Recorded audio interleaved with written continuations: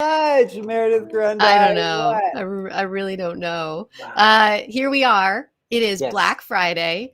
We are, I think, streaming to several platforms right That would be now. awesome if we were. It But if would we're be. not, If we're not, then we're just having a really great 12-hour conversation with each other because we're freaking crazy. we are a little insane. A Yeah. little insane. But Yeah, a little I'm so insanity happening excited here. about today. I have to tell you, I'm thrilled that I slept last night, actually, because I thought, what if I'm too excited to sleep? Yes, me too. I Mm. did. I actually got, I feel, a pretty ample enough amount of sleep last night. So I feel like we should tell people why we're here and what we're doing, Oh, really?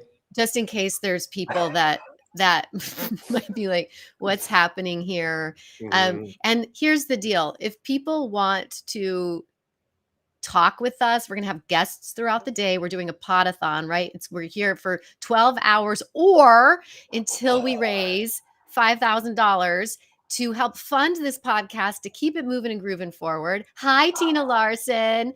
And so good to see you. So if you want to make a donation, you go to areyouwaitingforpermission.com.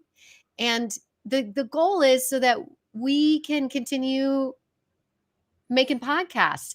And if you want to make a $500 donation, you can be a sponsor of our podcast, which means that you get an amazing voiceover of me or Joseph doing an ad for your business, which is huge, right?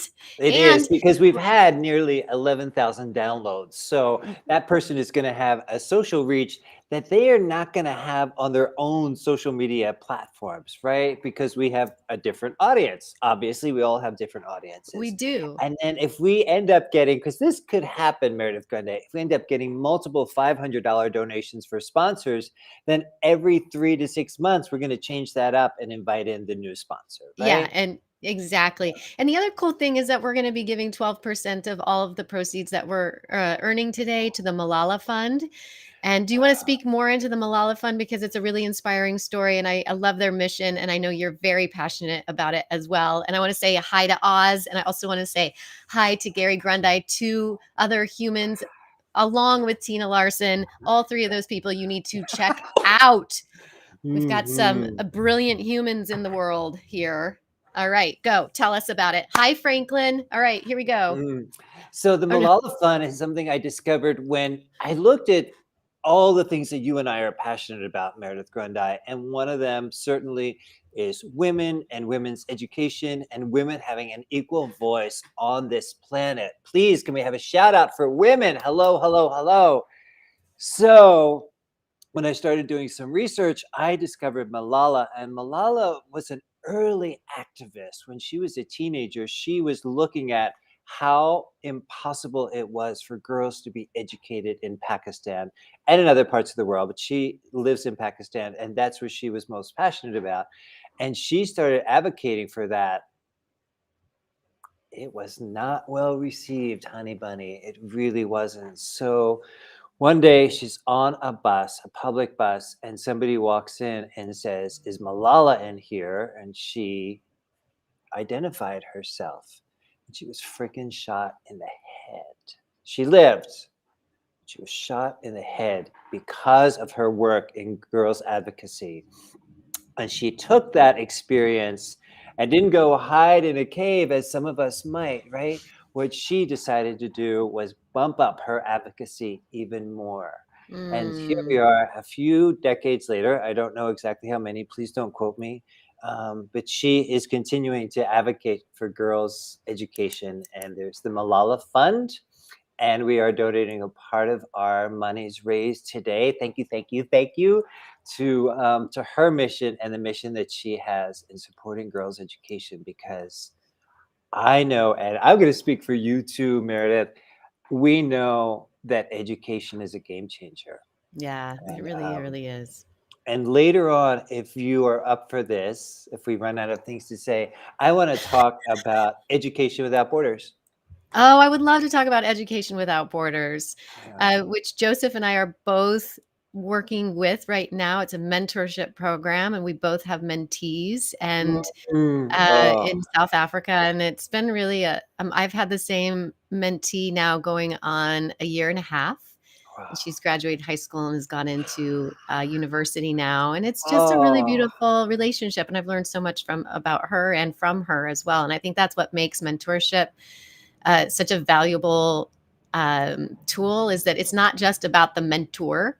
It's about the relationship between the mentor and the mentee, and how they can learn from each other and grow. So Education Without Borders. Yeah, we'll definitely talk more about that too. And a special shout out to Cy Charney, who got us both involved. Cy Charney, thank you for all the amazing work that you are doing. And Yes. what I'm noticing about being a mentor is that it makes me a better person. Yeah. Because my mentee is so freaking brilliant. The questions that he asked me are kind of arresting. Like, I'm like, take a step back and I'm like, whoa, I was not asking those kind of questions when I was 17.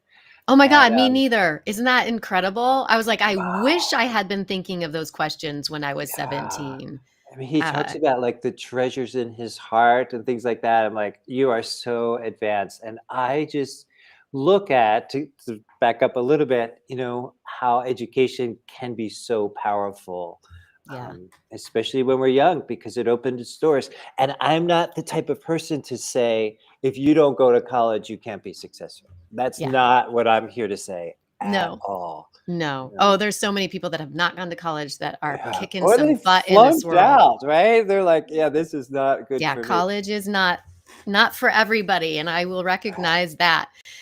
So Joseph, what I would like to do is just share with the viewers today that we have several guests that have been on our podcast that are going to come back. And can I just name some of those people for the people who are watching right now? We have Franklin Taggart, who's going to come. We have Gary Grundy. I happen to be married to the man.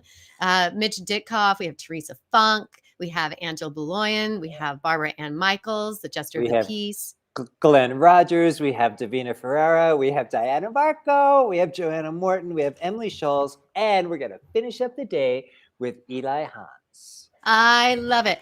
And the other thing, too, is we're doing this, and we've never done a pod-a-thon, because it's not like every day I say, hey, let's go spend 12 hours on video. I mean, I do for work, but not like straight. And I have no doubt, Joseph Bennett, you and I will have plenty of content. I think we could spend 12 hours together fine. But we have never streamed. I don't know if we can, if LinkedIn will even stream us, or YouTube or Facebook for 12 hours. Wow. They might bump us out. Who knows? So it's a social experiment on technology here, right? Mm-hmm. Absolutely. I want to know if we talked about this before, but it's not a question. It is a statement. Okay. I would like to dedicate this podcast today, this pod-a-thon, to those victims. And you can speak more into this because you were a Colorado resident, to those residents and to those victims who were killed this week at the gay and lesbian and transgender bar in Colorado. Yeah, Club Q. Yeah. Yeah, it's, I went to an event the other night and this director spoke, and it was at a drag bar called Lips in New York City here. Beautiful, really cool place. And she also took a moment to recognize the loss that we have now in this country. And what's really sad for me, Joseph, is that I've gotten to a place where I have no words anymore. Right. And so when people have words, and I just am in so much appreciation, because I feel like after it's tiring. It's tiring. And I'm an ally. So I know you are. Thank you. And thank you for that. Mm-hmm. Colorado's had a hard time. I know.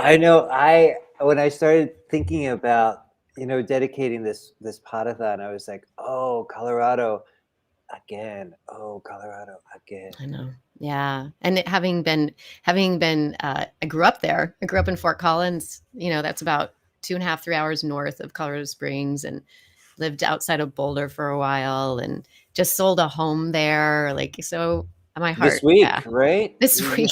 Finally. Yeah. this week. Well, it's officially happening on November 30th. So Okay. So you have 5 yes, more days to figure things out. 5 more Cross all days. your T's and dot all of your I's. Yes, all of them, all of them. It's so good to be here with you. I know we have some people who are watching right now, and if you have questions for us, like anything, just ask them, Yeah. or any Yeah, like, commentary, yeah, what's please the best way put to it in fold a there. t-shirt so it doesn't Fold it. wrinkle? Like really anything you Yeah, could ask us. anything. Or like, what did you eat for Thanksgiving? Or did you even celebrate Thanksgiving? Mhm. Or what part of the world you're in? Just like a shout out. Mhm. Yeah, because So, I have a question for us. yes. What? The joys and sorrows of podcasting, Meredith Grundy. So, what Oh. our listeners get to experience is a relatively polished, I use that term loosely, a relatively polished podcast that comes out every Thursday morning, 8 a.m. New York City time. There's intro music. Thank you to Razi for our intro music, for Yes. editing that in. Thank you, Gary Grande and Amy Shelley, for providing us with the music. Then there's an outro, which means the end of the podcast. And then there's content in between. So, what listeners might not know about is all the nitty gritty stuff that goes on behind the scenes of having a podcast. So I'm wondering, this is my first question, is how crazy were you when you said yes to this experience?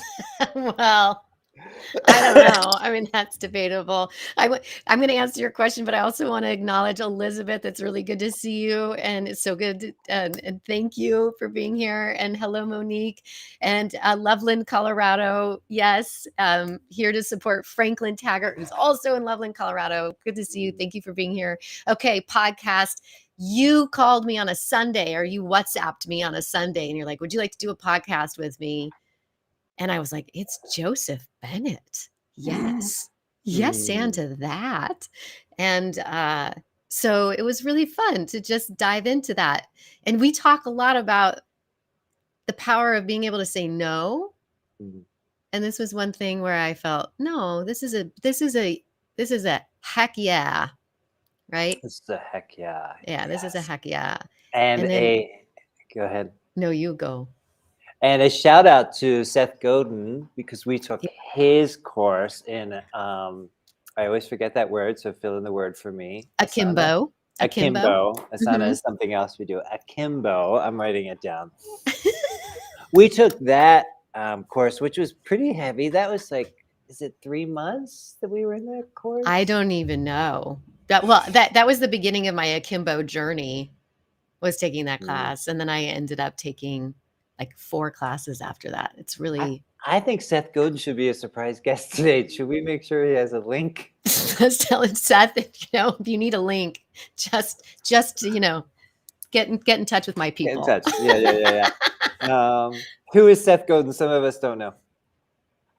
Oh, Seth Godin he's written several books. He's brilliant. He's, I would say, definitely an influencer. He started the Akimbo community. Yes. So I I think would The just, Purple Cow was the his Purple most Cow. well-known book. Yeah. And Yeah. yeah, And he's the an linchpin. influencer and he's Mm-hmm. also an educator. I mean, he's Mm-hmm. really out there educating us about what's possible, which is one of my very favorite words this year. He's showing us what's possible. And he really, really, really brings to mind and brings home the idea of like just showing up as you are. I Yeah. think authenticity is thrown around a lot these days. Not a terrible thing to be thrown around, but he really is like showing us how to do it. Yeah. Right? Because it's confusing, right? We do throw words around. And it's difficult when you say be more authentic, and then you're sitting there and you're like, but I thought I was being authentic, Mm, right? yeah. Like it can be really confusing to hear that over and over and over again and not really know how or how to Wow. show up, or Yeah. what's being expected of you to show up. And Yeah. And maybe your authentic moment is that you're crying in the corner because, you're so freaked out about A, B, C, or D, and you don't want to be showing that on social media, or do you? So he just gives us he shows us what's possible. I'll just give Yeah. them that. Yeah. Yeah. So we took that course for however long it was, and we learned a lot. Really We learned a lot did. about podcasting. Yeah. And so then we ended up on a podcast platform called Simplecast. And we were told it was one of the more simple ones. And it Hence the is. Shout name. out to Simplecast. You are taking care of us every You're week. taking care of Really. us. And then, it's a learning curve. And I feel like we're still learning and there's still things that we could do. And like, the sponsorship thing. So Mhm. finding sponsors, for example, if there are people who are watching right now and they would love to sponsor our podcast, we would love to have you.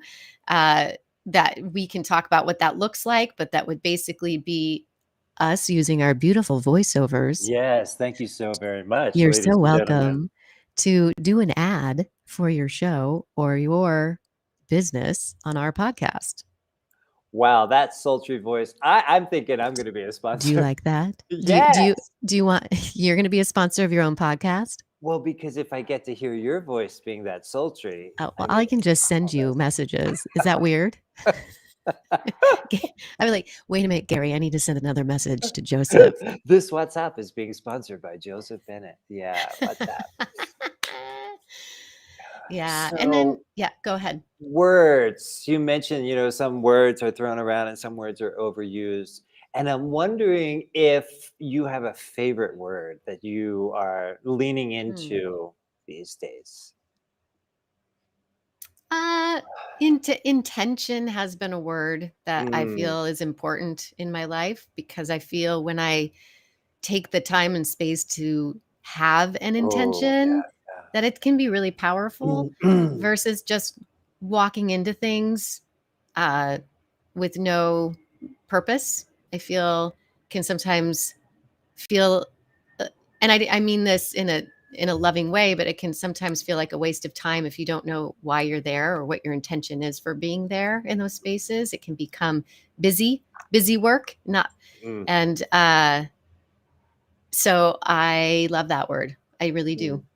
And I feel like it can be a very positive, uplifting word. How about you? I'm just going to stay with that for a minute, if I may. So, ladies and gentlemen, we start each of our podcast interviews with asking our guests what their intention is for our time together. And then Meredith will tell her intention, and then I'll tell my intention. And yeah, it's just this beautiful way to let go of the busyness and focus in on what is it that I want to experience moving forward in this 30-minute time period or longer. So I appreciate that we do that. I do too. And I'm shifting words actually. For years, my favorite word was choice. I just really, really love choice and what it means and what it offers us and how we can show up in any given moment and make a new choice. So the improv game Next Choice. Yes. So hard. It's so very, very hard. But how that works, ladies and gentlemen, is that actors will be in a scene and they say something like, "Oh, I want to go to the bakery," and the director will call out "next choice," and then the actor has to keep coming up with new choices. "Oh, I want to go to the pharmacy. Oh, I want to go to the circus. Oh, I want to go to a podcast. Oh, I want to go outside," until the director stops saying "next choice," and then whatever that last choice was, that's how the scene progresses. So I was really happy with the word choice for a while. And then I'm studying a bit I say study very loosely. I'm reading a lot of Rich Litvin, who I really enjoy as a coach. And because of his coaching, I'm inviting in possibility as my new word. What's possible for you? What's possible for me? What's possible for this podcast? What's possible for our clients? What's possible for our speaking, for your confidently speaking guests and students? So I'm just looking at that because it opens up all kinds of possibilities, right? So true. Yeah. I love that word, possibility. And I do love choice. And I also, one more thing too, that recently I heard a podcast I wish I could remember the name of the podcast, so I want to apologize for that. But they had a great discussion about both and I loved that philosophy that two things can exist at once. You can have two feelings at the same time about the same issue, right? And both can exist and it be okay. And because oftentimes we're trained there, it needs to be an either or. You either feel this way or you feel that, but you can't have both. But actually you can. You don't have to be either or. Things don't have to be black and white. So I really loved that concept of both and. That's a tough place to live sometimes, right? Especially in our friendships, our connections, our relationships with our neighbors and our loved ones, because it's not always, 100% lovey-dovey, right? Sometimes there's these moments of, I do love you, next door neighbor, and there's all this other stuff that comes with it, right? The noise or whatever, the confusion. Yeah, it also reminds me, I've been performing with this company it started in Boulder, Colorado, and it's now we're all over the place. And because of the pandemic, we started performing virtually, playback theater, and it's an international form, but we have Playback Theater West, and we do this form called the pairs. So someone comes to us and they say, for example, that they're leaving their job to become an entrepreneur, right? And so yet they're nervous about leaving the job because they won't have the same stability. They won't have the health insurance. They won't, but at the same time, they're very excited about being on their own and taking a risk. So both can exist in the same space. And you do a pair reflecting back the feelings that people have leaving behind the job, but being excited about moving forward at the same time. And it's really powerful to be able to see those two contrasting emotions happening simultaneously, performance-wise. That interactive theater piece can be really powerful. Can you back us up and tell us what Playback Theater is? It's an improv group that does the form called Playback, and it is transformative. It was started by psychotherapists, and I've been in this group for, oh my goodness, 16 years. And I think our particular company is 30 plus years old. And we do performances for, we just did one for HP. We've done them for birthday parties. We've done them for, audiences. We had an ongoing show for a long time in Boulder. Yeah, it's been. So you get this story from the audience member, right? Somebody Yep, you get a volunteers, story like, from the audience, and then I we want to play share back. this with everyone, and then the actors, the director will ask some more deepening questions, perhaps, right? And then you just roll with it, right? Yeah, we play it back, but we do have forms. And here's the thing about improv, that improv has structure. I always say that to people. So we have structures that we work in, and then we play the story back within those structures, those forms. Yep. And how did you give yourself permission to do that form? Because that's not a traditional form that actors take, right? Well, I was invited to audition, and then I was like, oh, this is cool. And I really didn't know what I was getting into, to be quite honest with you. I was just like, it was another one like, you want me to audition? And yes, and so I showed up, and then I got cast. And then I did not realize that I was going to be in a lifetime community. It's my family. They are my family. So sometimes we make these choices and we find these possibilities in our life, and you don't know how transformative they're going to be until you take that leap of faith. I could have said no. I could have gotten scared. I could have had self-doubt, which I probably did have some of those things because I was pretty young, and I didn't know anybody because I was new to the community. And I did it. And here I am all these years later. And those are some of my favorite people on the planet. I got a message from my daughter. Do you want to say hi? Hi, Harper. Do you want to say hi? This is Harper. Hi.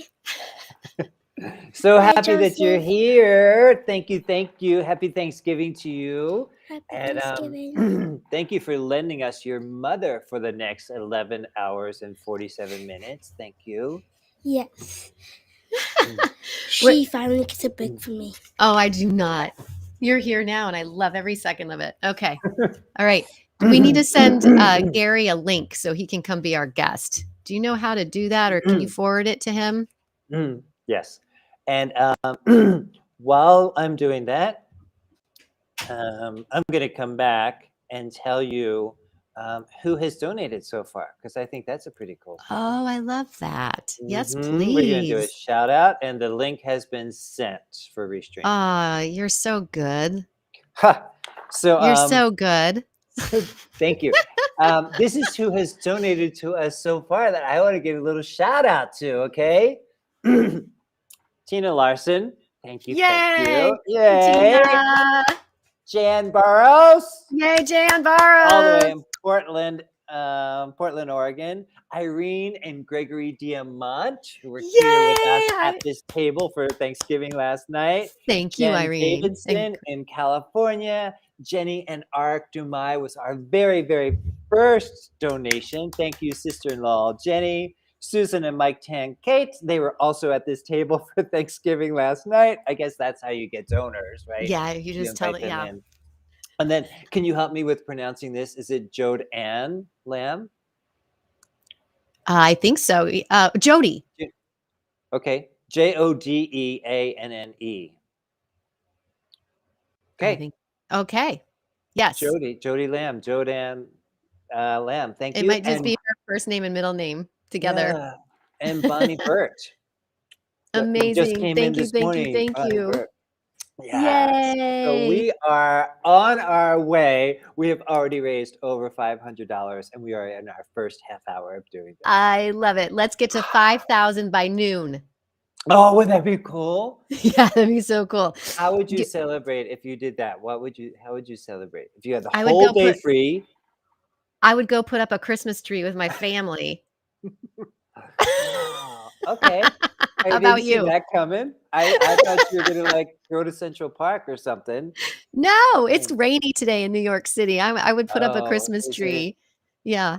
Yeah. That'd be But amazing. I have had a very active 3 weeks. So Mm. the last thing I want to do is get on a subway and go somewhere. I want to hunker down.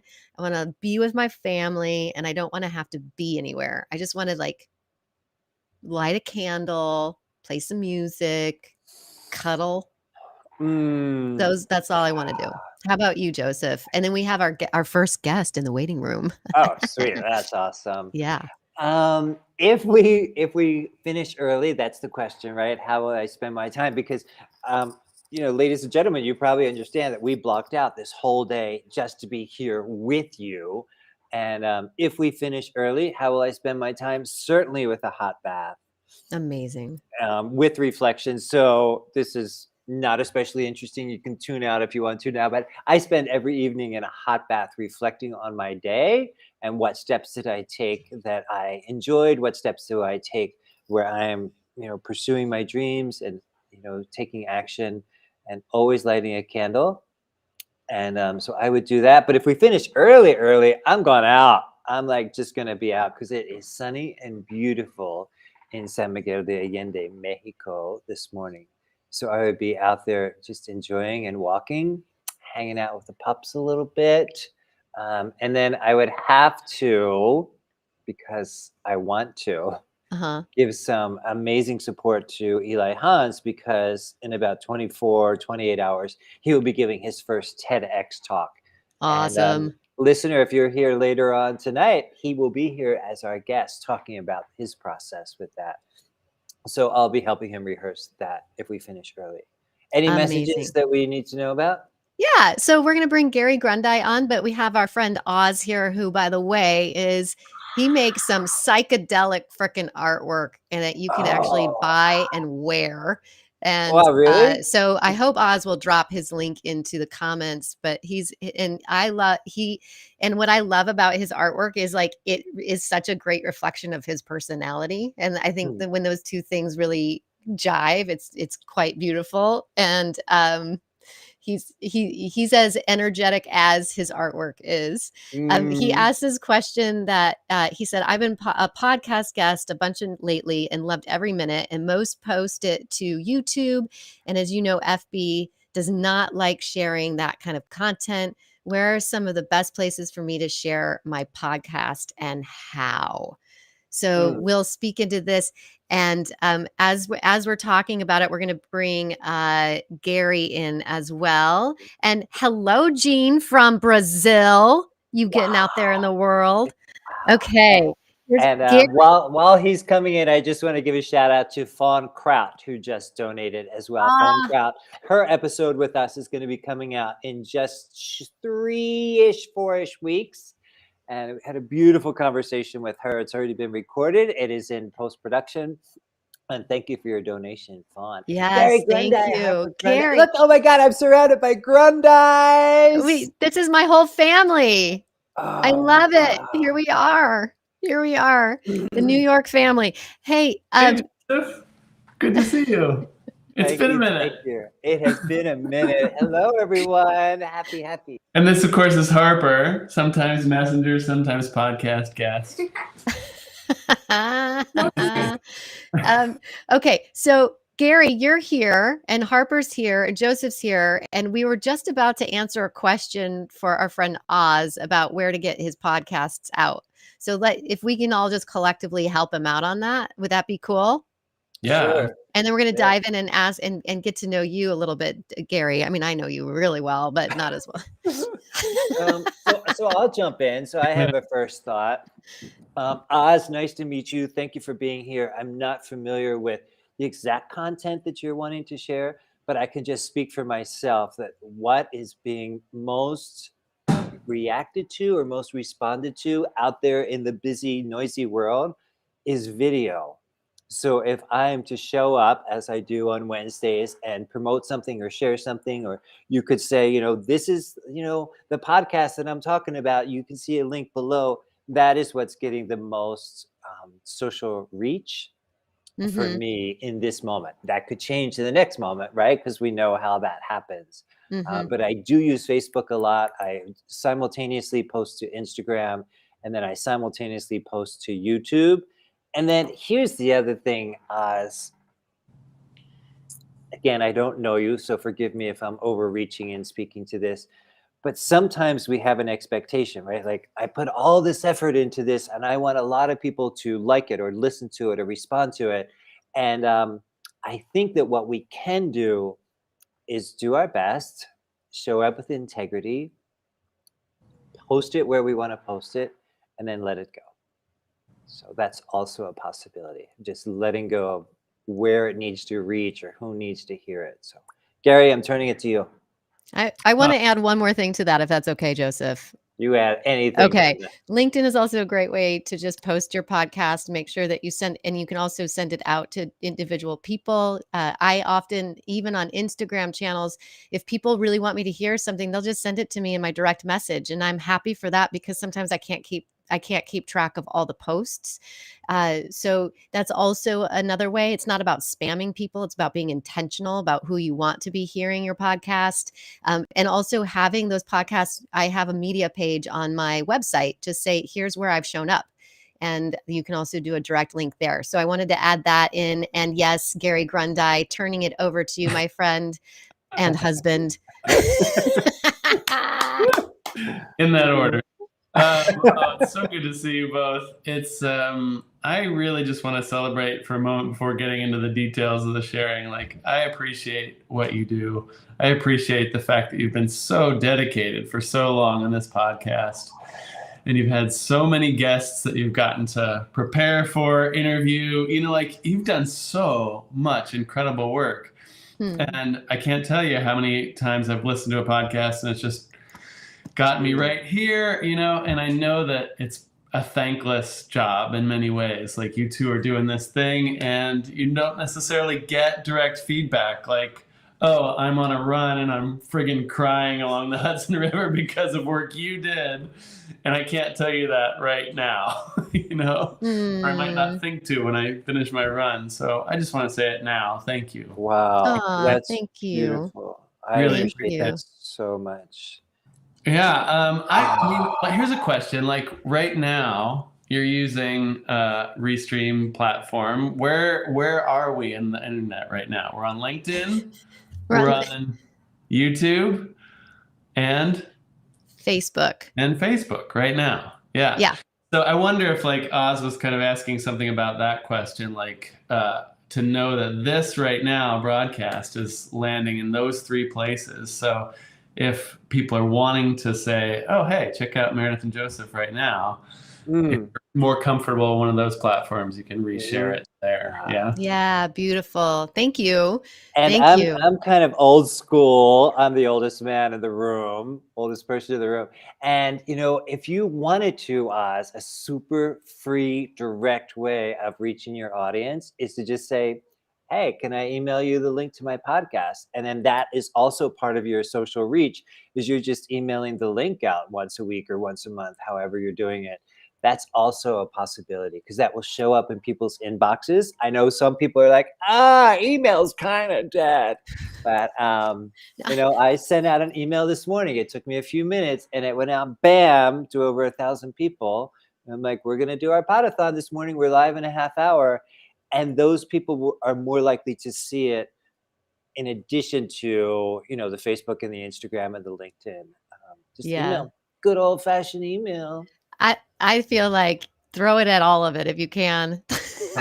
What about Harper Grundy? Does she have anything she wants to add to this conversation or start a new conversation, right? What's your favorite social media? My favorite social media is, I have to say, TikTok. Yeah. Yeah. What do you like about TikTok? I mean, TikTok is like where you get to post videos and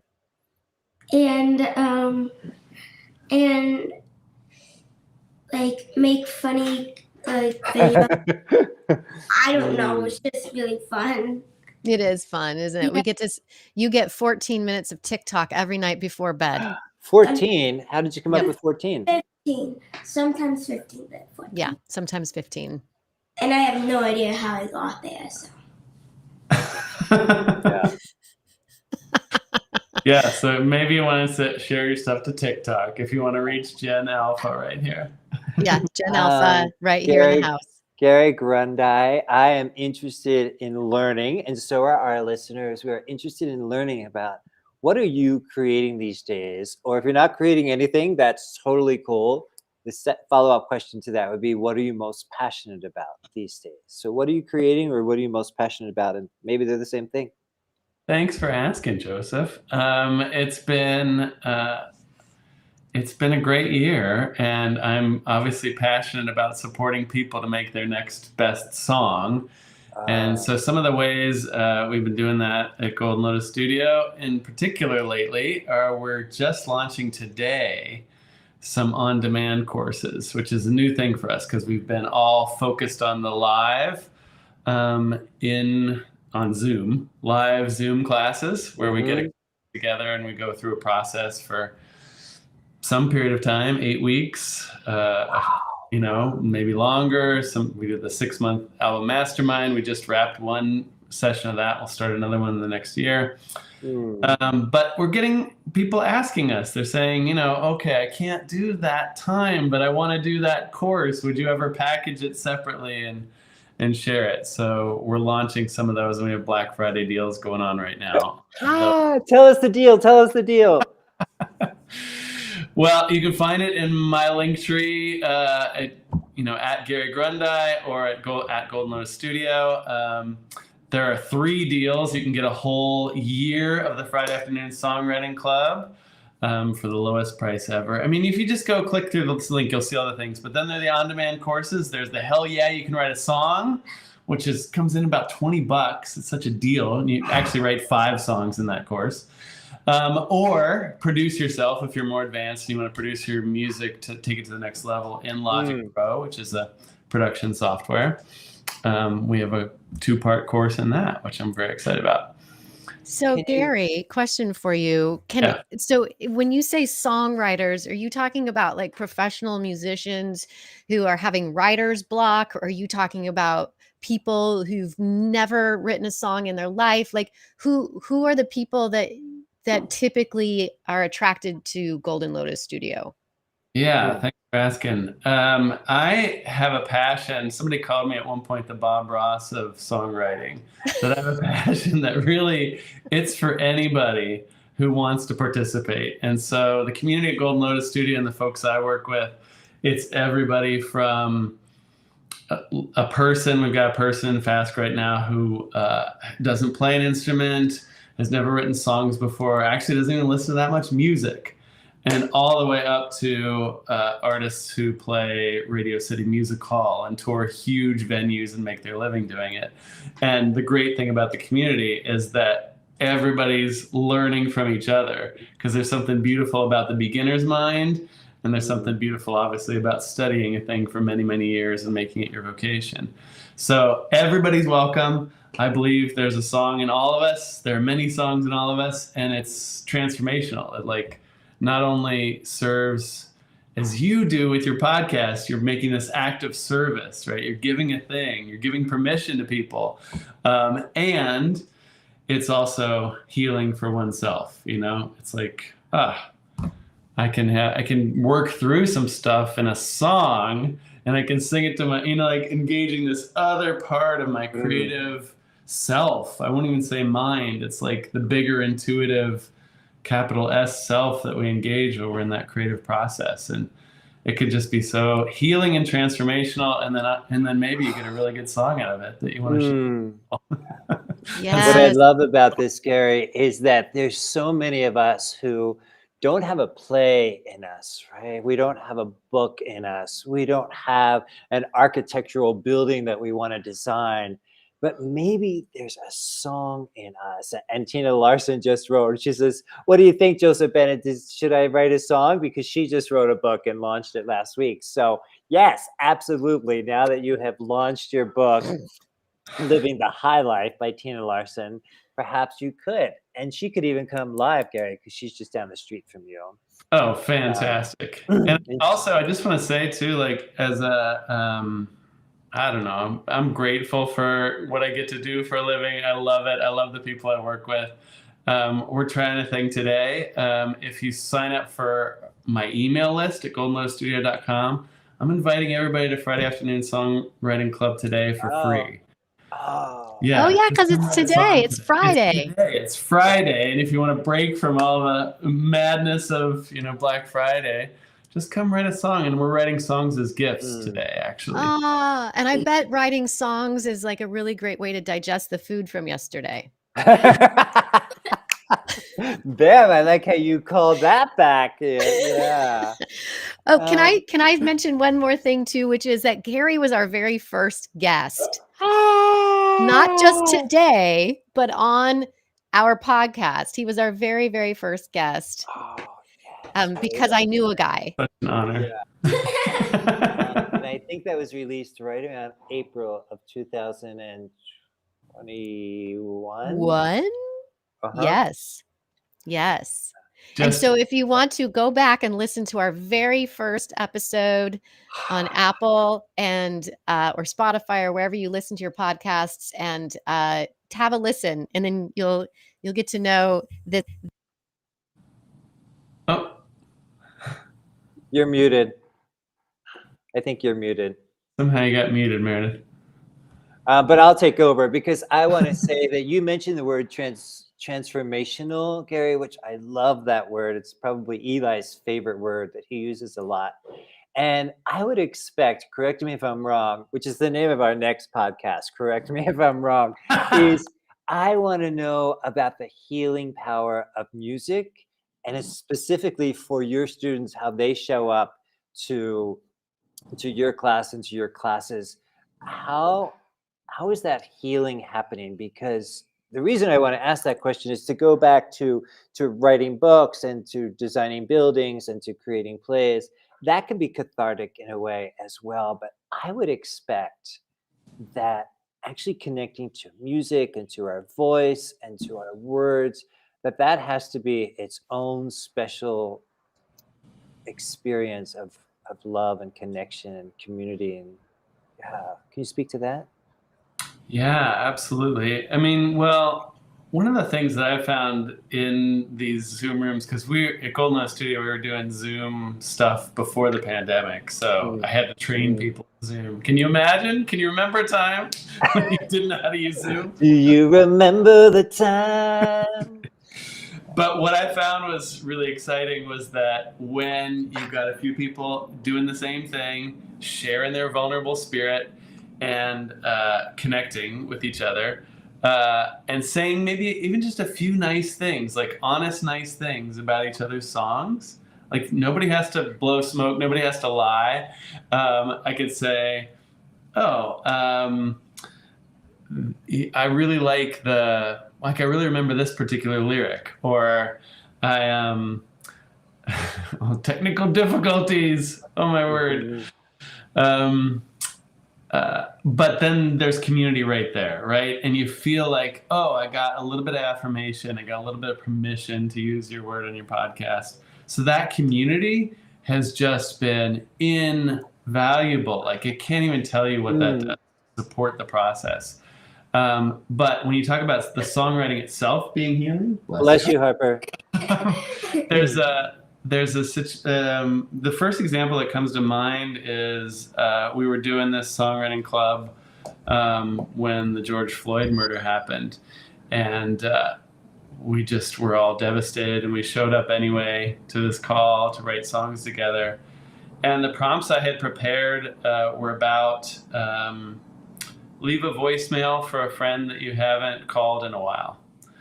Right. So, and we just did with the prompt was, it's kind of, it was intended originally to be playful, but obviously in this circumstance, it was very serious.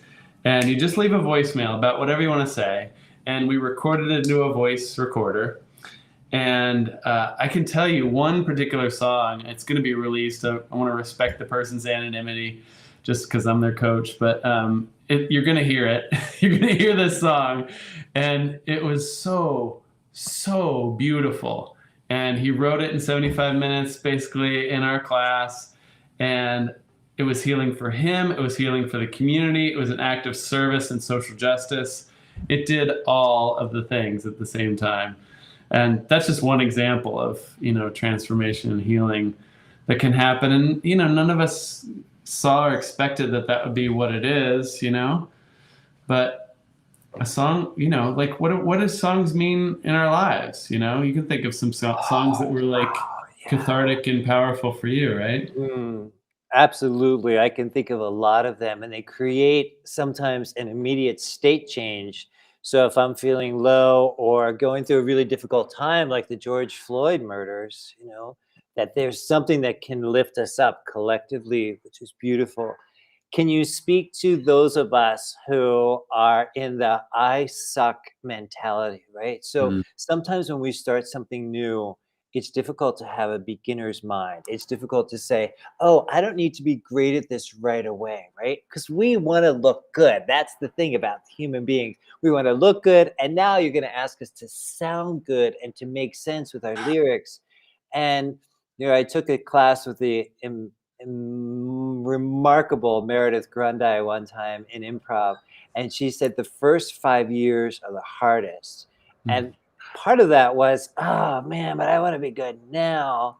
But then it also gave me permission to be like, oh, I don't have to be great now. I can be just okay. I can be in that beginner's mind and be in a place where I just show up and suck. Can you speak to that? Yeah, totally. I wrote a blog post about it's called "Write Your Crappy Song Already," because for me that was the first one. I just had to give myself permission for it to be really bad, and that is hard. We don't want to be bad at something, but you have to remember, you don't have to share that first thing with anybody. And if you do share it with somebody, it should be somebody who's willing to just affirm and honor the fact that there's a victory in finishing a song, you know? And what happened was the first song I wrote, it took me the longest time to really like, the first song I wrote as an adult, I should say, you know, to really get to the place where I felt comfortable sharing it. And once I did, you know, we eventually recorded it and put it on our first high fiction album. Meredith, can I hear you right now? Are you back? I don't know. Can you hear me? Yeah. And so my mic just completely shut out. Like it just completely shut out. So I'm not on my mic anymore. And so here's another thing that happens with podcasting. Technical stuff. And so I don't know. I tried troubleshooting it. I probably would have to leave entirely and come back, but instead I'm just going to speak on my computer. So I won't sound as sultry. Oh, you still sound pretty good though. Yeah. Oh, good. Oh, good. Okay, fantastic. So I want to dive into what you just said, Gary, because there's a lot of beauty in it. And you said it doesn't have to be good, but you will have a completed song, right? Said something along those lines. So Yeah, I was yeah. on a Facebook group recently, I would say within the last week, and it's a takeoff on the yes and it's called No But, and it's a group for improvisers.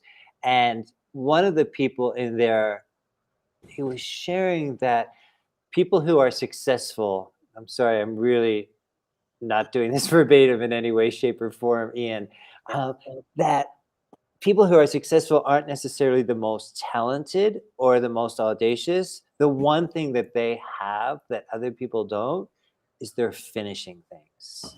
They are actually finishing things. And Meredith, I see you shaking your head with that.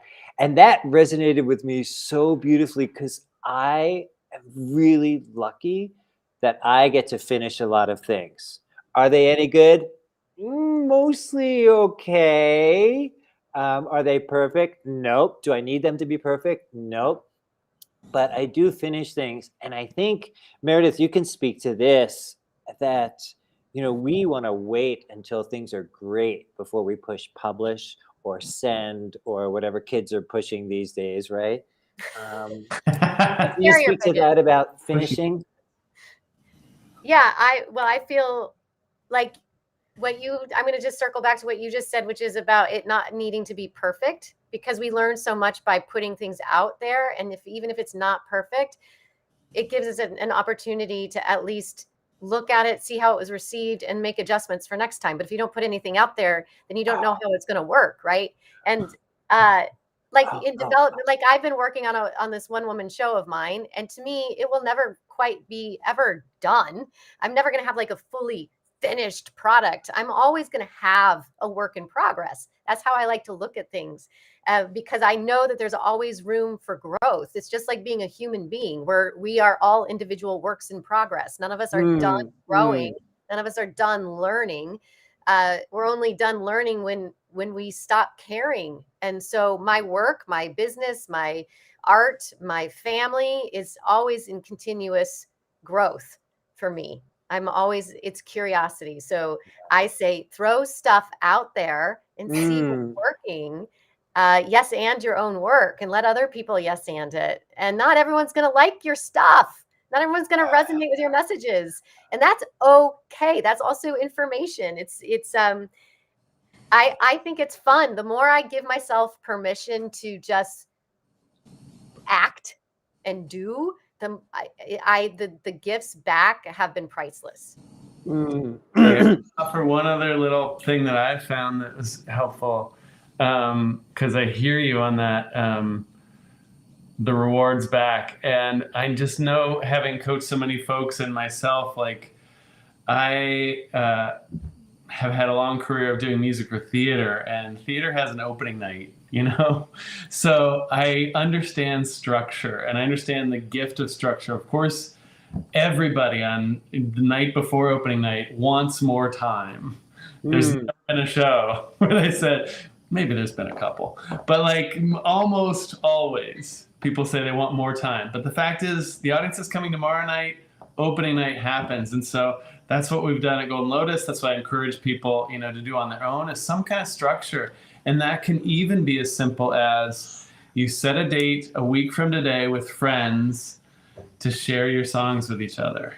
They're not going to be done. They're not going to be perfect, but you will notice a push and a little bit of a sprint up to that finish line of sharing it for some other human.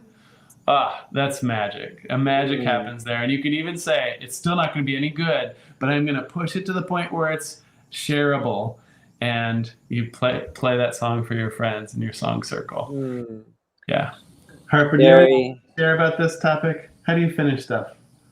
I mean, well, in my writing class, I've been writing, but sometimes, like, I just started a first chapter, and everyone else is, like, on their second, third, or fourth chapter. Yeah. So I have to finish that chapter to go on, and then, like, I have to make, like, a book. And I have my whole story planned, but sometimes you think of something else. Right. Absolutely.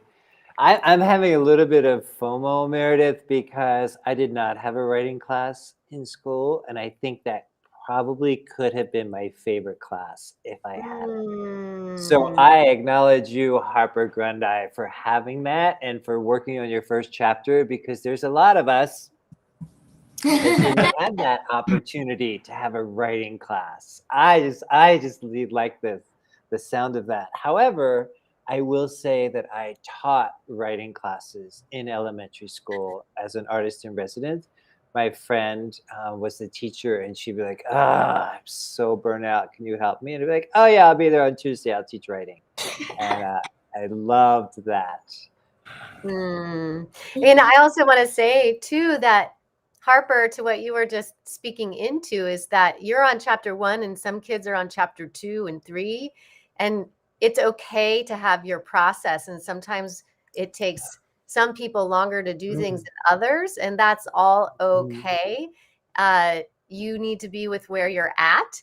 And then, when you have that day when you're going to read your stories in front of everyone, that's the day that you finish. And you might finish those last 2 chapters in the last 48 hours. Right? And that's okay. Yeah, we did like a workshop day where you share your stories. I was the only one who didn't share my story. One, because I was staring the injection. 2, because it was time to go. So. Oh, it was time to go. So I was half happy, half sad that I didn't share my story. So. Was there a part of you that felt scared? No. No. So a couple of things. Lori Marino is in the house from Florida. Hello, Lori. Thank you for being here. And Gary, could you speak to us in Golden Lotus Studio? I would assume, correct me if I'm wrong, that there are times when you look at the J word, or probably a lot of times when you look at the J word of judgment. Because when we're putting something out there, whether it's finished or not finished, whether it's a voicemail for a friend or a recording, the reason, and this is the part I'm making up, that we're not wanting to share is because we're afraid of being judged. Can you speak to absolutely. Mm-hmm. Yeah, we just have to trick our ego mind until we get good practice at, returning to the creative process from the thought, because it's easy to just kind of follow that thought and go, that was a dumb word. This is a dumb line. That's a dumb song. I'm dumb. This whole process, you just quickly go there, right? If you follow that. So you've been inside my head before then, apparently. Yeah. But so until we get good at interrupting that pattern and bringing back, which you can practice and can get better at, obviously. Yeah. In the beginning, we just trick our minds into not doing it. And that's my thought with the write one crappy song. It's just like, let's write the worst song ever today, friends. Let's just write the worst possible thing. Because well, first of all, you're probably not going to write the worst thing, but if you did, let's look at that. Let's celebrate that. You wrote the worst song ever written in the history of humanity. Won't we want to celebrate that? I want to call Guinness and share. Yes. Oh my God, we totally want to call Guinness for that. Yeah. So that's one trick. There are many tricks like that, but where you just think, okay, I'm going to get, one of them is also just writing fast, not attached to the thing. Just write, okay, I'm going to write the next word, Always take the first thought, say yes and to the first thought like an improv, rather than go on to the second and the third. By the time you're on the fifth thought, you're in the editor mind again, that judgment. And so that's antithetical most times to the creative mind, which is going to say, boy, that was a dumb idea, but I'm saying yes to it, The dumb idea thought goes over here, and then go yes to whatever that thought is, because, so many songwriters who we know and love write nonsense first and then edit later, And so this is already better than nonsense, Anyway, I know you got to get on to the next guest, so I'll I want to share one final thought, or a couple of final thoughts. One is, I am so excited for Harper Grundy because she is surrounded by Meredith Grundy, improv, acting, directing, theater, confidently speaking. She has her father, Gary Grundy, with music and Golden Lotus Studio and instruments and piano and all that you are involved in musicals. And I am just so acknowledging you. And I trust and pray, Harper Grundy, close your eyes. I pray and trust that some, if not all, of this creative genius is imbibing into your body, and you're embodying it in a way that feels really lovely to you. Soak it all in, sister. It's all over. It's all over that apartment in New York. It's all over your family and the dining table. Okay. Thank you for having us on. We appreciate Oh, it's really you so good much. See you Yeah, it later. was so good. Well, it's really good to see you too. Have a great rest of your day. I might pop into the frame later, Okay, I love it. Please do. Bye. Bye, Gary. Bye, Harper. We appreciate you being here. Aw, that was fantastic. That's a big Thank thing, you. Meredith.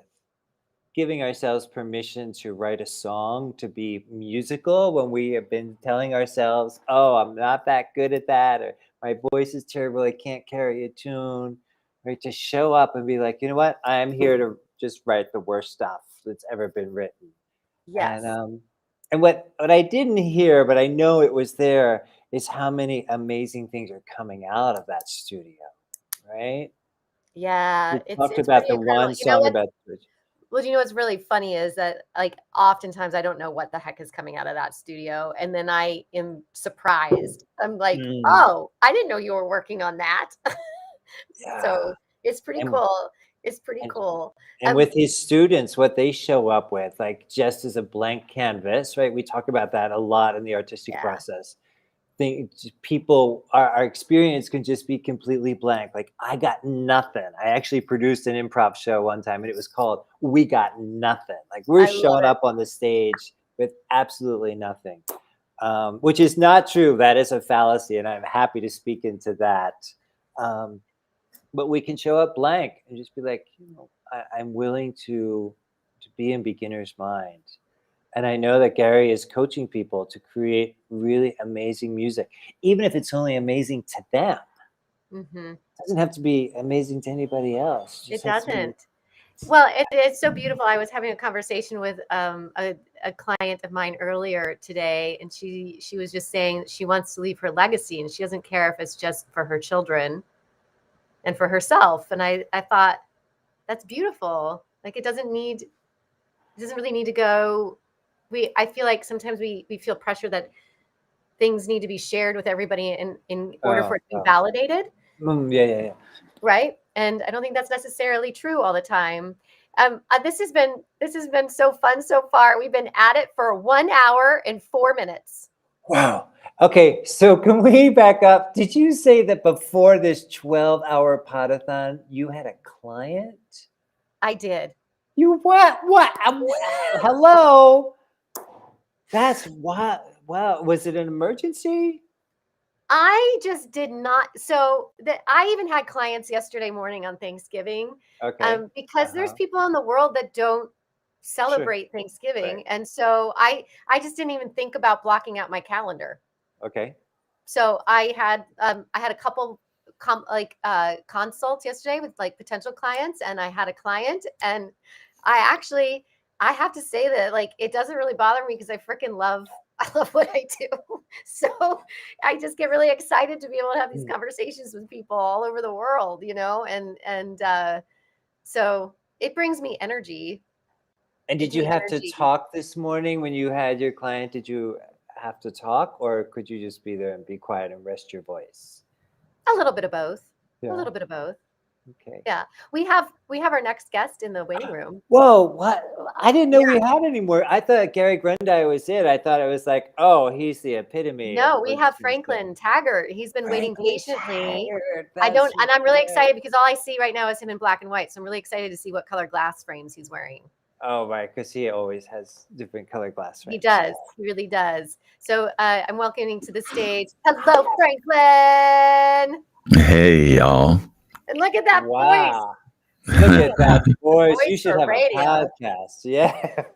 I know. Oh, I you know. guys. Well, I'm sitting here. I'm actually having an imaginary virtual retreat at Joseph and Eli's house right now. Oh, okay. I love it. I love I'm it. sitting around in my comfy clothes, enjoying my morning coffee, I love digging it. on what you're delivering. It's all good. Oh, thank you. Thank you.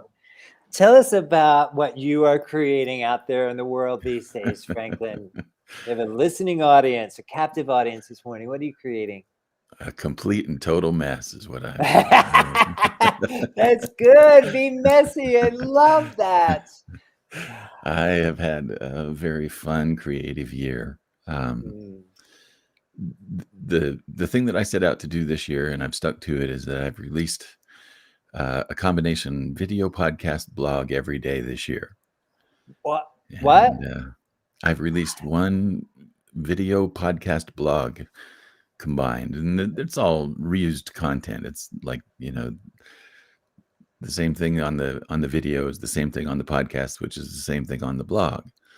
But I've stuck with it, and I've had a blast doing it, and proved to myself that I could actually keep a commitment and stay creative. So that has been a real fun experience. That's it.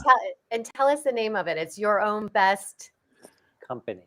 Yeah, Your Own Best Company is the overall name of the podcast, and I initially started it with people who love working alone in mind. I love working alone. There's no better place for me than a room with a door that's closed. and four walls. Yeah. And I'm not keen on managing a team or having an organization to run. But I really, I love collaborations, and I love doing things, in concert with other people. But when it comes to my own creativity, I just love to have that room with the door.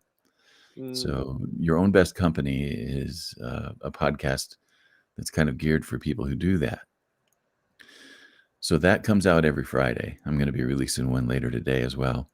And then the other 6 days of the week, I'm doing something that I call the virtual coffee break. And the virtual coffee break, it's still on the same channel. It's still everywhere that Your Own Best Company is. But it's inspired by conversations of the day. And I give myself permission to talk a little bit more about things that have come up in conversations, either with clients or with family members or friends. And I can talk about anything for at least 10 minutes. So I've been doing that every day this year, and it has been a whole lot of fun. I also created. I'm not gonna give a link for this because I'm in the midst of changing course hosting platforms. Okay. But I actually started and finished 3 whole online courses this year. Oh, Yeah. wow. That's impressive. Can you tell us about one or two of them? Well, 2 of them are kind of intertwined with each other. The first one that I finished was one called Elevator Pitches That Don't Suck. And then there's another kind of a companion course to that called Fridge Worthy Freebies, where people can really get freebies that are worth holding on to and that people want to use over and over and over again. And then the third course that I did was one about, it's called the Quiz Quick Start, and it's just about getting an online quiz put together well and quickly. So it's been a busy year. So Very twice, my dear Franklin, you told us how fun it's been creating all of this. I Yeah. believe you. I agree with you as a creative being. There can be a lot of fun in what we create and what we bring forth. I'm wondering if you would be willing to talk about some of the difficulties that lie in showing up every day to the business, showing up every day to the 3 courses, showing up every day to yourself. Because while I believe you, my friend, I know that it's not always 107% fun. And I'm always, I'm happy to talk about fun, but for our listener, I'm wondering if you could help serve her or him, because I don't want to put the idea in their head that this is all going to be glitter and unicorns, right? When they start something new. Can you speak to that? Glitter and unicorns, that's a lovely way to think about it.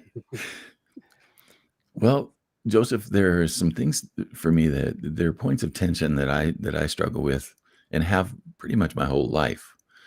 And one of them is that I'm kind of a caretaker. I love responding to other people, and it's a kind of a habit. It's a compulsion, right? To take care of other people's needs before I take care of my own.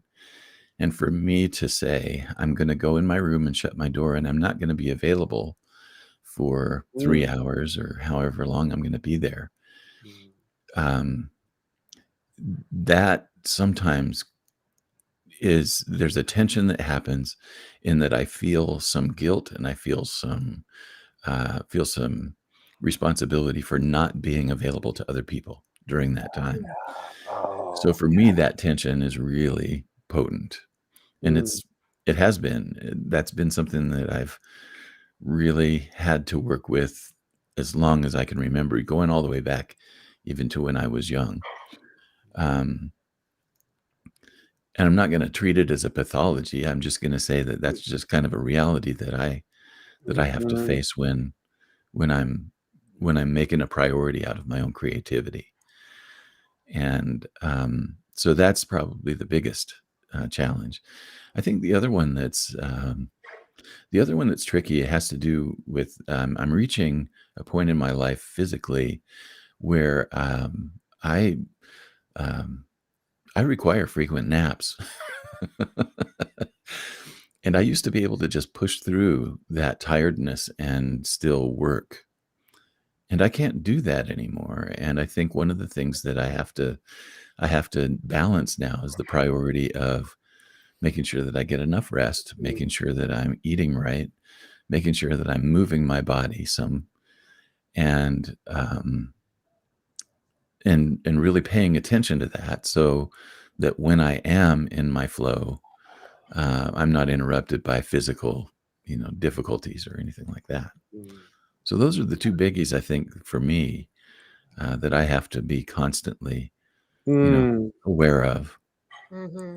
That second one, especially, I know you've had some physical challenges in the past, and honoring where we are with our body, with our spirit, with our soul, with our emotional well-being, our psychological well-being, all of that, if we choose to, can be attended to in a way that feels like a priority. You mentioned, I don't know how good we are at doing that a lot. And What's hard? I want to be the person here standing up and telling our listener that they get to prioritize their physical, mental, and spiritual health over another Facebook post or over another podcast release or over another, book release, whatever it is. Yeah. Fill the well, brothers and sisters. Just fill the well. Meredith. Well, and I also feel, yes, over those little activities that we do to keep our businesses moving and grooving, but it's also, to me, why it's so important for self-care and self-love and all those things is because we are so interconnected, and it does directly influence and affect our community when we don't take care of ourselves. And on a micro level, in your own family, if you're not taking care of yourself, then that affects your family, and then your family goes out into the world, and then it affects their jobs, and then it affects the communities that they're a part of. And so to me, it's the self-care is more about like, actually, if I don't take care of myself, I have a direct impact on my overall community. And that's where I think, that's why organizations are struggling right now, is because there were a lot of people in those organizations and in leadership that were not taking care of themselves, and it had a dramatic impact. Oh, yeah. That was, I think, one of the silver linings of the quarantine and pandemic time, is that we really realized what our rhythms were doing to us. And I've had so many people come to me and say that, one of the things that they realized was that they had been trying to keep up a completely unreasonable pace for years. And when they finally had to stop, all of a sudden they realized that there was a benefit to stopping that they had never had before, and that they were actually becoming more productive with that force to stop than they had been pushing the pedal to the metal all that time. It's been an interesting paradox, if you ask me, right? It really has been. It really has been. I just want to give a quick shout out to a couple of people. I want to say hello to Dan Goodman, who had to take off. Thank you for watching. And thank you, Hillary Blair, for being here as well. And thank you for everybody else who's been listening to our 12-hour Pod-a-thon. And just briefly, we are here for 12 hours or until we raise $5,000, 12% of which is going to the Malala Fund. We have Franklin Taggart here with us right now, who was one of our earlier guests on the podcast. He's an amazing coach. He's an amazing creator of content, musician, all of the things. And so please donate. Go to areyouwaitingforpermission.com and donate, even if it's just for the cost of a cup of coffee or tea or water, whatever you drink. And please help support our podcast so that we can continue moving and grooving and moving this thing forward. It will also help the Malala Fund. And if you want to be a sponsor for $500, you will get my lovely voiceover and or Joseph's voiceover with your ad for your business and or for your project. And we can't wait to have you be a collaborator. And there will be other perks as well. And back to you, Franklin Taggart. And I think, Joseph, you had a question. I have many questions. Before Joseph's question, I will throw in a voiceover as well for anyone who wants to. You heard that here, folks. Have you heard this? You heard that here say it again. First. Thank you. You get this sultry Franklin Taggart. Beautiful. I want to ask you, Franklin, could you serve our listeners in talking about this idea of falling behind? So we're looking at, taking care of ourselves and giving ourselves permission to rest or to, take care of ourselves physically, emotionally, spiritually. And part of what happens to us psychologically, I believe, and this is what I'm going to ask you to speak to, Franklin, is, if I do that, if I don't have that post out there, if I'm not out in front of my audience, if I'm not sending another email out, I might fall behind or my business might falter in some way. And I believe, and speak to this, I believe that's what keeps us pushing through. A lot of the time that's true. I think one of the big realizations that I've had over the last few years is that I needed to be a lot more truthful with myself about how those things were really doing for me, right? I spent a lot of time on social media. I still do, not as much as I once did.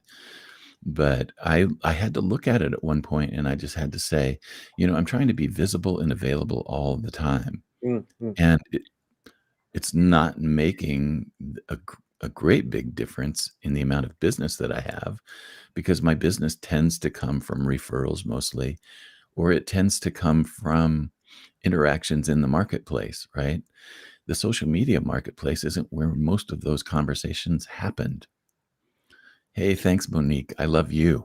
You're awesome. Everybody, Monique is on, and if you want to see a very fun YouTube channel, go over and subscribe to Pro Pet Photog. One of the greatest treasures in life. Anyhow, getting back to it, I had to do some real deep pondering about it, Joseph, because I felt like, again, there was a lot of tension within me to be available and to be helpful to people. And one of the things that I had to let go of, in fact, I released a conversation yesterday with some people where we were talking about deep work. And one of the things that they asked was what had to go on the chopping block.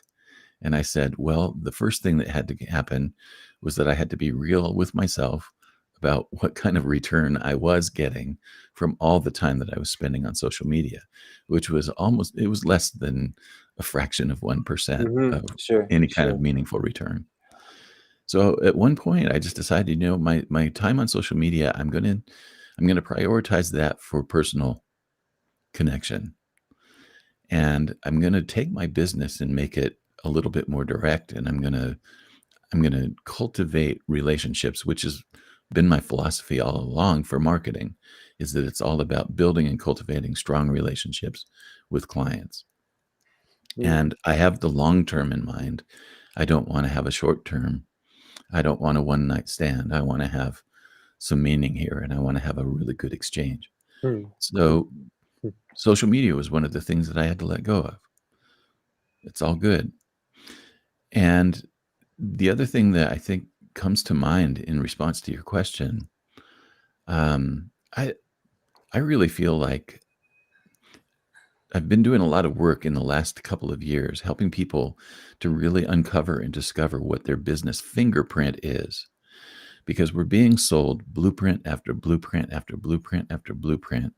And I can't tell you the number of people who've come to me who said, I paid $10,000 for this blueprint program and it didn't work.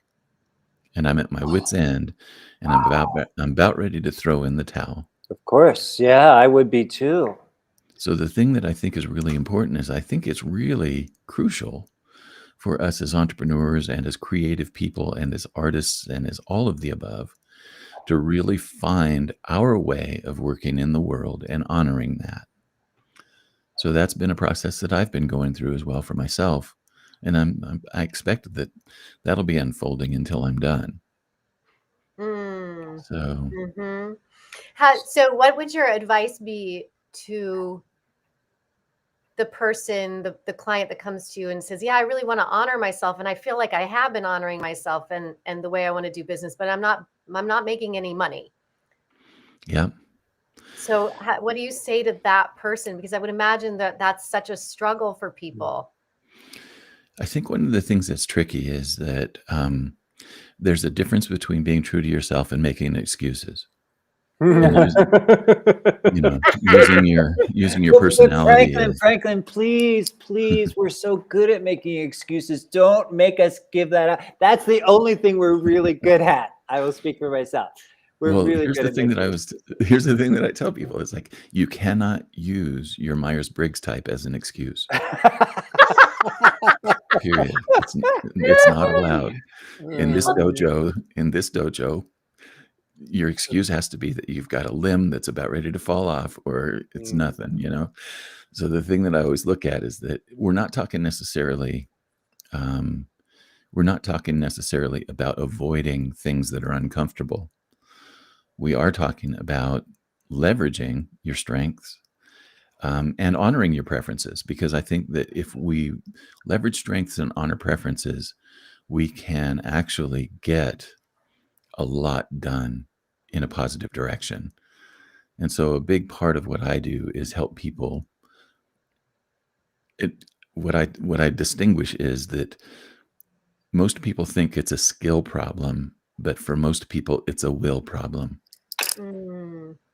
So Mm-hmm. in any case, that's where I would go with that. I Meredith, love it looks like it's just us for a minute. I think it is. I think it is. So I will, but for 12 hours, we're going to have to get up and do some things a couple Yeah, of times. exactly. No Well, kidding.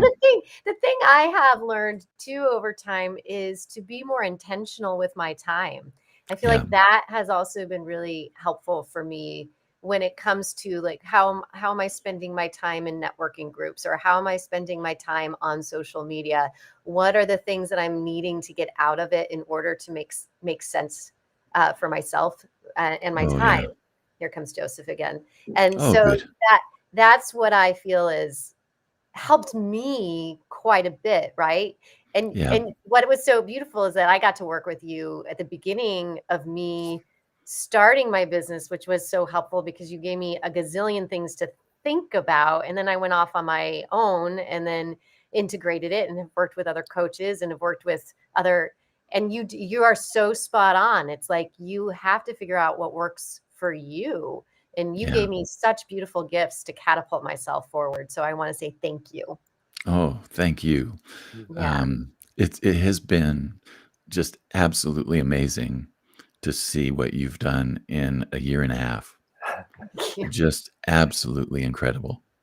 And Thank Joseph you. too. I mean, the both of Yeah. you have made some huge things happen. And Joseph's husband, Eli, I just am floored by all that's happened for Eli in the last year and all that Thank you. he's catalyzed. I mean, it's just really remarkable stuff happening in this room as far as I'm concerned. Thanks. While I'm remembering, you mentioned Monique's YouTube.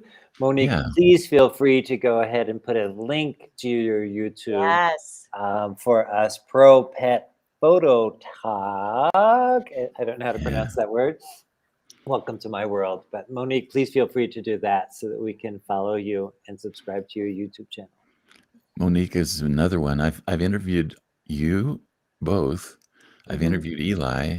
Haven't interviewed Gary yet, but he's on my list. Oh, you Oh, should. Yeah. beware. Be careful. Beware. Yeah, no kidding, right? And Monique was a guest not too long ago, and we were talking about creative marketing projects. She's brilliant at it. So really wonderful people. I'm surrounded, and I am just constantly grateful for the people that I get to be exposed to. Mhm. That is so important, Franklin. Thank you for bringing that up.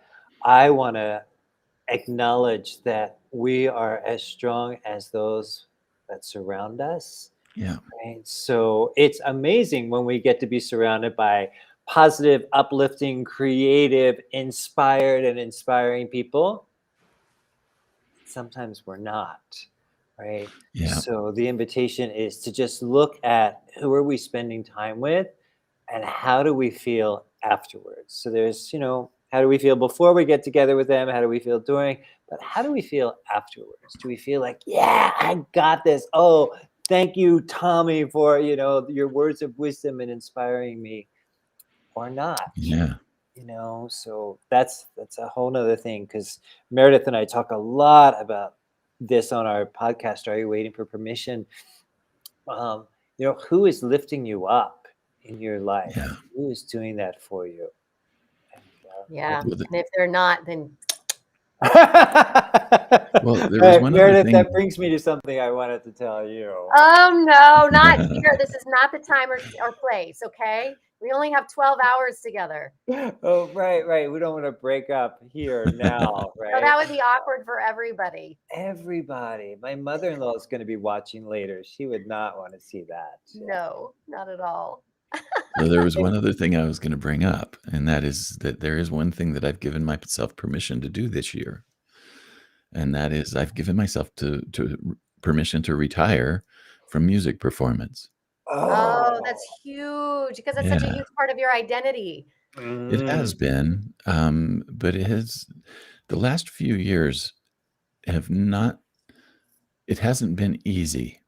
Yeah. So I have been really, kind of gradually letting it go over the past few years. But this summer, I actually played my last performance. Oh, wow. And Thank it you. was really interesting. As I watched the Elton John farewell the other night, it was just like, oh man, he's telling my story. He was interviewed at the beginning of it, and they asked him whether he would miss the road, and he said no. Like, I'm done. I've had enough of that 1,000 times over, and I'm done, and I just want to be with my family now. And I just so resonated with what he said, you know. So just because we can doesn't mean that we should. Oh, right. Yes. I learned that very early on in my art career. I was in Palm Springs visiting a family friend, and she was also an assemblage artist. I didn't know that before I showed up to stay with her for the weekend. And she said that same exact thing to me, and it has always resonated with me. She said, just because you can do something doesn't mean you should. Just because you can put these two things together and assemble them together doesn't mean that you should. Just because you can continue to play music into your 70s and 80s doesn't mean you should. You don't have to. Well, music's not all the way gone. I'm going to continue to write and record, but I just am done. I'm done performing. Can And I that interest feels you in really a good. Golden Lotus studio, maybe, perhaps, writing songs? Songwriting Fridays. It's today, Franklin. You can jump in there. Yeah. Well, I'm going to have to miss it this week, but it's on, like I said, Gary's on my list. Oh, well, so Franklin, this has been such a pleasure to see you again and Always have good you to see you here too. as our guest and again. And thank you for being a supporter of Are You Waiting for Permission? It really means the world to myself. And I feel confident I could speak for Joseph as well. Absolutely. Because what we know to be true is that Franklin is indeed one of those people that lifts us up. Yeah. And we need people like you, and we appreciate people like you, and we love you. So thank you for being here on our very first, maybe last, I don't know, Pod-a-thon. Meredith might be like, I'm never doing that again, bro. Well, I'm telling you, I hope you still have a podcast after today. I hope so too. For those who are watching, if you haven't made a donation yet, please do. It's going towards the production of this podcast over the past couple of years. You can go directly to Are You Waiting for Permission? There's a link there that will take you directly to the donation page, and 12% goes to the Malala Fund to help girls be all over the world find education and be educated. And it's a wonderful organization. So thank you for being here and watching and listening. And thank you, Franklin, for your time today. And I look forward to the next time I get to be in a Zoom room with you. I am excited about that too. Ladies Love and you gentlemen, both. please find Franklin Taggart, Taggart, franklintaggart.com. You can connect with all the wonderful things that he's creating when he's not resting and taking care of himself. Yes. Big love to both of you, and to Eli and to Gary and Harper. Thank you. Love Thanks, you. Franklin. We appreciate you. See y'all. Wow. That voice, right, Meredith? I know. Wow. I know. And he offered to do a voiceover for one of our sponsors, which is fantastic and very exciting. So I did not see that coming at all. I didn't know that was going to happen. I did not either, because that's a pretty good, I mean, come on. If you have a business and you want to be on a podcast and you're in alignment with what we're doing on our podcast, and Joseph, why don't you speak into like, who are the people that we interview on our podcast? And I also want to say, if people want to be a guest on our podcast, please reach out to us. We would love to talk to you. So Joseph, do you mind if I hand this baton over to you and you can chat up about the kind of guests that we are looking for and that we have had? Right. So I know the kind of guests that we have had, Meredith, have been really mostly brave souls. And I use the word mostly intentionally because we're not like just vetting people who are like, oh, I've got it all figured out and look at me, I'm, super successful. It's those of us, as Brene Brown says, that are in the arena, right? We are in there fighting the good fight or not, just trying to figure things out. And I would say that what we mostly are looking for is I say this all the time to our guests before we start recording, but I'm looking for those guests who can speak to our listener who is sitting at their kitchen table, questioning, wondering, scared, fearful. They're stuck. They're not sure where to go. And they are indeed waiting to give themselves permission, because that's really a thing. That's why this podcast resonates with so many people around the globe. I hope, I don't know, could just be Canada or Poughkeepsie, New York. I don't know. That, they really are stuck and they really are waiting for permission. And what we invite in when we look at our guests who are going to be guests or who have already been guests is, I just want you to speak to that one person who's sitting there thinking, can I, should I, do I, will I, what if, right? We can sometimes get stuck in our heads with all of these questions. And our guests, we put a little bit of pressure on them of, can you speak to that one listener who is sitting at her kitchen table, at his kitchen table, and they're not sure where to go? Keep them in mind. Keep them top of heart, top of mind as we move through this interview and ask you these questions, because maybe you have some words for them. And so mostly we work with artists, creatives, entrepreneurs, business owners, or people who are just starting out, that are just questioning, is this something for me? And what I love about this podcast is we get to see each other once a week as we record on Zoom.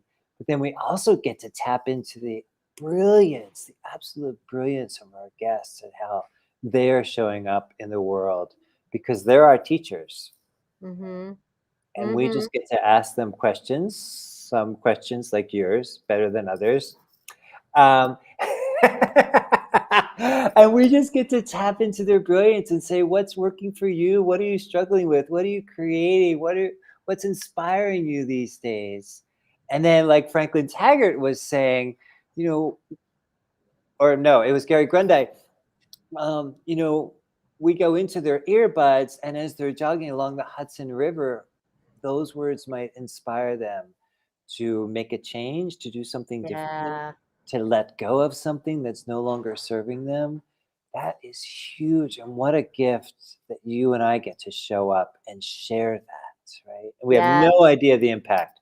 We have no idea at all. I don't ever want to assume that anything we say or do is making an impact, except I know that it is, because people are telling us, oh, I heard that interview.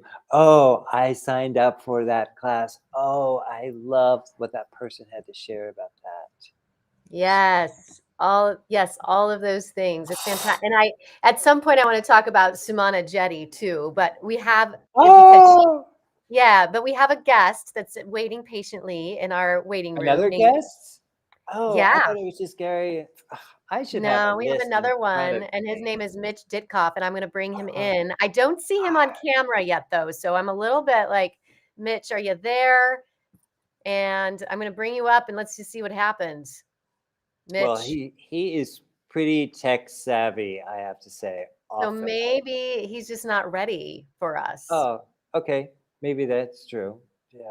So I can speak to a little bit about who Mitch Ditkoff is. So I want to tell our listeners that each of our guests today have been a previous guest on Are You Waiting for Permission? Yes. That's where they came from Yes. what we've curated in the past. And Mitch was a guest last year, and he is showing up and sharing with us. I believe the conversation can go different directions, but he has a very beautiful goal of wanting to get his new book of poetry out into the world. And I think his goal is 50,000 sales of his poetry book. I love Not that because goal. of the money, but because he really believes in the work that he has created in honor of his guru. So most of these poems are in honor of his guru, Prem Rat, if I'm pronouncing the last name correctly. And so he's a poet. He's the president of Idea Champions. He is my friend. He was a previous guest on our podcast, and I'm in a mastermind with him every other week where we get together and we look at what's working, what's not working, what are we creating, what are we not creating, what are we letting go of. And I really, really enjoy his wisdom. So, Joseph, will you do me a favor and text him right now? Because I'm not sure I see him there, but his camera's not on. Just make sure everything's A-okay. And as we continue, I'm going to just talk a little bit about Sumana as you're doing that, since I brought her up. So she was a guest on our podcast because she was listening to the podcast, and she had an email in her inbox for 2 years. That was her resignation email for a job that was killing her. She was burnt out. And she listened to our podcast and she decided to send that resignation email, which is fantastic. And since then, Sumana has been on fire. She quit her job. She got one that is more fulfilling for her. And she started the Workplace Wellness Collective, which I am also a collaborator on. And the two of us, and now this amazing team of humans, have managed to put together multiple summits here on LinkedIn. I know because we have some LinkedIn viewers, and to help people prevent workplace burnout. And we've had some terrific speakers, and she is on fire. So I will say that she is definitely somebody that has benefited from listening to some of our guests, some of our very wise and amazing guests on this podcast. Yeah, and what I'm noticing in this moment, Meredith, is that we had an impact with Sumana, and then she has gone forth to create all these other impacts with giving people permission to acknowledge, like that's huge, to acknowledge, oh my gosh, I think I'm suffering from burnout, right? Mm-hmm, That's mm-hmm. beautiful, that the work that she's doing, because it's not a conversation that comes up at the office water cooler, if that's still a thing. But water coolers were a thing, and it's still They were a thing. I mean, now it's probably just like an auto bottled water or something. bottled water, or like or a robot brings you water. coconut water. Yeah. Bye, Oz. Thank you for being here and being so. Thank you, Oz. Appreciate you so much. I think, Mitch, we're having a hard time getting you in the room here. He left and came back. So you take care of that. I'm just going to say that, Sumana, I really want to acknowledge the work that you do, because, as I said, it's not a conversation that comes up often, right? I think I'm burnt out from my job. I mean, we might talk about it at a happy hour or maybe with the closest people in our lives. But what you're creating is actually a safe space for us to be able to have conversations with our colleagues and with our managers and with ourselves about, oh, this is not feeling really good to me anymore. And it's certainly not feeling sustainable to me anymore. And I'm wondering how I can change that. So, such a beautiful conversation that you are creating with us and for us, and creating spaces where we can show up and be like, I'm not sure that I can keep doing this. This is really difficult for me in this moment.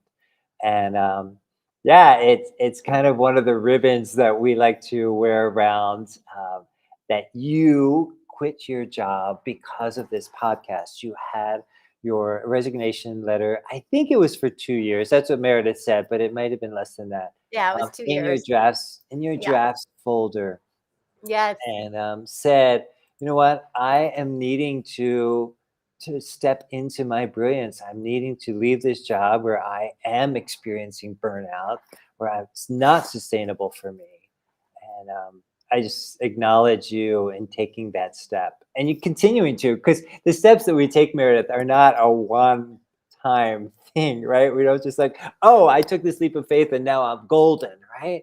It's, I'm taking this leap of faith over and over and over again, and each day making a choice, hopefully, possibly, toward our dreams.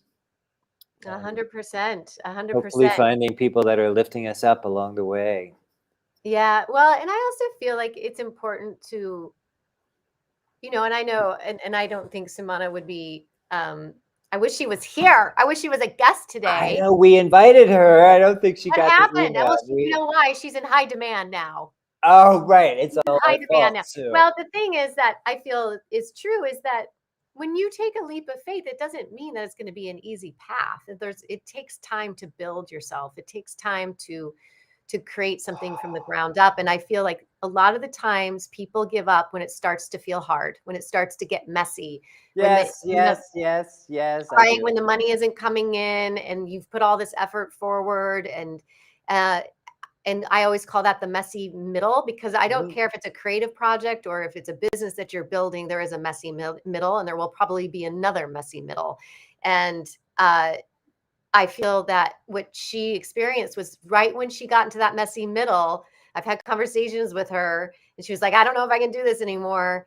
She pushed through, and man, stuff is happening and it's pretty beautiful. And so I just encourage folks out there, and I see Mitch, I'm so excited to bring him into the room.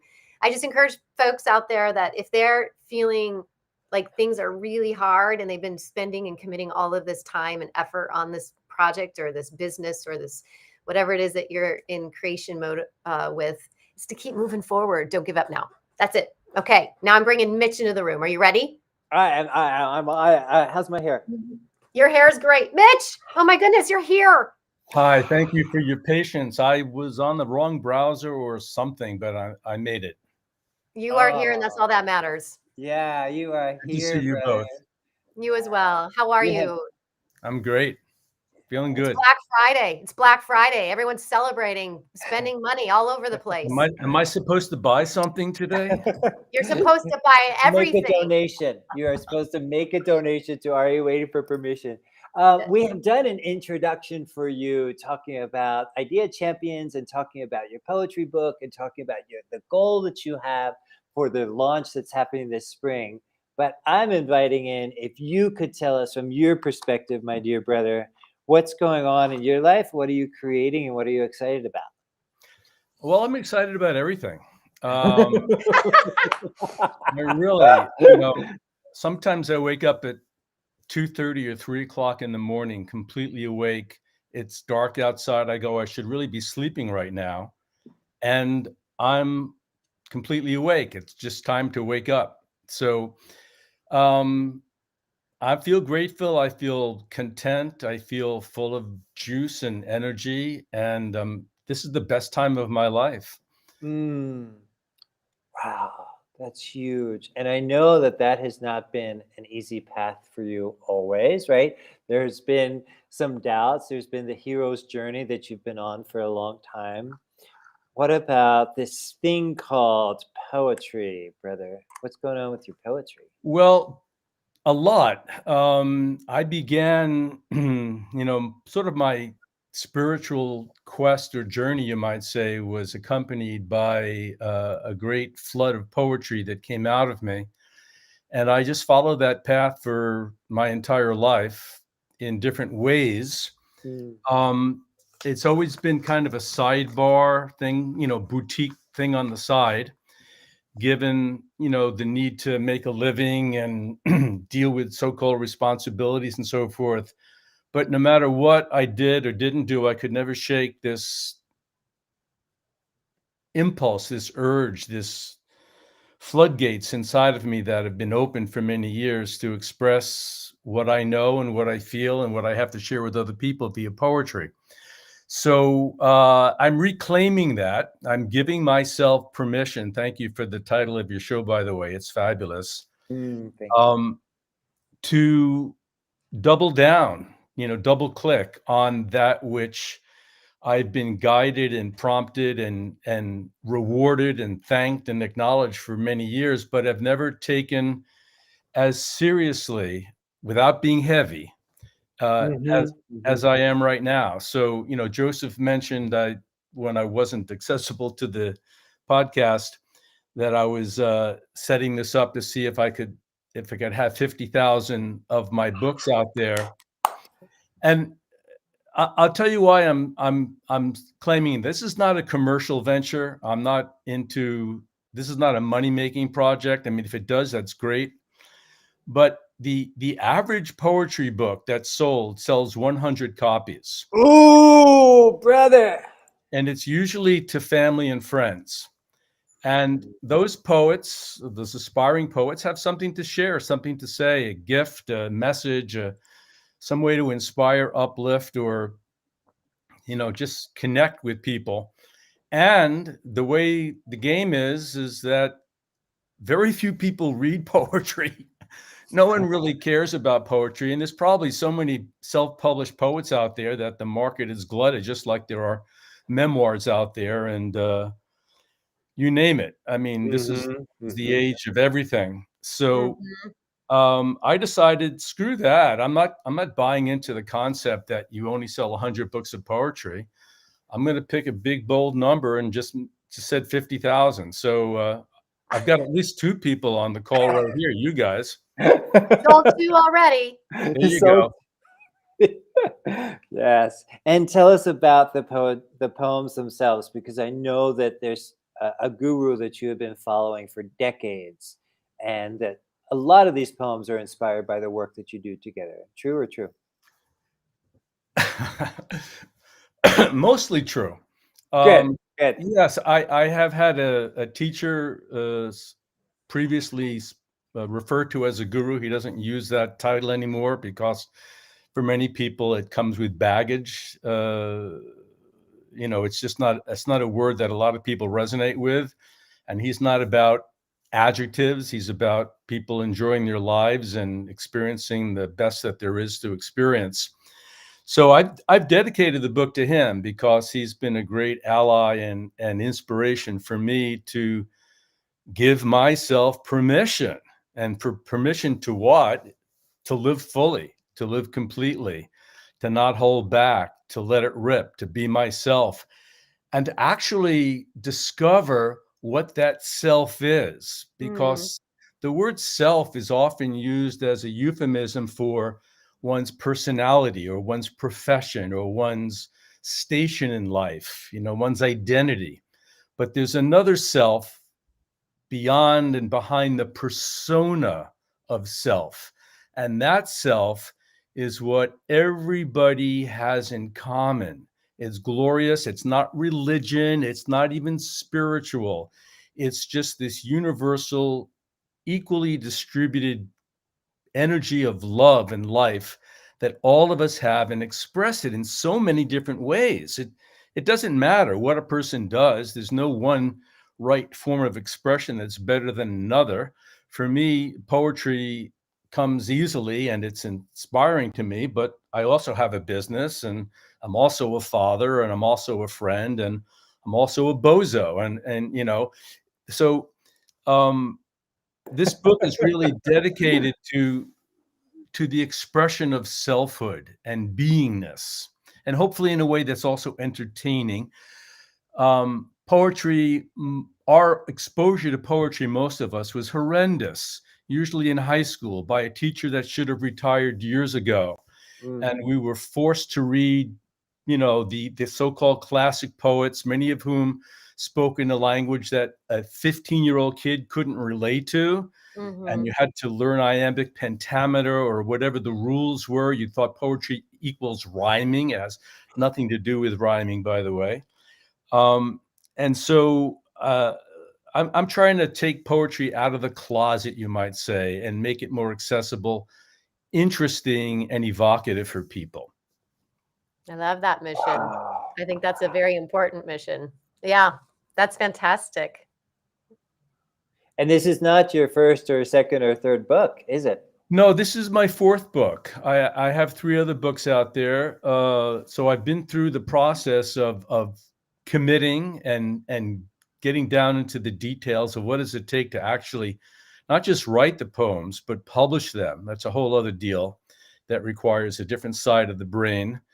But unlike the other 3, I've decided to, completely go for this one. So I've enrolled people in 15 countries to help me get the word out.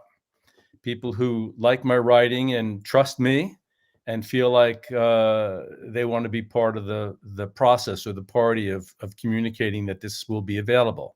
So I'm into the adventure of it. Yeah, and that's a game changer, right? When we see our lives, our experience, our business, our writing as an adventure. And this is what I'm going to ask you to speak to, brother. And that is that some of us, when we're starting something new or we've been doing it for a while, there can be this element of seriousness that happens around it, right? Like, I have to make this happen. This has to work. This has to feed my ego, or this has to, get me a million more likes.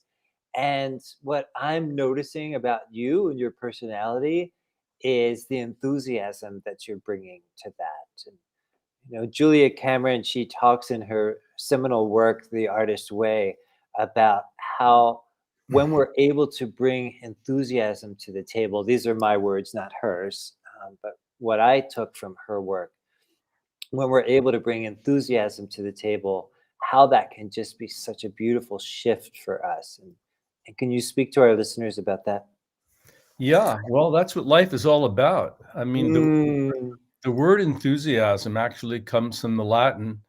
The root of it is entheus, which means with God. With God, yes, it does. So, I mean, some people resonate with the word or the concept of God, some don't, but you consider it just an adjective that applies to the animating principle of life, that which gives us life. And if we can be aligned with and surrendered to and enjoying that energy of life, whatever you call it, whatever your favorite euphemism is for it, then you're filled with enthusiasm.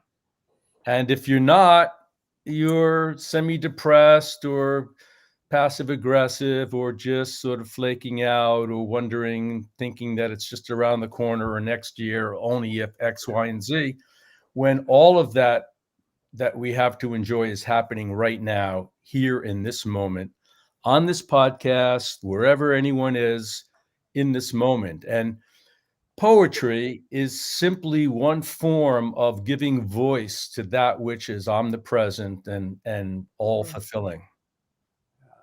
Thank you. Meredith, welcome back. We're talking about our ability or our choice of bringing in more enthusiasm into our work when it, can sometimes feel heavy or difficult or serious.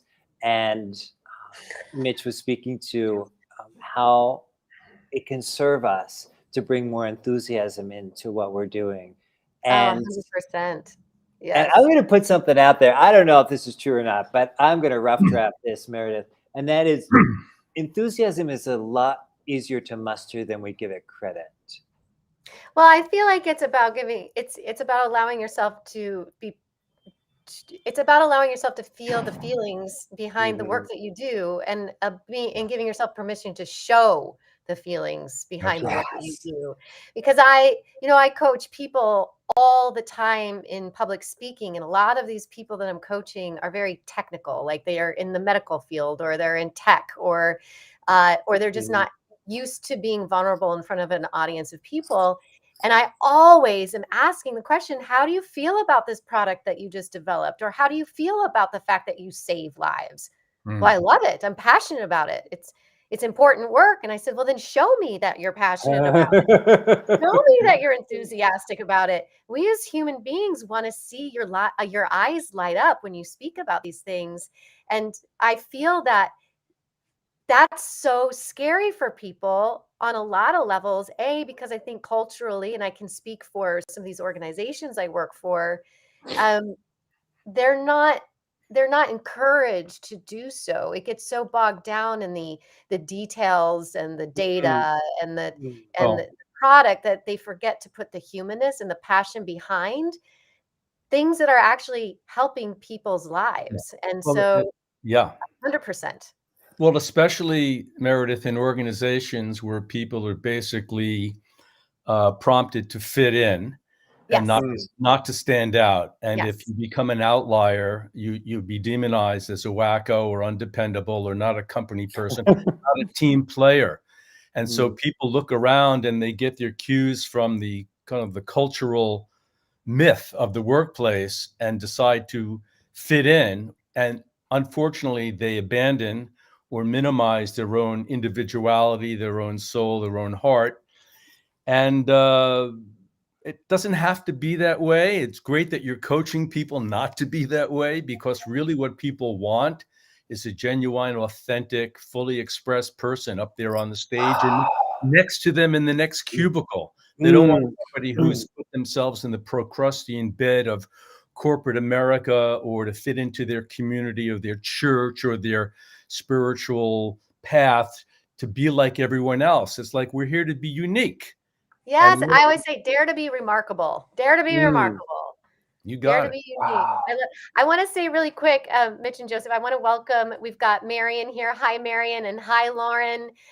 Thank you for joining us for this conversation and our Pod-a-thon. We're here for 12 hours or until we raise $5,000. And 12% is going to go to the Malala Fund to help educating young girls all over the world.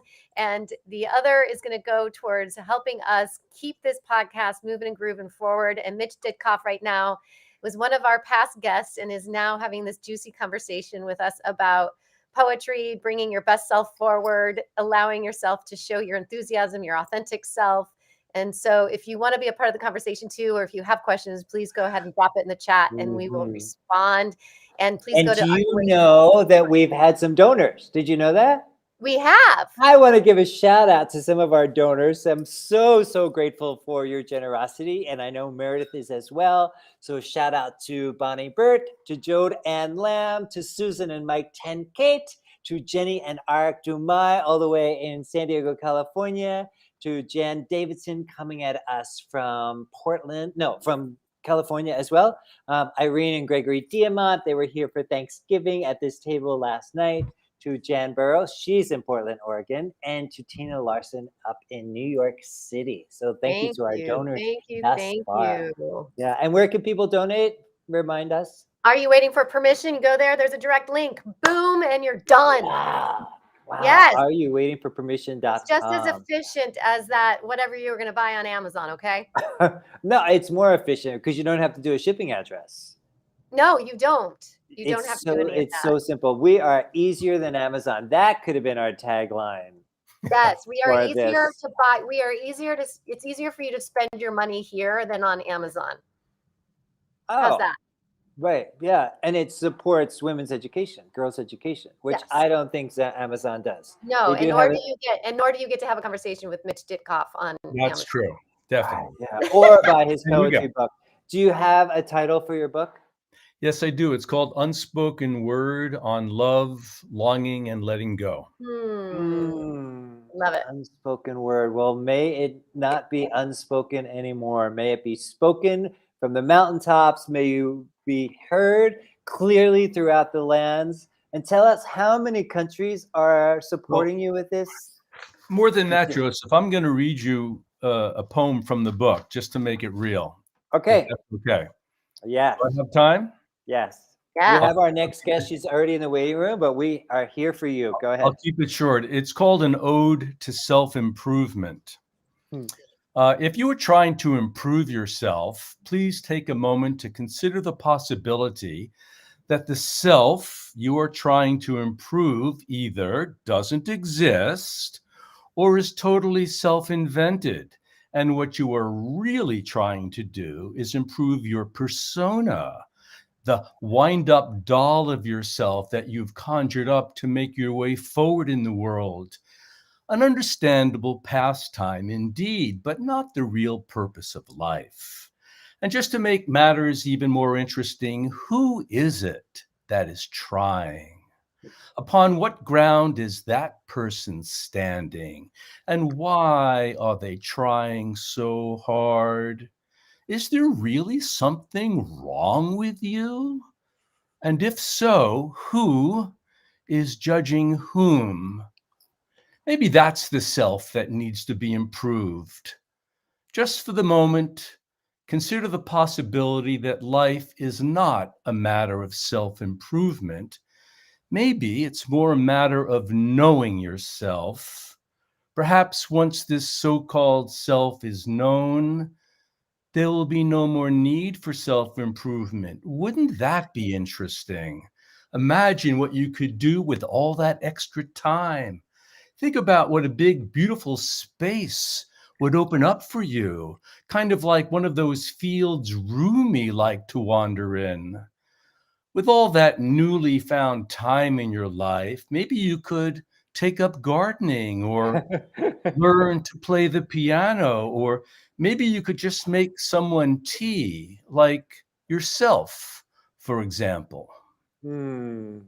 Awesome. Thank you. Thank you. Where can our guests and our listeners connect with you, Mitch? Well, they can go to ideachampions.com/poetry, and that is an online destination that'll show you how to find the book when it comes out. Beautiful. Oh, it's so good to see you again, Mitch, and to you. have another great conversation. Thank Good you. to see you guys. Thank you for inviting me. Thank you so much. Oh, we appreciate you. Have a beautiful day and happy Thanksgiving. As well. Bye. I Bye-bye, love you, guys. brother. Thank you so Bye. much. As you're bringing Teresa into the room, I needed to say that Marion Spears Kerr says, had to make a donation because Mitch had me at the phrase Procrustean bed. Yes. So Thank you, you. Marion. Thank you, Marion. I appreciate that. Oh, fantastic. Well, we have, yes, Teresa Funk, who's coming up next. And so I don't see her on screen yet. So I will bring her up as soon as I see her beautiful face. Okay. But so she wrote in the chat, she said, I can see you guys, but can't hear anything. Is that because I'm not on yet? Question mark. let's see. Teresa. Oh, I brought her up. She's not coming up. She can go to her settings, which is the little gear icon, and click on that and see if the sound is in alignment with what device you are using, whether that be your laptop or a USB plug-in. So look at that, and we're here for you when you figure it out. And if you need anything, feel free to text myself or Joseph. You got to roll with these things. You do. You truly, truly do. I'm wondering, have you ever written any poetry in your life? I know you've done a lot of dance and a lot of theater and improv and playback theater that you told us about earlier this morning. What about any poetry? I have written poetry, but I've written it mostly for myself. I wrote a poem for a show I did once in undergrad. I'm not. It's not a form that has really that I've been drawn to typically, but it's not that I am opposed to writing it. I usually just do it if I have a creative project in the works and it feels like a place that it belongs. And I know you, though, write poetry. It is a form that I love a lot because, like Gary with Golden Lotus Studio, it is incredibly cathartic to me. So when I was going through the pandemic, I looked at how do I want to express myself? How do I want to show up to this moment in time? And I made a commitment. Mitch Dickoff talked about the commitments that we make. And I made a commitment to write one poem a day for a year, which a lot of people think that sounds like a lot, but like a song, you can write that with permission, with some grace around it, that it doesn't have to be perfect. You can write a poem in just a few minutes. And it allowed me to really capture what I was going through. I wasn't pretending that I could capture what anybody else was going through during the pandemic and during our collective quarantine. But I was able to put some words down on paper, and I used old-fashioned pen and pencil. I wasn't writing with a computer, which I kind of recommend, Meredith, because then you are away from technology, you're away from screens, you can write anywhere. But then I had a couple journals full of poems, and then what? Then I had to go in and dictate it to make it into text form, right? To make it into something that's publishable, because nobody's publishing my handwriting with a pencil. So I actually, after the pandemic was over, I took myself on retreat to Philadelphia and New York City. You may remember, because we shared a pretzel together and we recorded a podcast at the Whitney Biennial. Listeners, you can find that on our podcast. And I took time. I went to my alma mater, Temple University, and I sat there and I dictated dozens of poems so that I could have them in text form. Is that the word that I want? Text form? Because it wasn't a text. It was just Text. yeah. Text form. Like, yeah. So it just created an extra step that took hours and hours. But it was fine because it gave me a chance to really curate what I wanted to put into the book. And it gave me a chance to edit as I was going along as well. I'll be like, oh, that's not really the word that I wanted to use at all. And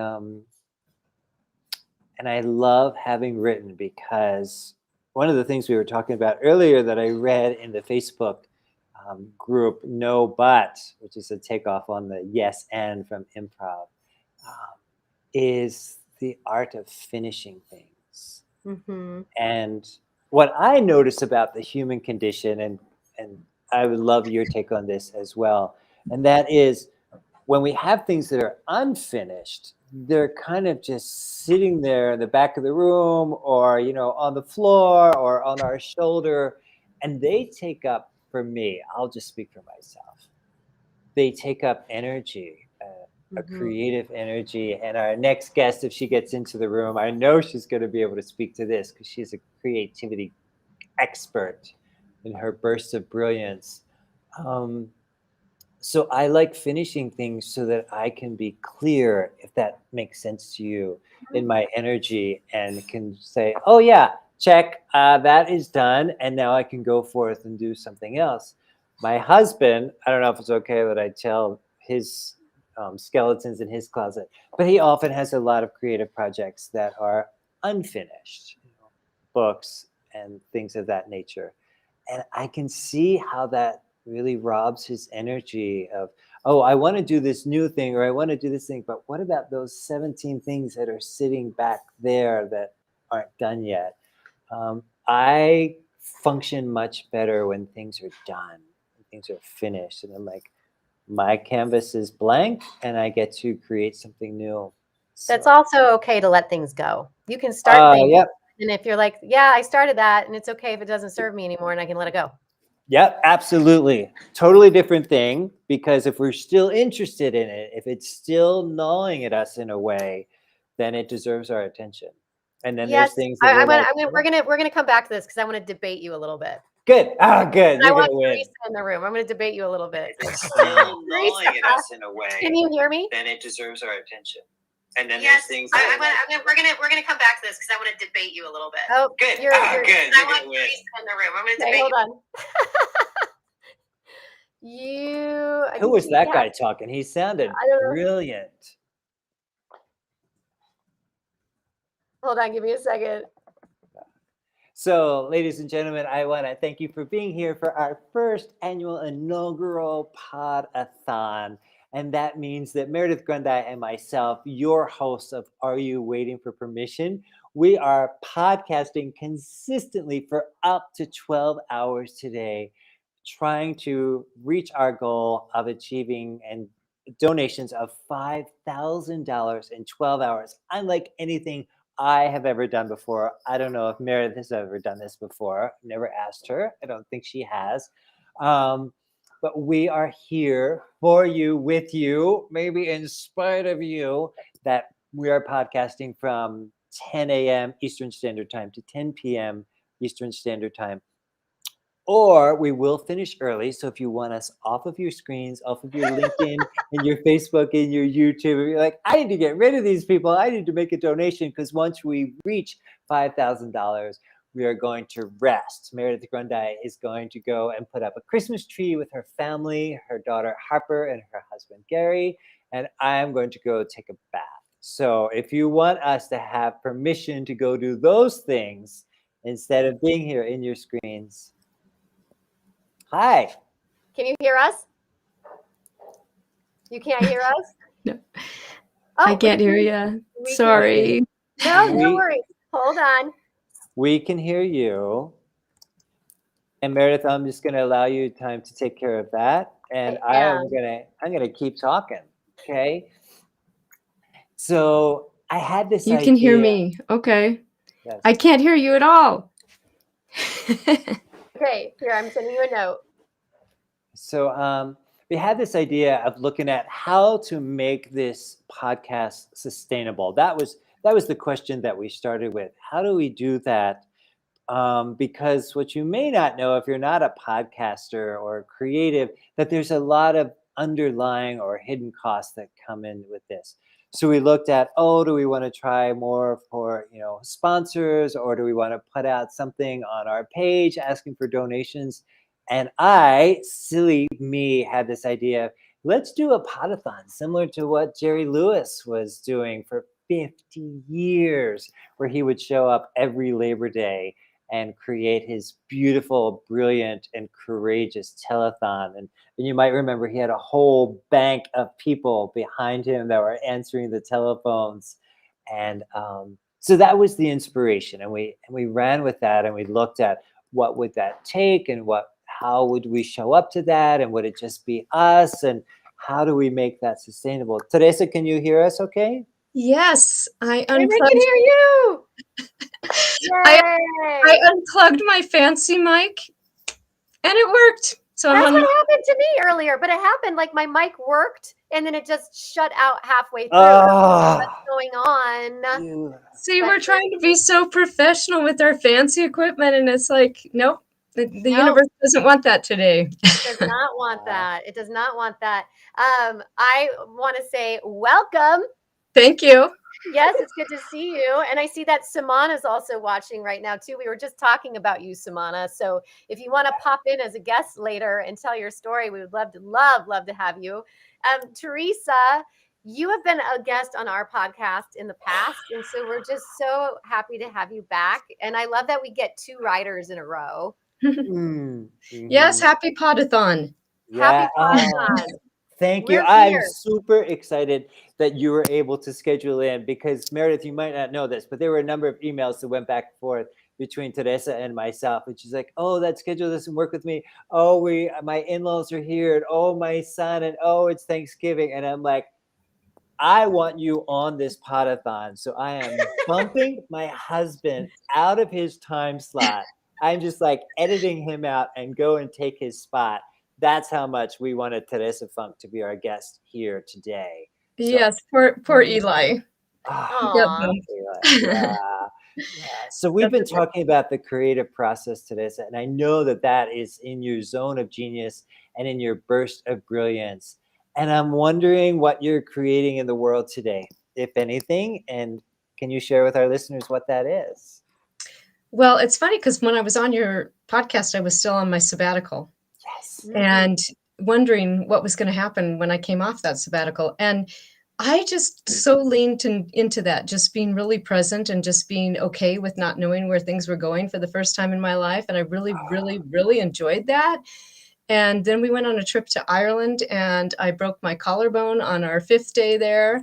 And it really slowed down our trip even more. And we wound up having just this amazing, awesome, wonderful trip. And I thought, this rest period, I guess I wasn't done with it yet. I guess I had to fall down and have just a little more time. And then by the time we got back from Ireland, I had all these ideas percolating again. So I was talking to a friend about next year and all the different things I'm doing. And I'm going to do a collection of my pandemic writings. So kind of a blend, a blessings from the pandemic kind of approach. And we're doing that as a house concert in March. So everybody's really excited. I think people are ready for a commemoration of kind of just what we've all been through collectively. And I'm hopefully starting an artist salon, might be starting a podcast. So all of a sudden things are rolling again. And I'm really glad I gave myself that time to just to see what was coming next, because these are not necessarily things that I expected to be doing at this stage, but they're things I've wanted to do for a long time. So I love that you gave yourself that space. Now all of these new things are emerging. And I love that the project of getting people's stories told about what their experience was through the pandemic is really powerful. So yeah. Oh my goodness. So Teresa, I really quickly want to just say that thank you, Lynn Walton, who just put a comment in our message. She said, greetings from Lynn in No way. You live in a place called Niceville? I love that. Is that how it's pronounced, or is it Niceville? Either way, I'm going to say Niceville, Florida. She says, I love your message and service to the world. You bring me so much inspiration, for which I'm filled with gratitude and happy to make a donation. Thank you. Thank you, Lynn. And I want to live in Niceville. Definitely. Beautiful. And I would like to give a shout out while we are here to Carol Romano. Thank you for your recent donation. And to Marion Carr, who made a donation, and Fawn Kraut, and Bonnie Burt, and Tina Larson. And to, this says, why am I not? Jan Burrows made a donation, Gregory Diamant, Jan Davidson, Janet Dumai, Jenny Dumai, and Susan Ten Kate, and Jody Lamb. Thank you. So, moving on, we love each of you and we appreciate you. So, Teresa, what I heard in all of that you shared with us about what's going on recently is that you gave yourself space. You took a pause. You gave yourself time. That's not something that we're really conditioned to do so much. I mean, I know you had the sabbatical, then you had a broken collarbone. Very sorry about that. You look great, by the way. So whatever it takes. But how can we give ourselves permission, Teresa, to slow down and create space when that's not something that we're used to doing? I think it's a really good question. And I was distracted with my mic, but I think I heard you talking about unfinished projects, right? And I think it's really important for artists of all kinds to have lots of different ideas percolating, because those ideas land when they're supposed to. And so I don't necessarily think it's a bad thing to have lots of ideas. I've had this idea for an artist salon for years and years and years, and it was never the right time for me to launch it. But periodically I'd go back to it, I'd think about it, and I'd make some plans for it, but it was never, I didn't have the space for it. And now I do. And I have the space to create what I wanted to create all along. But if I had done it then, it probably wouldn't have turned out the way I wanted it to. I would have been pushing for it. I would have been forcing it. And so I actually don't think it's a bad thing to have unfinished projects, because I think if it's that old adage of, if it's a priority, it will get done. If it's a priority, it will rise to the top. It's kind of the same way with art. If it's something that was a good idea and we haven't let it go entirely, it's still sitting on the shelf, because if we really wanted to, we would have gotten rid of that idea altogether. It might just be its time, not its time yet. And it needs a little more time, and that's okay. It's okay to take time with our art. Yes. And I'm super honored that Meredith Grundy said yes to this podcast immediately, because we could have had it percolating for quite a bit, right? And we would have missed like your burst of brilliance, and we would have missed all these other guests and what they're showing up and sharing with us. And can I ask, if it's okay, about your family and how they show up to your creative process and how you create space for them, as well as all the books that you've written and your artist salon and all of that? Where do they fit in? That's a great question. So when my kids were really little, I had a babysitter who would come to the house, and she would come about 4 hours a day, maybe 2 or 3 times a week. And that's it. Three if I was lucky. It was more like 2.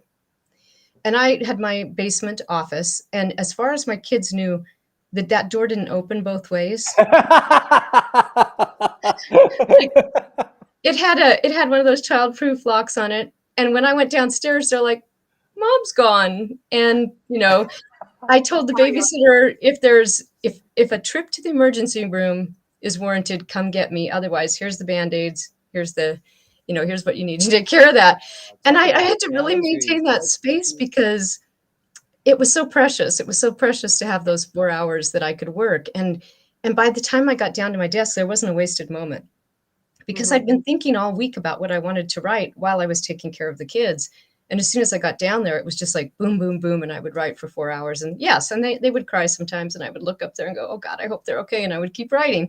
And so they kind of grew up knowing that Mom's work was important, that this artwork wasn't a hobby, that it was my work. And they kind of learned to respect that. And they knew that if I was going off to do an author signing or going away for a writer's conference, that it was no different than their dad taking a business trip. right? So they grew up with that and they understood how that worked. And then as they got older, I put them to work. So then they had to come and help me sell books at craft shows or, book signings. And my son got good at photography. So then he had to take pictures at my events, and like, they all had their different things that they were good at. And they definitely got put to work a lot. It was, my husband joked at that point, it was a family business, Mm. Mhm. What I'm Mhm. noticing is that you set boundaries around what your priorities were. And what I'm also noticing that you didn't speak to, but I would assume that your children grow up learning that art is important, right? Oh, And that yes. you get to value what you get to value unapologetically. Yes. And the result of that is I have 2 kids who went into the arts. So my husband sometimes wishes maybe he'd been a little louder on the business side. What are your children doing? What art forms are they curious about right now? My daughter lives in New York City and she is pursuing theater education. So she's very, very talented. And my son he went the film route. And so he actually is the marketing manager and does the social media for a lovely animal shelter in Denver, and creates these really awesome videos of the animals and their fundraisers. And so he's getting to use his art for sure. Well, That's terrific. animal shelters are near and dear to Meredith Grundy and myself. So thank him Yes. for that. And I think, Meredith, you like a little bit about theater education, right? That's Oh, something. just a little bit. Just Yeah. a little bit. It's just, and I get the pleasure of seeing Lydia because she watches my beautiful daughter every once in a while and lives in my neighborhood. She does, right down the street. Now I'm really having a bit of FOMO going on over here Yeah, in yeah, Mexico. I know. Well, And Joseph, go ahead.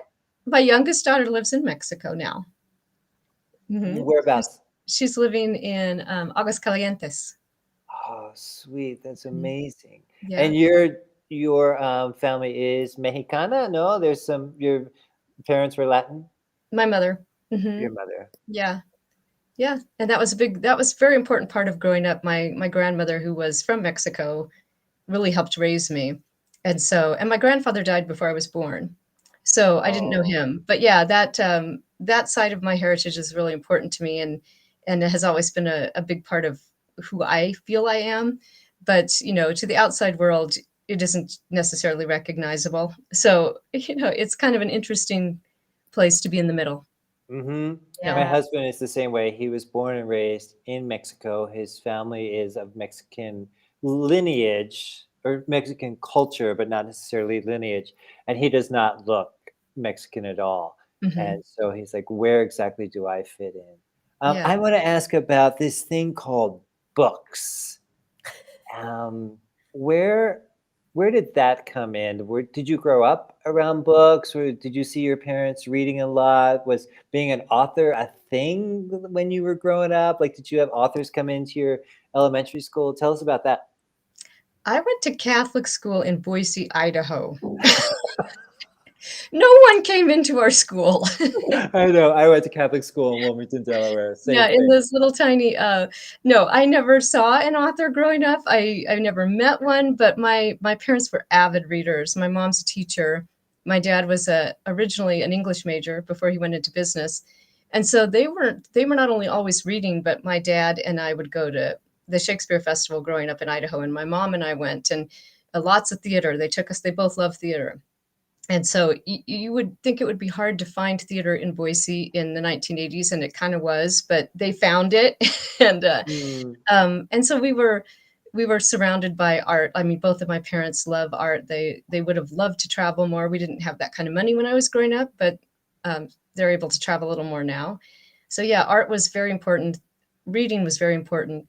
But you asked the question about when I was growing up, I got a lot of encouragement from my writing, because I think my first thing was published in a district magazine when I was like a 6th grader. And so the whole time I was growing up, my teachers were like, "You're so good at this. You need to be a writer when you grow up." And so I thought that's what I was going to do. I thought that was going to be my job. And then my senior year, people would say, "What do you want to do when you graduate?" And I said, "I'm going to be an author." And they're like, "Oh, that's not a job. That's a hobby." And I was like, well, you could have told me that before now, when I planned my entire life around, being a writer. So I went to college and I got a history degree because I thought if I ever do write, I want to write about history. And so that's what I wrote about. Eventually, I worked 2 dead-end jobs after college. And I said to myself, is this it? Is this what I'm going to do? I'm going to work these jobs. I'm going to be too tired when I get home to write. Like, and who said writing's not a job? Like, why am I letting people dictate what my life turns out like? So I quit and I started a freelance writing business.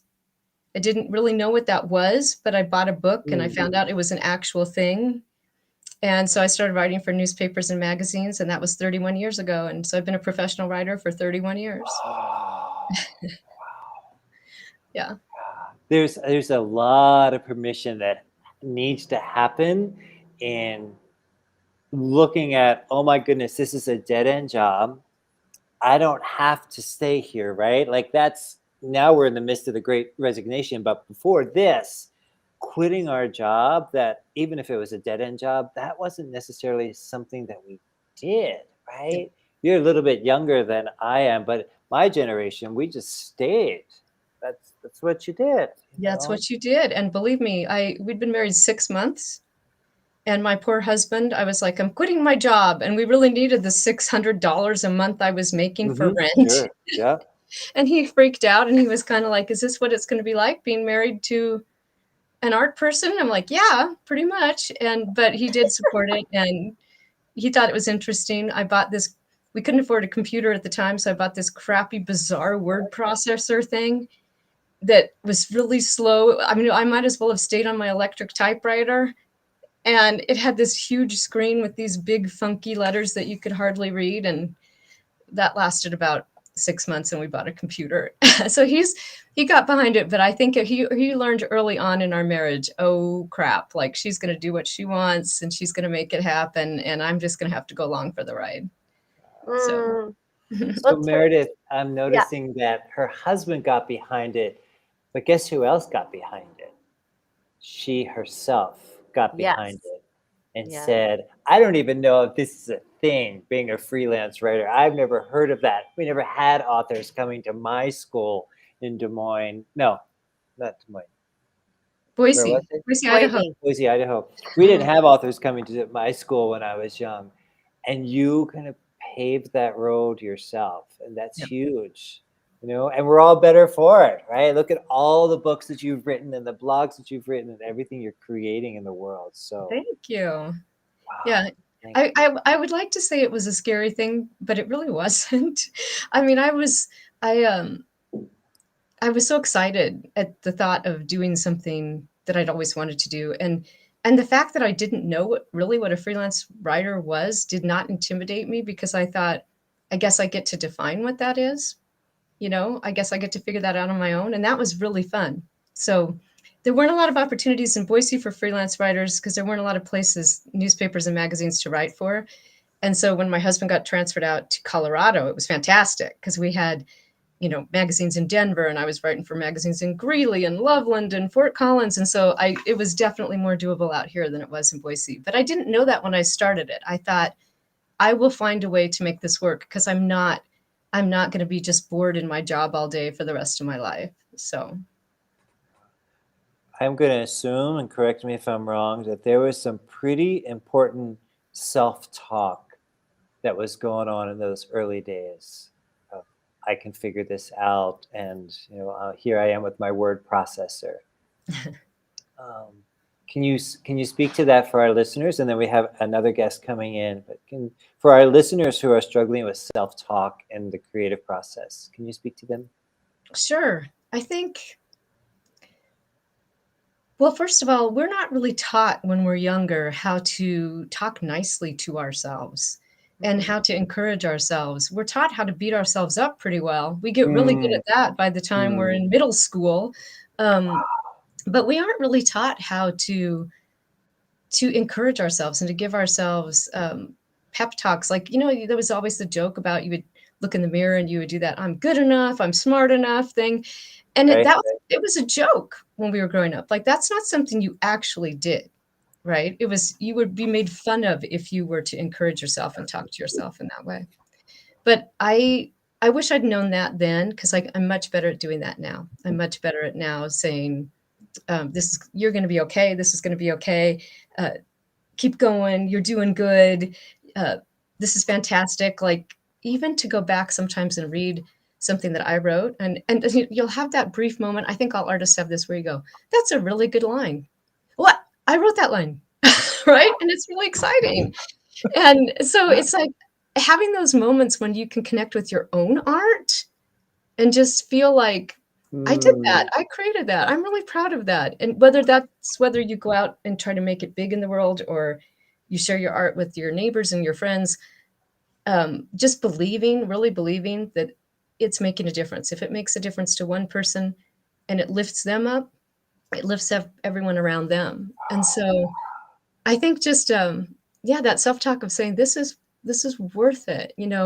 How much money I make doesn't determine my worth. I think it's more about, what are you able to give away? What can you give? Your generosity determines your worth more than how much you make. So, Are you right-handed? Yeah. Right hand, Teresa, over your left shoulder. Okay. Close your eyes. Breathe. And what we're inviting in now is to give yourself a pat on the back, Teresa, because you have given yourself permission and made a huge impact to your readers and to your listeners. So give yourself a pat on the back. Thank you. Yay. Thank you very much. Well, I Thanks think for that's showing a up. wonderful way to celebrate the rest of your Black Fridays with that big old pat on your back. Yes. Yeah. Especially since this is my wounded shoulder. Oh, you're looking for love. And I can do it now. I couldn't have done that a month ago. Well, Teresa, it was so wonderful to see you again, and thank you for showing up today, the day after Thanksgiving, and being here with us. And Yes. And I look forward to seeing you in more Zoom rooms in the future. And enjoy your in-laws, enjoy seeing your son's work, and we will see you when we see you. Thank you for being you. Yes, thank you for inviting me. Take care, you guys. Bye. Bye. Oh, Okay. she looks so different than the last time I saw her. I haven't seen her for about a year, I think, was when she was on our last Zoom room, when she did a podcast with us. She looks different, and she looks well. So that's always really great. good. Well, we have Angela, who's been waiting patiently to come into our room. So I'm going to bring her up. Angela! Hello. So good to see you both. What You a great too. interview that was. I really enjoyed listening to her. I want to meet her. Well, she lives close to you. She's in Fort Does Collins. she? All right. Yes. We need to connect. Make a new friend. That was wonderful. I would love that. Good. Can I eat a chicken nugget while we're in this interview? Absolutely. I was thinking, how are you going to sustain? I'm going to eat. Good for you. It's important. Yeah. So, Angela, we have been inviting people into this room, and thank you for being our next guest. Happy to see you again. Thank you for having me. And we've been asking the question, what are you excited about these days? What are you creating, or what are you letting go of? What's going on in your life? Well, at this very moment, I'm actually at the beach and getting ready to go see my dad in Arizona. So for the last several days, my husband, Jim Walker, and I have been traveling around. We live in Colorado, but we drove to California to spend time with family.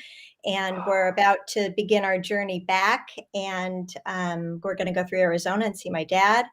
And I find that when I'm traveling, it takes me out of my studio and the work that I usually am engaged in.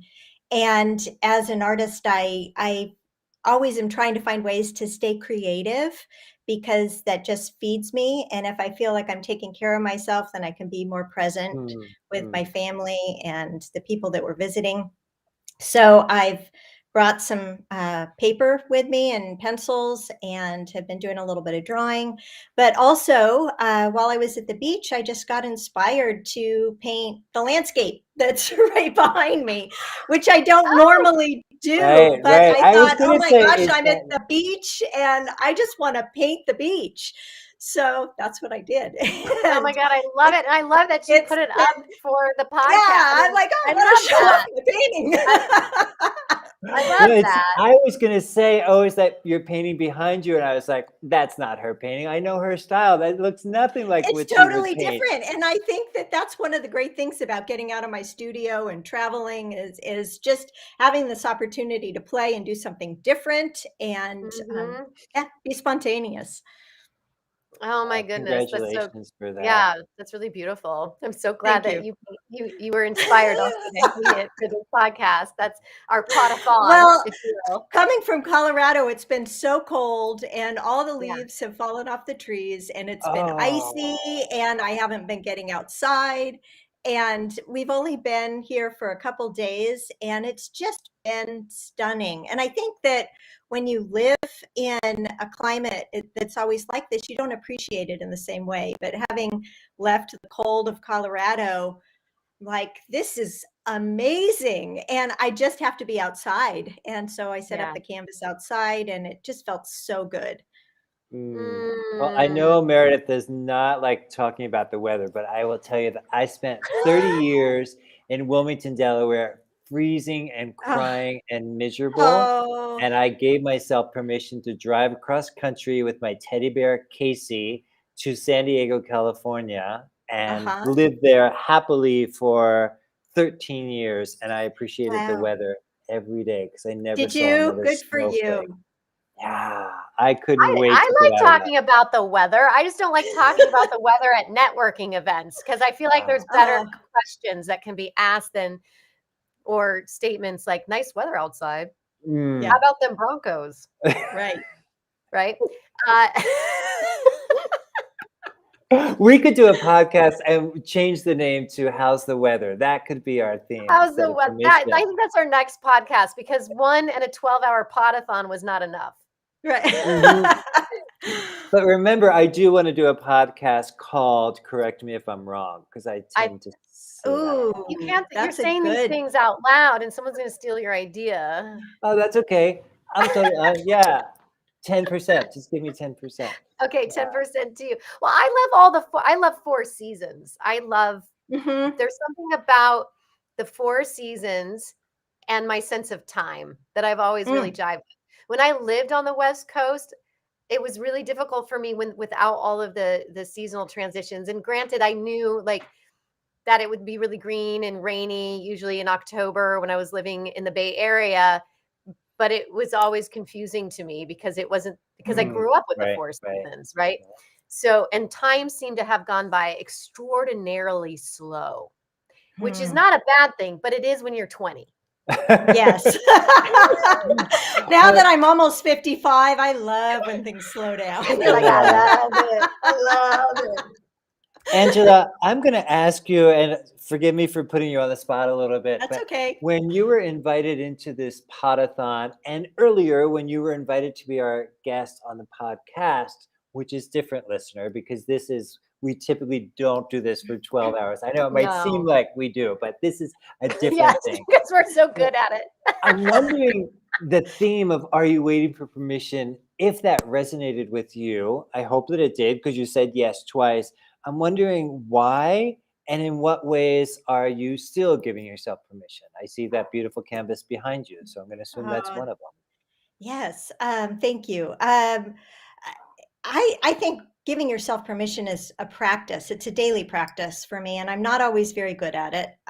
But sometimes I do. And I was just talking with my husband about this morning that I tend to be an overachiever. I like to work, and I'm in a place in my life right now where I'm very self-directed. I have a remote job that I do that I don't really have to clock in at a certain time. I just have to get the work done.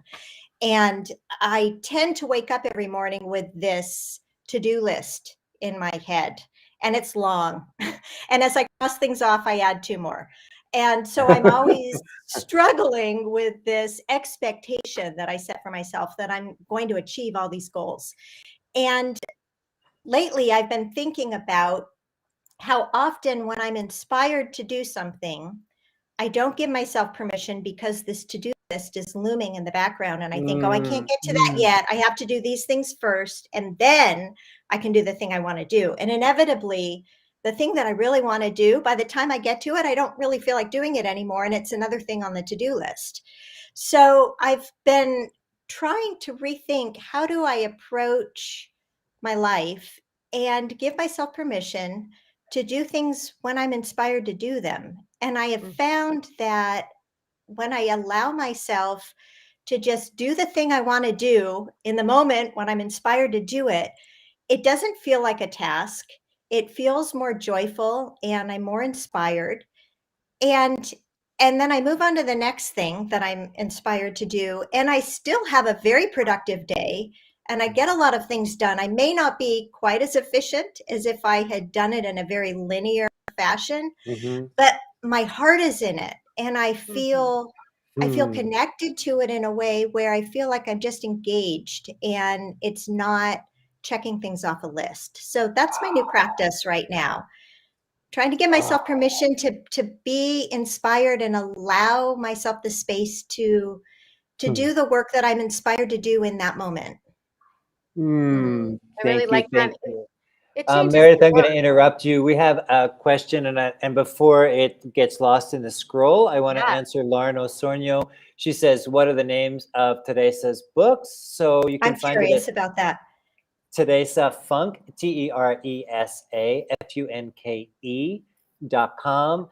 And the book that you most likely would resonate with, Lauren, is Burst of Brilliance for a Creative Life. But Teresa has also written books on World War II. She's written books in Spanish. I know you speak Spanish, Lauren, so there's that. But TeresaFunk.com/shop is the answer to your question. Nice. And I just put it in the chat so that it will be there on, I believe, the YouTube channels in the comments. I don't have that capability of going into the chat, so that's why I had to do that little PR for You know Teresa. what? People hear things differently, and so get all the senses. We got it. I like that you did this. Except they can't smell my chicken. They can't smell my chickpea crusted chicken nuggets right now. It would have made that experience so much more like, Yeah. Mm-hmm. Yeah. Well, what I was going to say, Angela, was I find that when we lead with that intentionality and we do things when we feel inspired, it changes the work. It's not because, for me, I can speak. It forces me to just pull back a little bit and to give it the attention that I feel it deserves and needs. And when I notice in myself that when I try too hard to finish something where my heart is not into it, that the work suffers because of it. I agree. Oh, everyone just froze. Oh. Did you guys? No, we're Just for good. a moment. But I'm okay. You're good. Are we all good? We're all good. We're all good. We're all warming up. We're thawing out. Oh my goodness. So you mentioned your husband's name, and I want to point out that he, and correct me if I'm wrong, he's part of your playback theater, right, Meredith? Is that true? Oh my gosh, you guys just froze again. Okay. Oh, no. Yes, Jim. Yes. Go ahead, did you Angela. ask You the can question answer that to? question. I was just going to say, no, yes, Jim has been doing playback. How long has he been doing playback, Mary? Well, I could call him in. He's listening. Yes, do get him in there. Yes. Get him in there. I told him he was supposed to make a cameo. I said it was mandatory. Hold on. Meredith, you have other things open on your other browsers open that you want to?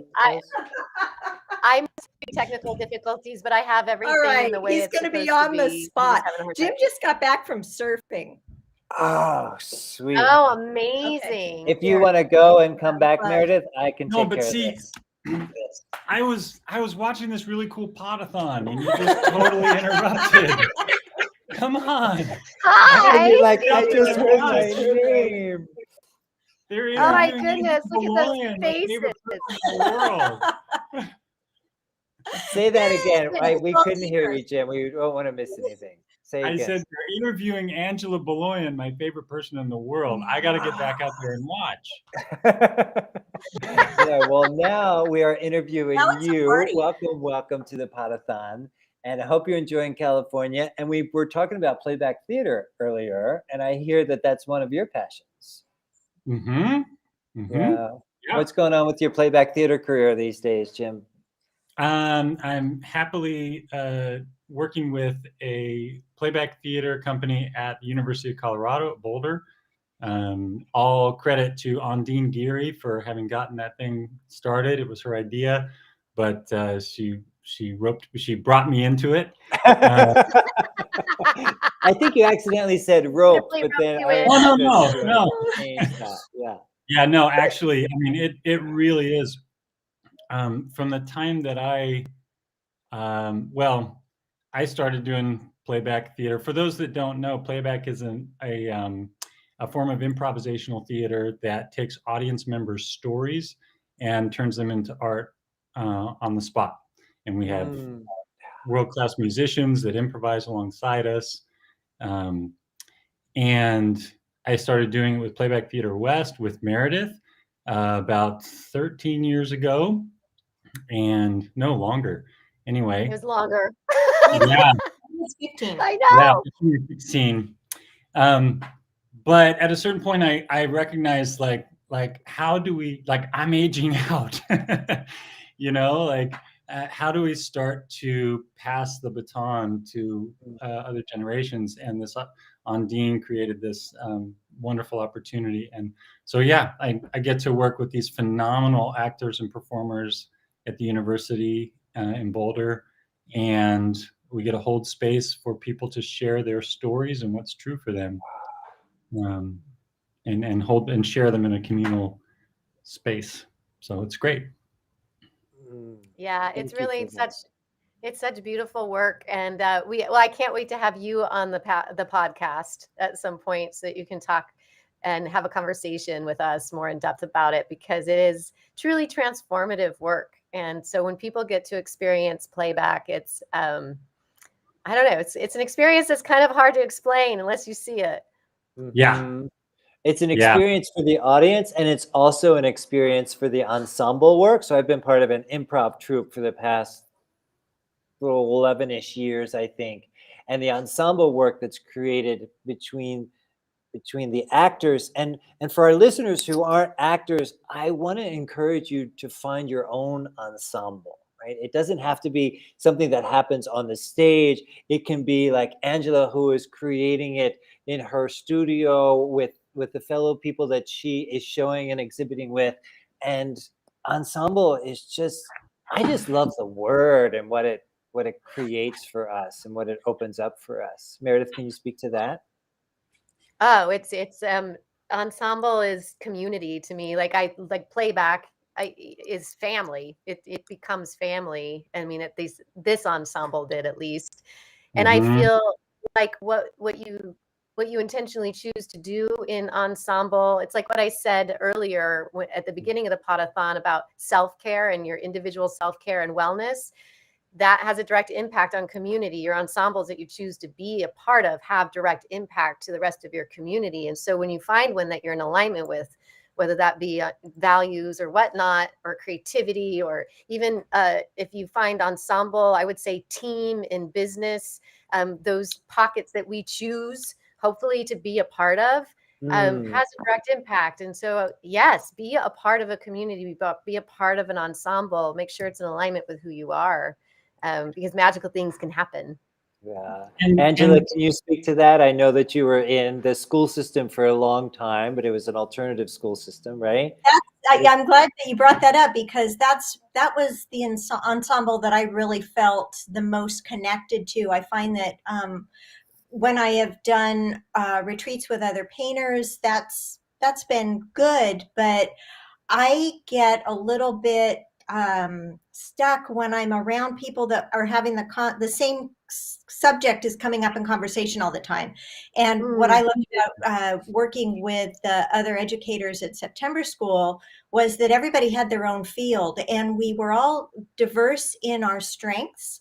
And that for me, fed me in a different way. I felt challenged by being around people that had strengths in very different areas. It helped me to grow as a person, versus being around people that were doing the same thing that I was doing and having that same conversation. So I think it can be different for different individuals what motivates you to be part of an ensemble. And I want to get all Hallmark on y'all, but We love Hallmark. Love the it. greatest ensemble I've been a part of is right here. Oh, And I mean that. No, I mean that from a heart space, obviously, but also from this creative space. Like, I tuned in at the end of Teresa's talk a few minutes ago, and I heard her talking about how the arts and creativity weren't a part of her upbringing, and I feel like when I look back at the schooling that I got, it was kind of similar. And I really resonate with what she said about, people encourage you for your art until you say, I'm going to make a career of it. And then they go, oh no, yeah, come on, really? So there's that really crazy double, what's the word? Anyway, mixed messaging there. Mixed messaging. And what I love, and we've talked about this so many times over the years, is that we are always creating. Like, I benefit as a performing artist from Angela's creative practice just around the house. The way that she spends time in the yard and sees the yard as an extension of her canvas and sees our house in that way. And I do damn little to support it, but I get to benefit. And it gets me thinking about how I go through my day as a creative, instead of, as people were talking about earlier, ticking things off a list. So there's a synergy. There's a synergy that comes, and then we get to pass it on to our kids as well, which we did. Congratulations on all of that. And yes, those mixed messages that we get about, express yourself and be creative. Oh, no, you don't want that as a career. And then here we are all these decades later, resonating with something like, are you waiting for permission? Because a lot of us have had to wait, or we chose to, or it was drilled into us or drummed into us until now. Right? Now we're stepping up and saying, I do want to be creative. I do want to tell my story on stage. I do want to paint a canvas. I do want to have a blog or a book. And, whatever that is for you, listener. I'd like to add, too, that it's never too late to do that. I had the opportunity just about a month ago to go to Arizona and make some art with my father, who my whole lifetime, he was a general contractor and he would do remodel work. And he was always really creative and artistic in the work that he did. But sometimes it was like using a jackhammer, and it was hard work. And when he retired, he started to give himself permission to make art. And his art medium is steel, and he loves to weld. And he made this amazing wall piece for the side of his house that was all steel, and asked me if I would come help him paint it. And my dad is 79 years old. And time's getting short, and I'm just so grateful that he has chosen to spend his time feeding that creative side of his personality, and that he's getting to practice being the artist that he's always been. And it was such a gift to be able to go spend a week and make art with my dad. I've always wanted to do that. So I love that he's 79 and he's doing this. And it's good. It's so good.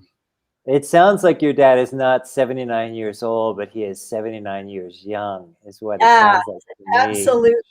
Absolutely. Aw.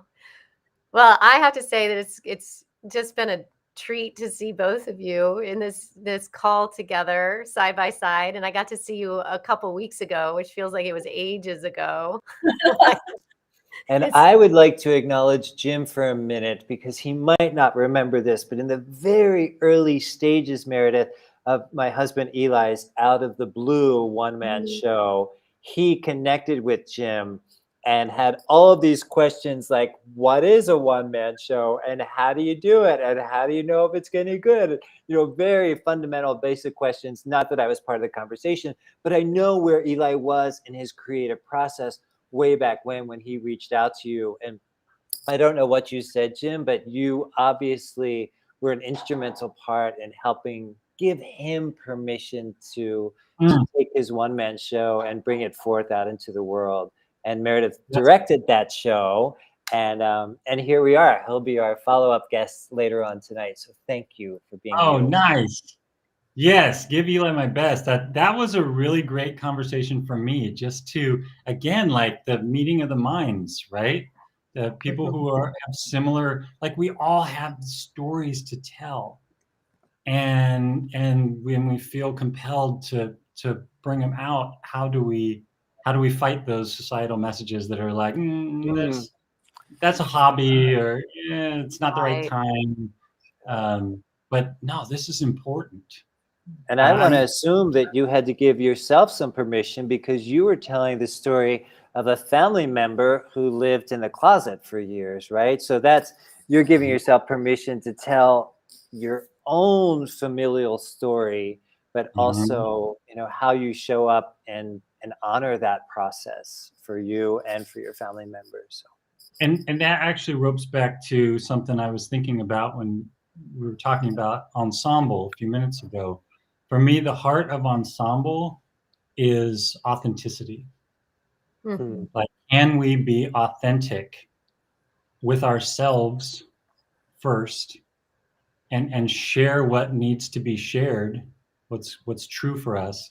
And the more we can do that, the more we get comfortable with that, it's actually a gift that we give to those around us, because most of us want to do that, but we're too afraid to. And when somebody else does it, it gives us permission. And then that's how the connections start to get formed and the community comes together. I love what you just said there, Jim. And I'm curious if you can, for people who are watching right now, and we all have we have our other guest in the waiting room. So I just want to acknowledge that too, because I think she can hear what we're saying right now. Oh no! Oh my goodness! People can hear us.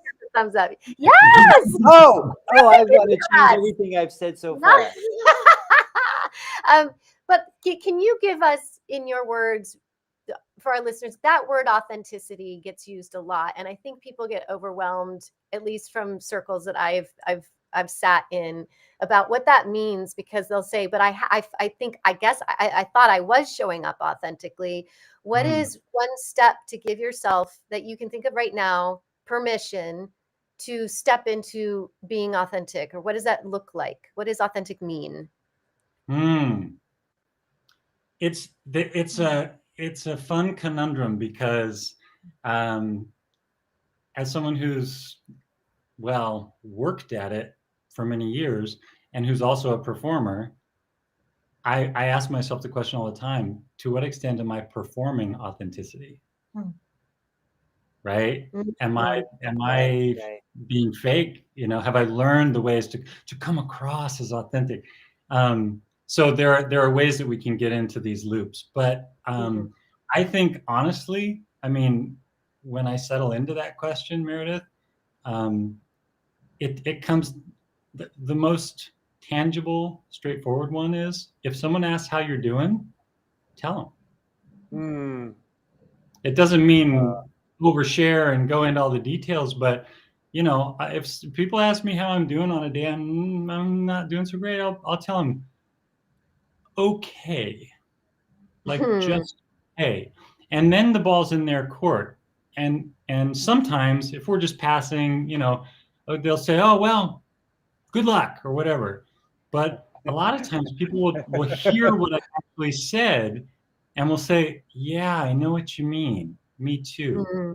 And now the door's open. So I think it can start from something as simple as that. Thank you. I'm getting out of here because this is Angela Beloyan's show. Yes, Thank you. I better with you. Go ahead. Thank You're you. welcome. So Thank I want to bye. Thank you, Jim. It was so good to see you, Angela. We have your website up here, angelabeloyan.com. I just adore you, as you know. Where else can people find you, or anything else that you I'm want to on say before we close out? Instagram. I sometimes post on Instagram. I try not to be on social media too much, but occasionally I post, and I'm on Facebook, and there aren't too many people with my name. So it's pretty easy to just search Angela Beloyan, and if you can spell it, and then you find me. Oh, beautiful. Well, I want to say thank you for being on our Pod-a-thon, and we will Thank be you so here much for for having me. yes, and thank you, and we will see you soon. I appreciate you. Thank you for showing up, and thank you for sharing your time with your husband. I know you've done that a few times over the last few decades, so thanks. It's a joy. Thank you so much. Bye-bye. Mwah. Good luck. All right, Thank you. thanks. Yay. Okay, I I'm have a- bringing up. Go ahead. What? I have a challenge coming up that I'm going to invite our listeners in during our next interview with our guests. So, oh, she's in her car. There, she's in her car, and we've got Barbara Ann Michaels. Hello, Tester. Hello. I'm so happy to be here. Here's the challenge. Okay, Barbara Ann, here's the challenge, and I'm that ready. is during this episode, while you are here, I am challenging our listeners to take us over the $1,000 mark. Oh, We are currently yeah. at $775. We're $225 away from the $1,000 mark. I and Meredith would be thrilled if you, during this episode, are going to encourage our listeners to move us through that. And when they do, I am going to badly juggle as a reward for our viewers. I'm going to badly juggle when we get to 1,000 or beyond. That's my challenge. And now I am turning it over to you, my dear. Bad Welcome. juggling. Bad juggling. juggling. Has BJ. never The been BJ is never happening. been a more exciting reward. I've never wanted bad juggling more than I do right now. And I saved it for you. We haven't done any challenges all morning long. We Oh, saved it You're for the okay. you. first one. Oh, You're the first so I love this for many reasons. One of them is that I once had to learn how to juggle to be in a show. I got hired by the Boston Museum of Science to be in a planetarium show about black holes. And they had this character called Jack that was juggling about gravity because the show was about black holes and gravity. So I got the part, and then I needed to go home and learn how to juggle. And so I learned how to juggle against the wall. I learned how to juggle on the bed. I learned how to juggle on the floor. I chased the balls around. Many years later, I taught juggling as a meditation practice. And I taught specifically scarf juggling as a meditation practice because the scarves take longer. Mm-hmm. You have more time. Wow. And juggling looks like a magical activity, but it's actually very, very simple. You're only ever touching one thing. Oh my God! And You are bringing now that we're in the zone, we have the focus to change the 3-digit number into a 4-digit number, the 700 whatever number into a 4-digit number. Oh, yeah. Love it. Thank you. And you are bringing back memories for me because I also had to learn to juggle to be in a show, Pippin, which is a fantastic musical. It's a fantastic show. And I juggled sitting on the edge of the stage. I juggled scarves. And it was lovely. Yeah. Here, let's juggle between me and you. Here, I will throw you the scarf. Okay. You got one? I'll catch it from you. Here, I'll throw it to you again. Yeah. I'm going to pretend they're going over my head. Meredith, I'm throwing the scarf to you. Thank you. Beautiful. I'm going to throw it over to Joseph now. Oh my God, you're really strong, Barbara. Yes. I love it. Tell us why I'm gonna make it disappear. Oh, there it went. There it goes. Seriously, amazing. You know, Gary used to be a busker. Oh, so he also juggled. My husband. Yes. Yeah. I've also been a busker many times. Clearly, we have magical powers. I just made a scarf disappear. We can magically, through committed participation, change a 3-digit number into a 4-digit number. We totally can. We're moving over into 1,000. Thank you to everyone who's donated so far. Thank you to everyone who's thinking about donating. Thank you to everyone who will donate later, because the Pod-a-thon is a fundraiser, and a It's a fundraiser. Haha. It is a all fundraiser. day long. Fun all day Yeah. long. Where I are am you giving in the myself- car? Okay, I am on Route 91. I am giving myself full permission to be a professional artist on tour in my car. Sometimes this is what it is. So being on tour, so I have nomadic tendencies, and being on tour is important to me. Bringing humor for wellness everywhere all the time is necessary because we have a global mental health crisis going on. So we need the message about humor for wellness everywhere all the time. That means I'm on tour a lot, including right now. So I thought, oh, we just had a great conversation about authenticity with our last wonderful speaker. Let me be totally transparent and be on tour in my car. I've also performed on top of a car. That's a good story. So when I graduated, I graduated from Massachusetts College of Art from graduate school, and I was a performance artist. And so I had an entire studio that I rarely used full of objets. And I'm like, what am I going to do with all my little objets? And so I took a car, which is not this car, although it started off being the same color as this car, and with some other artists in Boston, stuck everything onto the car. Poker chips, old-time floppy drives that young people don't know what they are anymore, but we know. We all remember here what they are. Toothbrushes, beads, just like a whole Mardi Gras all over the car. And we did a performance called Poetry Drive-By. So we made a stage on top of the car, a blue AstroTurf stage. And we would drive to a place where people were waiting in line at night, like at a club, as where there are a captive audience waiting. It had to be in the summer because we don't want to do it in the winter. So here we are in Boston, Poetry Drive-By. We pull up with a poet in the car, fling the poet on the roof. The poet is on top of the art car on the blue AstroTurf stage. They orate to the captive audience that can't go anywhere because they're waiting in line. And then we fling the poet back in the car and drive away real fast. Oh my God, I love it. Poetry Drive-By. So I love Poetry Drive-By. You Yeah. had me at orate. I Orate. was loving it. Yeah. When I was, Jen are you gonna Bay- do actual performance in your car? Like, are you gonna, is that what's happening? Like, do you pick up passerbys and say, I'm gonna perform for you? That is an excellent idea. I certainly would do that. So I have been, because since we're talking about street performing also, one of the things about street performing in terms of permission is that there's a phenomenal amount of permission given and received in a street performance. So we go out, we make an offering, and some of the people who are also outside are into it. So one of the things that I learned from street performance specifically about permission is that there are 4 kinds of people all the time in the audience. And I would love to tell you what they are. Would you like to hear it? Yes. Yes. So this is what I've learned from many decades as a street theater artist. There are people who are completely ready to participate. They've given self permission to participate. They're so glad you're there. You could do anything and they want to participate. So basically you could sit on their lap and lick their face. That's what they really want. So I call them the lickers. These are the lickers. They really want you to sit on their lap and lick their face. That's what I call them. I mean, you're not literally going to do that, obviously, but for the purpose of metaphorical education, the lickers. So that's group 1.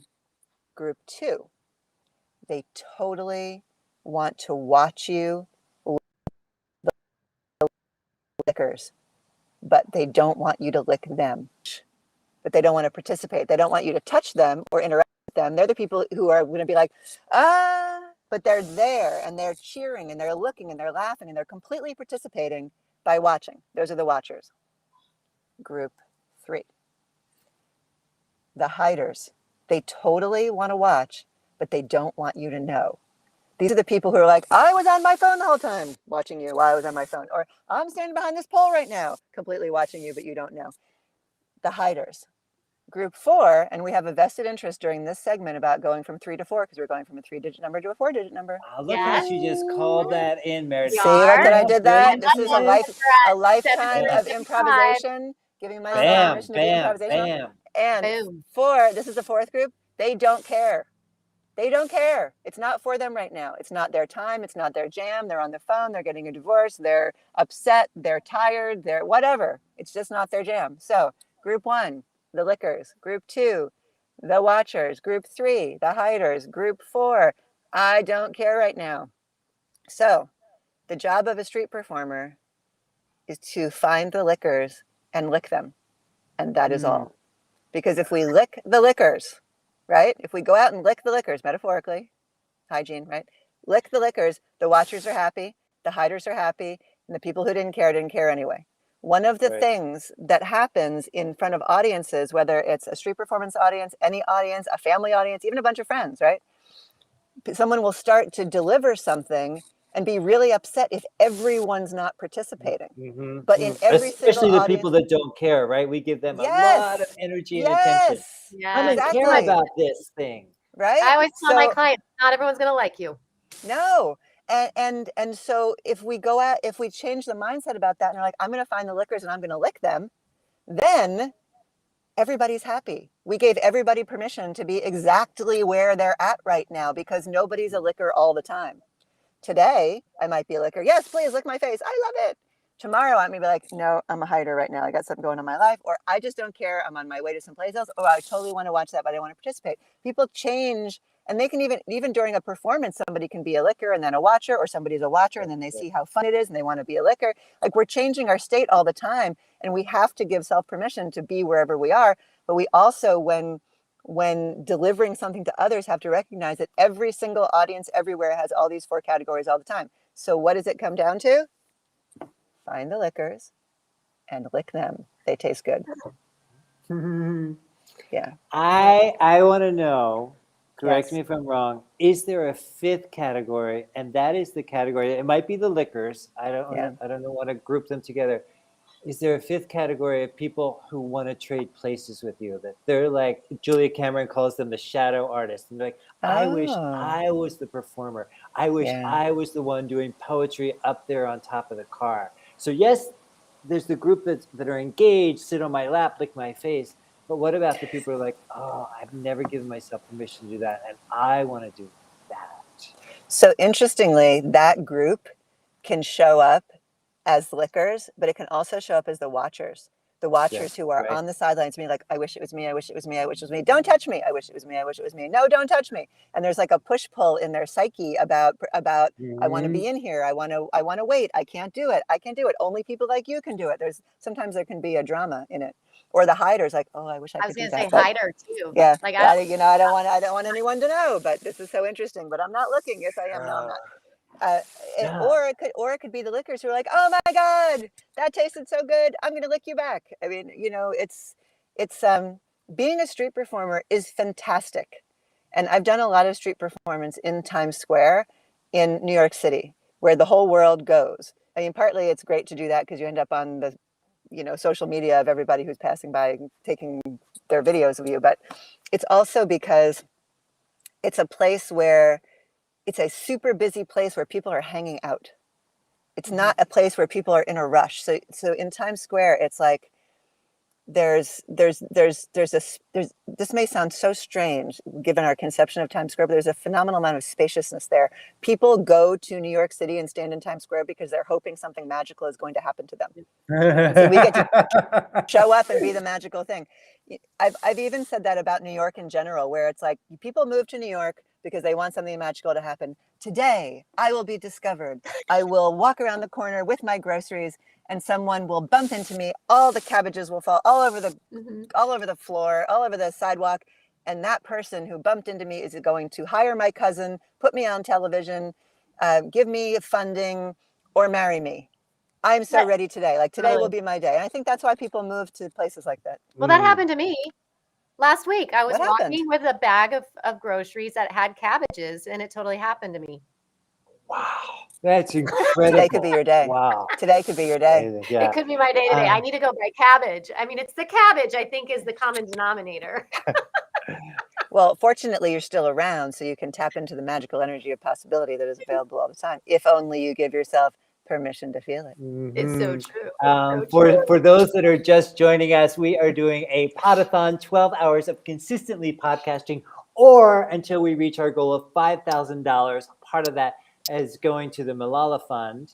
And I just want to share that we have a challenge going on that I will juggle badly with my tangerines here. I have chicken nuggets. Oh, and you have chicken nuggets. You want me to juggle the chicken nuggets? No. Yes, yes. I want to watch you to do that. I want to watch you do that, but I don't want to do it myself. But I want to watch you do She it. wants to be a watcher. So the challenge is cold-ass chicken during nugget. Barbara Ann Michaels' episode, she's only here for a few minutes. Can you take us from where we are now, $780? Thank you, Jen Bay, for that $5. Thank you for donating.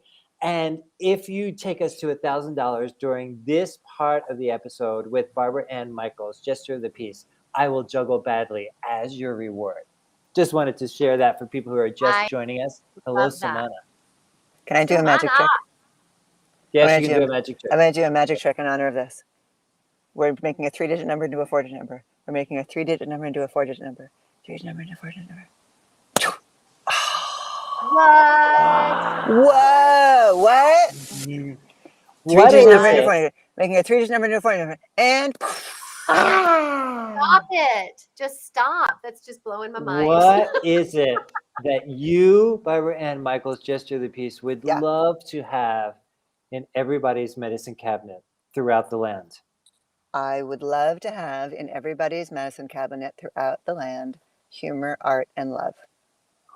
Humor, art, and love back in the medicine cabinet. So humor, art, and love are ancient,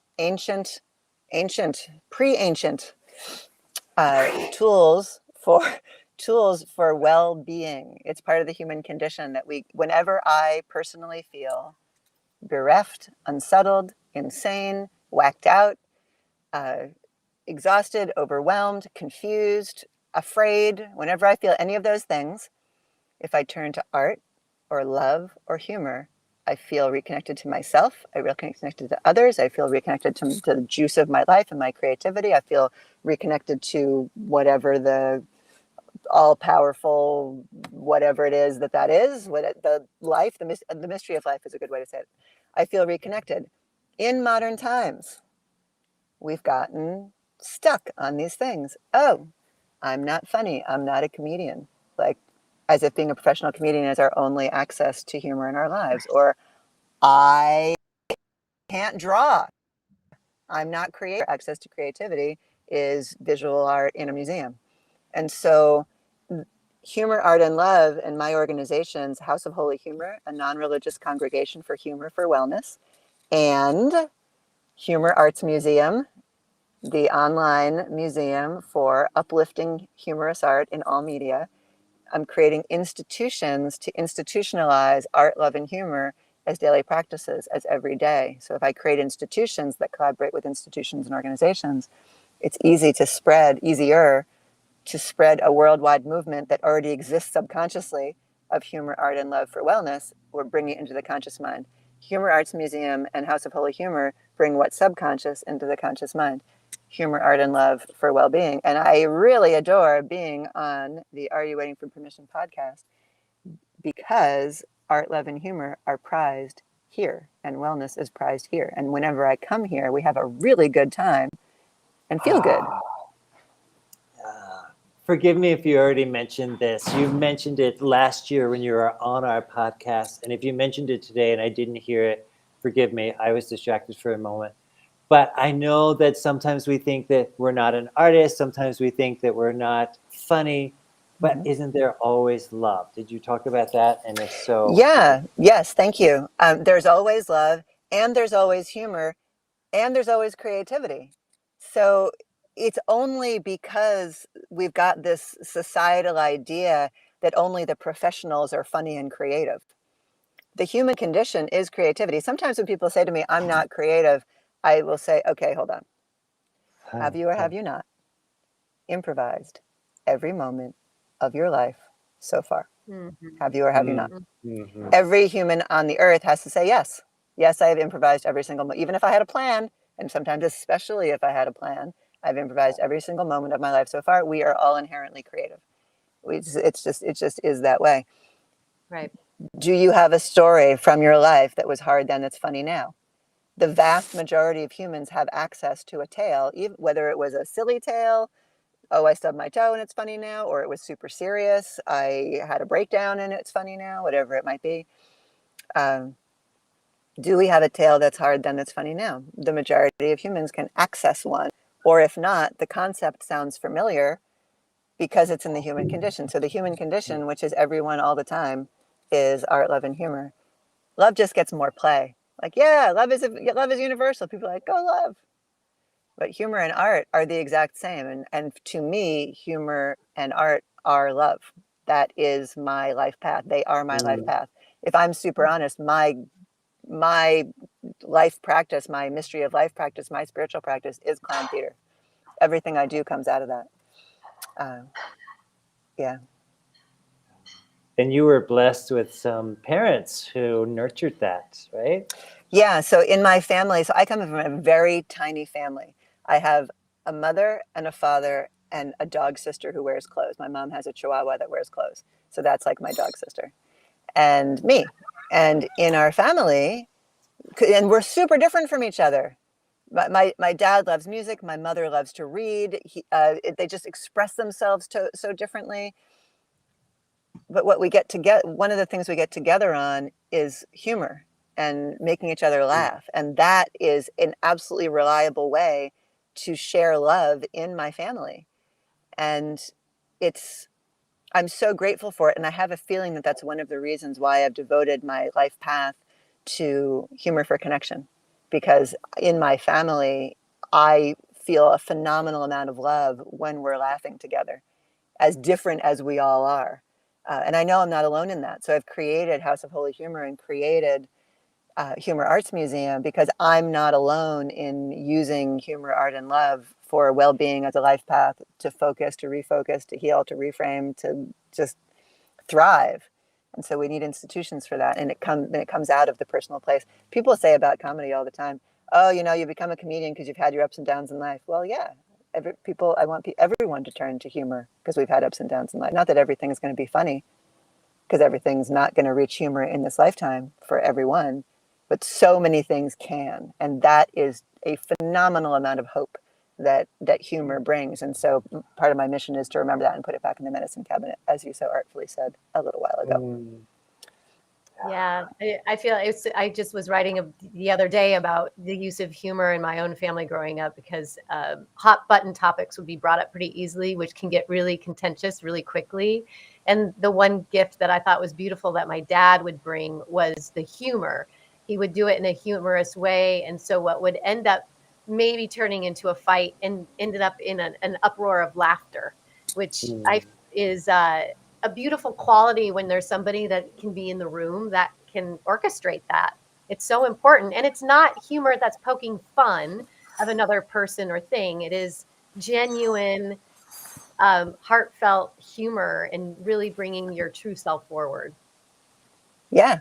Yes. Yeah, because humor lowers our defenses. Yeah. So I use humor as a strategy. I am a very serious artist. I mean, my ultimate mission is to have people find their gifts, give their gifts, and be appreciated for their gifts in their lifetime. And to the degree that life's not set up for everyone to be able to do that, which is inhumane in my view, I'm going to work on this. The reason I use humor and art is because they fast track it. I mean, I love humor. It's core to my being, but I'm not using humor for humor's sake. It doesn't end with the funny. It reconnects us to our desires and our dreams and each other and possibility. And that's what it's really for. It's just faster. If I make serious art, people hold back, they think, they wonder what it's all about. If I make funny art, people participate, they lick their face, whatever it's going to be. And they don't even realize why they're having such a good time and why they feel better. The thing is, people don't realize why they feel better, but it's because when it's funny, people's defenses drop and they can participate without worrying. And that, so when I was a wedding officiant for 10 years. I did 560 weddings. What I saw is that one of the most beautiful things I've ever seen is people being undefended in front of each other, undefended with each other. So profound. And what brings us permission to be undefended in front of each other? Humor is one of the things. Love is another thing, and art is another thing. Beautiful. There's a comment in the chat from Larno Sorno that says, great advice, Reverend Barbara. I don't know specifically what she was referring to. It could be anything that you've shared with us since you drove Thank you, in. Lauren. Yeah. Thank you. Please pass it on. All the advice I have comes from the human condition, and I request that we all pass it on. Pass on art, love, and humor for well-being and connection, especially over these holidays, right? When we're in with our groups, our holiday groups, turning to art and love and humor can really help with dynamics. It sure And can can. be so healing, right? I was sharing last night with somebody who was here for Thanksgiving that I was telling her about my mom because she didn't know that my mom had passed. And then she was asking a little bit about her. And I said, she loved to laugh. Like that was something she absolutely valued her entire lifetime, at least the part where I was an adult and could recognize it. She wasn't especially funny, my mom, but she had a great sense of humor in that giggling and being able to laugh was something she valued so much. And I would call her and say things like, "Oh, how was church yesterday?" And she's, "Oh, we got the giggles."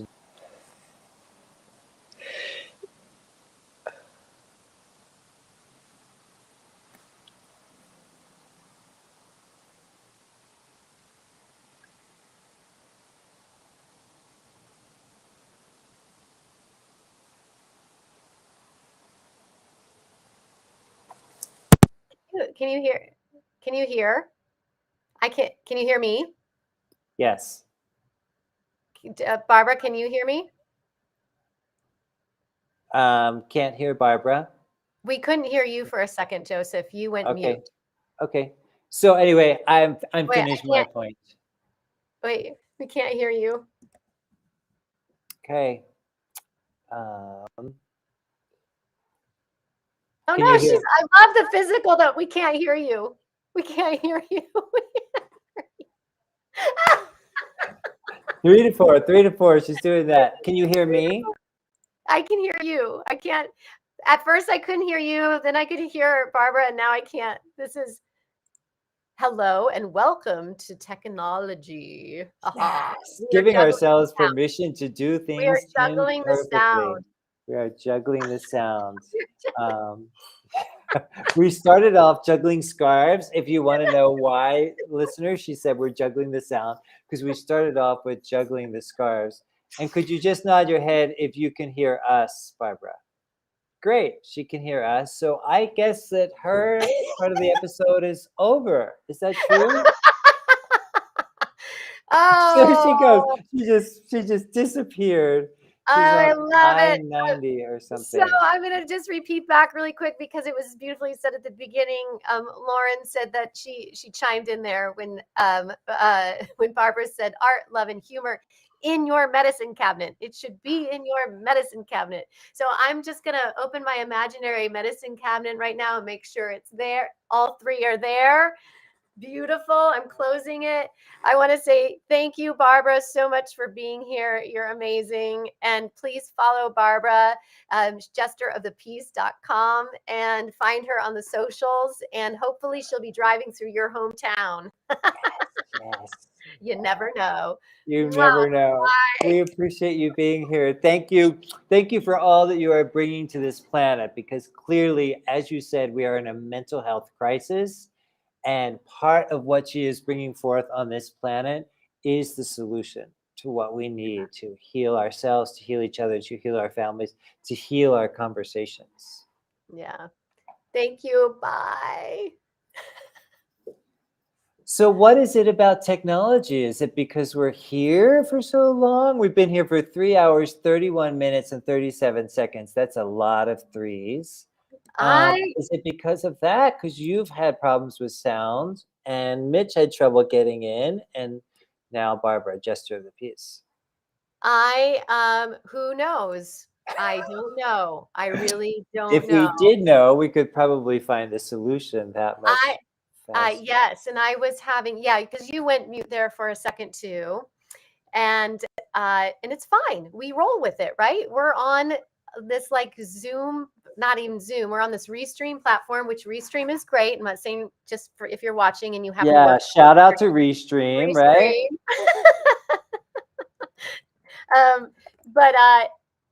Sorry, I'm messaging and doing multiple things at the same time. So I just want to say that sometimes technological things happen. And the one thing I always like to say to my clients is have a plan B or roll with it, adapt to that. Find it, like, look at it as a gift rather than a hinder, rather than something that's going to hinder you, and move on. Just keep moving and grooving. Right. And I love, love, love that you tell your clients to roll with it, because that is, life is an improvisation, right? When people say to me, oh, I could never do improv, I'm like, every conversation you've ever had, like Barbara and Michael was talking about, everything that has ever happened in your life has been a moment of just making things up, right? Just being in that moment, just rolling with it. Yes. And what a gift improv is for that. So we didn't reach our challenge, so I might be juggling later, but it's totally fine. I'm okay with that. I will try to not eat these over the Please course don't. of the next I 9 might hours. need another nugget, though. Oh, that's cool. Yeah, you can, because I denied you You when you did. You said, should denied I? me. You denied me on a live pod-a-thon. You know why? Because I was caretaking for you, because I thought, what if she doesn't know how to juggle and she tries to, and the chicken McNuggets end up on the carpet, and then is she going to eat them? Because I know you like clean things. I won't say you're a clean freak or go into that at all. Go ahead. Yeah, I'm listening. That whole narrative went through your head. Yep. That whole narrative went through your head. Because I could have just juggled him like this. I could have done that. You could have done that. I know. Here I am making up a whole narrative for you and with you and in spite of you. And I just, a little secret that a lot of people may not know about me is that I love chicken nuggets. Like, I won't go to McDonald's and eat them. I think those are nasty, but like, if they're good, like yummy chicken nuggets, I love them. Isn't that weird? Can you hear that loudspeaker driving down the street? That car with the loudspeaker? Can you hear that? I cannot. Do you want to? You look pained. When you said I cannot, you look pained, like, oh, I wish I knew what they were selling with that No, but loudspeaker. we have a guest though that's waiting to come in, so we need to bring. Oh, well, she knows about this loudspeaker because I think she she lives does. in San She Miguel probably de can hear it. Allende. So here we are. Hello and welcome, welcome. Hi, Glenn Rogers. Hello, hello, welcome. Hello. She Good to knows. see you. She knows about this loudspeaker on top of the car, don't you? Can you hear it right now? Sure. Yeah. Do you hear it right now? I don't. No, it's not. It's on your street, not mine. Okay. Well, I'm sending it over to San Antonio neighborhood where you are. Okay. And, Have them pick up my mattress and my stove. Yeah. Yeah. So how are you? I'm great. I'm great. Doing good. Yeah. What are you working on these days? What are you creating that you want to share with our listeners? Well, let's see. This is one of my latest big Oh, beautiful. called Moongate. It's a big charcoal 7-foot wide piece. In charcoal or paint? Charcoal. Yeah. Oh. Yeah.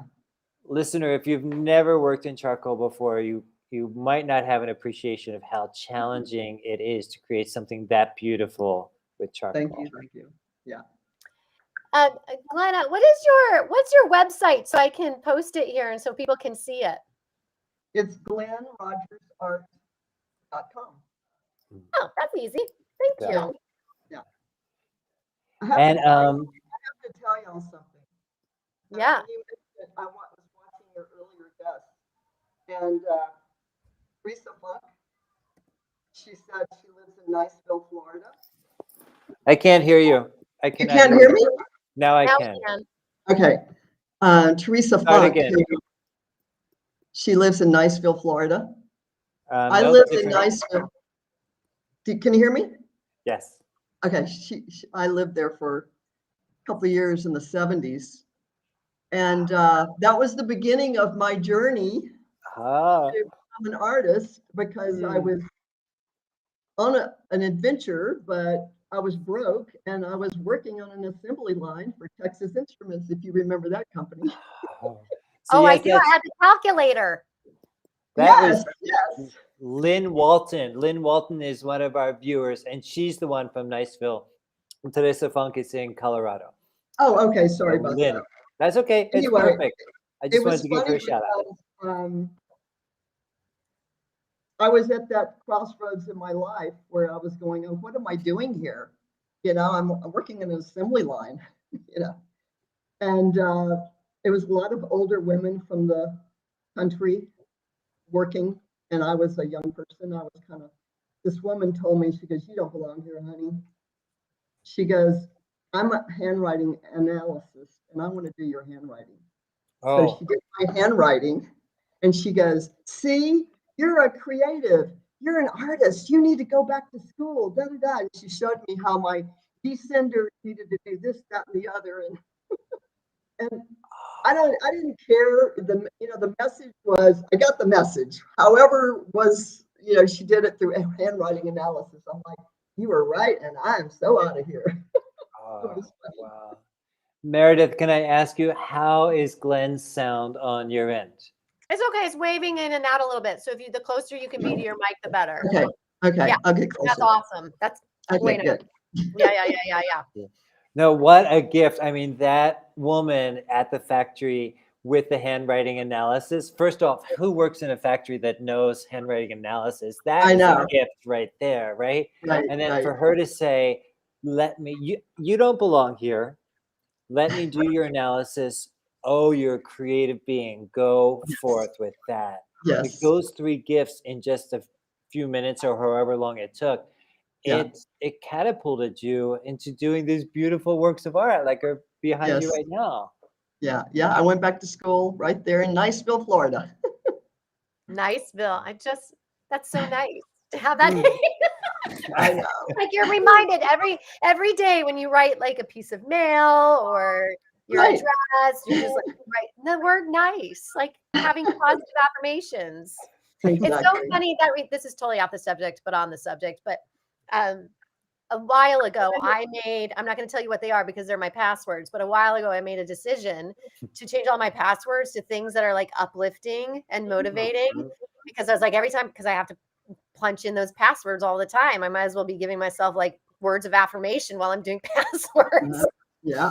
Right. And then I saw a Mel Robbins post and she said that was the advice that she was giving in this one post is go change all of your passwords to positive affirmation. So I'm wondering if she maybe got the idea from me. I think she did, probably. I think she Mel totally did. and Meredith both start with an M. They both start with an M. You're practically twinsies. I That's agreed. right. So I think we should all move to Niceville and change our passwords to uplifting things. Okay, Exactly. I'll do it. Totally do it. Oh, I love it. Tell us about your life these days, Glenn. So you are making art, you are living in Mexico. Since we last saw you and spoke with you on our podcast, you had a pretty outrageous, in a good way, interview that went viral on the news, right? Yeah. Yeah. Tell us about that. What happened? Well, I mean, it was CSNBC video. A friend of mine who wrote, Janet Blazer, who wrote Why We Left, a book about women who moved to Mexico. Oh.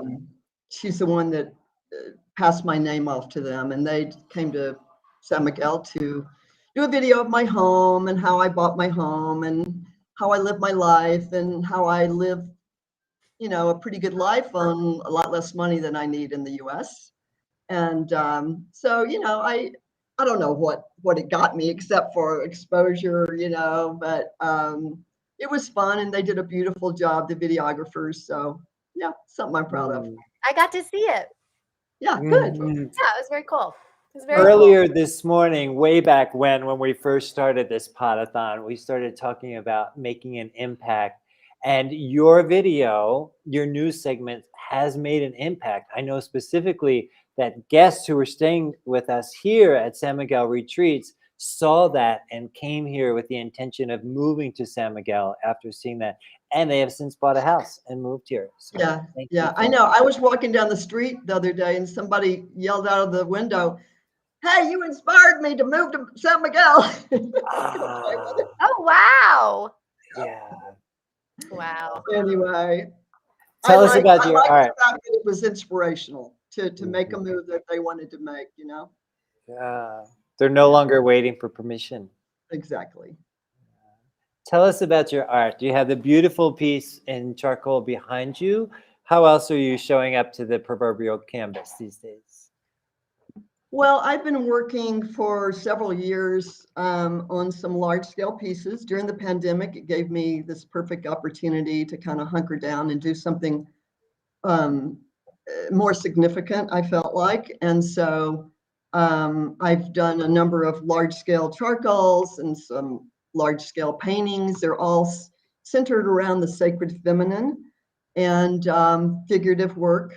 And I have an exhibition at Casa Europa in San Miguel de Allende in March. So I look forward to showing these large scale pieces because I haven't had an opportunity, for a space big enough for a while. And so I'm looking forward to that. I don't know if you saw that I did this Sacred Feminine Women's Circle. I was going to ask about Almost that 50 next. women. Yes. Yeah. In San Miguel. That was the 1st of November, and I'd been planning it for over a year. And it was fabulous. It was like everybody walked away just feeling so full and grateful and connected and inspired and empowered. It was really wonderful. So, yeah. Where did that idea come from? What was that? Where did that idea come from, that women's circle? Well, actually, talking with a friend of mine, and when I was doing my last book series of book talks in California, my good friend and healer, Ratka Mirapovic, she and I were talking back and forth, and she said, well, what do you want to do next? And I said, well, I would really like to do more of these talks about the sacred feminine and my artwork and my pilgrimages to sacred sites and the whole kind of life journey I've had. And I said, but I'm not sure how to get on that, circuit if you've never kind of done that before, these women's groups and that sort of thing. She goes, well, why don't you create your own? I'm like, ding, ding, ding. Thank you for that. So we started planning, and she came here in November to be a part of it as a priestess and speaker, and bringing her beautiful gifts to the table as well. Yeah. There's a sense I get sometimes in working with clients or just having conversations, Glenn, that sometimes we do want to bring our gifts to the table, and then sometimes we also want to hide. And I get the yin and the yang of that, but I'm wondering if you can speak to our listeners who maybe have gotten in the habit of hiding a little too much and not bringing our gifts out and bringing them forth. And yeah, what do you have to say about that? Well, I can only speak for myself. I know that when I was in graduate school and I was working with a figure, very strong feminist figurative work, and I started getting a lot of negativity from mainly women professors, feminists, because they did not want to show the female body, objectifying women, whatever. So I started hiding that, and these symbols started emerging in my work, which I was really grateful for. So I became kind of adept of hiding a certain aspect of my work and creating the sacred feminine, putting it out there in a different way through symbol. And I did that for 30 years, and I was happy, and I loved my work that I did. But it was a way that I basically hid what I really wanted to say, or I found a way to put it under the cover so as not to be criticized. And so I guess, one thing led to another. I just began doing the figure. Well, when I went to Morocco to do an artist residency, she started appearing again in my work, of all places, in Morocco. In Morocco. And so I went with it. I'm like, okay, now's the time to come out and be, come forward and say, I am standing with the sacred feminine. I want to get that idea of ancient matriarchal cultures out into the world, and not be just putting up with this patriarchal system that we have. So that's all I can say, is that sometimes we hide to not be criticized, and we find other ways to be in the world. But I hope that everyone finds a way to actually stay in their truth and speak it, ultimately. Yeah. Mm-hmm. I appreciate that answer so much. And Meredith, can you speak to this particular podcast and how it might resonate with our listeners for no longer hiding, no longer playing in the shadows? How does that resonate with you?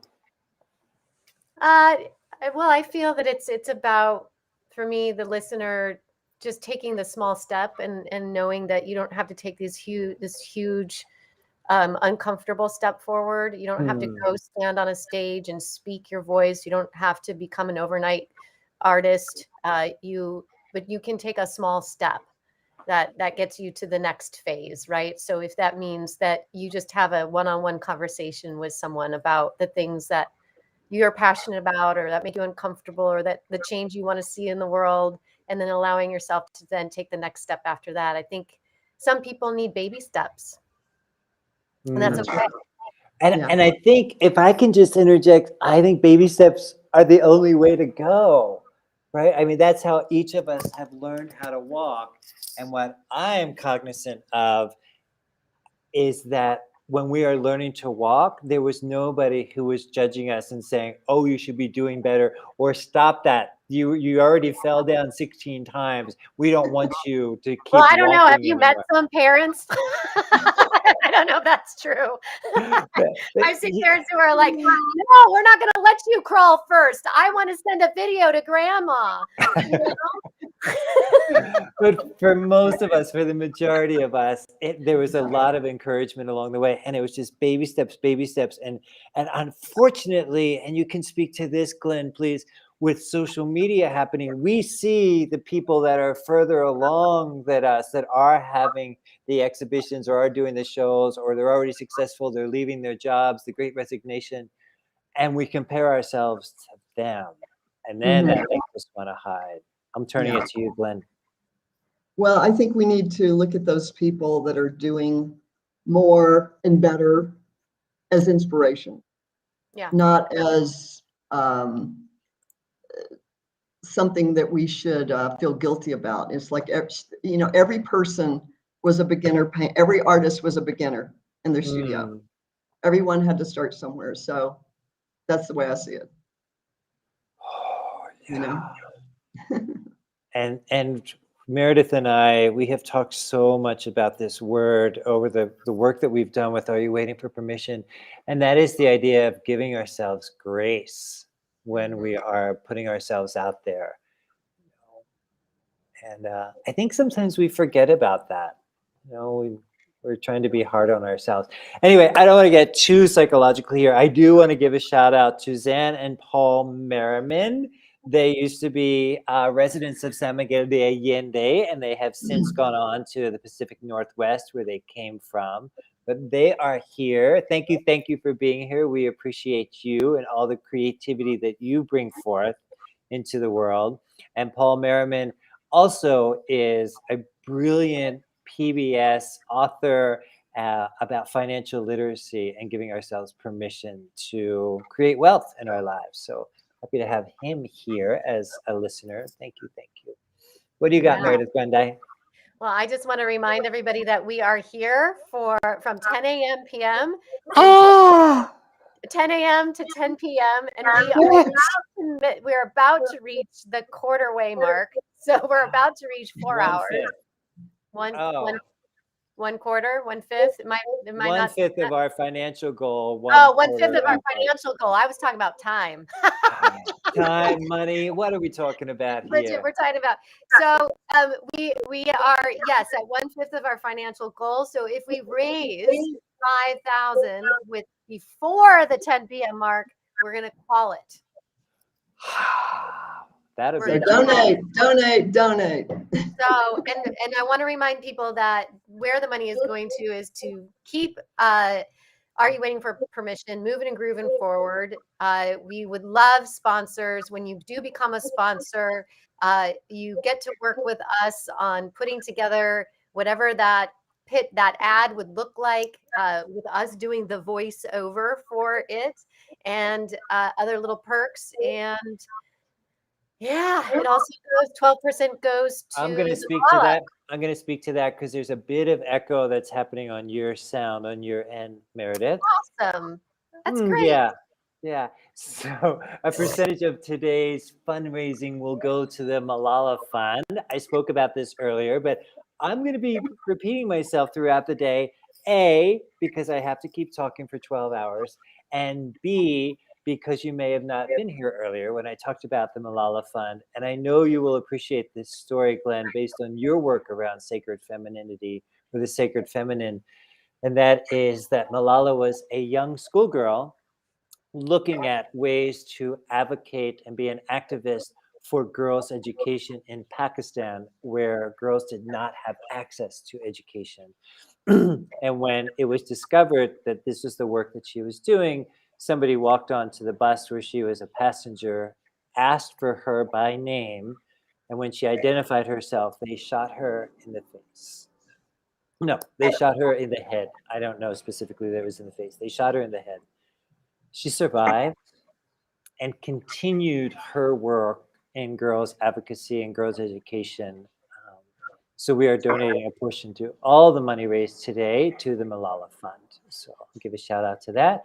And Meredith, you want to give a little tech check to see how your sound is? And maybe it's on my Do I end. have an echo still?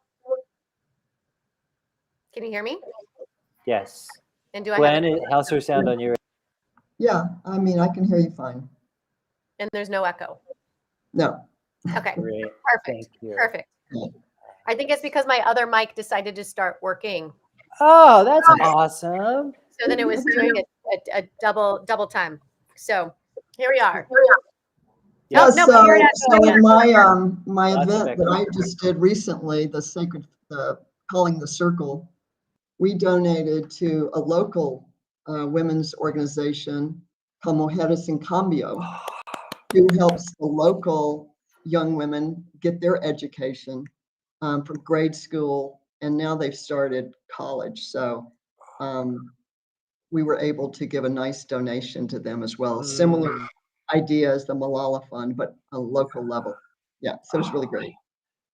Thank you for that. Meredith and I, we spoke about how life-changing education is, especially for girls, for women, for young women, opening up opportunities that may not have existed before.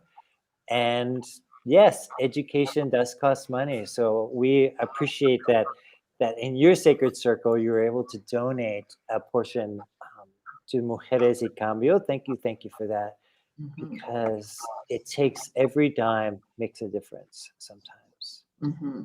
Yes. How you doing, Meredith? I think there's still an echo, but I don't know.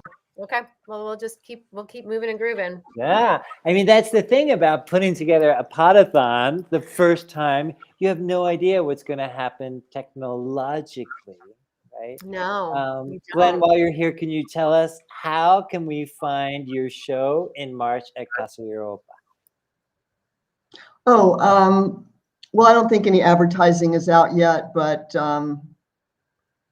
you could get on my email list and through my website at glennrogersart.com, and I will keep you informed of my exhibitions and that sort of thing. Yeah, so yeah, I'm looking forward to that. Beautiful. And for those who may not know, Glenn and myself, we live in San Miguel de Allende, has been voted the #1 city in the world multiple times since 2013. And Glenn had a beautiful interview about her house, giving herself permission to move to Mexico. And her art was featured quite a bit in that video, right? And it went viral. Yeah. I don't know how many thousands of people saw it. I don't know. But there were a lot. And what a beautiful spotlight of you and what you're bringing forth into the world. Thank you. Come and visit us in San Miguel, because you need to. Everybody else is. Yeah, everybody else is. It's a hugely popular town. It's beautiful there. That's where Meredith and I met, right? Yes, it is. It is magical place. Yes. Beautiful. Thank you for being here. We appreciate you. Go forth and continue to create your incredible artwork. Yes. And we'll see you when I see you, Glenn. Thank you. Bye, Glenn. Thank y'all. Appreciate your work. Bye-bye. Thank you. I do too. I appreciate you. So there's a comment in the chat, Meredith, from Paul Merriman, and he says, I don't know what he's referring to. He says, I tried without success. Well, Paul, if you try to make a donation, let me know, and I can try to share that link again. And if that's the case, I'm putting it here in the chat for you. And hopefully there will be some success. I hope people are able to make it. Yeah, beautiful. Yeah, it's been funny. The technical stuff, I noticed that it's like go with the flow, but sometimes it throws me off a little bit because I'm trying to troubleshoot and listen to our guests and all the things, and that can be overload for people. So I get, but it's how do you keep your cool in that? Oh, he was hoping to join the conversation. Gotcha. Are you there, Joseph? Yes, I am. Oh. Yeah. I was just listening to you because I know that whatever's coming out of your beautiful mouth is going to be brilliant. Well, I was just give you some space around that. So, Paul, if you want to join the conversation, you can do it via the chat. Otherwise, we're just having past guests from the podcast come and join us today. But please, if you have a question or a contribution, we would, of course, love to hear from you.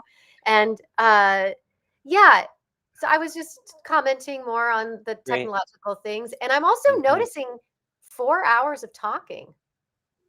We're about to hit 4 hours. Yeah, it went by so quickly. We're like 37 seconds away. I want to speak for a second about our past guests. So you just said that today our past guests are here today with us. And man, are we some lucky ducks, Meredith, right? We have been able to interview some of the most brilliant, brave, bold, interesting people.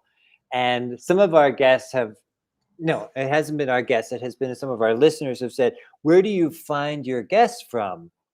And it's amazing how organically our guests have shown up, right? Either through Facebook or other social marketing or our friends. Both of our husbands have each been a guest on our podcast, and they're brilliant human beings as well. And just how lucky are you and I? Like, okay, here's the thing people don't know about podcasting. How lucky are we that we get to ask questions of these people and they have to answer us? Like oh my God, I know. Answer us. They have to answer us. They actually, and you have such great questions. Sometimes I just sit back and I'm like, I'll let Joseph take over. I'll ask like a lot about family and what about your husband and what about this and how did your mother react to that? It's beautiful because I'm cognizant all the time that our guests are brilliant. They have all of this wisdom, and all we need to do is kind of tap them on their shoulder, tap into it and say, can you share this with our listener? Because our listeners are waiting for your inspiration. And it happens. It just happens so beautifully. And we get to just be the facilitators of it. And I'm honored for that. So listener, if there's anything you don't want to talk about, please sign up to be a guest on our podcast and we'll ask you about it. We will bring all of your secrets forth. If you don't want to talk about something, be a guest on our podcast and we'll ask you about it publicly. And you can also say no. Not to being on the podcast, but you don't have to reveal your deepest, darkest secrets. Unless of course you want to.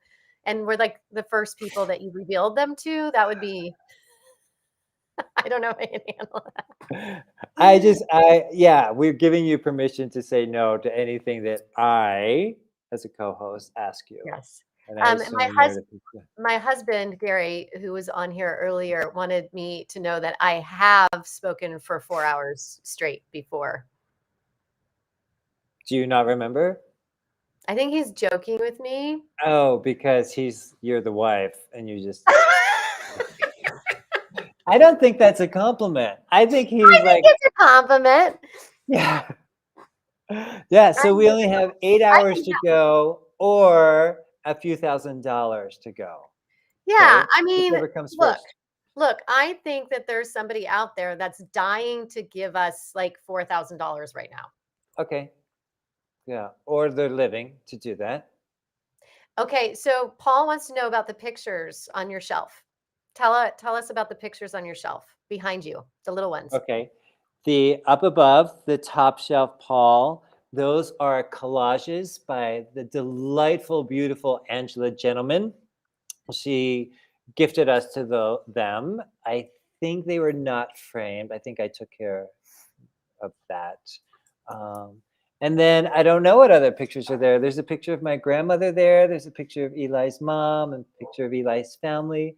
There's a picture of my books, like that is one of my books. And yeah, but mostly what you're seeing above my head are collages by Angela Gentleman, brilliant artist. And can you see that? No, you can see that. That's a piece of art by Mary Gorman. Mary Gorman might be listening in, Gorman. Brilliant, brilliant artist in San Diego. And she donated a piece of art to the, Paul, help me out with this. When it's $100 bill, a C note. So there's a museum in San Diego, and every year they did have, I don't know if they still do because I moved away a long time ago, they have the C note. So an artist donates a piece of art. Every piece of art in the show, typically there's hundreds of them. They're each $100. And so I bought a piece of Mary Gorman's art. And I hope that answers your question. If there's a specific piece that I'm not seeing, you just let me know. And Meredith will let me know. I think he was excited about the ones above your head. Mm-hmm. Yeah. And you know what I have to share? You want to know what I have to share about artwork? Mm-hmm. In my home, I have your artwork and I have Angela Beloyan's artwork in my home. Oh, we don't know who Angela is if we're just He was a joining past in. guest. I know, but I was going to say that. Okay. Well, I have your artwork in my house because you directed Out of the Blue, a mostly one-man show musical. Did you direct musicals before? I have directed musicals. Mm-hmm. Yeah, it's a different animal, right? Yeah, you it's have a different. Mm-hmm. the actor, you have the text, which is called the book, then you have the music, and then you have the choreography, and sometimes you have musicians. Mm-hmm. So it's a whole different animal. I guess we could have asked you that before we hired you to be the director, right? Well, you kind of knew because Jim Walker's show is a musical. Oh, I never saw it. And I also directed a musical that had a full band, and Gary was the music director. So sometimes you're also working with the music director, and then choreography. So then we're working with the choreographer and the book and all the stuff. Yeah. A lot goes into creating something, right? And a lot goes into creating a podcast as well. It does. And that's why we're here today. That's why we're here today. So in addition, listener, if you're not familiar, I know that you get excited when we show up in your earbuds or in your Alexa or in your car radio. Is that still a thing? Do people still have car radios? I think. Yeah, but they're not really listening to the radio. They're more like they're plugging in their phones. Oh, okay. They've got digital, depends so on when how we old show up, you are lucky enough to hear the polished, finished product of what comes out. So I'm going to speak to the part that I mostly take care of that takes a whole heck of a lot of time, and that is scheduling the guests. So it is finding the guests, it is curating them, what's your schedule look like, here's the Calendly link for this, here's the intake form to fill out, here are the questions that you want us to ask you when you're on the podcast. And so all of that happens before we even meet the guests sometimes, And we've tried to streamline some of that, right? So you've done great at streamlining that. Thank you. And getting a Zoom link to them and having that be part of it. Yeah, I think that's a key too, is like trying to find how do you take all these moving parts and make it as efficient as possible. Thank God for Calendly. Can we do a shout out to Calendly? My God, that app alone has saved my life. Jen Bay, who was here earlier and made a donation, who is up in Salem, Oregon. She was asking about how does she schedule her business for real estate, for doing some beautiful photography and video for Yeah. realtors. And I was like, oh yeah, check out Calendly. It's going to make your life so much easier. And I think she did. And the only thing you have to remember to do with Calendly, though, is that block out some of those days that you don't want to be working, like Thanksgiving. Because you had a client yesterday. I had a client yesterday. I had a couple calls yesterday because, you know, we live in a global economy. We live in I'm reaching out. I'm meeting people from all over the world. We don't all celebrate the same holidays. Right. So yeah, I think I love it though. It's a very efficient tool. And it also, yeah. Anyway, I'm happy to be here. Yeah. And what else is, you can tell I'm getting slap happy. So then we have that part. We have the like behind the scenes scheduling our guests, bringing them in. Here's your social media link. Here's your Zoom link. And then some reminder emails go out to make sure that they show up, right? Because we want to make sure that happens. And then the recording of the actual podcast. And I do a little bit of homework. I know you do it as well, Meredith, about who the guests are and what they're bringing forth. And then we kind of roll with the punches, right? Yep. We're just showing up with our questions and really serving the listener as much as we can. And then all the post-production work that happens as well. So Gary Grundy and Amy Shelley donated their beautiful music for our intro and our outro. And then there's also some voiceover work by you. So you do that as well. And then we send it to Pakistan, right? We send it all the way over there so that Tarazi can help us with the editing part of it. And he's been just so great. I mean, sometimes I'll be like on a Wednesday night, I'll be emailing him like, oh, I'm sorry, I forgot to send you this file and it's due tomorrow morning. And we've been on schedule every time for a year and a half or longer.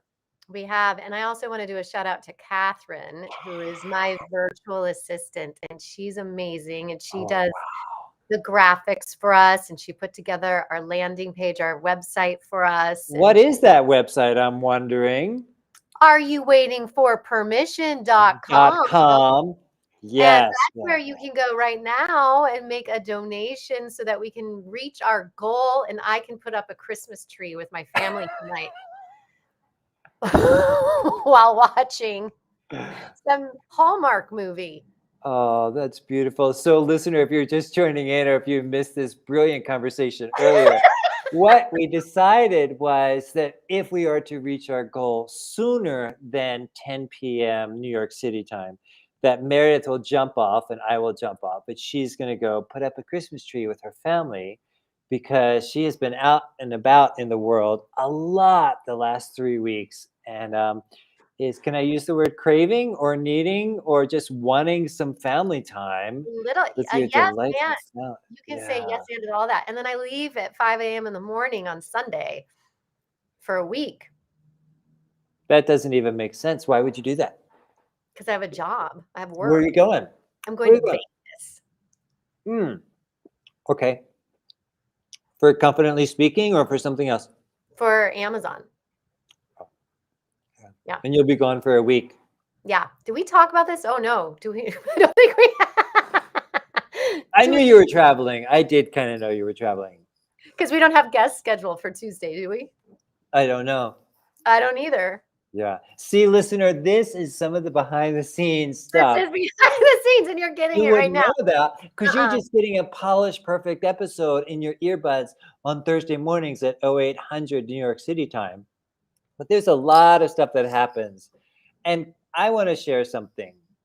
And this is the real impetus for the Pod-a-thon. This is a word that I have been working with for quite a while now. I just did a video about it recently, and that is the word sustainable. So why we're having this Pod-a-thon, in addition to helping the Malala Fund, it's also to honor the work that we're doing and make it sustainable because of the people that are on our team and the graphics that happen and the website and the simple cast and other things we've talked about. All of that needs to get paid for.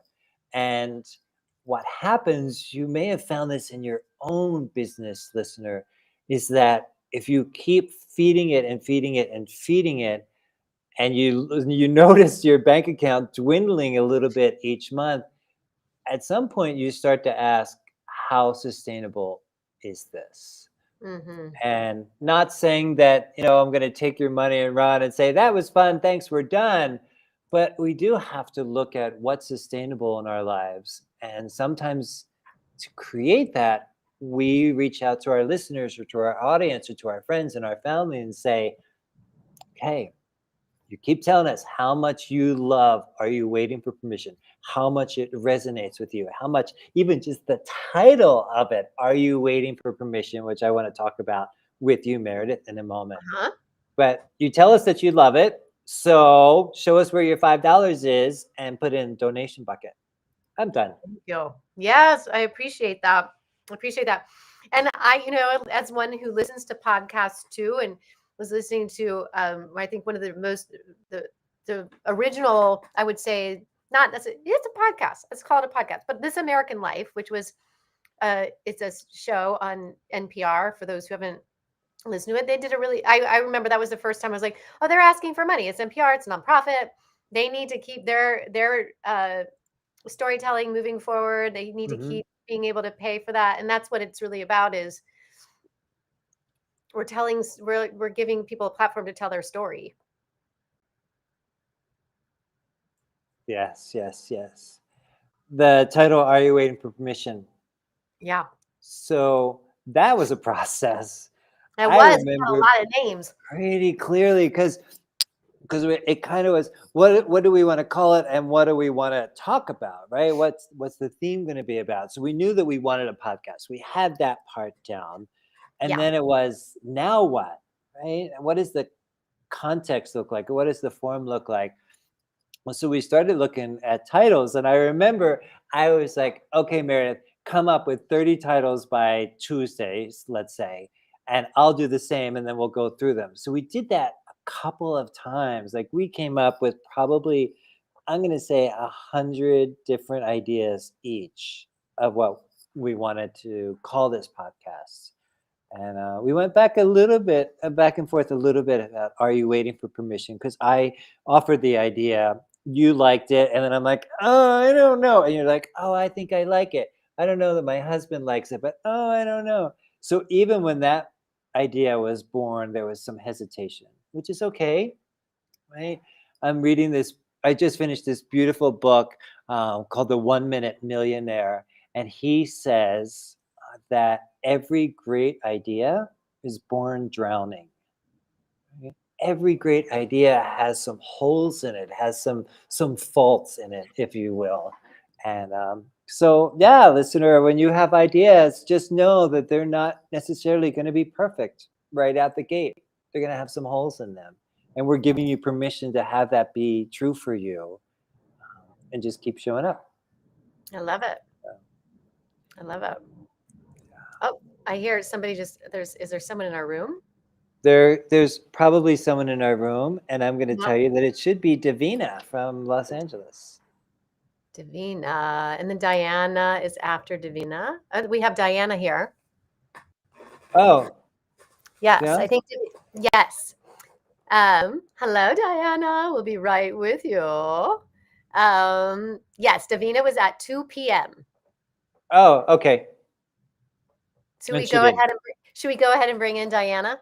I don't know. Should we? Are you waiting for permission? I kind of like to see her in this black and white fishbowl over to the left. I can see her looking at us. Yeah, I can't. Now she's acting like a fish. Well, then we should definitely bring her in because we want to have more fishes on our podcast. I think so too. And before I bring Diana in, what I want to say to our listeners or watchers or viewers, however you want to frame it, is that if you can't donate, the best thing you can do for us is to please share the donation button, share the link for this live broadcast. because that's also going to help us with our reach. We really appreciate you. So if you haven't shared already and you're watching, please share this lovely live event that's Pod-a-thon. happening all It's an freaking event. day long. All right, It I'm is going an to bring event. it. What? It is an event. Yep. It is an event. It's a monumental Pod-a-thon event. Okay. Hello, you are here. I'm on. You're on. You're here. We brought you on. We brought you in early because we couldn't wait one more minute. We couldn't. Hello, everyone. Hello. It's so good to see you both. Oh, Thank it's so you. good to see you Thank too. And you. if our other guest shows up, we're just gonna have you both at the same time because that's how we roll. Yeah. Because her name is Davina, which is so close to Diana. They both start with a D and end in an A. So it's the same. Yeah. Hi. We have not been together, the three of us, since your last podcast episode with us, which was like Well, last year. I think we were together, didn't we? Walk on the High Line In May. Yes, I carried your luggage. You did. And you shared with me the wisdom of falling into the 5 holes. And it's something that I think about all the time. Like I grew and expanded as a human just having that walk with you both. Yeah, thank you. So listener, just to bring you up to date, what Diana is referring to is Autobiography in 5 Short Chapters by Portia Nelson. And it's a beautiful, beautiful piece of literature that I'm going to be reading later on if we end up without any content. I'll be reading it live here for you, listener. It's worth hearing. I love it. Diana, where are you right now? So I am currently just outside of DC. I'm in Virginia. Amazing. So I saw you in New York. I've been traveling with my show, and then I'm currently in Virginia helping my mother who's having some health challenges, that we're here as a family just supporting her. And she's okay. She's okay. She's okay. Yeah, she's okay. So, Diana, will you do us a favor and will you share with the people who are watching right now, share about your solo show and what that means being on tour? Yes. Okay. I'm like, oh right, we're on a pod-a-thon. We're not just like I mean, we could just have a conversation. I don't care. I can go there. Let's just hang out. I mean, you can do that too. I don't know, but I realize that your viewers don't actually know me. So yes, my name is Diana Varco. I am an improviser and a storyteller, and I used all of my comedy background to write a solo show called Shattered, which, judging by the name, it deals with some difficult subject matter, dating and relationships, and really the ways that like our life experiences impact us and how we show up in the world. It's about trauma recovery, and it's also tragically comedic. So I've been doing that show for about 5 years now. I wrote it in 2017, and I never thought I would ever tell that story. And now this year I've toured it. I've taken it to festivals virtually in New Zealand and Australia. And I've performed it live on stage in Iceland and Sweden and Edinburgh. So it's really taken a lot of focus. And this next year I'm looking to bring out new chapters of the story. So it's a exciting and kind of scary time for me because I'm like, oh my gosh, I've been doing this show for so long, and it's taken so much of my focus, and now I'm starting the whole creative process again. That's scary. 2 creative babies.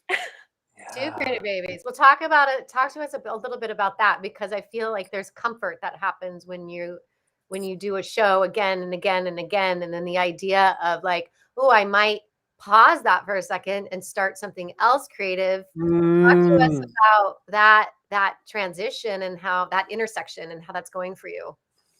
Yeah, I really started to have to give myself permission to pause and be on pause and be okay with that, because these creative processes, they have their own timeline. So this new show I've been writing for a number of years, and Joseph, I think you had gone to the reading in January, and I had expected to bring it out much earlier, but my show Shattered this year really took on a lot of momentum with different festivals. So it was something that I had to kind of carry to the end and be in a place where I felt comfortable taking a pause and switching gears. And I thought that that would happen much sooner. But now that I've done this, I performed all summer and a lot of festivals all year. And now I feel comfortable with it. And I feel like, you know what, this is a good time to pause and to restart this new adventure. It's a huge deal because especially when something's going well, right? With Shattered and audiences are loving it and people are funding it and, you know, festivals are saying, yes, we want this to be part of our program, to actually raise your hand and say, thank you. I have this other baby, right? Her name is Rise. And I want to bring this forth into the world. And it takes a lot of courage because I don't want to try and get into your head. So if you can speak to this, Diana, you know, maybe there's a moment of like, if I don't keep nurturing and fostering Shattered, it might go away. People might forget about it, right? And can you speak to that part of the creative process? Yeah.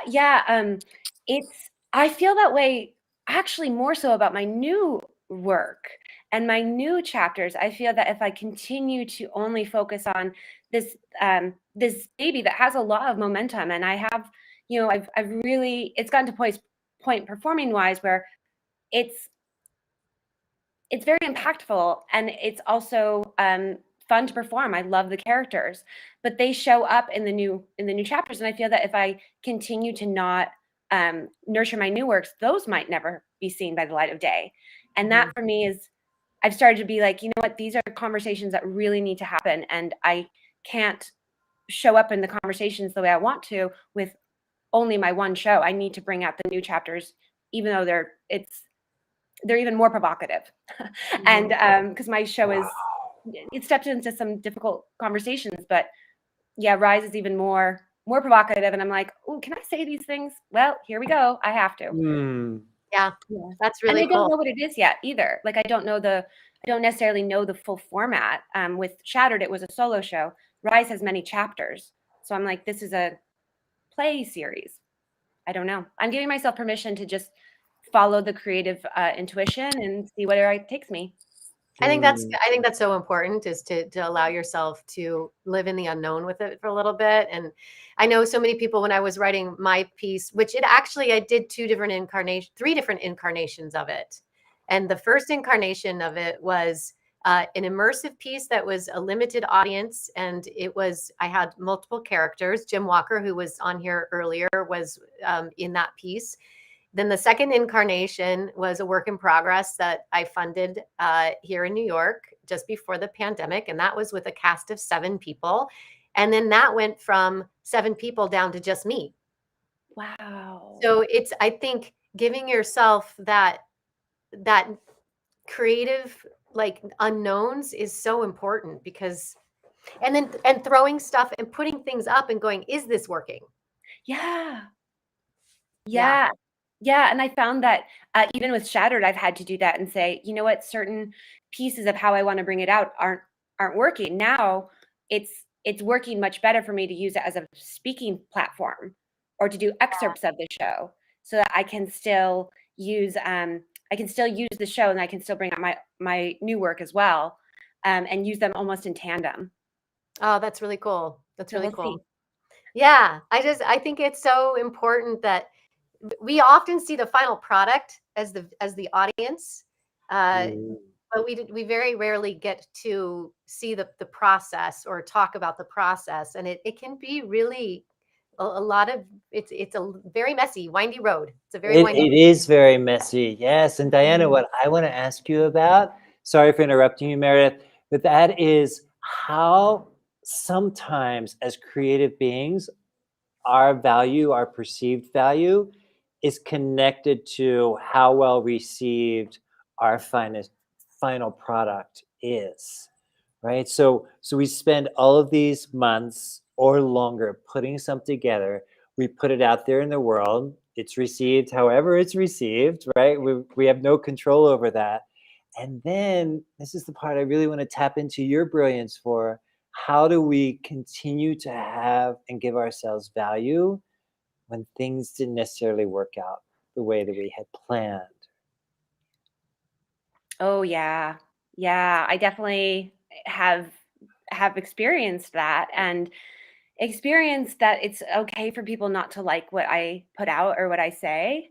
That was a really hard lesson for me to learn, to be like, oh, it's okay not to be liked. It's still part of the what it's still part of what art does. Art stirs, you know.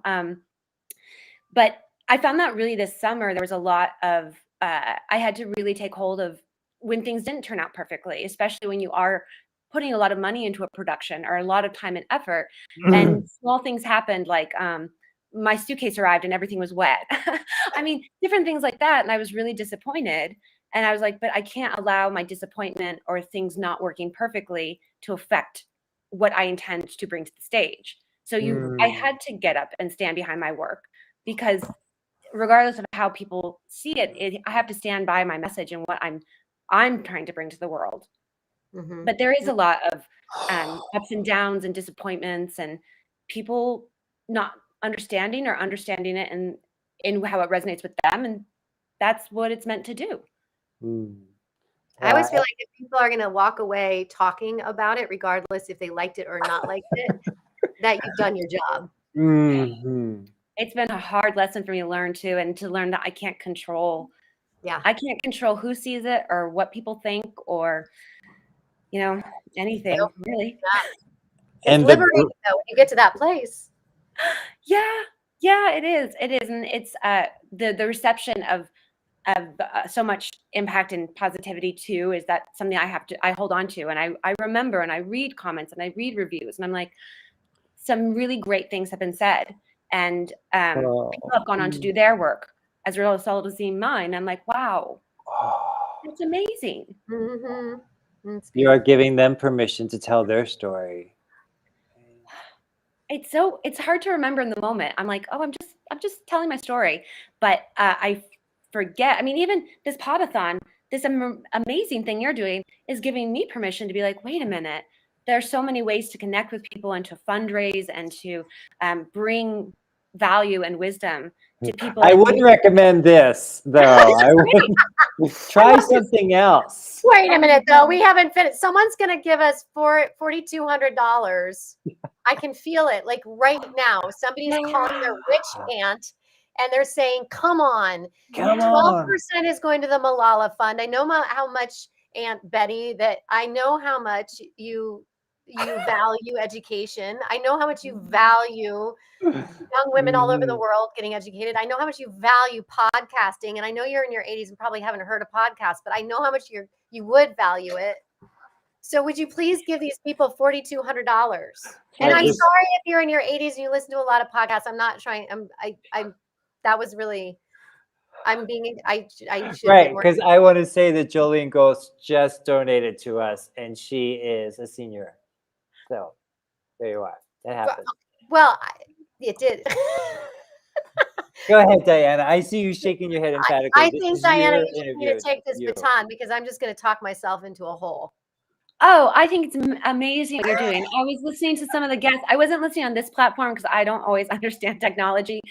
But I signed on a little early. Good thing, because now we're here chatting. But I was watching on the YouTube, and I learned so much from your guests. And it's like, we bring value in so many different ways to people. It's not always monetary, but it's great when they come together, like what you're doing now. Thank you. And I know, I'm sorry if I'm telling you about the butler who did it, but in your show Shattered, part of the story is revealing some family history. I won't say family secrets, but some family history. And that, I don't know what kind of bravery that takes, or where that kind of bravery even comes from. Because as a creative being, I'm going to assume that in your process, there was a time where you thought or questioned or concerned or worried about, can I tell this story? My parents are still alive. Can I tell this in a way that honors me, that honors my audience, that honors other survivors, and that honors my family. That's a lot of honoring happening there in the midst of all of your bravery and truth telling. Yeah. Yeah. It's still something that I don't always know the right line. I mean, it's a fine line to walk. And there were parts that I did cut out because I was, I'm sure the version you saw, there were parts where I did tell a little bit more of the family dynamic, which I thought was integral to the story because the story does, it goes into our intimate partner violence. And I think that there are a lot of roots that we don't talk about as a society, and if people have support networks, maybe that might not be the outcome. So I did have more information in the original production, but I've scaled it back because I wasn't quite sure my family would be okay with what I said. Just a few lines, but I found that the family component was integral to the story. I can't tell about the story is about struggles with dating and relationships, and I don't think that conversation can happen without talking about the family unit. That said, it was the reason why I didn't write my show for 7 years. I vowed never to write a show and never to tell that story, and that was because of the family secrets, you know, Sure. that I absolutely have to tell. And I do it in a way where I can kind of tell it broadly, or I'll use different devices, or I made sure to make that it's my story, not necessarily talking about their piece of it. So there are parts, but I feel like that's the important piece that I learned through because similarly, I have a lot of family stuff that I bring into my show, and it took me 7 years to actually do it as well, right? And that's a process in itself, and still struggled with the narrative at the end of that. So I feel like what's important, which is what you just said, is you honoring your part of the story. I feel like is the important part. Yeah, and it's I think there are different story devices you can use to still tell the same story for people who are looking to venture into territory where they don't want to necessarily tell the exact story as it is. Like there are different ways you can tell the same story in a different way. But for me, I needed to tell it realistically and point blank. But yeah, it's hard. It's hard. It's hard, and you do have to honor your piece because it is your truth. It is, and we can't. I wasn't able to see your show, but I don't think you can really tell that story without the family part of it. Because it's it's integral to it. Yeah. Yeah. But I love the piece about honoring your part of the story. And that family part of it is a part of the story. And also there's that piece where you said you took a long period of time to get to that place. And often, so, I'm a speaking coach, and I often have people who come to me, and sometimes they know that they want to tell a story, but it's still difficult for them to tell it because of the trauma that they felt or the trauma it caused. And so I'm always, I always say, like, if you're still speaking from an open wound right now, like if you haven't healed, it's not to say that you're not going to be emotional when you tell the story. That's different.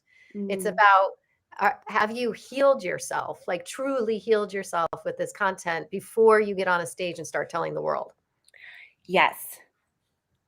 Yeah. And sometimes we think that we have healed. Like I thought I was so healed when I told Shattered. I was like, I've done so much work on this. Like I'm fine. I'm going to tell my story. The family portion of it I knew wasn't as healed, but that's not really what I speak on as much because I haven't done as much work on it. But it was interesting that even the act of telling something I thought I was healed on still took a lot of self-care and still does. Yeah. So it's okay to take care of yourself.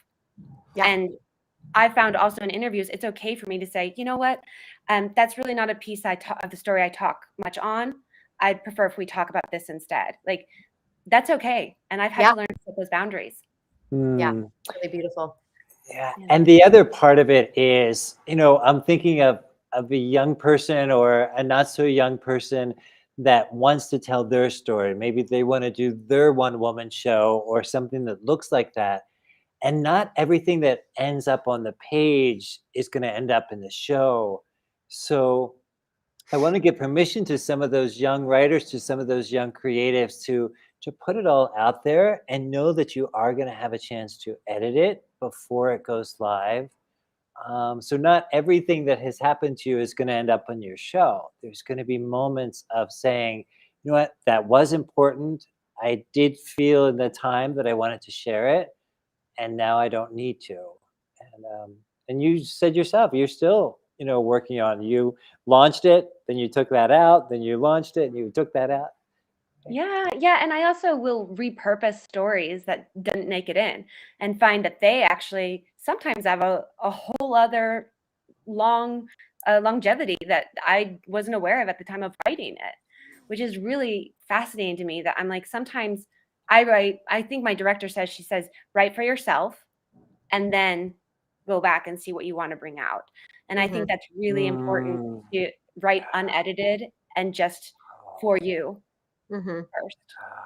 Many of us write with a whole team of people standing, not necessarily a team, a whole plethora of people standing behind us, watching us as we type or as we pick up the pen.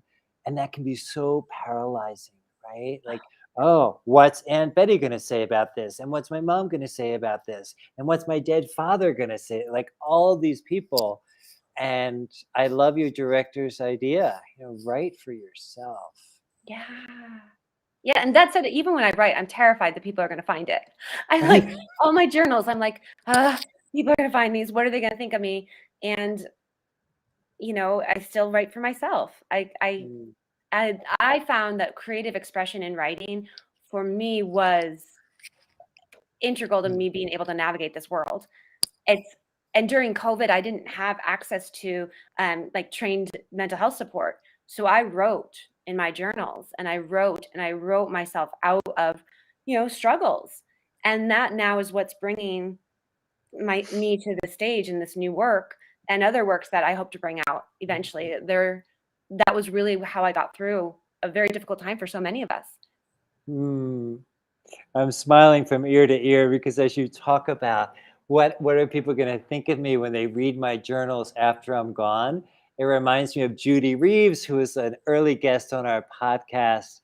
And she started rereading some of her early journals with that in mind. Like, what are they going to think? And she got, oh my God, they're going to be so bored. And she just kind of tossed the journal into the corner. She's like, they're not even going to read this stuff because other people are going to find it boring. We find it shameful or shattered or, exposing ourselves. But most likely nobody's going to read it.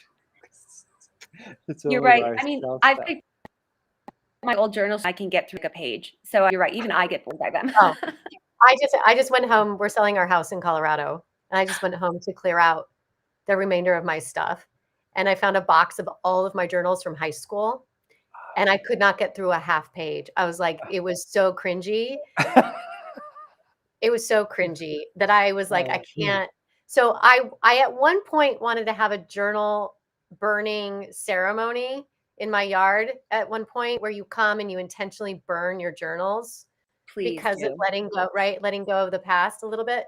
But because I didn't have the time, I just ended up I threw them away, but with intention. But it kind of felt good. I was like, all these journals, and I had stacks of them. I just released them to the trash can and someone might read them.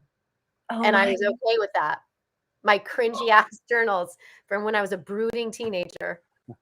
So, Diana, can you speak to the 79-cent therapist though? So yeah, when we go back years later, it's maybe a little cringeworthy or, oh, I can't believe I was in that state. But you also mentioned how healing it is to journal. And some of our listeners don't journal. They don't know what that is. I'm assuming. But what about the 79-cent therapist? What can you say to that? Yeah, I never journaled until college, actually, because when I was in like second grade or first grade, I don't know, I think my best friend found my journal and read it, and I never wrote after that. And then we had to, as part of our theater program, write in journals. So it was just something I started doing every single day. And I found that really when I was starting the therapeutic journaling, I found that for me, it was a place where I could say things I could tell nobody. Like before writing Shattered, most people had no idea what I was going through for years, because I was in the comedy world. So we would get up on stage and, improvise and play ducks and fairies. And, it was all fun. But then the journals was a place where I could be honest, and I could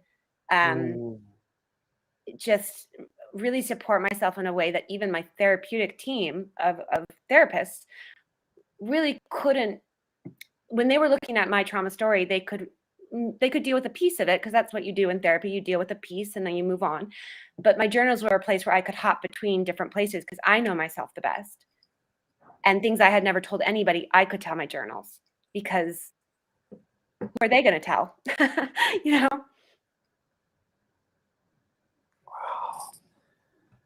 Oh, I just want to breathe that in for a moment. Yeah. And I also want to honor your theater professors that required you to journal, because that's not something that came up in my college education.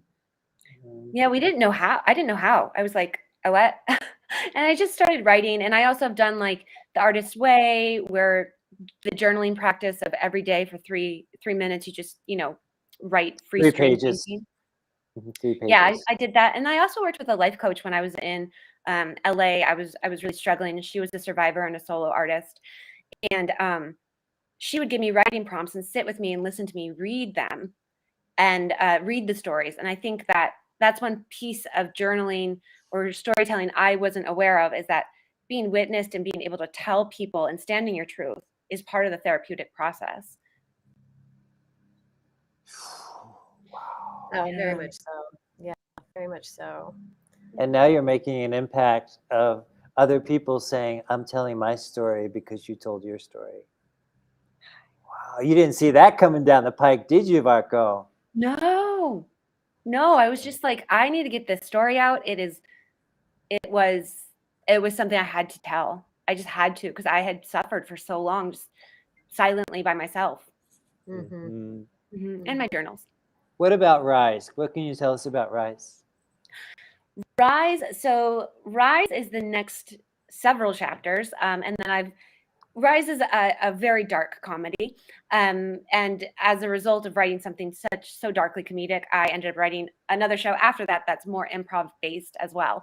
So I have a couple shows in the pipeline. But Rise is about, it's a prequel sequel to Shattered. So it talks about my time in theater school that was formative for me in a not always positive way, but also started to unearth some of the stories that I talk about in Shattered. But Rise is all about, it was written from the perspective of Rage, but Rage is a tiny spider, and many viewpoints of Rage and how that shows up in my story. But it's all about rising to your purpose and our purpose on this world, and that life is so short. So I'm excited about it. Yeah, it weaves between many time periods, and it's kind of a lot of content, but I'm gonna do the first step and get out the first chapter. Beautiful. And see where it goes. Congratulations. Do you have plans for that? Do you know when and where, or any of that? Yeah, so I'm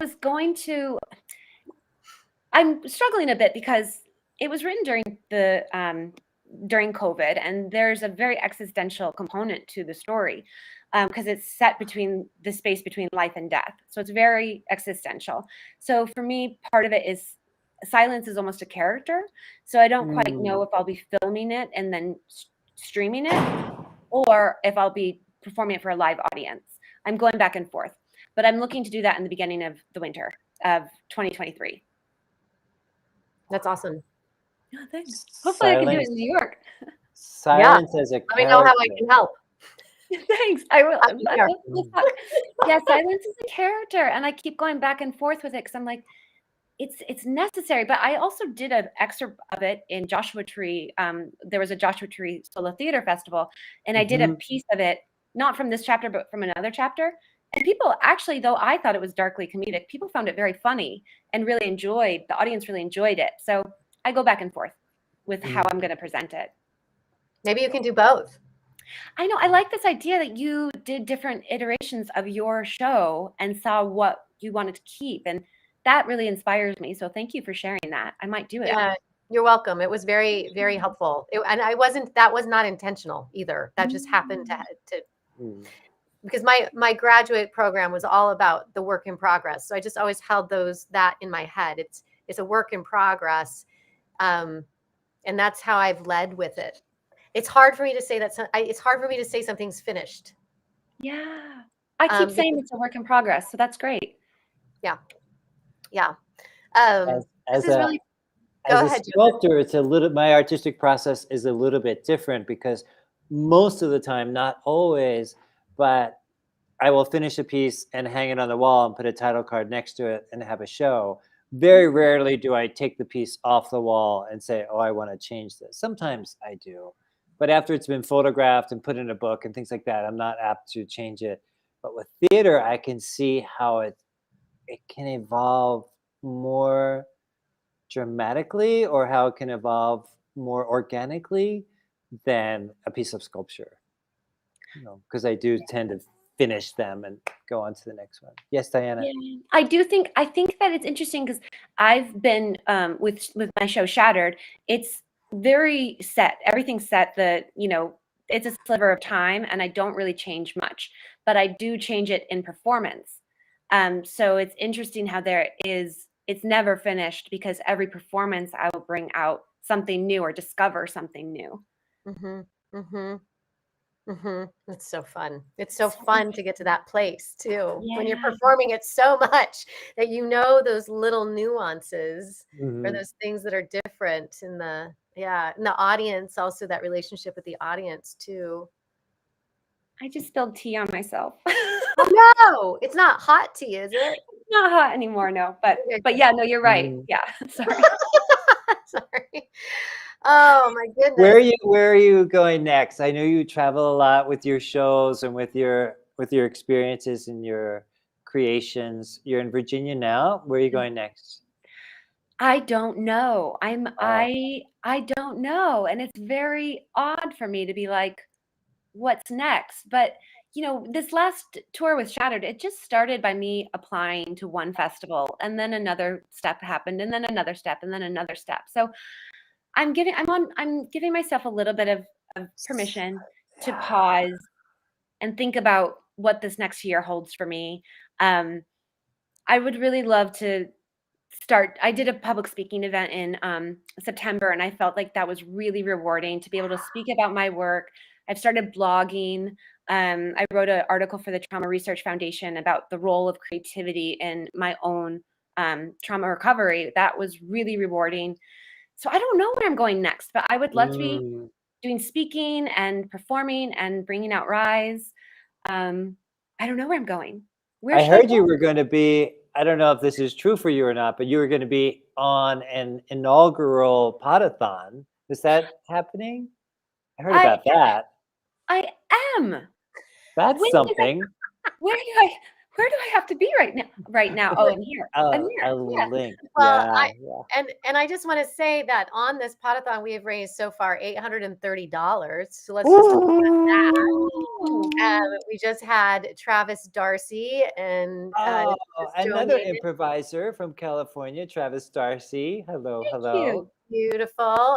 And so I want to say thank you to all the people who have donated so far. And I want to say thank you, Diana, for being here and talking into your work again and your creative process. It's just always so inspiring. And Joanne Morton, woohoo! Yes. Hello. Good to see you. If people are watching right now, I highly encourage you to please share this on your platforms. Share the link to donate, if you will. It's on areyouwaitingforpermission.com. We have been here for 4 hours, 51 minutes, and 34 seconds. 36 seconds, 37, 38, 39. Yeah. Okay, before we let this brilliant person go, yes, I just want to give pause to the permission that she has given us as creatives and given us as human beings to have spaces for silence And as I interpret that, to give us spaces for pausing too, because I don't know how good we are at that. And, now that Shattered has been all over the world and she's given herself pause and given herself some silence, I want to ask our listeners to do the same, invite that in. Because we're really good at creating noise, creating posts, creating content, creating da-da-da-da-da-da-da. When do we get to rest in all of that and have some silence and pausing? So thanks for bringing that to the conversation, Diana Varco. Thank you. And I will say that that was how I wrote the show. I was going on long walks. I had not intended to write the show, but I was doing yoga every day. I was giving myself a lot of space and support. And I don't think I would have been able to step into that creative process without that space. Amazing what shows up when nothing's there, right? Yeah. DianaVarco.com. Okay. Can I say one more thing, please? Okay. Diana, Joanne Morton said that she would love to connect with you. Good vibes. Thank So you. I wanted to make sure that you heard that. And I also like to leave one action for people who often feel overwhelmed, who have families, who are single moms, who are low on resources. I always feel an ache in my heart when we have conversations like this, because I know right now they're thinking, I don't have time to slow down and take space for myself. And that sounds really great. Thank you. But that's not my reality. So I always like to leave one action step that person can take for themselves. So if either one of you have one, that'd be beautiful. I would start really small. So we started this morning, Meredith, talking about small steps, baby steps. Maybe it was later in the day when it came up. And maybe their silence or their pause is a walk around the block. Maybe it could just be that. Or maybe just a walk down to the end of the block and back. And the invitation is to do that without earbuds and without a phone and without a screen, to just show up to themselves from here to the end of the block. Diana? Yeah, I'm having to look at space and time in a different way right now too. Supporting a family member, then caretaking my mom. It's sometimes the time and space is just a breath, and sometimes it's like, you know what, I can get this out in 5 minutes, and I'm gonna push through it and just do 5 minutes. And actually, for me, connecting with my community, even just to respond to one message, I have a friend that's a mother, and she really taught me that, she has 10 minutes, one thing. And so I've been able to, through her support, be like, okay, what's one thing we can do in 10 minutes? Great. And then we celebrate it. And so it doesn't have to be hours upon hours, or, all of this, go on a grand vacation to a beach. Like, you can do that, but it can be a breath. It can be a moment with tea. Even if it's just one sip, Beautiful. Meredith, same question to you, Meredith. Well, I'm going to take a little bit of what Diana just said, and I think it's also taking the pause to celebrate, I think, is really important. The little wins throughout your day, and just taking a moment to recognize those can open up space too. Yeah. And it's important to hold on to ourselves, and to hold on to who we are, even when it can get lost sometimes in all of the demands of life. Yeah. Thank you, Diana. It's always such a pleasure to have you. We've had you once before. We're getting you a second time, but I got to have you on the High Line too. So thank you. And I made a promise I am going to read later the autobiography in 5 short chapters by Portia Nelson. So that's going to be happening later, listener. Thank you for being here. And thank you, Diana. I adore you. I adore your work. And you are a bright light on this planet. Oh, you both are so wonderful. Thank you. Thank you for having me. Absolutamente. Thank you, everyone. Bye, mi amor. Bye. Wow, she brings a lot to the table, huh? Heck yeah.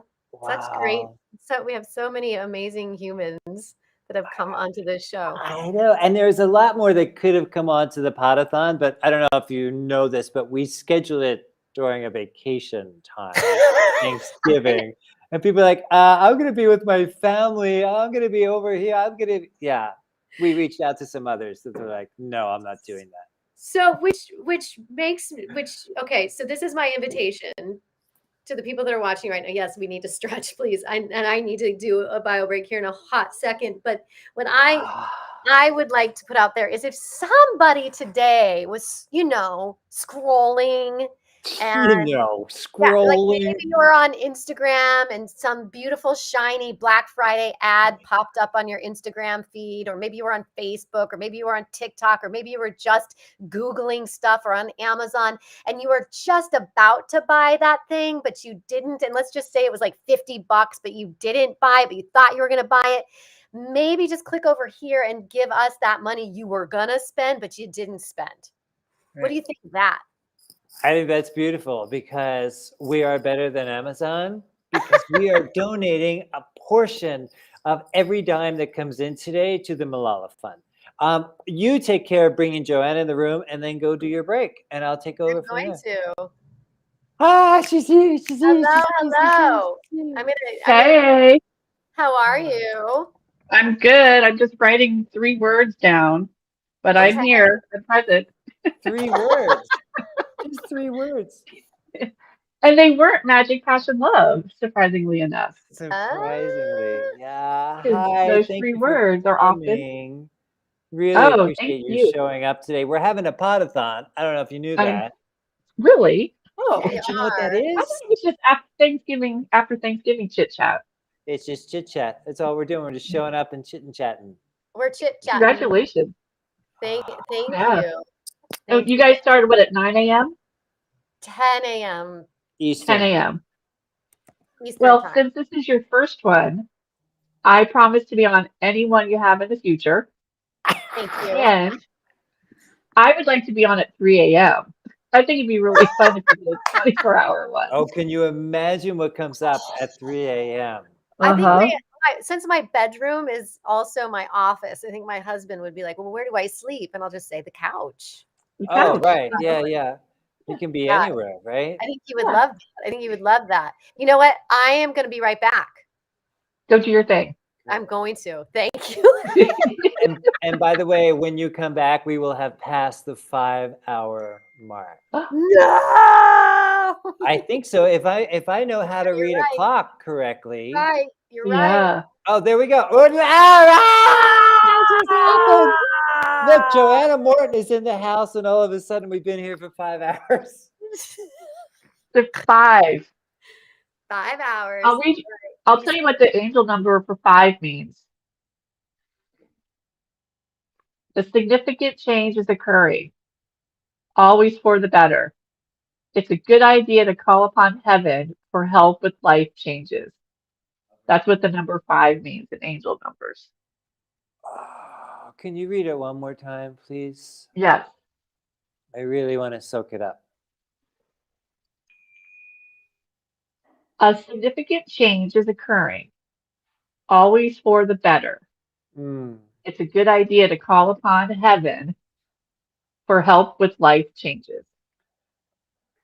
Oh, that's magnificent, right? We are calling upon heaven for significant changes in this moment. Thank you. Thank you.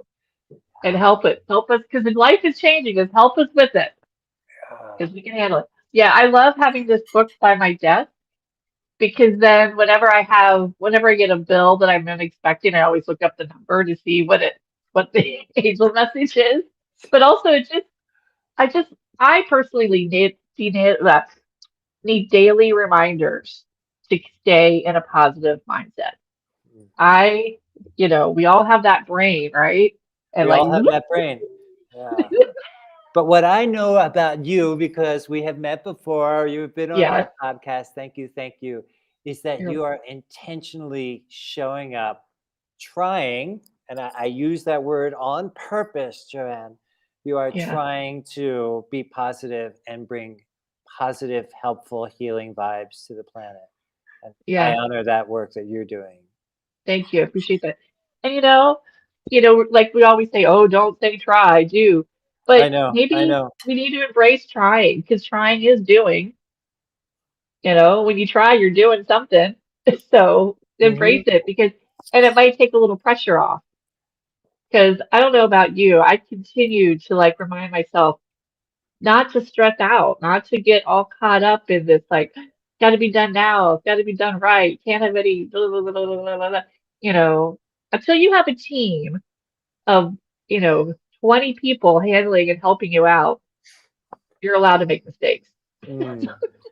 Yeah, that's so amazing, because there is some coaching around, like, don't try, do, right? But it is in the trying that the doing happens. Yeah. That is part of the process. Or Brene Brown, who I was quoting earlier, the trying is being in the arena, right? Yeah. And it's not always going to be perfect. It's not always going to be beautiful. It is going to be, as Meredith Grundy so brilliantly shared with us, it's going to be the messy middle. Yeah. Yeah. And that's, go ahead. As a positive light being in the world, there's some pressure on you to want to always be positive and light filled and happy and glitter and rainbows. And you are giving yourself permission to just be fully human, I would expect, Yeah. right? I have to. Otherwise, I'm go crazy. How's your mobile coming? And can you tell our listeners about that? Yeah, I can. So I am currently talking to a couple people about doing an exhibition in 2023. Because I'm realizing it's a planning thing. I can't be like, okay, let's do it next week. We have to plan. I'm ready to do it next week, but plan. So the mobile is a large scale hanging mobile, and I call it a manifesting mobile. It's made up of circles that people have designed, put their visions for the planet, people, prosperity, and peace on both sides of the circles, made out of recycled cardboard. And I hang them in a space where people can walk through them and experience what it feels like to see them all. And so it can be indoors or outdoors. And so I met a woman. I have to say, LinkedIn is really fun to play on and to work on. You meet so many cool people. Truth. So everybody who's watching on LinkedIn, hello. Hi, LinkedIn. Hashtag LinkedIn. But I met this woman at one of the random calls, and inclusive leadership call, which was great. And she lives up in near Chicago, and she's talking to an arboretum, which happens to just be called the Morton Arboretum, which is my last name. So kind of, funny enough. Wow. And she called them up to see if they'd be interested in bringing my mobile as a fundraising event for their arboretum, which is what I could do. And so, you know how good it feels when somebody else is making the phone call for you? Yep. And they have to let you do it or invite you in to do it because of the last name, if nothing else, other than it's a magical manifestation experience. I think so too. And it won't happen till spring or fall, summer, because I'm not going to Chicago in the winter. Been there, done that. Well, Meredith is from Chicago, and she will second that notion of not doing that. Yeah. Can you talk to us about, for those of us that have only seen it virtually, what is it like to experience your mobile? Do you call it yours or ours? It's well, I mean, it's my idea, but it's not even my idea. I think it's that person, that entity's idea that came into my head.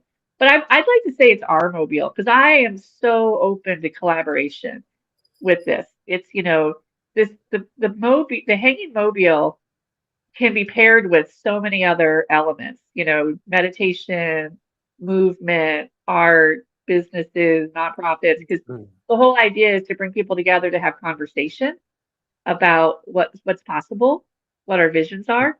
And I find it so fascinating that over 50% of the circles are all about love. Oh.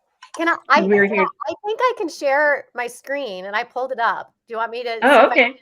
Yeah, do. Yeah, please. Yeah. Let me see how this goes. Yeah, let's see the clip. Let me see. Yeah. Let's go to the clip. While she's doing that. Can you see that? Yes. Yeah. See, Is that's that hanging. That was in April this right? Yeah. of the catering tent. And so outside the tent, we had some other vendors, nonprofits, and other people. The bottom one was in Texas. This one right here. So, yeah. But and if you read what that, what that person wrote on the circle, I want everyone to be treated equally. I want our world to be clean and fun to live in. March 2nd, 2017. Beautiful. right? Isn't that what we all want? So what's the Mhm. collective action we can take? Mhm. Okay, now I have But to figure out how to stop. There we go. Beautiful. yeah. I wanted to show that You to everybody. Yay, technology. So, And so that's my question, thank you for doing that, Meredith. Oh my goodness. My question is, what is it like to walk through one of the installations and be reading what other people are intending, whatever they are wanting to manifest? Because I would assume, Joanna, that a lot of them are universal, right? You said the majority of them are about love. I can't imagine what it feels like. I know what it looks like, but the feeling of being in that experience and reading other people's words, it's magnificent, I would assume. Can you speak to that? Yeah. Well, everyone has a different experience, but I think the most common one is they feel a sense of peace that, okay, everything's going to be okay. It's like and I do refer it to circles of hope sometimes, because it also gives the person a sense of hope. And it goes back to that word try. I think we need to use the word hope a lot. We need to embrace the word hope, because why try if there's no hope? you know? So hope. I've had many more than a few people come out and say that was very spiritual, and have emotions in their eyes. But one thing that someone did this, it wasn't my idea, and I thought it was really very clever, is they'll just kind of walk through it, just kind of walk. Because they're about 2 feet apart, so you can kind of walk. You can touch them, and they kind of move with you. But what you just walk, and then you just have the universe guide you to a circle, and that's the message you're supposed to read. And often it's like it's right, it aligns, because it's like oracle cards. Ooh, they're kind of like hanging oracle cards. I like that too. I like that Yeah. too. Oftentimes, Yeah. I will invite my clients to go to the library or to a bookstore and stand in front of the self-help, because when we're coaching, we're looking at self-improvement, right?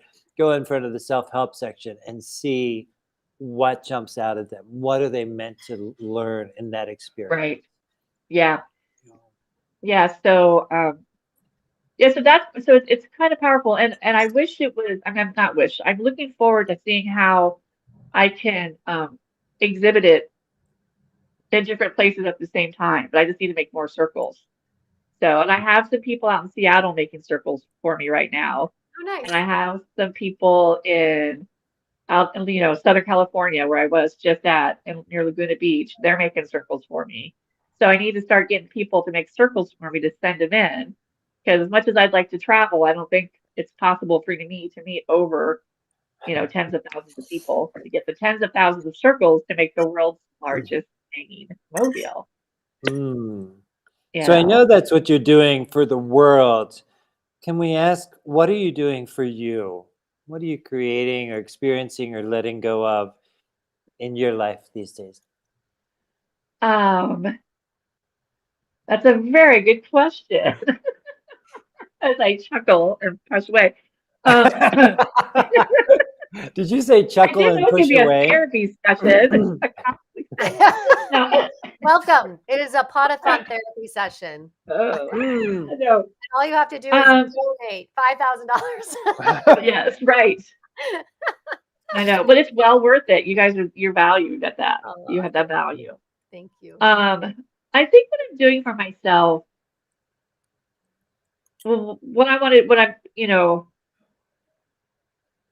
okay, so I make a manifesting mobile, right? So this is a thought I had this morning, actually. I had a really great Thanksgiving with a friend, but then for Krause, we went for a walk in the woods, which is amazing. And she's talking about her business. So I'm a manifesting woman, but I realized for the last couple of years, I haven't been visualizing what I want in my life in the sense I was just always thinking I want about my business. I want some clients or I want this, da, da, da. But I hadn't thought about what kind of car do I want to drive? What kind of house do I want to live in? You know, I mean, I sort of have a beautiful thing, but I feel like I'm getting older. So where do I want to live in 10 years? And how do I want to live in 10 years? Because I've always lived in the moment, which I'm very grateful for. But I'm giving myself permission to do that and I only share this because it's a little scary. Because what if you put this vision out there and it doesn't show up like you expected it? But then that's where I'm also giving myself permission to just detach from the outcome, because my life so far is pretty amazing, right? Anything I get from now on is going to be just like this or better. And so this is for all of us. We, especially for those of you over the age of 40, you've done so much. We've dealt with the hurt, we've dealt with the blood, we've dealt with everything. Why do we doubt that we can't handle it? Why do I doubt that I can't handle an amazing retreat space with friends that we live on and age out in? Mm-hmm. You know? That's a beautiful vision. Yeah. What that brings to mind for me, Joanne, is a couple of things personally. Is I'm working on trust. That's one of my words that I have brought forth in the last 8 or 9 years. I'm doing a talk about, actually inside of Confidently Speaking, that we haven't even talked about yet, Meredith. Well, I'm very excited. Your Confidently Speaking class. So trusting and also collecting evidence of what has already worked in our life, right? We're pretty good at collecting evidence of he said this and she said that and that didn't work and that bill was too much. But what has already worked in our life? Yeah. And as a manifester, what happens is when we start looking at that evidence, more of it shows up. Yeah, it really does. It really does. It really does. So, and that's where the 3 words allow, feel, live showed up for me one time in the trees. I was in the trees once again. Because you got to allow your manifestation, you got to feel your manifestation, and you have to live it. I think that living it is a little scary for some of us. Yeah. Okay. What if you ended up in a community where you could age gracefully with others? Yeah. That's not all going to be glitter and rainbows, right? No, nor do I want it to be. Glitter is bad for the environment. It is. I know. But rainbows are not, I don't think. No, rainbows are part of lot. Yeah, rainbows are good. And those we don't have any control over rainbows. Yeah. Rainbows disappear. Yeah. Meredith, I want you to know that after 12 hours, when your husband turns to you and say, "What did you learn today?" Glitter is bad for the environment and rainbows are not. That's all. That's your takeaway. Thank you. Yeah. We learned that glitter was bad for the environment at Burning Man. Yeah. Good. I'm glad. I'm glad that Burning Man has banned glitter, or is trying to. Yeah, that was several years ago, because I made a bunch of body glitter, and then someone said that's bad for the environment, and of course I felt like crap after that. I was like, oh no, not my body glitter. I know. I know but I have a vision, and I should make a manifesting circle for it, that one day there's going to be a compostable way to make single-use plastic. So all single-use plastic that is being used right now can be composted back into the earth as a nutrient. From your mouth to God's ears, Joanne. God's ears, of course. Right? And I'm sure there's a really smart person already figuring this out. Probably. Well, if you thought it, somebody else hopefully is doing it, right? Yeah. They just need to get funded. Just got to fund the good ideas, which is why you got to fund the Pod-a-thon so Fund that the Pod-a-thon. Pod-a-thons. I Speaking heard there was a pod-a-thon happening. I don't I even heard know that too. what There's is a there's also pod-a-thon. somebody who has a birthday coming up, who Lori M. She said, "Thanks, I needed to hear that coming up on a big birthday and been worried about what's next." So this conversation has resonated. And Lovely. happy almost birthday, Lori. Yes. Yeah. And I know. think And I don't know if she's you've in ever your heard neck of that. the woods. Aren't you in Florida? I'm in Savannah, Georgia. Savannah, Georgia. She's just And down it's the 95 from you in okay. Florida.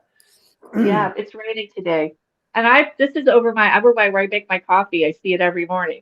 There's only room in your mind for worry or faith. You get to choose which one. Oh, there we are, back to the choice again. I There's love that. only choice. room in your mind for worry or faith. faith. You choose. Yeah. Yeah. And I applaud you for often showing up with faith. Yep. Yep. Well, I'm very inspired that you guys are doing a fundraising Pod-a-thon. I think that's one of my biggest challenges with my project is staying on the fundraising trail. It is so scary to fundraise. It is. Saying it out loud, putting that fear out there. No more fear, because no one's going to get mad at you for fundraising. No one's going to think you're like, a weirdo or that I have to work a full-time job to fund my art. It's this artist, this is, we got to fund the work that's really making a difference. That's really giving people a voice. Wow. May I ask, do you charge admission to the installation? No, I haven't done that because I want it to be accessible. I probably need a little more assertive in my, showing up for people to give money, but that's all will happen. But I am actually doing I created a calendar this year. It's a We Are Here to Love calendar. And, but I'm calling it the 2023 Calendar Art Experience. So with the calendar, you can go to my website and find it. You get a calendar, you get 2 postcards, you get a little original piece of art, and I won't show it to you. You can come on my website, look at it. And then you get a certificate of authenticity, and then this orange canvas back there. Everybody that paints, everyone that buys the experience, I'm going to paint an abstract looking United States of America. And so what we're doing, because the calendar has my art that says we are here to love, because that's what we're here for. And so we're going to activate the love vibe. Nice. By buying this calendar. So it's a fundraiser. It's money goes to Manifesting Mobile. And this is, again, I'm just using this as my therapy, so my coaching session. Just so That's great. That's great. Bring it on. We don't have another guest for 2 hours. Right? I am going today after I get off the phone with y'all, my coaches. I'm going to invite my friends who I've asked if they'd like to purchase one. Instead, would they like to be an affiliate?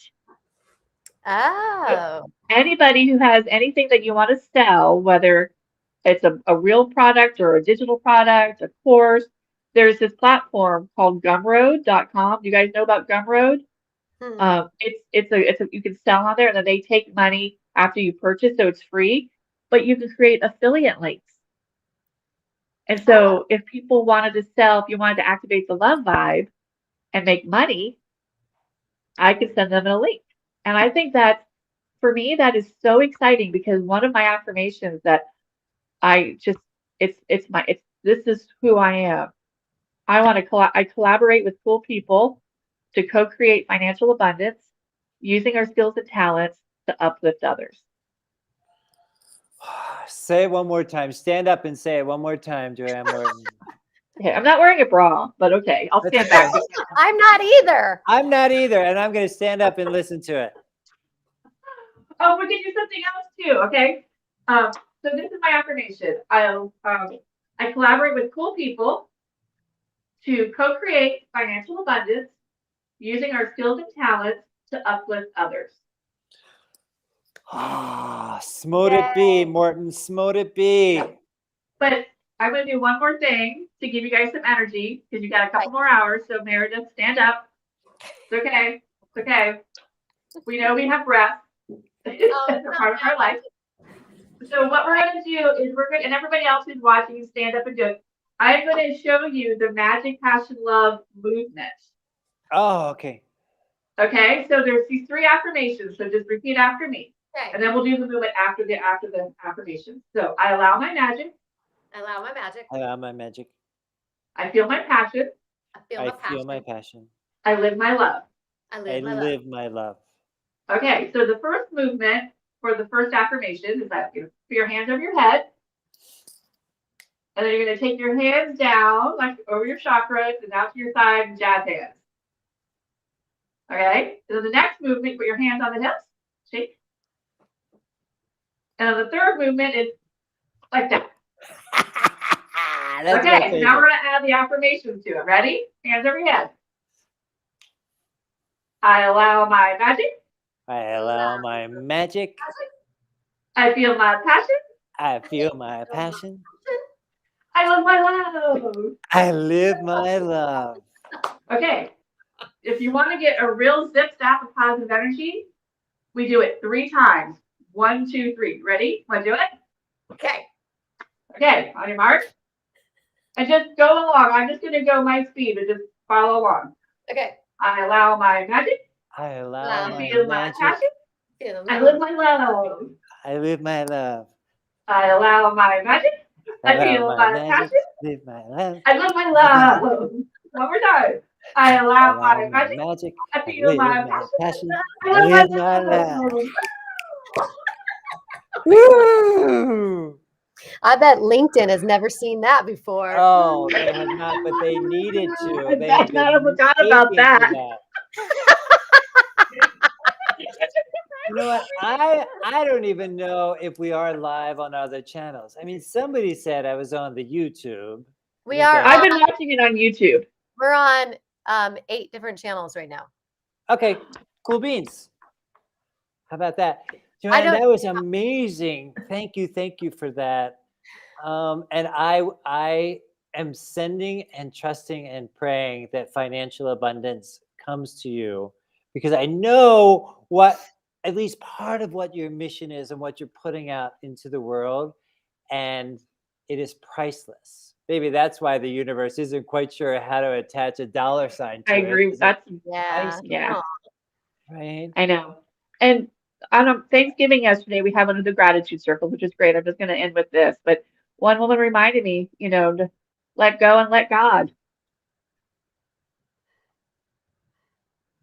And yep. Yes, and it's also okay to do something like charging an admission. You say, I want to make it accessible to all. Well, guess what? McDonald's is accessible to all, and they're still charging. They're not giving their food away, right? So even if it's just $2.50, that adds up over 100 people coming in. Thank you. Thank you for reminding me about that. Thank you. I mean, there's a lot of things. I think that's a lot of things that we go out and enjoy in the world, and we are conditioned, Meredith, if that's the right word, that we're going to pay an admission to go into that thing, right? I live in Mexico. You cannot use a public bathroom here without paying for it. Talk about making it accessible to all. You have to pay for a public bathroom, or you can, even at the gas station, everywhere you have to pay. Yeah. So I give you that permission if it feels Thank you. I'm going to take that. I take that. So, all right. Well, I have some work to do. I would be all day long.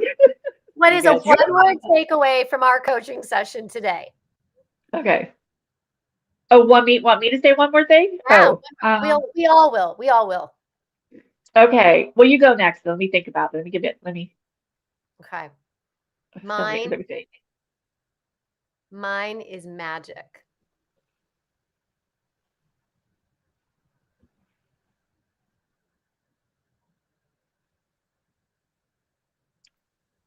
Mine is, I'm just gonna, it just warms my heart that, um, that we're in this place right now where we can sit and talk to people about our hearts and our mind, our love and peace. This is really so powerful. It's Very powerful. miraculous, actually, in my opinion. What's Magic. your word, Joseph? I'm just going to piggyback on that it is miraculous that we can connect with each other in different parts of the world and have interesting and or difficult conversations about what we believe matters. Yeah. I know. Meredith, did you go already? I had my one word. It was magic. Magic. Okay. Magic, passion, love. Magic, passion, love. Beautiful. Thank you, JoanneMorton.com. You can see her work soon at the Morton Arboretum. Yes. Thank you. Thank you. Yeah. Yes. All right. My All friend, right. So I'm enjoy the rest of going your to Friday. leave. I'll watch it on YouTube. Okay. Thank you. Thank you. Bye. 8 channels? We're live on 8 channels? I didn't know there were 8 channels in the world. Well, I don't know. It says 1, 2, 3, 4 plus 5. 9. 9. Mm-hmm. But I think maybe, well, are you sharing on your Facebook? Yes. And what else? My LinkedIn and my YouTube. And then maybe one of our other guests like linked it to something. So there you go. Beautiful. Right. So we just got another donation. Can you see that? Because I'm not sure how to pronounce Jessica's last name. I will go and look. Cirillo. Yay. Jessica Cirillo just donated $20. Thank you. Thank you, Jessica. That's awesome. We appreciate you. Jessica will be a guest on our podcast That's soon. why I thought her name looked familiar. I was like, I think she's coming up to be a guest. We'll have to acknowledge her there then as well. Yes, she's another extraordinary artist. And we have another guest in our waiting room right now that you happen to know. I mean, you know all of them. Yeah. Is it Mitch Dickoff? It's Mitch. No, he was already here, honey. I thought maybe he came back. Well, yeah, he came back. Kidding. Do you want me to surprise you? No, I know who it is because I heard him shouting from the basement. So may I bring up, hello, Eli Hahn. Hello, everybody. I am so proud of you. I have been listening to Joseph having such a good time. And I realized he hasn't even taken a little bathroom break, I don't think. So, hey, you did? Okay, good. Just know if you... Yeah, you did, didn't you? We both have, haven't we? Ladies and gentlemen, this is my dear, delightful, inspiring, and ultra-creative husband, Eli Hans, whom I call Elijah Blue. And you have a big thing going on today, right? I do. In just a little while, actually. So it was delayed, and that's why I asked if I could come in now, because I won't be available later this evening. But I'm so proud of the work you guys are doing, and I'm so glad you're getting so much support, because what you do is so important in the world. Plus, you're just absolutely so exciting and adorable to listen to. Yes. Thank you. Thank you. And I'm glad that you're doing it now, too, because somebody's going to be donating a very large sum of money between now and 5 p.m. Oh, and you're going to be here to be part of that. Right? That's We're almost at $1,000. We're like this close to being at $1,000. So, that's great. Yeah. But it's not just about the money. Go ahead, Eli. What were you going to say? Well, I just sent a few messages out to folks saying, hey, if you're sitting around and want to get inspired and entertained, tune in, because it's so much fun. So hopefully we'll get some new listeners in too. Beautiful. Yeah, I was also saying it's if people just share, that's even enough. Like, we just really want to be able to get the message out there. We want to be able to help the Malala Fund. We want to keep doing great programming and meeting new people, inspiring new folks in the world. So new all voices, of that, yeah. voices need to be heard. Absolutely. This is the time, right? This is the time. It's the time. Eli, you and I were having a conversation the other day about, I guess how we would say it is the behind the scenes of pursuing our dreams. So Meredith, you weren't there. Unfortunately, we always want you to be here with us. But, we set a dream and we have in our mind how amazing it's going to be when that dream is achieved, right? Like a TEDx talk. And what sometimes we forget about or we ignore or just doesn't come top of mind is all the stuff that goes on behind the scenes of making that dream happen. I personally call it the shit show. Other people are going to call it other things. But can you speak to what's been going on with you in the last 12 days, Eli? Well, thanks for asking. And yeah, that's so true. We tend to have our dreams and think of when I reach that dream, or wouldn't it be wonderful if something like that happened? And then all of a sudden, when something kicks in and the universe brings it in and we start getting close to it, we never thought about all the work that has to go into creating that dream, right? And it's really scary. I mean, sometimes for me, my experience is sometimes when we're really facing that incredible dream we've been waiting for, it's exciting, but it's also scary because there's so much to be done.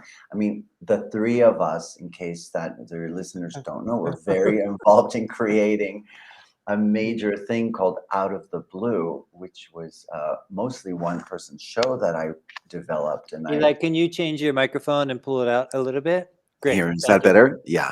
Yes, Yeah, less we're just trying to scratchy. keep your clothes. That's all. Thank you. Yeah, this mic isn't the best in the world.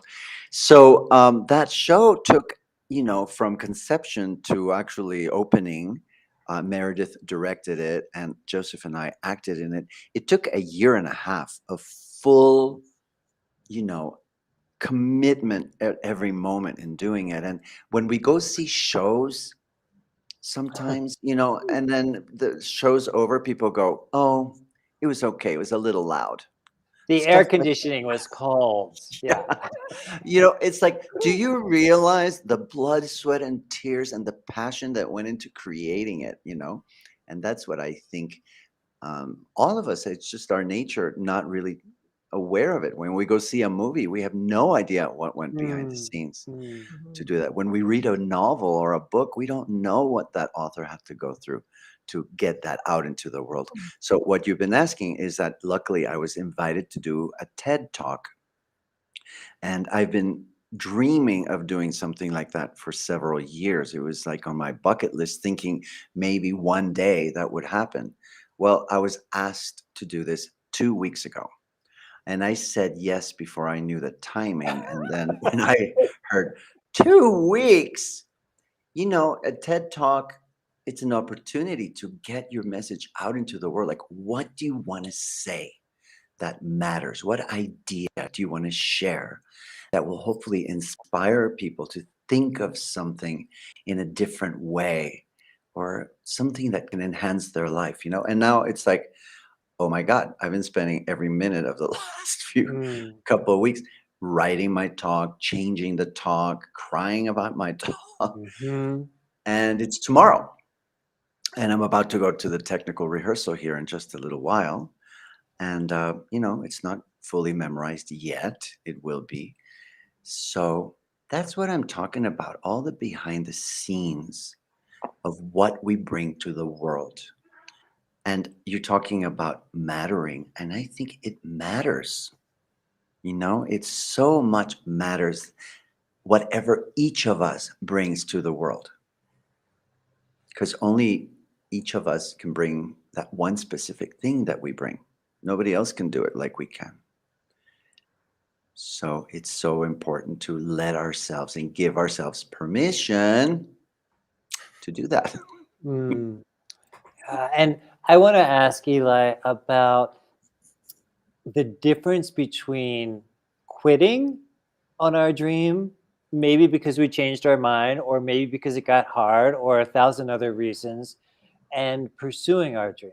And I know that there have been times with Out of the Blue and other projects that you've had that you kind of start questioning, do I keep going with this? Do I pursue this? Does this matter? Is this going to make a difference?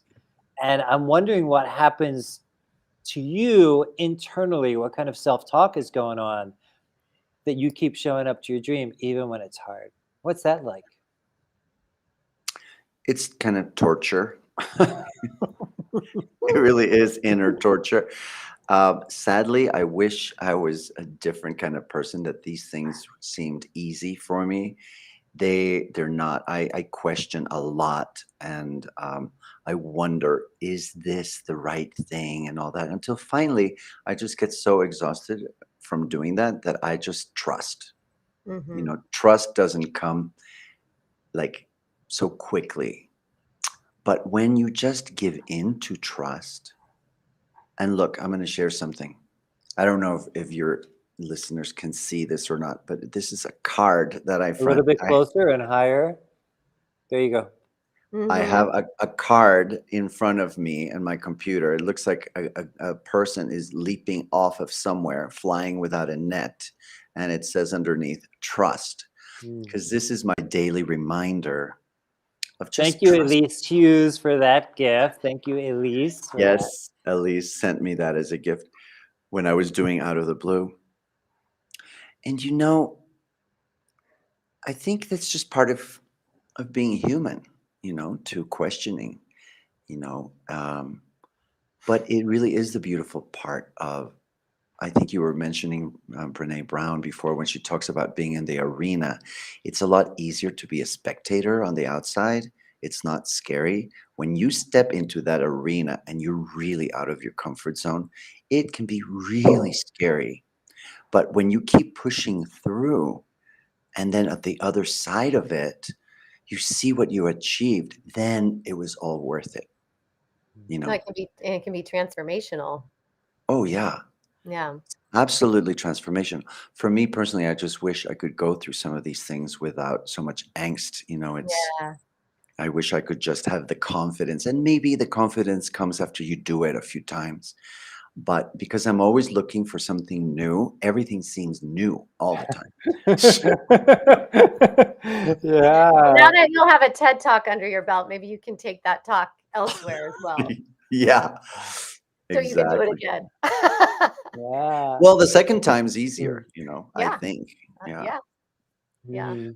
Yeah, we had a conversation earlier with your dear friend and colleague Diana Varco, and she was talking about how she has performed Shattered since 2017, I think, and how that got pretty comfortable, and then she gave herself permission to start a whole new show, Rise, that she's bringing forth out into the world, and how those conversations about, oh, this is comfortable, I can just keep doing this if I wanted to, right? Because we do what's comfortable, right?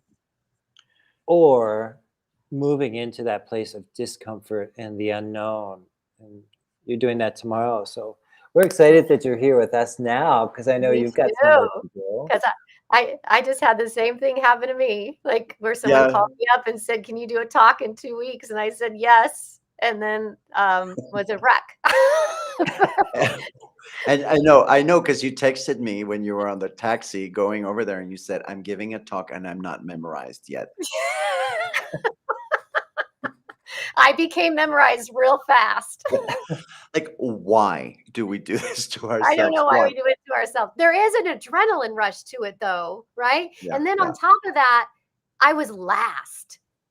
There Oh, was wow. 10 of us, and I was last. So I'm sitting backstage the whole entire time going, what did I do? Yeah. You know what, though? I have to It's so say, worth it. as uncomfortable and as angst-ridden as it is, what an incredible privilege it Yeah. is to have this opportunity to be able to say something you find meaningful that other people are going to listen to. And we're, it's our little bit of, it's a contribution to try to make this world a little bit better. Yeah. And I think, like I said before, all of us, I think, kind of need to play a role like that in any way that we're comfortable or not comfortable in doing, because the world needs us right now. I mean, it's a mess out there. And also too, I want just that you don't have to have gone through some major trauma or anything. Like my talk was about a house. It was just about how a house taught me life lessons, right? It wasn't dramatic. It wasn't a huge trauma that happened to me. And so because I want everyone to know that their story, no matter how simple they think it might be or irrelevant it might be, it matters because somebody out there has experienced what you've experienced. Yeah, absolutely. Yeah. It's just about sharing, I mean, we're all going through this whole adventure together. And if we can, share our lessons, after all, Joseph Campbell's mythical I hero's was journey. just thinking about that as you were talking. Yeah. Campbell. I mean, it's all about the hero in all the stories we love is always reluctant to go on that journey, right? They're always like, what? Me? I have to do this? I don't want to do this. And then they go through all these challenges that they have to overcome. And then there's another challenge and another challenge. And finally, in the end of the story, they become victorious. And then, according to Joseph Campbell, they come back to their community and share, their success to make the path easier for them. So that's what we're all here to do, and maybe help each other get through this life of ours that has been very challenging in the last few years. I mean, we've been going through some rough stuff. Yeah. So anything anyone can do to make it a little bit easier for others, we need each other. I'm really, really clear about that. So it's easier to stay home. Yes, it's easier to watch Netflix, and I love Netflix, and it's easier to do that than going out and doing Changing the stuff. world. Yeah. But we don't have to go out and do big things. We don't have to go out there and change the world with a TED Talk. We can go and volunteer at an orphanage and teach art classes, or teach someone how to read. Anything we love that's natural to us, that's what we need to share. It doesn't have to be this big, huge, momentous thing. And living in the realm of the hero's journey, Eli, what happens when we become reluctant, right? When we become hesitant, when things get hard, is I think that for some of us, the message is, this is unsafe. I need to turn back. Yeah. Right? And we do that, 97 times a day, if you're me, because things get uncomfortable, they get unclear, the path isn't always well lit, and it's not always sure footing. And part of the hero's journey, some of us might not know this, but that there becomes a time where you find a guide. Yeah. When the path is difficult or dark or unclear or scary or overwhelming, you invite in a guide. I always picture somebody going up the mountain and being a little bit further up than I am, and then they're extending their hand back to me and saying, "Come this way." You started to say, Eli. Well, that's in Joseph Campbell's hero's journey, that's called the ally. And that is the role that both of you play and that coaches play in the lives of their clients. Just, using some of the tools that you guys have available to you and your life experience in extending that hand out to others that might need some support in figuring out how to get to their dream. That's the beauty of coaching. And you guys are both so good at it because I've heard both of you do it. Thank you. And I've been coached by both of you. Thank you. I just want to give a shout out to Patricia Ayers in Wilmington, Delaware. We have been friends for decades and decades and decades. Hello, Patricia. Thank you for your donation. And to Lori Marino, my new friend, also donated from Florida. Thank you for that. And I just want to make sure that I didn't miss it. We already mentioned Jessica Cirillo. Did I say that right? Yeah. And Travis Darcy, we already mentioned Jolene Ghost. So thank you for our recent donations. Oh, that's beautiful. And I also want to do a shout out. They left themselves anonymous, but earlier on today, they donated $100. So thank you for that. Oh, That's Whoever you wonderful. are, and if you're listening, thank you. Well, you guys are major troopers. Seriously. We've only been here for 5 hours, 46 minutes, and 57, 58, 59. I woke up this morning and I said to my husband, I don't know what I'm getting myself into. Has it been fun? Oh It's my God, amazing. yes. It's gone by so fast, right? I can't believe it's been 5 hours. Almost. Yeah, it's almost 6 hours. We're almost Almost halfway 6. through. You only Yeah. have, well, you have 4 to go, right? It's 10 hours, 6. right? We have 6 hours to go. 6. Right. You don't have to say it like that. Or until someone donates or until we reach 5,000. Okay, Right, which could people, be this is sooner. what we need. Anybody listening out there, please just send a little message to your friends and say, listen, if you want to get inspired and entertained, this is really, really fun. Why don't you listen to that? And then if they like it, they'll make a donation, because we cannot let these people sit here for 6 more hours. No, I should text my mom. I'm going to text her while I'm on the phone right now to get her butt on here too. I just texted my mom, and you know what she said? I thought it was tomorrow. I was like, no, it's today. Mom! It's today, Mom. Oh my So God. you go ahead and take care of that, Meredith. I have some things I want to share with Eli. Ooh, thank you. Do I need to go away? Is it in private? Yeah, why don't you go take a break? No, I'm going to text her right here. Oh, you're texting her right there. Oh, Yeah, he needs to tell me something in private and just Yeah, between because I don't us. think anybody else is here. Meredith just told me that we are live on 9 channels, Eli. Is anybody listening right now? I think so. People If are. they're If listening, they are, I want if you're them to come listening in right and now, say it. put something in the comments. Ask us a question. Tell us you're here. Where are you from? What are you wearing?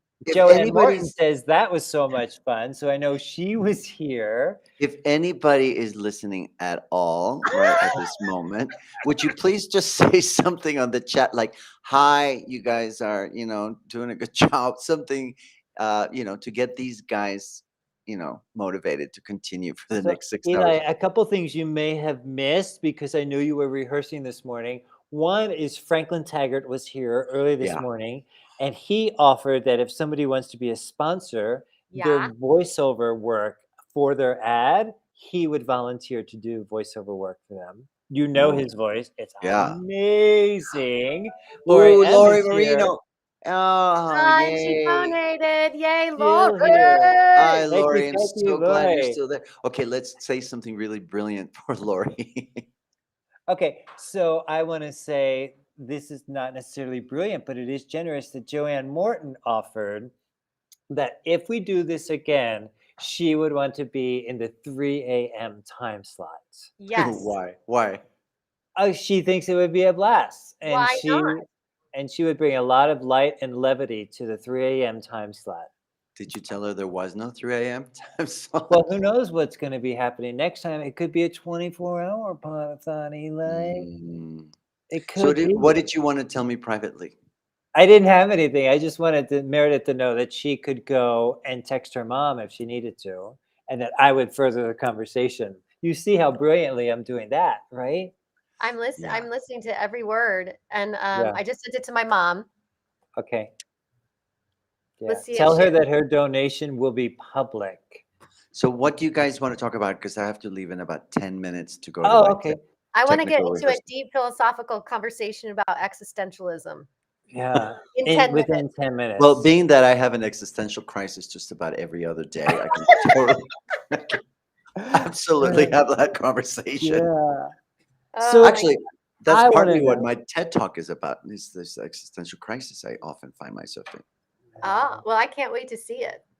So Meredith, Eli and I live in a relatively small town, so a lot of people know each other. Yes. Some people know us, and the perception of us and Eli, since he's our guest right now, is that we get a lot done and we're uber creative, and maybe there's this perception that things just come easily to us. And what I'm learning as a listener here with Elijah Blue, Eli Hans, is that there's a lot that happens behind the scenes that's not always perfect. There's a lot of messy middles. Each day there's a messy middle.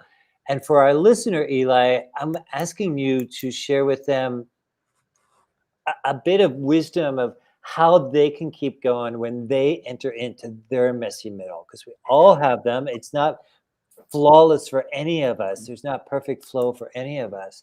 What can we do for the messy middle for our listeners? What would you share with Well, them? I think the first thing that came to mind is to remind ourselves that it's temporary. It's part of the process. It's just part of the process, you know, and remember why we started it in the first place. I think if we have a passion for that project or whatever we're trying to achieve, if we can kind of reconnect to our why is this important? Why did we set off on this path to begin with? And then understand that, yeah, the messy middle is part of it. If we're really stuck, take a break. Go to nature. Go walk in nature. Call a coach. Hug trees. Call a coach. Play with your dogs or cats. Just take a bath. You know, take a break. Sometimes I think we push too hard. And when I realized is when we do take a break and you come back and you're fresh, you know what I do? I'll tell you my secret. You want to know? Okay, tell us. We're excited. You're not gonna love it because it's not the best environmental thing in the world, but I get all my ideas when I'm taking a shower. So if I'm really feeling stuck, I go take a shower and man, all of a sudden, bam, it's like I've taken my cell phone in the shower because when I start getting ideas, I just start recording the stuff that's coming through. So if you know what that thing is for you that inspires you, don't keep pushing if you're feeling contracted. You know, if you're feeling like you're stuck, listen to yourself and go take that break and then do something that's expansive, that makes you feel good. And then you can come back to it.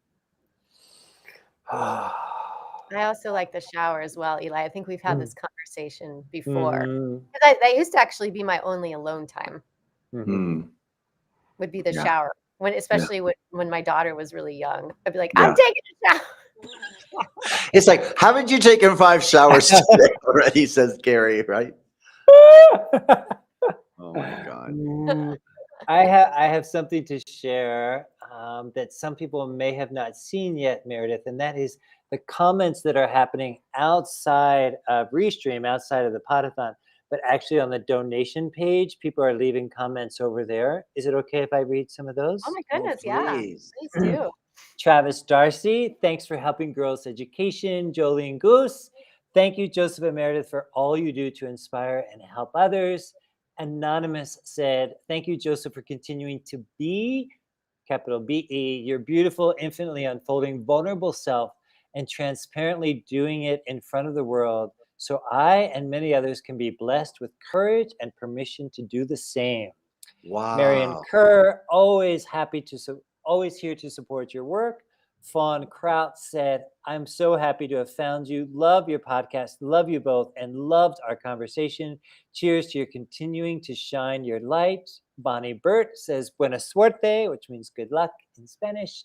Tina Larson, good luck and have fun.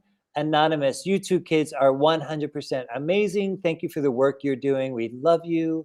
Jan Davidson, hello, my friends. Wishing you a fabulous Thanksgiving. Hugs and love. Jenny Dumai and her husband, Arik. Good luck on the fun project. Love you, Jenny and Arik.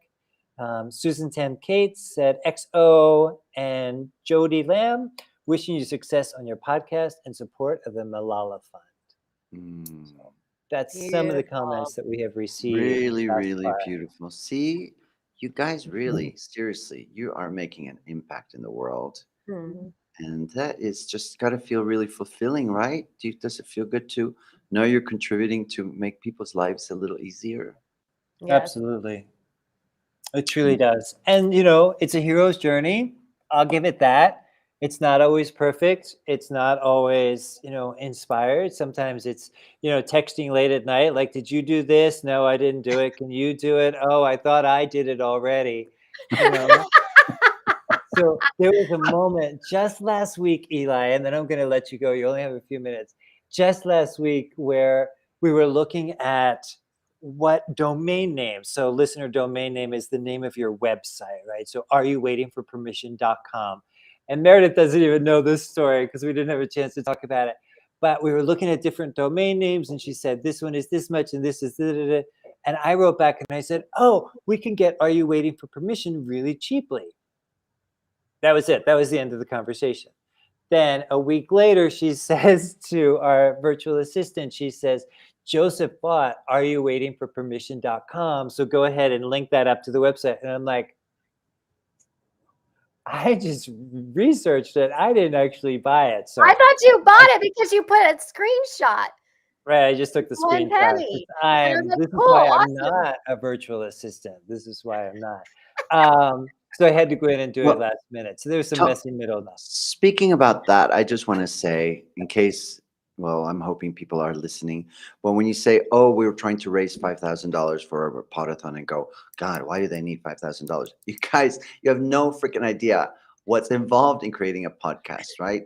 Not only buying all the equipment they bought, but paying the editor and the virtual assistant and everything involved in live streaming, podcast. I mean, there are a lot of expenses, and these two beautiful people have been doing this for free for the last 2 years using their own money. So this money that they're raising is to kind of help for the next year or two, so that we can continue to have these beautiful souls continue to share. And also because they are donating nice percentage to the Malala Fund. Yeah, Malala Fund. Absolutely. Yeah. Yeah. Thank you for that. Break legs and take wings at your tech rehearsal now. I was going to say tonight, but it's actually happening now. Well, it's happening in an Can you hour, believe but I it? have to memorize my talk a little bit Okay. more, and then in case they make me do it in front of all those people. Right. Right. Yeah. Yeah. Wow. Well, we support you 117%. You're amazing. And we know tomorrow is going to go beautifully well. Where can people find you, regardless or irrespective of TEDx? And then where can they find TEDx? Oh, well, that's nice. If you're interested in learning about our show, Out of the Blue, it's outoftheblueshow.com. By the way, I just wanted to say that sometime in the next 2 weeks, I'm going to offer a whole entire week of free viewing the show, because we've been nominated for 6 different categories by the Broadway World LA Regional Awards. So I want people to be able to watch the show, and then if you love it, vote for us, so that it'd be so great to land one of those awards. So just stay tuned. And if you go to outoftheblueshow.com, you will see notices coming up here in the next, probably next week, about when that viewing is possible. And then elihans.com is my website for my acting that I do in voiceover work and coaching. I'm going to be teaching a class to help people who want to create their solo show. It's called, gosh, I can't remember what it's called. No, it's called Your Story, Your Legacy, because it's so important that we are able to share our stories of our lives and leave that gift for people in our lives. And that's it. And then the TEDx, it's, if you're in San Miguel, it's tomorrow. My talk is around 3 p.m., but all the other speakers are amazing, and we're encouraging everyone to go for the day from 10:30 to 6 in San Miguel for the TEDx talk. And thank you all for listening and for supporting these two beautiful people. Thank you. Thank you. Great And to have you. thank you for helping us get to the 6-hour mark. Wow, we're halfway there. It's halftime. Oh my gosh, we should do a cheer, like a cheerleader. Where are your pom-poms? Where are your pom-poms? I will flock you. I don't know what that means, but I'll mirror you. Oh, okay. I'll do what you do. All right. Okay. Okay. Love you Bye. both. Thanks for having me. Bye, everyone. Bye. Have a good talk. Thank you. Okay, Meredith, we're going to do Crazy Eights. Are you ready? Okay. Well, hold on. And listener, if you are just now joining us, this is the halfway mark. We are halfway through our Pod-a-thon, which is 12 hours of consistently podcasting, or stopping at the $5,000 mark, whichever happens first. We are currently at 6 hours, and we're going to do Crazy Eights to inspire us to keep going. And we already know this, and it goes 1, 2, 3, 4, 5, 6, 7, 8. 1, 2, 3, 4, 5, 6, 7, 8. Legs. 1, 2, 3, 4, 5, 6, 7, 8. 1, 2, 3, 4, 5, 6. And go 6. 1, 2, 3, 4, 5, 6. 1, 2, 3, 4, 5, 6. 1, 2, 3, 4, 5, 6. 1, 2, 3, 4, 5, 6. 4. 1, 2, 3, 4. 1, 2, 3, 4. 1, 2, 3, 4. 1, 2, 3, 4. 1, 2, 1, 2, 1, 2, 1, 2. 1, 1, 1, 1. Woo!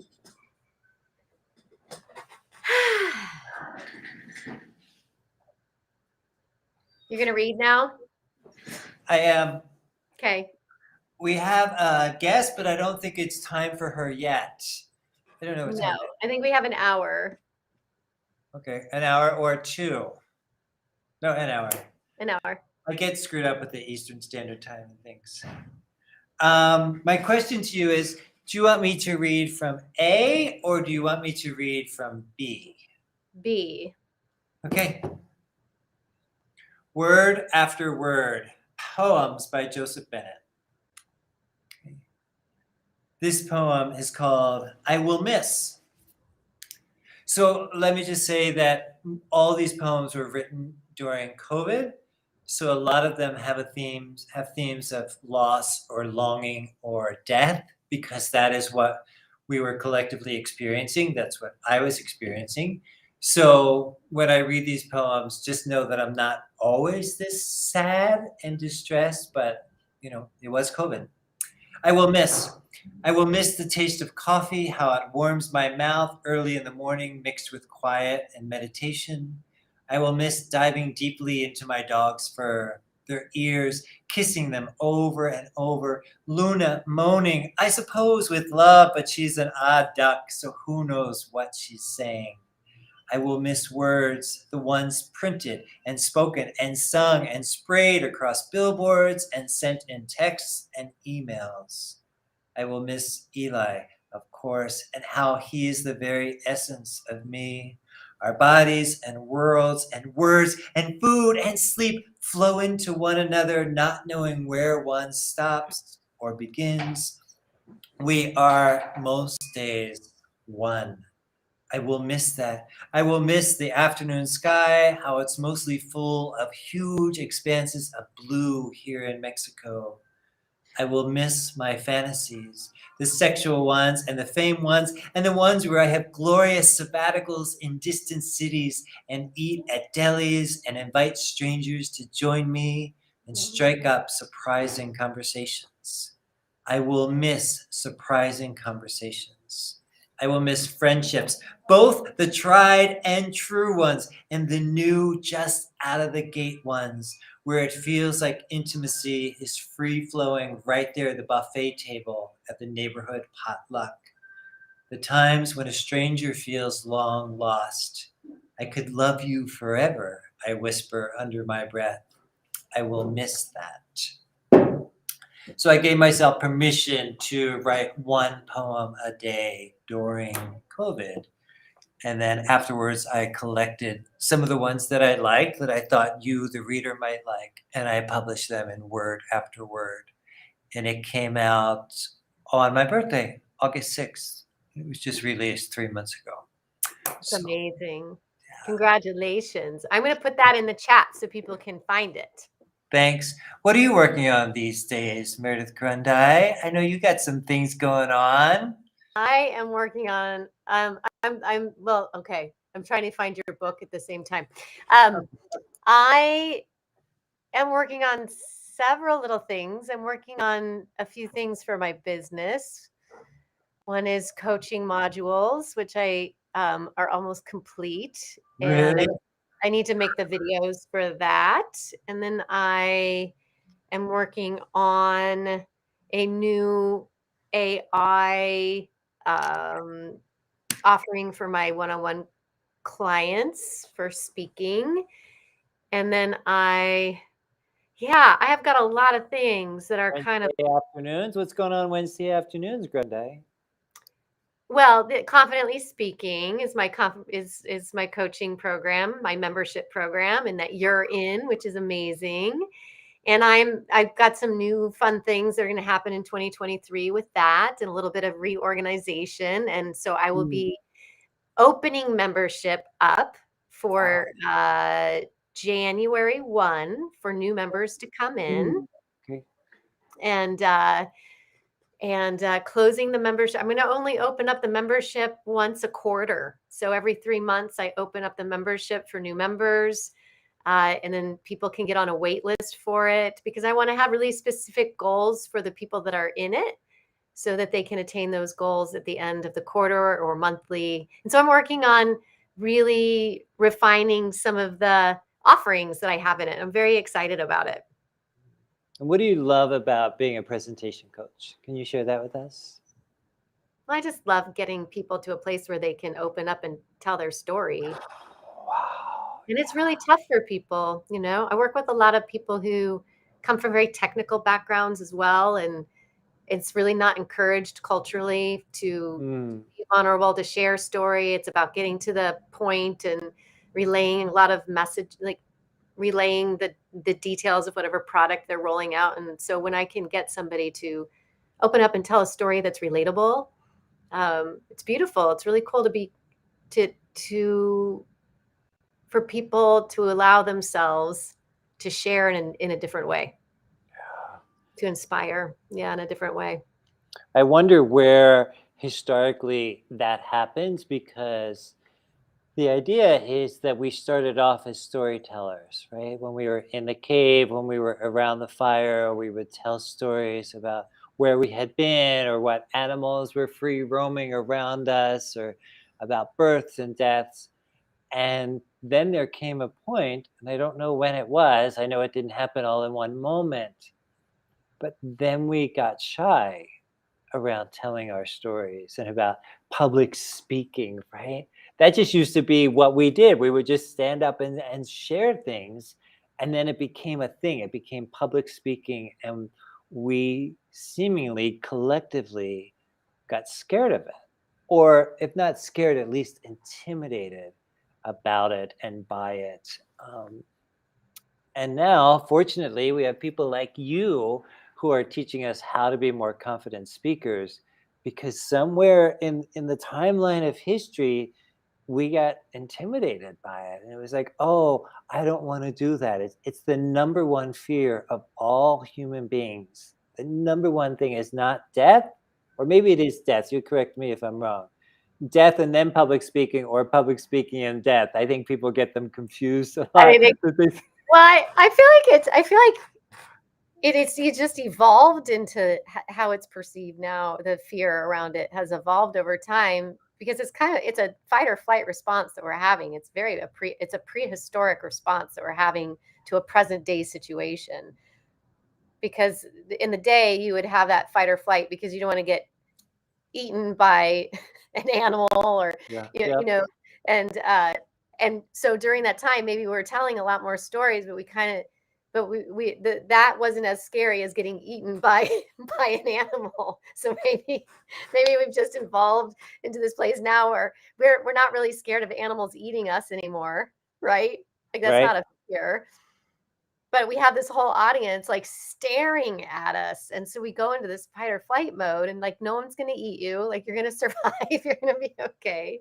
So I think it's really fascinating how we as humans evolve, and what may have culturally not been scary at one point now is. And and it's just so powerful when people can share their story. And I also feel too, like what Mitch Dickhoff earlier, who was a guest on this Pod-a-thon and a guest on our podcast, was saying, is that culturally in some of these organizations, we kind of get conditioned to just do what we've been seeing done again and again and again and again.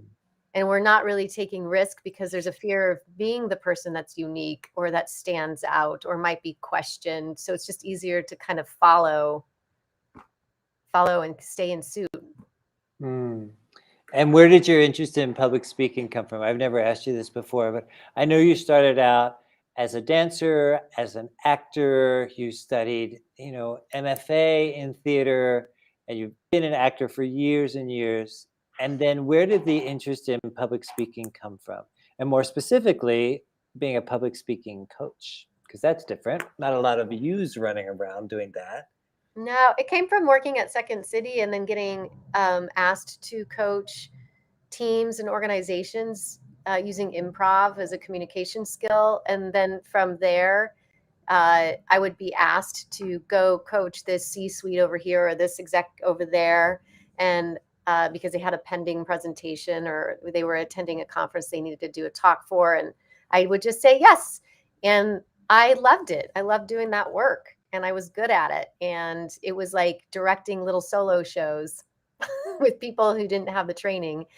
And I kept doing that as supplemental income for a really long time as I was also working as a freelance actor and director. And then when the pandemic hit, I just decided to do that more full time. And I noticed the struggle with being a creative and also owning a business, trying to do both at the same time. It's really, really difficult. And I noticed even when I worked on my one-woman show that my business suffered.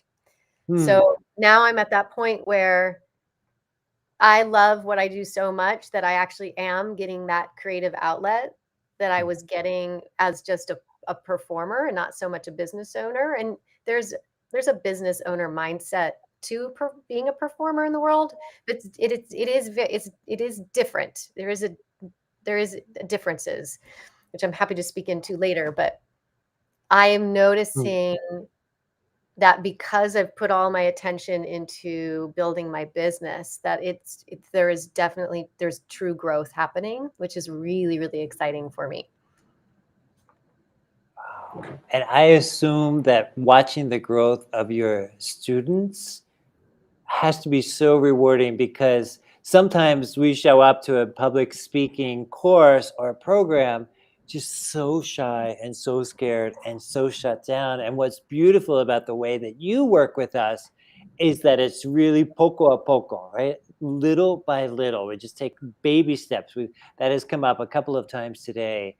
It's just showing us the baby steps and making it really safe for us, because I think we have this idea that we might die if we don't do a good job on our speech or our presentation or talking about the widget thing, right? Yeah, it feels like a death. I have provided a space for people to just show up. That's half of it. Like, if you just show up and you just do the work, you're gonna succeed. It's the people who are constantly questioning themselves. Like, I often get asked, what is the first thing I should do to be a more confident speaker?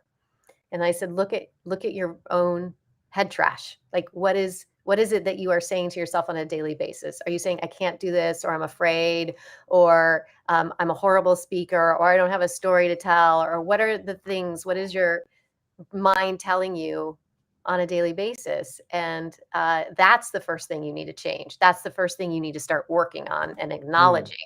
And then it's about showing up and doing the work. And oftentimes too, I love that phrase, head trash. Oftentimes we need some outside perspective with that, right? Because it's cyclical. We think A, B, C, D, E, F, A, B, C, D, E, F, and to be able to put some kind of interruption in that thought process, we need some outside perspective, I think. 100%. I mean, Yeah. Yeah. So that mindset is really important. And then I just love watching, oh my goodness, I've seen so much transformation in people that have been in that group, and transformation with my one-on-one clients. Like, it's really awesome. It's so much fun. It's so much fun. Yeah. Thank you for doing it. Thank you. Sure. Well, thanks for being there, and thanks for being a champion of it. I really appreciate that so much. You're welcome. And I know how important the work is, because if we want to get our message out there, not everybody does, right? Some of us are okay without getting our message out there. But if there's any form of, I'm thinking of authors. I mean, at some point they need to get up and represent their book, or read from their book, or do a book signing. I mean, there's ample opportunities for us to be in front of others. And when we can do that in a place that's a little bit more comfortable, I won't say comfort or comfortable, because there's a spectrum, right? But when we can do that in a place that's a little bit more comfortable, then we're more apt to do it next time. We just had a guest on, my husband, Eli Hans, who's saying this TEDx is difficult, the next TEDx that he's doing might be less difficult, right? It's a muscle. And you're giving us that space to share that muscle. Mm-hmm. Right? Mm-hmm. Putting in the reps. Putting in the reps. And I think too of our guests on the Pod-a-cast. Sometimes I confuse the two, Pod-a-thon, podcast. Our guests that are showing up on the podcast, they're not all like, oh, I can't wait to do this. This is so exciting. Some of them are a wee bit intimidated to be recorded and have their voice and their message and their story out there in the world. But they're doing it, and I applaud them for showing up to Are You Waiting for Permission and sharing their story. Because I don't know that it's easy, but I do know that it's worth it. It is worth it. It isn't easy. I mean, I've been a trained actor my whole life, and I've been in front of audiences, and I still get I get scared, and I have the head trash, and I have doubt, and I know that when I don't memorize something for a long period of time, that when I'm called to memorize it or have something to do or need to write a talk, it takes time and effort, and it's hard. It's hard. It is a muscle. It's a practice. It's and I always say that people always ask, how can I be more confident? I'm like, how much are you practicing? Well, I like to be off the cuff. Well, that's awesome. But like, that's why you're not feeling so confident.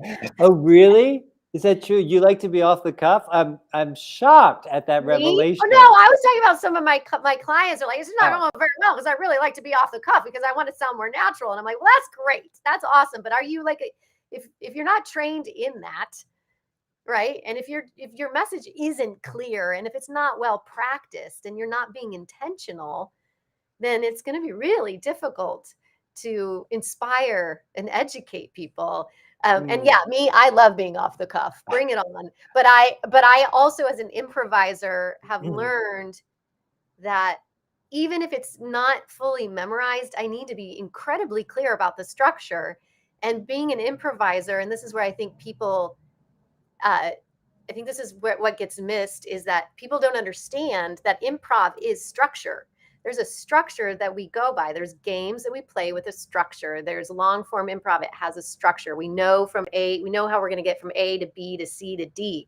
We're not just up there talking and hoping and praying. Like, there's actually a foundation. And so I share to people, that's great. You want to be off the cuff, but what's your structure? What's your foundation? Like, do you have one? And oftentimes they're like, well, my slides. No, like, that's not enough. That's why you're not feeling very confident. Yeah. I have some structure to share. What did you say? I have some structure to share. Tell me. So a few minutes ago, before Eli was on the show, we had Diana Barco on the show, and she shared, when the three of us were together on the High Line in New York, Joseph, you shared this poem that she brings to mind a lot because it changed her a lot. And so I said, I'm going to look that up, and I will share that on the Pod-a-thon. So I'm going to do that. Share that right now? Yes. Share it. Okay. It is called Autobiography in 5 Short Chapters by Portia Nelson. Chapter 1, I walk down the street. There's a deep hole in the sidewalk. I fall in. I am lost. I am helpless. It isn't my fault. It takes me forever to find a way out. Chapter 2, I walk down the same street. There's a deep hole in the sidewalk. I pretend I don't see it. I fall in again. I can't believe I am in the same place, but it isn't my fault. It still takes a long time to get out. Chapter 3, I walk down the same street. There's a deep hole in the sidewalk. I see it is there. I still fall in. It's a habit. My eyes are open. I know where I am. It is my fault. I get out immediately. Chapter 4, I walk down the same street. There is a deep hole in the sidewalk. I walk around it.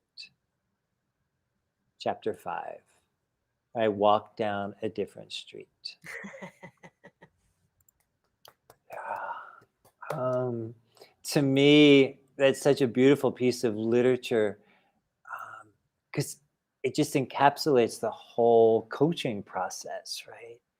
That we can be a guide or a mentor or even just an ally, as Eli was saying in the hero's journey, can be an ally to somebody who keeps falling in the same hole. Yeah. Right? I don't know if you've ever done that, but Never. No. No. yeah. Never. New Yorkers are all alike. I, on the other hand, as a West Coaster, I have fallen in the same hole a lot. And I say to myself, how did I end up here? Right? How did I do that? So I love this piece of literature, and I also love what coaches and coachees can bring to the process. So that's amazing. Is your throat getting sore? No. Is yours? It is? No. It is, but we only have 6 hours left to go. Are we doing? Are we going for a whole 6 hours? Unless somebody donates money, and then when we reach $5,000, we can finish early, and you can put your Christmas tree together.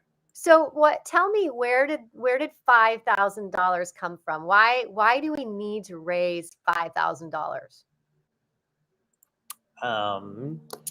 I think it was your idea, but when we were looking at some of the expenses associated with this, and we look at what we've already spent, I think it was around 3,000 of what we've already spent on equipment, Simplecast that you talked about hours ago. It seems like hours ago you mentioned Simplecast. It was hours ago. It was hours ago.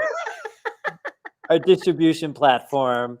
And then we have some staff that we're paying. We're donating money to the Malala Fund. So the money is going to make this a sustainable endeavor. And I want to tell the truth. So here's my truth in this moment, Meredith, and that is that as artists, oftentimes we fund our own dreams, right? Nothing wrong with that. We have trouble asking people to help us with our dreams and help fund them. Nothing wrong with that. But I'm bringing it back to a question that I've asked over and over again, and that is, how sustainable is that? And how much permission do we need to give ourselves to say, this is an expensive endeavor? You say that you love this thing, whether it's a podcast or a dance or a visual or a piece of art, you say that you love it. Can you lend your support? And my tagline is, even $5 helps. Mm-hmm. You know, even $1. Even $1 helps. So that's where the 5,000 came from, is, can we raise this amount of money to make it sustainable, to pay some of the expenses that we've had, and to donate money and pay it forward for girls' education? That's what I got. I love it. I love it. Mm-hmm. May I ask you about something else? Yeah, you can ask me anything. We've got all the time in the world, Joseph Bennett. So there's this thing, this weird thing that has become part of the vernacular of a niche.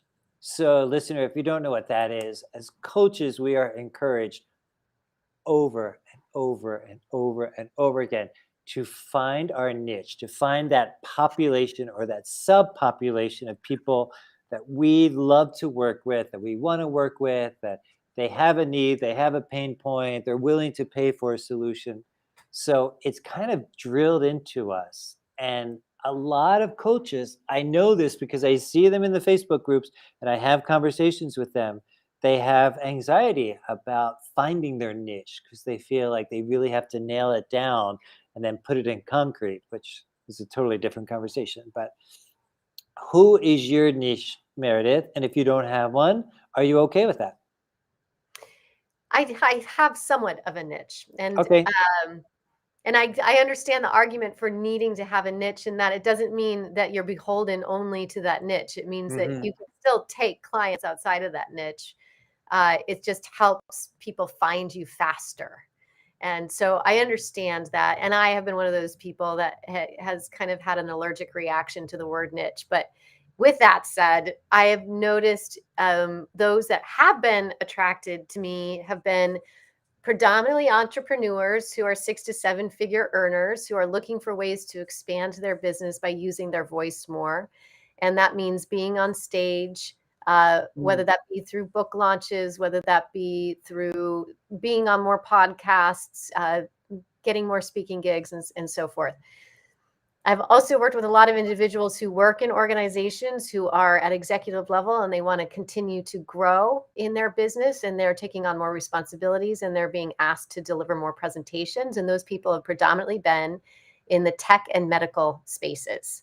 And so those are also the organizations I've been predominantly working with as well, have been in tech and medical, or healthcare, if you will, organizations. And so if I were to say that that's kind of a broad niche, even for me, like, but it's as narrowed down as I've been able to get.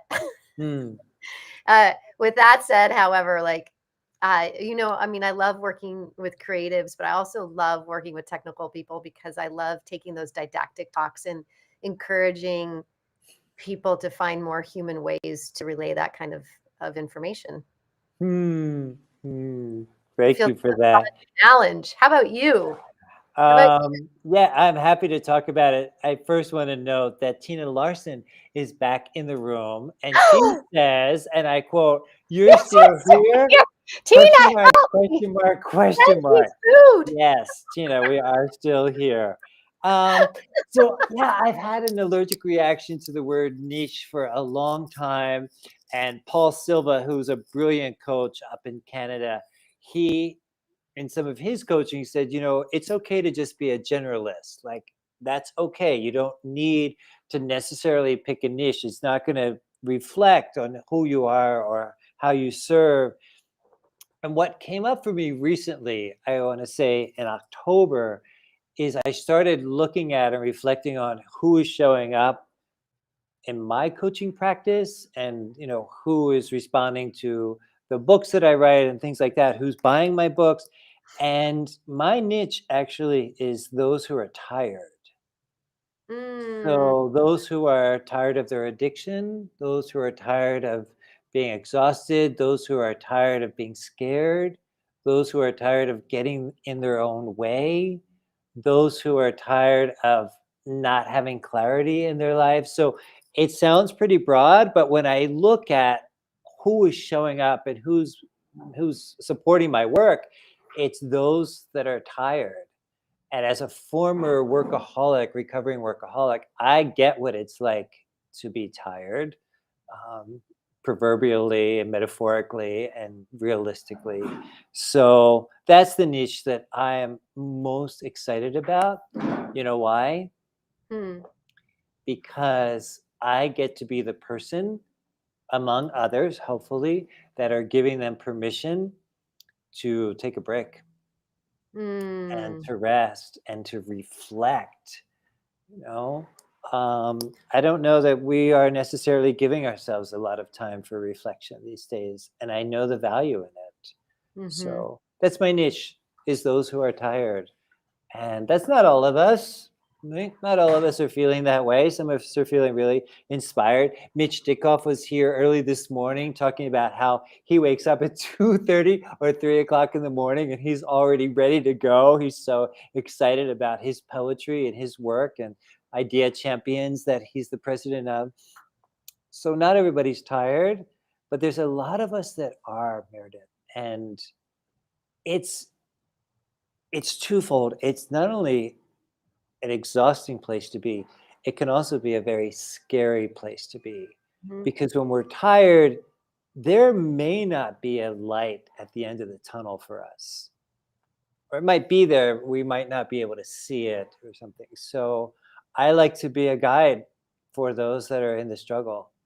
Well, I think it's I think people aren't good at recognizing the signs of burnout, or maybe they don't even realize quite that they're even, that maybe they're feeling depleted, but they don't really know why. So I think it's good to have a guide to kind of help you figure that out. what I'm appreciating though is that I'm hearing, at least in the circles that I run in, there's a lot more conversation about that. That's why the whole people realized how hard they were running and how poorly they were being treated too in some of these organizations that they're working for, healthcare. And so there's a lot of conversations now about how to take care of yourself, how to have a wellness practice in your life. What does that mean? It's just like, it's hilarious looking back. I mean, even, oh my goodness, like 7 years ago, not even that long ago, maybe 5 years ago, I remember I introducing meditation as a practice to somebody in some of these organizations felt scary because there was still kind of like this like spiritual religious kind of people kind of thought of it as like a Association, practice, association. And so it's really kind of cool now to hear like there's more of an acceptance for that kind of a practice in one's life. Is pretty cool. Cool to see us evolve in that way. Someone was saying the other day, who's a human resources professional, what did they say that I thought was really beautiful? That we had the Industrial Revolution, then we were in a technological revolution, now we're in a human revolution. So it's about the people. Yeah, and I want to say yes and to that. When you look at the organizations and how some of us have been treated in organizations, and this is the and part of the conversation, how have we been treating ourselves? Well, that's what I mean too. That's a part of it. It's like it goes back to that word choice, right? You're in this job, you chose to be in it, but you're not taking care of yourself in it, and then the people around you aren't taking care of yourself. Like it's just this, yeah. We needed more Samana Jetties in our lives, right? Right? So if you weren't here earlier, Samana is a burnout coach. She helps us look at and manage what's going on with our lives, with our career, and how are we choosing to show up or not because of burnout. And she also what she has done is and I've helped her co-create along with this fabulous group of humans, the Workplace Wellness Collective. And it's all about bringing in people who are experts in this area of wellness and data-driven wellness and how to utilize those resources to prevent burnout and to be happy. Just be happy in your work. Yeah, she's a force, that woman. Yeah. My next question, Meredith Grundy. Imagine your younger self, preteen, teen, later, or earlier. If you could imagine some magical realism where you get to go back and have a conversation with her, what would you want her to know? What do you feel it's important to say? What would I want her to know? I think I would say, I feel like I would have told her to really just hang in there in her 20s and 30s. I feel like what that means? Yeah, I feel like I often got to the edge. Like I never felt like I was quite where I needed to be. I always was looking, I was never very present. And so I would, for example, I'd have opportunities that a lot of people weren't having, but I would just be like, I would always downplay it. And then if I didn't get to where I needed to be with like one audition, then I would just like dismiss it. And it was mostly out of fear, I think, and looking back now. So if I were to tell my younger self that when you hit your 20s and I would say early 30s, to just like go for it and keep trying. Don't give up on the first try and appreciate where you're at. That's what I would have said. Yeah. That's what I would have said. But I'm at like, now that I'm in my 40s, I feel like, oh, okay. I got that down now. Like, I know this is going to be hard. Keep moving forward. Yeah. That's part of why our podcast is here, right? Is reminding people it's going to be hard and that's okay. Yeah. Just got to do the work. Yeah. And simultaneously figure out how to rest as well, so that we're not burnout and not pushing ourselves too much. But can't rest be a part of work? Yep, it can, absolutely, and it can be scheduled in. Mm-hmm. You know, Mm-hmm. That's what I mean by do the work. I don't mean busy, productive work. I mean just do the work on yourself. right? Yeah. It's a huge invitation, right? Mm-hmm. A couple things for me, just top of mind, if I were to tell my younger self, I would certainly want him to know sooner than later to quit smoking. How Right? long did you smoke for? Oh, only like for 57, 32-ish years or something, long time. I didn't know it was that long. I don't think I've ever Yeah. asked you that question.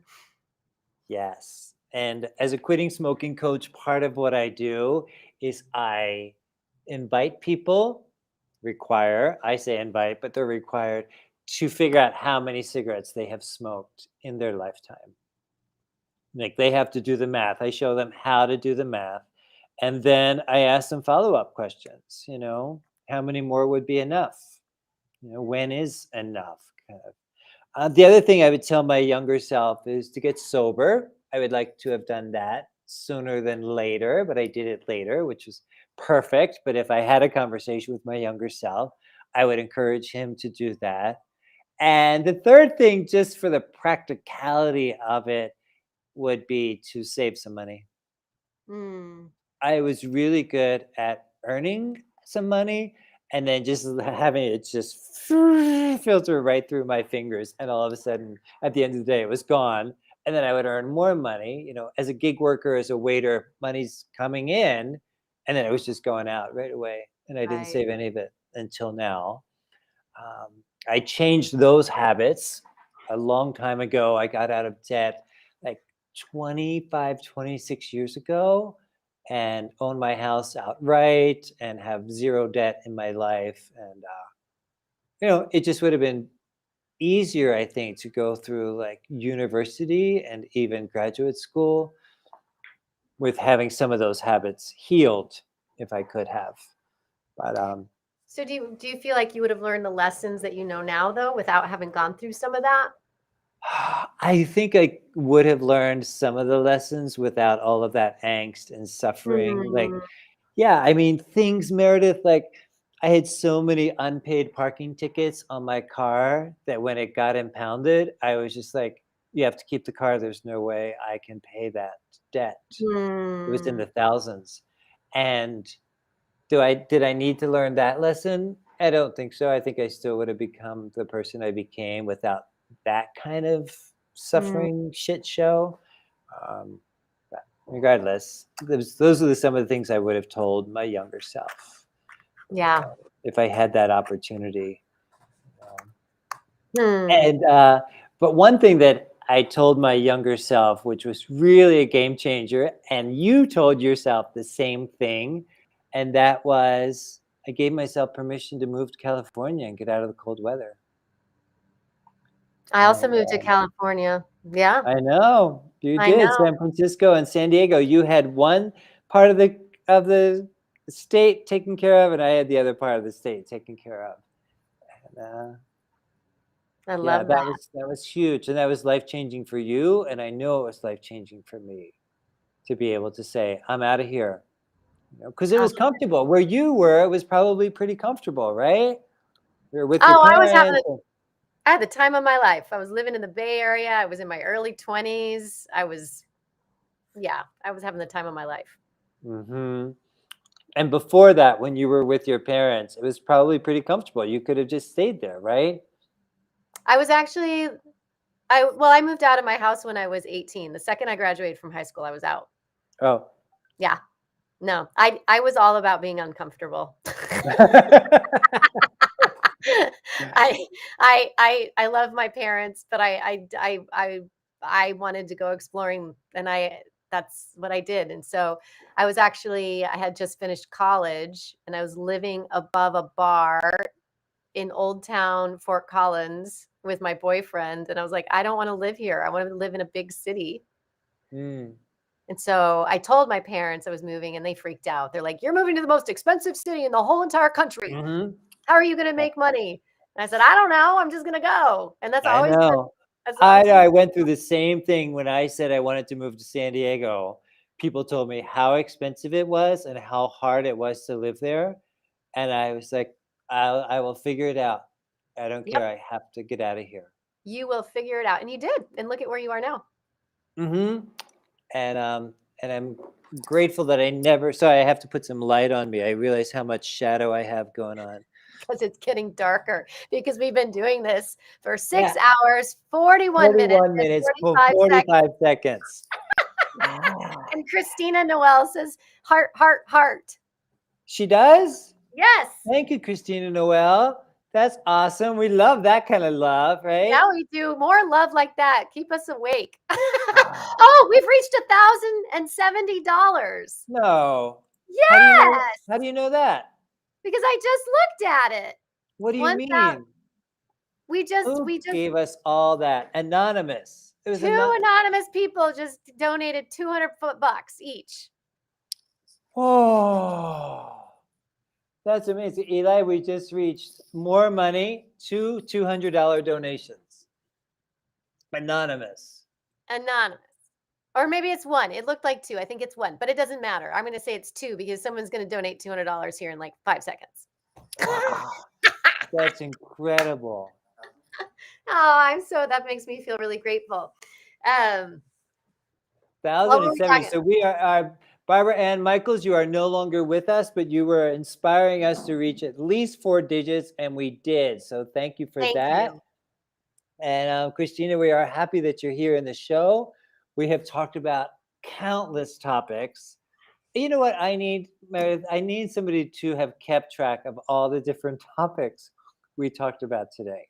Well, you know what? This is being streamed. There's going to be like a 12-hour YouTube video available for people. Yeah, in case somebody gets really bored. Yeah, if somebody watches the full 12-hour YouTube video, I will give you $5,000. No, you won't. You're joking. I won't. Because somebody's out there on YouTube now, and they're like, "I'll do it. I'll do it. I'll do it." Yeah. Yeah, and we've only gotten 1 hacker today. I know, somebody who wanted to have sex. Yeah, 1 hacker, and I got them out of the room right away. I was like, "This is not a time or place for sex." Yet. Mm-hmm. Oh my goodness. Oh my goodness. Well, that's the funny thing. So just to go back to like all the people who said you can't afford that. Yeah, San Francisco's too expensive. San Diego's too expensive. I mean, even as a grown ass adult moving to New York City, I had people say that to me. Well, that's so expensive. How are you going to make that happen? And I just find that really curious. Like, I get it. But at the same time, I'm like, well, why wouldn't I try it? I'm always like, why wouldn't I? I get the caretaking part of it. Yeah. Right? Like, people want to make sure you're okay, that you're not going to end up on the street with your husband and daughter and dog and cat. Right? So I get that they're often, I can't speak for all of them, but I think they're just wanting to make sure that we're okay. Yeah. And the other part of it is, we talked earlier about the shadow artists, is there's a number of people who would love to give themselves permission to do that daring, courageous thing, like move into a big city that may or may not be expensive. And then that's where the fear is coming from, is it's filtered through, oh, I wish I could do that. I would love to be able to do that. I remember when I was moving to San Diego, I was leaving Wilmington, Delaware. It was the night before I left. And my sister, who has never moved more than a mile from where she was born, she said, I wish I could move to San Diego. And it was just one little sentence, and I didn't give it any weight because I was out the door, right? I was gone. But I'm like, yeah, how many of us are sitting there waiting around for somebody to say, you can do that. You can do that. And and we have a lot of reasons why we don't. Some of them very valid. Family, friends, job, finances, right? And then we look at opportunities where we can. Yeah. So. I feel like it's interesting. I always kind of did the opposite of how I was raised. And if my mom's listening, which I don't know, but she knows because I'm not, I speak my mind. She knows Oh, you do? That's so surprising. But I feel like what I did was my experiment in life was just kind of doing the opposite of what I think my parents would have done, right? Like my dad was so uncomfortable that I didn't move somewhere with a job. And there was something exciting about that. Like, well, then I'm going to prove to you that I can't move somewhere without a job. It was always that, even into my adult years. I think that's hilarious. I just find that funny that even when we're full ass adults, we're still doing stuff the opposite of what our parents would tell us to do. Or are we doing exactly the same? I don't know. I will remind you that you're living with a pre-teen age daughter now. Who does the opposite of what I say? Who does the opposite of what you say? Mm-hmm. Can I read some more? No, yes. No, yes. So, reader, listener, viewer, you may know that forthcoming at Easter 2023, I am releasing this big old beautiful book called When in Doubt. It is nearly 400 funny, insightful, irreverent ideas for what to do when you're in doubt. So the foreword is going to be written by Eli Hans shortly, as soon as he's finished his TEDx talk. But each page is just one idea, one sentence, one phrase of what to do when you're in doubt. So I just opened it up randomly, and I'll read for a few minutes. Okay. I love it. Before you start, I just want to say hi to Stephen Hansen, who just said that you are so fun. So let's keep a previous guest, the Happiness Archive, Stephen Hansen, East Coaster, I believe. Thank you for being here. When in doubt, use the bathwater to flush. When in doubt, light a candle. When in doubt, save up for it and pay cash. When in doubt, say, I'm sorry. When in doubt, order it steamed, not fried. When in doubt, count to 10 or 100. When in doubt, install dimmer switches. When in doubt, enjoy the journey. When in doubt, listen to your intuition. When in doubt, heal the wound. When in doubt, be someone's hero. When in doubt, believe in angels. When in doubt, swing on the swings, go down the slide, join in the game. When in doubt, love yourself. When in doubt, ask, how can I help? When in doubt, order the salad. So that's just a few of the 400 that I've written. And it looks like Deanna Shanti is in the house. Did you know that? I just saw that. Hello, hello. So, ladies and gentlemen of our listening audience, what you may not know is Deanna Shanti is a California artist with a business called Quirks and Strokes, and she's part of our Friday afternoon book club. So we would normally be with her now or earlier, I don't know what time it is, on Friday afternoons, and we said, yeah, we're not showing up today because we are showing up to our first ever inaugural Pod-a-thon, ladies and gentlemen, raising $5,000 today within 12 hours. 5,012 hours. We are ambitious people. I think that's ambitious, right? I think the word that I used on social media was lofty. We have a lofty goal. Do you like that? Is that okay? It makes no, I thought you came up with the $5,000 goal, but you're saying it was me. Oh, maybe I just like to blame things on you. That's you all. Like to blame things on me? Yeah. So I believe that Stephen and myself and Christina, and I'm going to say also, I'm going to take the Deanna, all loved your reading. Thank you. Oh, that feels like so long ago that I did that. It was like 5 minutes, 2 minutes ago. How's the Pod-a-thon going? How is the Pod-a-thon going? What? She wanted to know about how are our voices. Oh, I got a little, they're good. They're fine. I'm good. Oh, how are my throats? You have lozenges? Don't you? I just pronounced that really funny. It's like the opera. You know how they have them in the opera so you don't disrupt? Okay. Okay. Do I have some? No. No. What do you have to keep your throat? I have a little bit of water left. I just have been drinking water. Hydration. Okay. And what about your big water bottle? White. It's empty. Oh. I'll go fill it. I'll fill it. Do you want me to send a message to Gary that he needs to come in and hydrate you? Do you want me to do that? No, you're good. You're good. Okay. Yeah, thank Okay. you though. But how is the Pod-a-thon going? Is it going well? I think it's better than we could have ever imagined. Yeah, We've had incredible guests. Like, oh my gosh, the guests that we had this morning, we could have scheduled more guests because there's so much brilliance happening in the room. I mean, we could still bring on some surprise guests. Oh yeah. And we still have one more scheduled, which is Emily Scholes. I think she's supposed to be here soon. In like 7 minutes. Yeah. We're gonna have another guest in like 7 minutes. And my daughter never gets the iPad, and for some reason today she got the iPad, which means I won't be seeing her because she's just sucked into that thing. Oh, how did she get that? I have no idea. I don't ask. I'm doing a pod-a-thon. What's a pod-a-thon? People might just be joining us and they don't even know what a pod-a-thon Well, a is. pod-a-thon is like a Jerry Lewis telethon, and I forgot to wear my evening gown today for 12 hours. Okay, I could great. have, because I think those were pretty formal back in the day, right? The I telethon. assume so. At least in the beginning. It lasted 50 years. So yeah. So we're doing a pod-a-thon to raise money, and we don't have people on the phones right now taking your donations.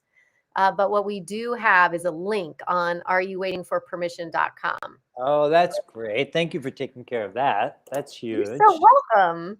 You're welcome. I know you were doing a lot of behind the scenes work for this pod-a-thon, and I appreciate you and all the ways that you show up to our podcast. Well, I appreciate you and all of the correspondence that you did with our guests and all the correspondence you do to organize our guests on the podcast. Are You Waiting for Permission? Oh, right. Because we have a podcast and we have a pod-a-thon. There's two different things, or is that the same thing? It's the same thing. It's just the pod-a-thon is like the fundraiser branch of our podcast. Oh, right. Did you like that? It made us sound really like a lot larger than we are. It's our fundraising branch. I love that. I love that. When I teach improv, I'm like, we have, this is the class, right? This is the education part. But we also have the performative part where our troupe performs. And it sounds really important, but yes, a bunch of people jumping around. Yes. Improvising around. Yeah, that's what we do in improv. Didn't you know that? Just so you can jump around. So the other part that is different, the pod-a-thon from the podcast, I'm making this up, rough drafting it. Oh, good. I'm so glad. Is that during the pod-a-thon, we get to talk about all the things that we don't get to talk about during the podcast, because that's only 30 minutes. This is potentially 12 hours. So any topic is fair game today, right? There's a lot of things. Yeah. I mean, if you want to put something in the chat, what is a question that you have for myself and Joseph that's related either to the podcast itself, Are You Waiting for Permission, or just like maybe a question that's random that has absolutely nothing to do with us or the podcast that you would like to ask, right? I would say, as they're typing in, because I could just hear fingertips blazing right now. I know. Me too. I would say that pretty much between you and myself, any question is fair game. Yeah, you're right. Any question is fair game. I will answer it honestly. Right. While they're doing that, I have a question for you, and that is, what's your favorite part of being married to a musician? And then you get to ask me the same question about being married to a life coach, because I have an answer that might work. Well, I gotta say that okay, I have a couple. Is it okay if there's like more than one answer to that question? Multiple answers are good. We have 7 hours left. Okay. 5 hours. First of all, he's just like, he's got that sexy musician vibe, which is just, like yesterday I had the 5 o'clock shadow and the disheveled hair, and he's wearing a gray t-shirt and a hoodie. And I was like, that's like, I was like, I did well. And then the other thing, we just lost three people because I was talking about my sexy musician husband. Okay. And then the other thing that I really like is he's just like a really beautifully present artist. And he really, really is committed to his craft, like in a way that I've not seen a lot of people. And he really cares about his students too. It's really beautiful. And he's incredibly talented. Like he's just an incredibly talented musician. And it's inspiring. And he's also a really good dad. He's like a very attentive, very good dad. That's a lot. Wow, thank you for sharing all of that. You're welcome. Okay, your turn. So for me, the best part about being married to a life coach, there's multiple facets of it. But one is that we kind of speak the same language, and we're both on a perpetual, which has maybe a negative connotation to it, but a perpetual self-improvement path, right? We're always trying to improve ourselves, whether it's what we read or what we watch or the conversations that we have.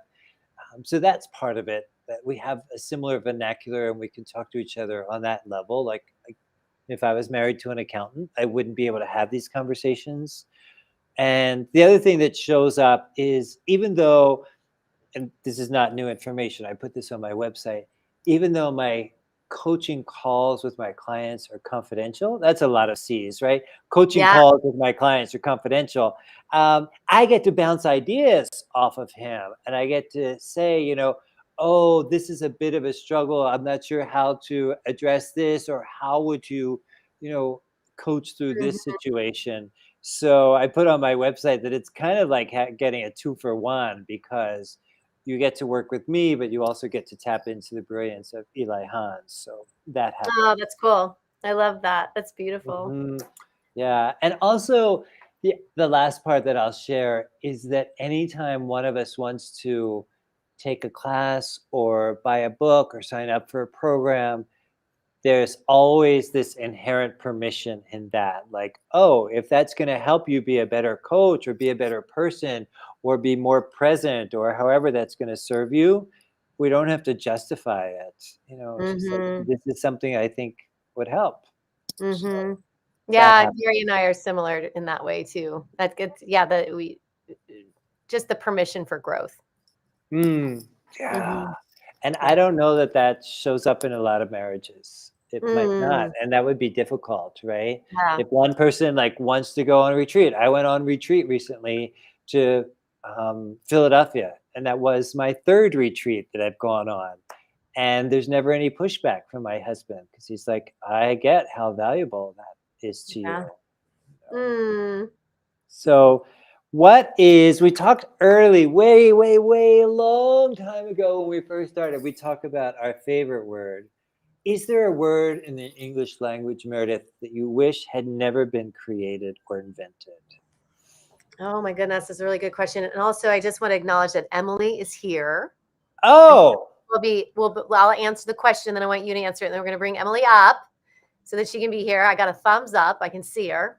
Well, let's just hold the question and ask her, because she's brilliant. And I want love to that. question. Let's ask her instead. I love it. Okay, here we go. Emily! Hi! How are you? How are you? We are so good. We've been here 7 hours and 20 seconds. I saw you guys are rock stars.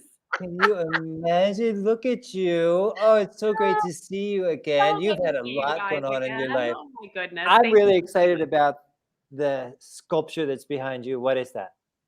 Oh, that right over there? To keep going to your left. Yep, the box. Oh, it's actually like a vintage cookie jar. Oh.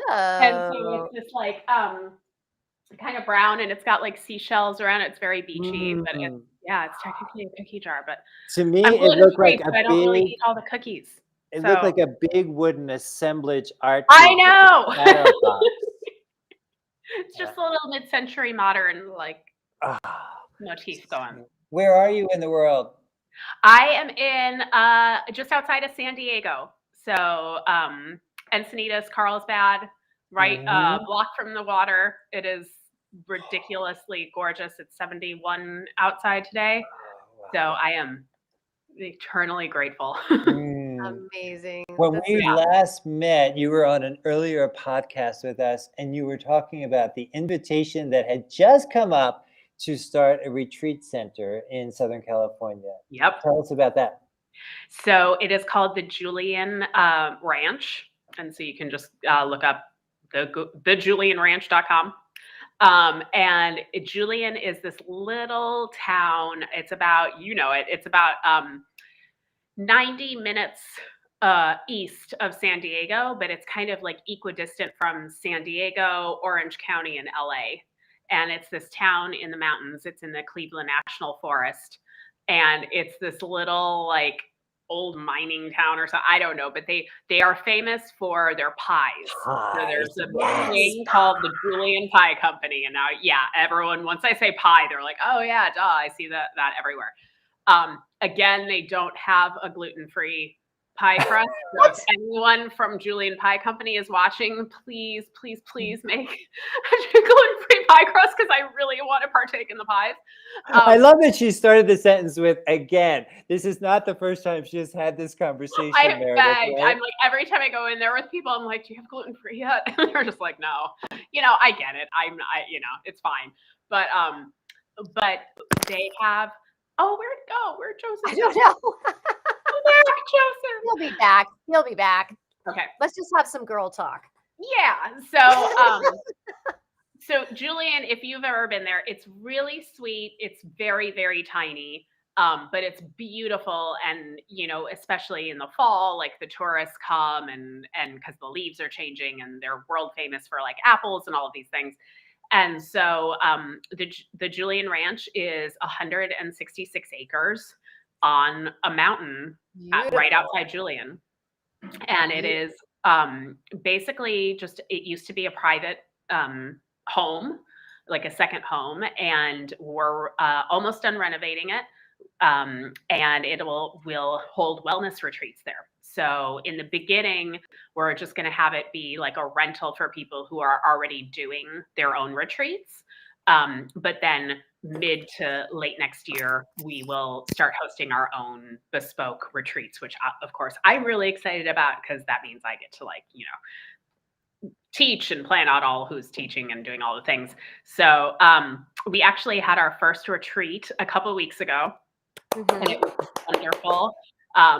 It was the Murphy's Law of retreats, like everything that went wrong did that could go wrong, like with the property. But the group that was with us were so wonderful and just accepting and very chill. They were a group of combat vets who basically came together. They've been working together on Zoom for over a year.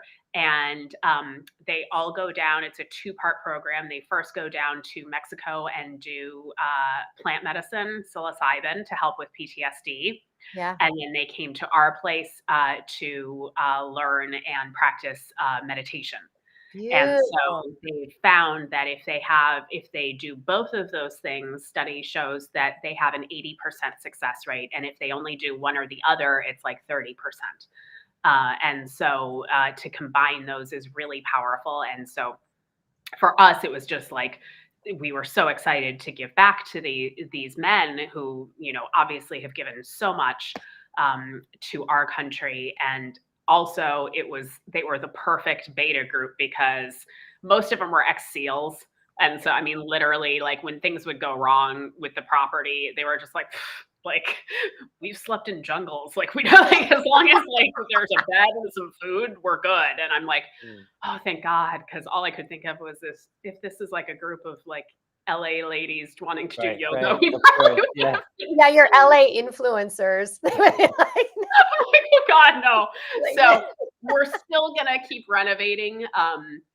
The issue was it took us longer to renovate than we expected just because we're on the top of a mountain out kind of in the middle of nowhere. So it was harder than we thought to find contractors and workers who are willing to come out there consistently. It's like 1.5 miles on a dirt road up a mountain, like once you get off the main road. So it's just, it's out there.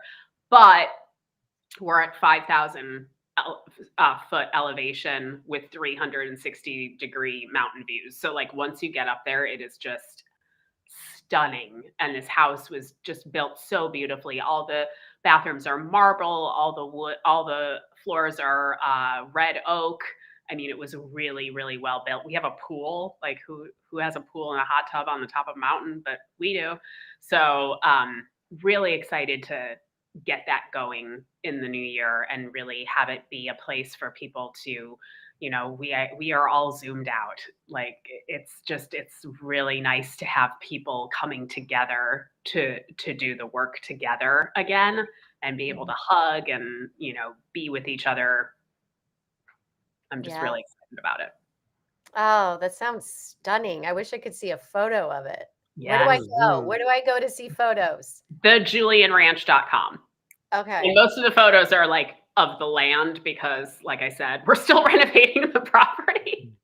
But it's like the main house is a 7,000 square foot mansion. It's gorgeous. And then we've got 2 other little properties that we'll renovate next. And then our plan is to put like little tiny homes because we have 166 acres, and so we'll end up eventually building another large building for like education and but then have, a lot of people who can come. Right now we can comfortably host 20, but we'd like to get that up to 30 by, the springtime and then 50 by the end of the year. So well, Emily, what I'm noticing is that you are here with us today. We're not on Zoom, but we're on a lot of other platforms. And you said we're all zoomed out, but you are here today. So that is huge. Thank you. Thank you. And my question is, how are you retreating these days? And by that, I mean, how are you doing your self-care practices? What do they look like? Great Because I know organizing a retreat, that takes a minute. It really does. It was, I lived up there on the property for 4 months. And this was like a straight up construction zone.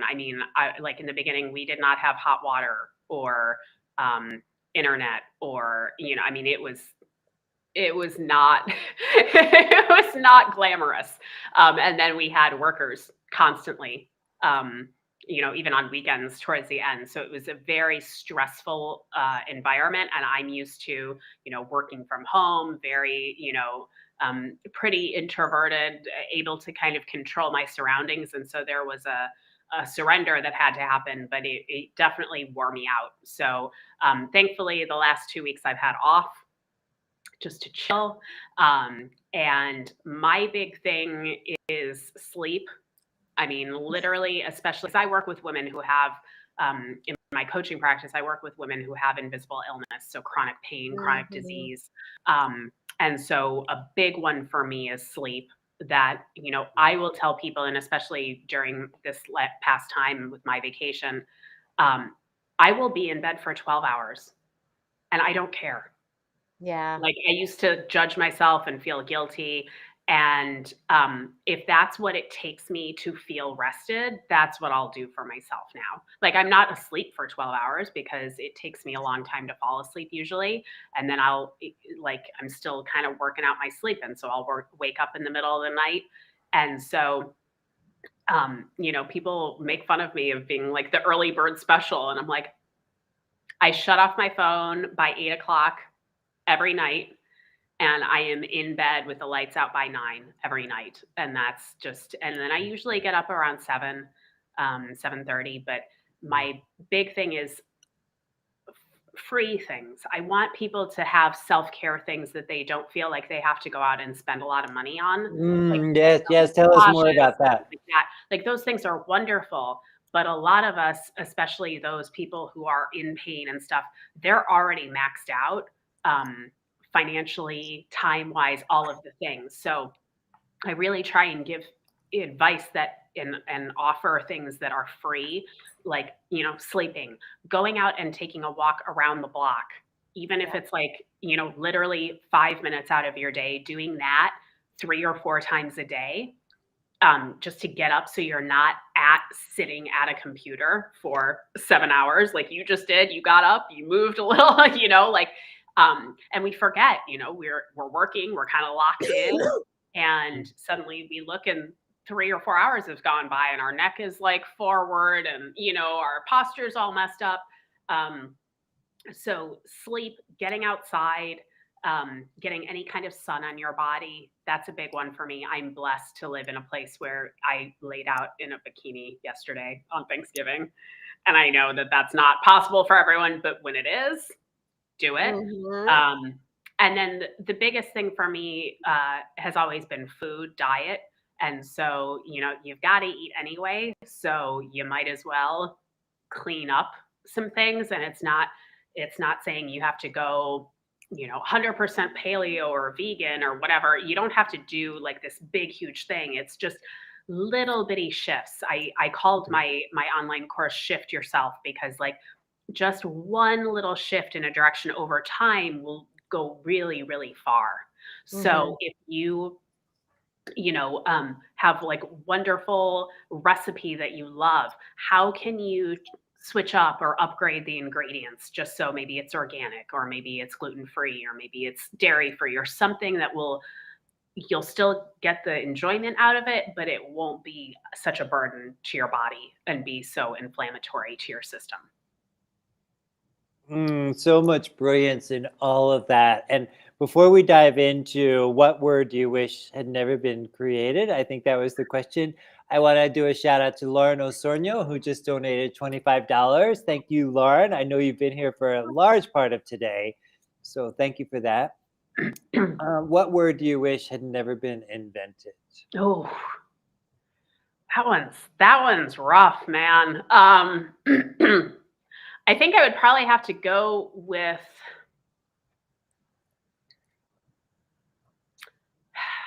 oh man, what do you think, Meredith? Have you thought of an answer? I'm trying to I don't know if it would be something that's just like a made up word, like just an annoying like screech or something like that. Because I try not, like the word that popped into my head was divisive. I feel like that's a big focus on a lot of people's minds right now, is the divisive nature. We feel very divided here in the US and around the world. But it's also, if you take the word out, how do you discuss it? How do you transcend it? You kind of have to start from somewhere. So I'm a big believer of like life is a buffet table, and if there's something you don't like on the table, just don't take it. Like you don't have to eradicate it from the planet. And doing so and focusing on getting rid of things that you don't like is like a one-way ticket to an unhappy life. Like focus on what you like, that you want to create or you want to grow. That's always been my philosophy. Wow. That's huge. What about you, Meredith? Well, I don't know if I can follow that now, because I know. She really set us up for failure. I was just going to say, the word moist has never really resonated with me. Exactly. It just doesn't, agreed. That's the word. That's my word. How about you, Joseph? Mouthful. So I expect a little bit of pushback from this, maybe from our listeners or from each of you. And I'm still rough drafting it, but I've spent more than a week tossing it around. And I believe that the word fear has been used as such a cop-out for most of us. I want to do that, but I'm afraid. I want to do that, but I'm fearful. And if it had never been invented, there's this line of thinking that if you never knew your age, how would you feel, right? If you were never able to identify fear, how fearless would you be? So for some of my clients, I look at how often because I'm in this as well, I'm a human being, I'm, as part of the process and part of the learning curve. If I didn't have the word fear, how often would I use it as a cop-out if it didn't exist? So that's what I'm looking at. I know that like fear that. served us.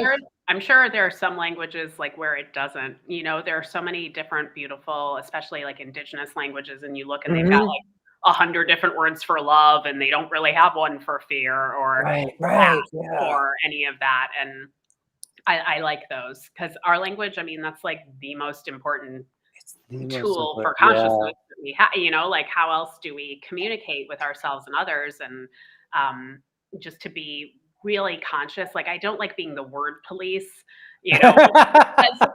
Oh my God! So you've read my blogs, right? No, I love that. And so it's very. But on the other hand, it's also like our words speak we're literally speaking into the future. We're creating with our words, with our language, and so to be very cognizant of that.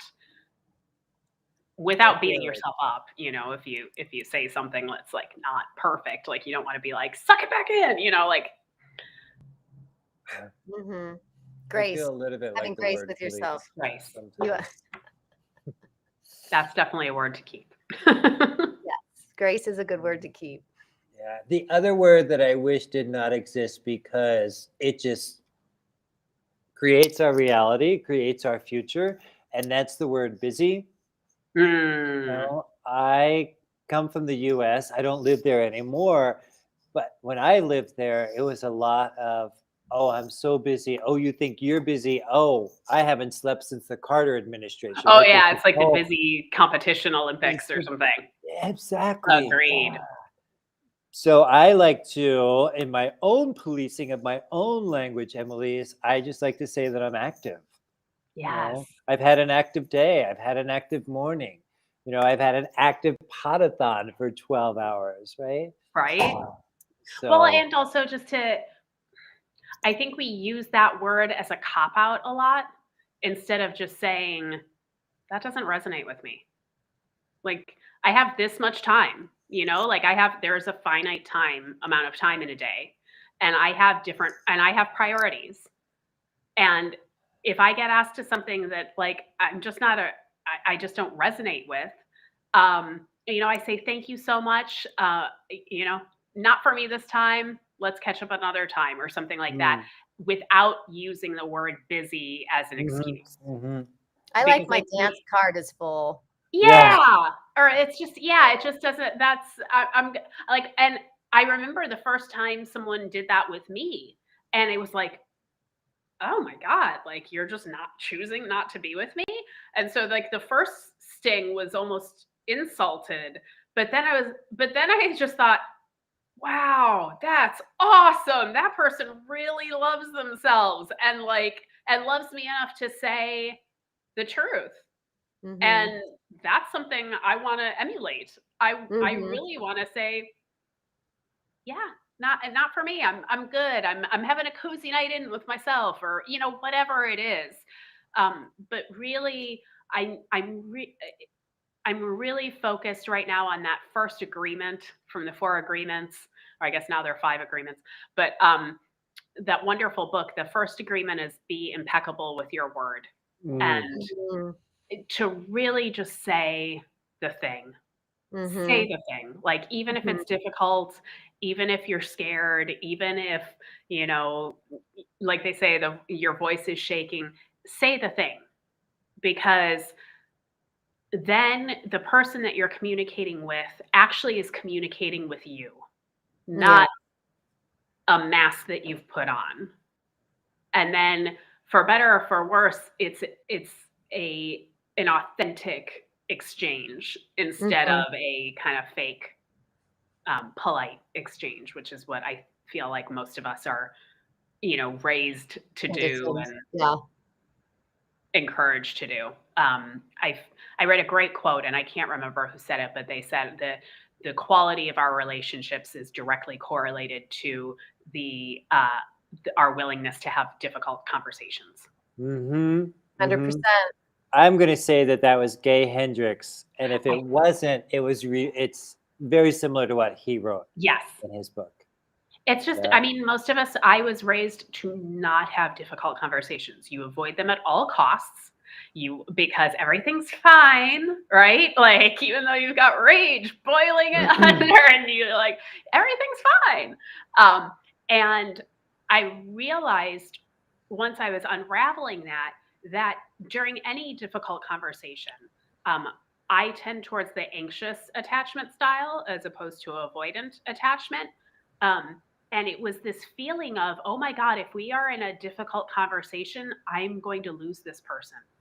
I mean, it was that primal of this person is going to abandon me if we have a difficult conversation.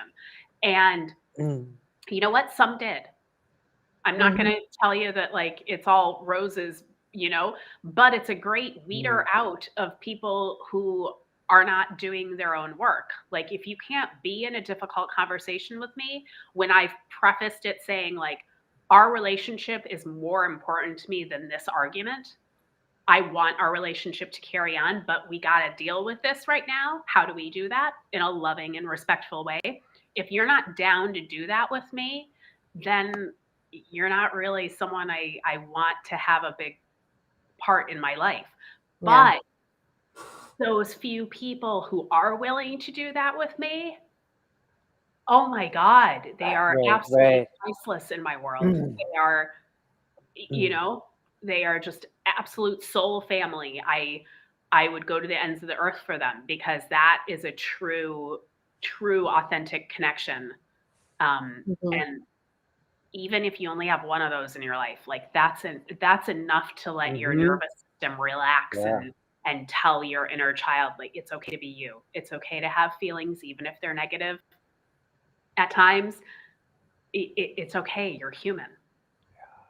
And Emily, can I add to that if you don't have that one person in your life, then you yourself can be that one person for now, right? You can grow your community later, but if you just need to tell the truth to yourself, like, that is priceless. Absolutely.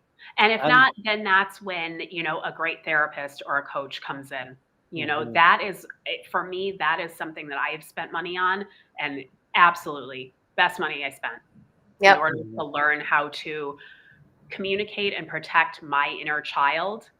Has allowed me to actually really step into the woman that I am, instead of living from kind of almost like an emotional adolescence where you're kind of stuck in between the two. And it takes practice. It's not, it's not anything that you're going to do overnight. You're going to suck at it in the beginning. Like, we all, it's a new skill to learn. And that's why, I always, if they are hesitant to kind of have a difficult conversation, I remind them this is a skill like anything else. Like, I want to practice with you. That is how much you mean to me. I would like to practice this with you. But again, like, if they're not willing, then God bless. Like, there's no judgment. There's no like, you aren't as spiritual or as enlightened as me or whatever. It's just, we're not a match, because the people who I allow in my life, they are willing to do that work with me. That is now a standard that I have set. And the people who aren't willing, they just don't make the cut. I've started shying away from the word boundaries, and I've started using instead the word standards, because I feel like boundaries is defensive. It's kind of like I'm putting a wall up between us. And it's also kind of focused on that other person. Like, I have to have a boundary to keep you out. Whereas standards, that's just me. This is what I've set. It's a positive thing. This is what I've set to take care of myself. And if you rise to that, awesome, let's do it. And if you don't, no judgment, but God bless. Or as they used to say in the South, bless your heart. I'm going to go back a little bit, because when you were talking about telling the truth in the moment and really expressing about why you didn't want to go to an event or whatever it is, it brings to mind a longtime friend. I will try to keep this anonymous and just call her Teresa. She's also a long-term listener of Are You Waiting for Permission? And in her spiritual practice, she needs to always tell the truth. Like, she doesn't give any gradations for white lies or being socially polite or, oh, I'm too busy. Like, she has to always tell the truth. And when she told me that, it was about 2 years ago, Emily, and I was like, bam. And I was like, I'm doing that too. I'm going to do that too. I am going to always tell the truth. And it's a little bit uncomfortable, I have to tell you. You like, when a client wants to work with you and you're like, I think you're a jerk or whatever. No. But, there are times when you really have to, when I get to tell the truth in as tactful and as gentle and compassionate way as I can, but I'm not going to skirt the issue based on Teresa's coaching of, she said, I'm never going to lie. Well, I think what you said in there is really important, because you also said in a truthful, like gentle, compassionate way. Tactful. Because I think a lot of people say, well, I'm just telling you the truth. And to like kind of be a jerk to you or insult you or, say something that's not really in the spirit of collaboration and connection. It's just, I'm pissed, you're pressing my button, so I'm going to tell you the truth. Like that, I think we need to like step away from. But what you're saying, it goes back to that impeccability, like be impeccable with your word. And I think that's just, the older I get, the more important that is for me, because I realize I have, the other person might kind of think you're nuts, but you'll respect yourself. And at the end of the day, I want to be able to look in the mirror and be happy with the woman who's looking back at me. And as long as that's the case, then, I'm pretty good with anyone else. I want to add one thing to this conversation around being impeccably truthful, where I hear that and agree wholeheartedly. I do feel, however, there's the question of, is me telling this person the truth right now going to serve this? Is it going to serve this particular situation? Because I do feel that there's some truths that could be shared that may not need to be spoken, if that's clear, right? Absolutely. Because it could actually harm another person. So I just want to be clear about that, like impeccable, being impeccable with your word versus what is necessary to share. Yeah, I mean, being impeccable with your word is when to speak and knowing when to speak and when not to speak. When not to speak, right? Because there are some people who are like, I'm just going to be truthful, and it could actually cause harm. Yeah, it's painful. It could be really painful. Yeah, so I just wanted to put it. I just wanted to. No, I completely agree. Yeah. I completely agree. Timing is everything, and especially what I've noticed is, again, it goes back to myself. Timing for myself is everything. So if I know that I have been triggered, then I'm not saying shit right then. Sorry, excuse my French. Like, I'm not saying anything at that point, because I need to go get back in alignment before I can actually have a conversation about what just happened. Because if not, then I'm coming from fear, I'm coming from anger, I'm coming from fight or flight. Defensive. Yeah. And like literally no good is going to come from that. It's just going to be like a argument at that point. Whereas if I can take a step back and even a half hour, like go take a walk and clear my head, I can come back and first I can own my part of whatever just happened, because there's always a part that's yours. I don't care if it's even 5%. There's always, it's never one person's fault 100%. It just isn't. And that's where I think being, an adult steps in of like, no, I engaged in this. I helped create this. So maybe I don't think I was all to blame, but like what part of this was already in me? Because I always say like, it's not your fault. Like if you pushed my button, right? Because it's my job to uninstall that button. But it's my fault that the button is there to begin with. Because if something isn't a button for you, it's just like people can say anything. Like you don't get triggered.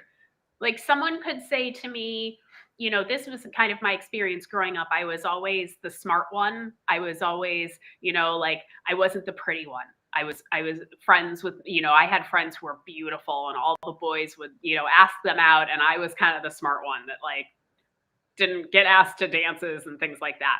That was the story that was in my head, right? Mhm. And so if someone would come to me and say, "You're stupid," that wouldn't. I mean, I could brush that off like anything because I know I'm intelligent. I know I'm educated. I know Mm, I'm well spoken. That's something I know about myself, and I'm proud of that. But if someone mm, comes to me and says, "You're ugly," different that would button. have triggered Totally different because button. it was already in me. That fear was already in me. Mhm. And so I have to take responsibility for the fact that that's in me because if not, it wouldn't have triggered me. Mhm. So I can come back to a conversation if I've gotten back into alignment and say, look, what you said really hurt, but it's because I've always been afraid that I'm not beautiful enough, you know, Mm, using that Mhm. example. yeah, yeah. And so I just want you to know that so that I'm going to work on that on my trigger, but that's why that upset me so much because this Mhm. goes back farther Mm. than you. Mhm. Oh, wow, wow, wow. And That now when you say it like that, that opens up a conversation. That opens up vulnerability. That's an invitation to the other person to do the same instead of just being Mhm. Mhm. Mhm. 100%. There's Hmm. so much wisdom in that, Emily. Thank you. It happened to me just about a week ago that somebody came up and publicly kind of berated me and said, like, you've been doing this and you've been lying about da da da da da da. And I was so proud of myself because none of my buttons got pushed because I'm like, nope, I've been telling the truth about that. And he's Yep. like, no, this is you to lie, lie, lie, lie, lie. And I'm like, and I could have really freaked out and lost sleep over that and blamed and shamed and all of that. And I'm like, Absolutely. no, it's not pushing any buttons because I'm in integrity when I say that. So, Yeah. And yeah. then you know, like that's that person's stuff. That really doesn't have anything to do with you. That's something that that person has been beating the drum up for a really long time. Like people lie to me, you know, and that's just the lens that they see everything through. And then again, what you said earlier, Meredith, that's when the grace comes in of just Mhm. saying, you know what? I have some topics like that in my life. So I'm not, you know, God bless. I'm Yeah. not going to judge you, but also I'm good. I can walk away feeling good about myself. And Mhm. I mean, it is a practice, but my God, what else can we do, especially in this day and age when there is so much hate and so much divisiveness going on between us of like, oh, if you vote this way, I hate you. It's like, what? Like, what? Come on. There's gotta be, we gotta focus on like the gray, like where can we come together and where can we have common ground or at least understanding. One of my favorite teachers is a Loke, and I can't remember their last name. Okay. That's okay. They're a very famous transgendered activist writer, beautiful, beautiful human being. And they will say that it's just,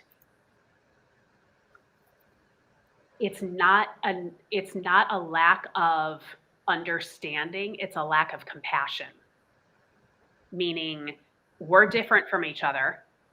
I don't need you to understand me.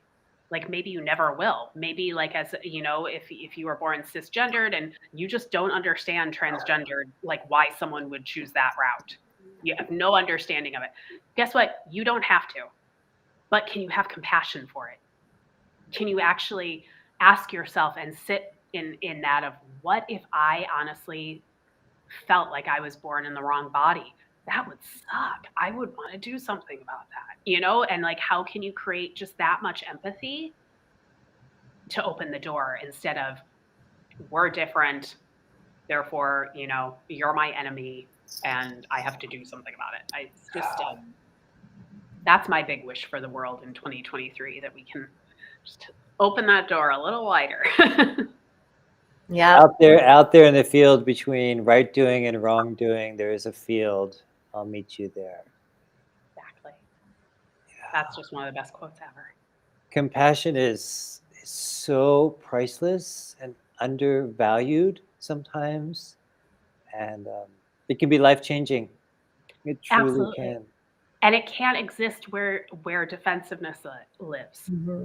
If you are in defensive mode, if you know this about yourself, if you know that when you get in an argument, you fight back, you want to be right, that's your work. How can I be in a conversation with someone that I disagree with, and instead of wanting to be right and prove my point and beat the drum of this, how can I just for a second try and put myself in the other person's shoes and put the connection above the argument? The judgment, yeah.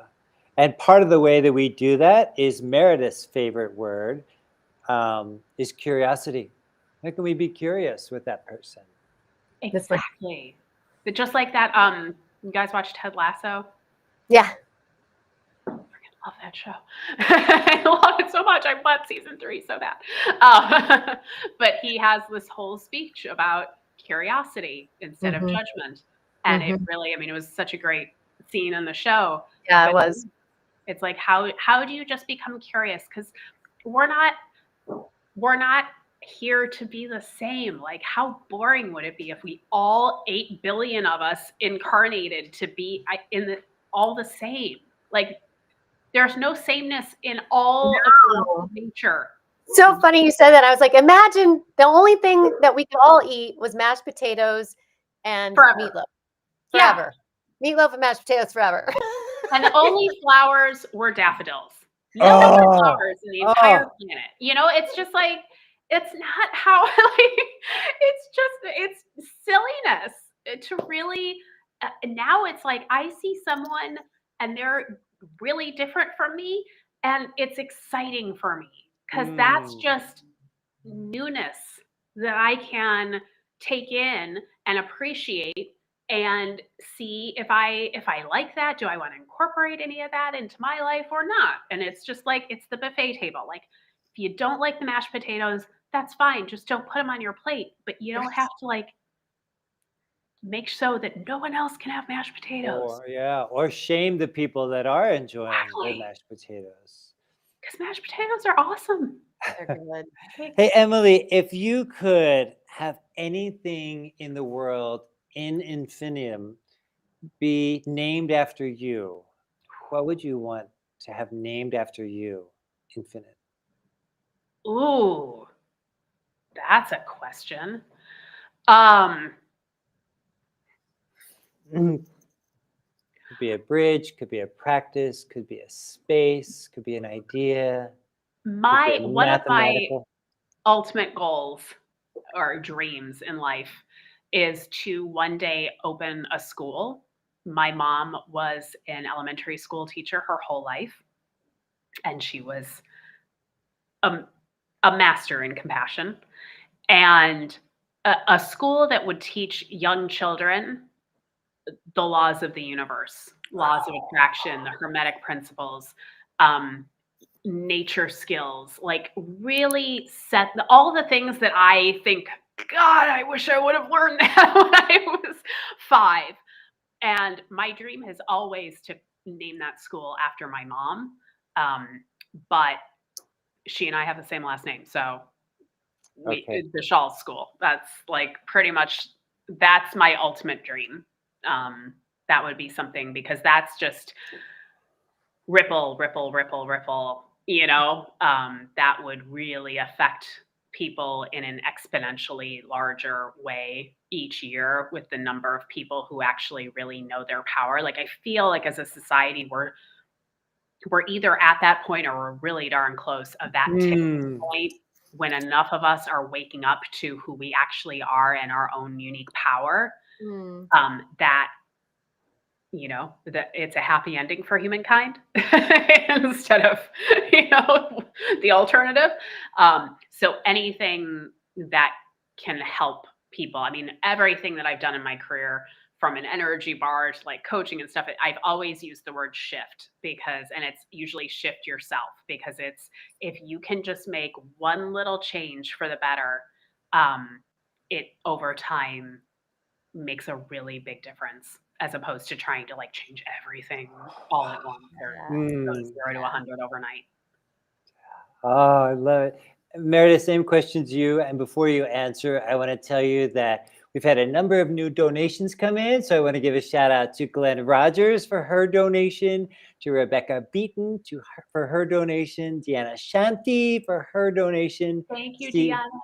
Stephen Hansen for his donation, and Anonymous we've already talked about, and Lauren Osornio we've talked about. But those are the newest donations that have come in. So thank you, thank you. Thank you. Thank you. If you could have anything named after you, Sister Sledge, what would it be? Anything named after you've asked me this question before, and I think I remember what my answer was last time. Do you want me to say the same thing? I want you to say whatever is true for you in this moment. I don't know what's true. Let's see. I think the last time I said a bridge, but I don't know if that's true now. I'm thinking, what do I want to have named after me? Oh my goodness. Listener, you can also I respond know. in the chat. I know. Okay, I would love to have a mentorship program named after me. Because I do really value mentorship. I think it's a very important thing to have, is to have those people that have carved their path and can help lift others up. And you also learn so much from your mentee, and so a beautiful partnership. I like that. For me, my answer would be, it's always the same. And I would love to have a self-healing modality named after me. So if somebody was experiencing trauma or just overwhelm or good old-fashioned stress, or they were having a difficult moment, they could do the Joseph Bennett technique. I don't know what it would look like. And they could help continue on the path of self-healing for themselves. So I want to do a self-healing technique. Beautiful. Beautiful. Emily, where can people find and connect with you besides in the JulianRanch.com? My website's just emilyshawls.com. So it's my name, which is weird. It's SAULES. So Emily Shawls. There you go. Yeah. It's someone asked me my last name. Weird. What's weird about that? I think it's a great name. It's a great name. It's just very uncommon. So if you ever meet another Shawls that's spelled like that, chances are I am related to them in some way. Okay. Yeah, it's a really, really small, like, I don't know why, but. Love it. Well, it was really a joy to have you join us on our Pod-a-thon today. It's always such a pleasure. You guys are amazing. So let me know next time you're in La Jolla. Yes. I love that part of the world. And let me know next time you're in Mexico. How about that? Yeah. That's Where a in real Mexico are invitation. you? I'm in the heart of the country, so right smack dab in the middle. It's called San Miguel de Allende, and it's about. I love San Miguel. There you go. That's where Meredith and I met. And I've lived here full time for 13 years, from San Diego Oh my gosh, I to will here. totally come visit you. I spent a month in Las Trancas, which is like 40 minutes away from you.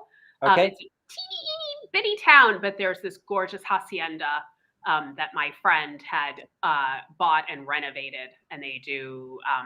It's just stunning. It's like a 500-year-old hacienda that she it's gorgeous. It's Hacienda de las Trancas. But I went into San Miguel because it's just such a beautiful, like, artistic, just lovely spot. So so much art and great spot. Yay.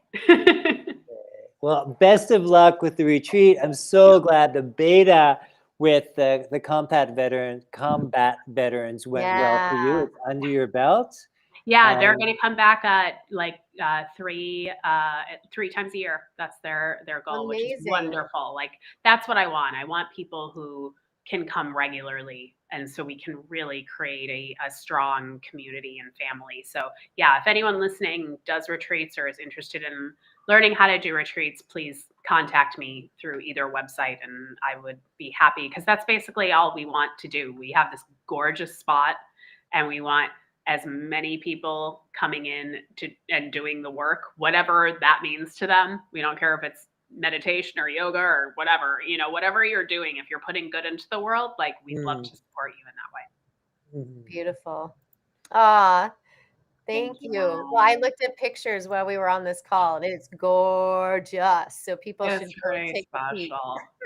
We have bobcats, we have mountain lions, we have snakes, we got all the critters, but eagles, and it's just amazing. You need time in nature. Everyone needs time in nature every once in a while. Yeah.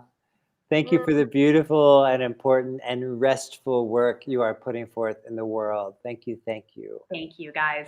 Mwah. Mwah. Bye. Bye. Meredith, there was another donation that just came in. David Rodriguez, if you know him, for $100. He's out there supporting us with his funds. So thank you, David. And how are we doing on time? I think we're almost done. I think so. Look at that. I love the affirmative head shake. It says volumes. So, ladies and gentlemen, Meredith Grundy and I are here for our inaugural Pod-a-thon. We have been here for 7 hours, 47 minutes, and 28 seconds. And we are here with the lofty goal of raising $5,000 in 12 hours. We've been here for 7 hours and 47 minutes of those 12 hours. And we are raising funds to make our podcast sustainable. Are you waiting for permission? And to also donate funds to the Malala Fund. Malala has been and was initially an activist for girls' education in Pakistan. When it was learned that she was advocating for girls' education, a gunman entered this bus where she was riding and identified her and shot her in the head. She lived and continued her mission of advocating and being an activist for girls' education. So Malala Fund is alive and well. Malala is alive and well. And we are donating a portion of all monies raised today to that fund. And we are here still talking. And I have some bad news for you. No. Yeah.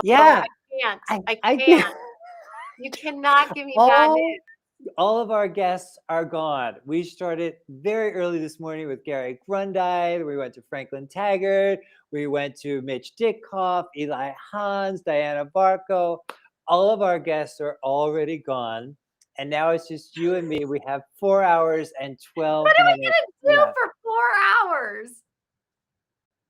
Oh, you're asking me? I thought you were planning. I planned the first 8 and you planned the last 4. The last 4, we're going to eat online.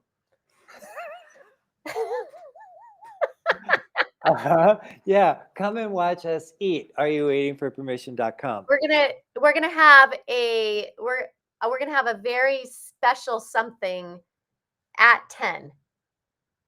Okay. It's gonna be a very special something at 10. Are you gonna tell me what it is? Nope. Do you know what it is? Nope. Okay. I was trying to create suspense for our watchers. My big event is that I'm taking my earbuds out. Ooh, and I'm just going to, I know. And I'm going to move my body because 8 hours is a long time to be here. And man, what about that Emily, huh? Amazing. She's incredible. And what she really did not say, but I know it's okay for me to say this because this is the work that she does, is she works with women who have invisible illnesses. And what I want to say about that is she's doing all of this work and she herself experiences pain or an invisible illness often. So I honor her for showing up and for all the work that she's doing in the world, creating retreats for combat vets. I mean, come on, that's good work, right? Mm-hmm. Oh, such important work. So much important work. Am I echoey? No. I don't know. Am I echoing? Am I echoing? No. You hear the echo? So Gary Grundy says that you should read from your book more. He did? When did he say that? Oh, I don't know. What's like a few minutes ago. Oh, like in the chat he said that, or did he slip a in the note chat. under the door? In the chat. He didn't say it through the door. We don't communicate that way. Oh, you do electronic chats. We just Okay. do. Like, yeah, I'll text him in the house. Yeah. What about, was it Franklin Taggart this morning who said that he likes working behind a door, but then it was Teresa Funk who said that her children didn't know that doors were two-way Yeah, operations. because she had like a baby gate or something. It only went one direction. It's like, this is brilliant. Why didn't I think of that when I was? Franklin's like, I like to be on the other side of the door, and Teresa's like, my children didn't know that a door opened both ways. The door open both ways. Do you need to do a bio break? Because I'm going to take Gary's advice. I am going to take a little bio break. Okay. What are you going to read? I'm reading from When in Doubt, nearly 400 funny, insightful, and irreverent ideas for what to do when you're in doubt. It will be released Easter 2023. The foreword is by Eli Hans. And I'm just opening the page randomly. Go ahead. When in doubt, offer a happiness guarantee. When in doubt, say yes. When in doubt, buy the good mattress. When in doubt, go on a retreat. When in doubt, say so. When in doubt, turn off the faucet. When in doubt, send flowers. When in doubt, learn first aid and CPR. When in doubt, tell the truth. We were just talking about that with Emily Schultz. When in doubt, choose in favor of having more time rather than having more money. When in doubt, vote. When in doubt, support your local library and community theater. When in doubt, read in good light. When in doubt, take the stairs. I wrote that one for Meredith Grundy because she's all about taking the stairs. When in doubt, cut them some slack. When in doubt, feel your feelings. When in doubt, tip generously. When in doubt, arrive early. When in doubt, say, I'm not sure. When in doubt, be 1% better than yesterday. When in doubt, say, can you repeat that? When in doubt, be present. When in doubt, wear sunscreen. When in doubt, say, I changed my mind. When in doubt, learn and practice at least one self-healing modality. We were just talking about that with Emily Schultz too. When in doubt, suspend judgment. Good luck with that. When in doubt, share. When in doubt, accept the invitation. When in doubt, try again. When in doubt, walk instead of drive. When in doubt, lead by example. When in doubt, stand when somebody enters the room. When in doubt, let others win. When in doubt, go skinny dipping. When in doubt, re-gift. When in doubt, stop blaming and shaming. When in doubt, create community. When in doubt, value your weirdness. When in doubt, open a window. When in doubt, gather together. A lot of times in this book, a lot of the recommendations have to do with getting together and sharing and connecting and getting to know people's names. So it's kind of a central theme. If I had to pick one, that would be it. When in doubt, gather together. When in doubt, open a window. When in doubt, look both ways. When in doubt, eat smaller portions. When in doubt, buy land. When in doubt, make art. When in doubt, turn over a new leaf. When in doubt, be patient. When in doubt, go to bed. Oh, I can't wait for that one. When in doubt, adopt, don't breed or buy. When in doubt, come out of the closet. When in doubt, lie down in the grass. When in doubt, measure twice, cut once. When in doubt, collect rainwater. When in doubt, be one of the good guys. And when in doubt, love like you've never been hurt before. We have plenty more to read, and we have plenty more time to go. We have 4 hours and 4 minutes to go. So I'm happy to read that. I know. Anytime I tell you how much time we have left, you just laugh. Like I do. I Uh, do. So I have to do I have to email one client When? today. Really? Yeah, No. because I have to give him a link so he can show up tomorrow for his session with me. I know. I know. Okay. I All right. know. Well, But I'm not going to do it I'm now. gonna keep reading then. No. Isn't this is how, I mean, Deanna, she just said we're hilarious. Or maybe she said that, I don't know when she said that, but Well, I'm sure that compliment does not expire. It doesn't matter if she said it a half hour ago. okay, fine. Well, I don't know. Yeah, you're like, oh, she said that a while ago. I can no longer Said shout that a it while- out. Well, yeah, it's true. It was only like 10 minutes ago, maybe. Okay. It didn't expire. Does it expire ever? I don't know. You'd have to ask her. I mean, is Ask there going her to be a if I time listen where we're not hilarious? I'm not going to recollect. Do you want to go email your client? It sounds like that's important to you. Well, I can stay right here. I'm just going to look like I'm emailing. So you do that while I email, and then everyone who's watching will see what my email face looks like.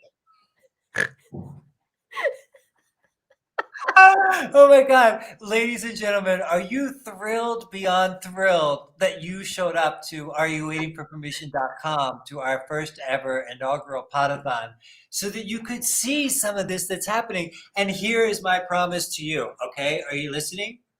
Come a little closer. You don't have to listen, Meredith. You already know this. Come a little closer. I want you to know that it only gets more ridiculous from here. Okay. Yeah. So any of the nonsense that you have seen or witnessed over the past 8 hours, right? It's only going to get more ridiculous. So that's my promise to you. And I am trying to keep my promise. Okay. While you're emailing, I'm going to read from some poetry. Well, can I ask a favor of the people who are watching Anything. right now? Just like Yeah.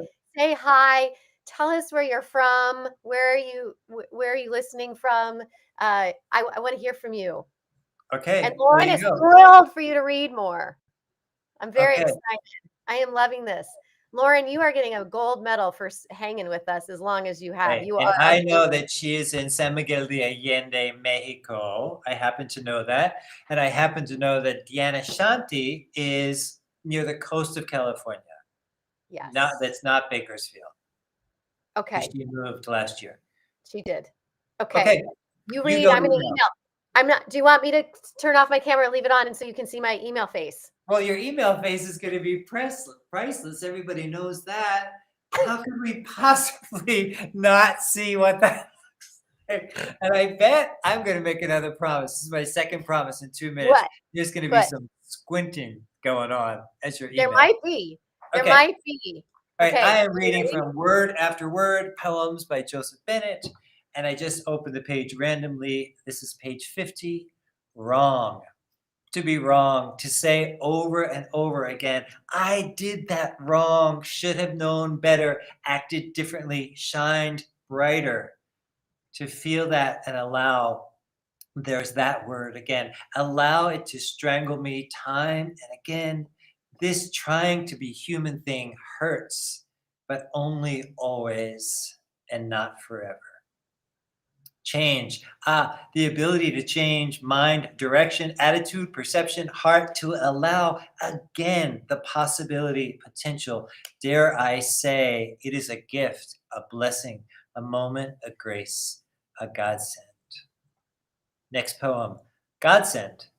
Sometimes I think, oh, the danger of it. Let's try life differently. Slow down, put pen to paper, practice generosity. Flow like a well-written verse. Allow moments or years or a lifetime of grace. Surrender to the fullness of it. to be in the ripeness.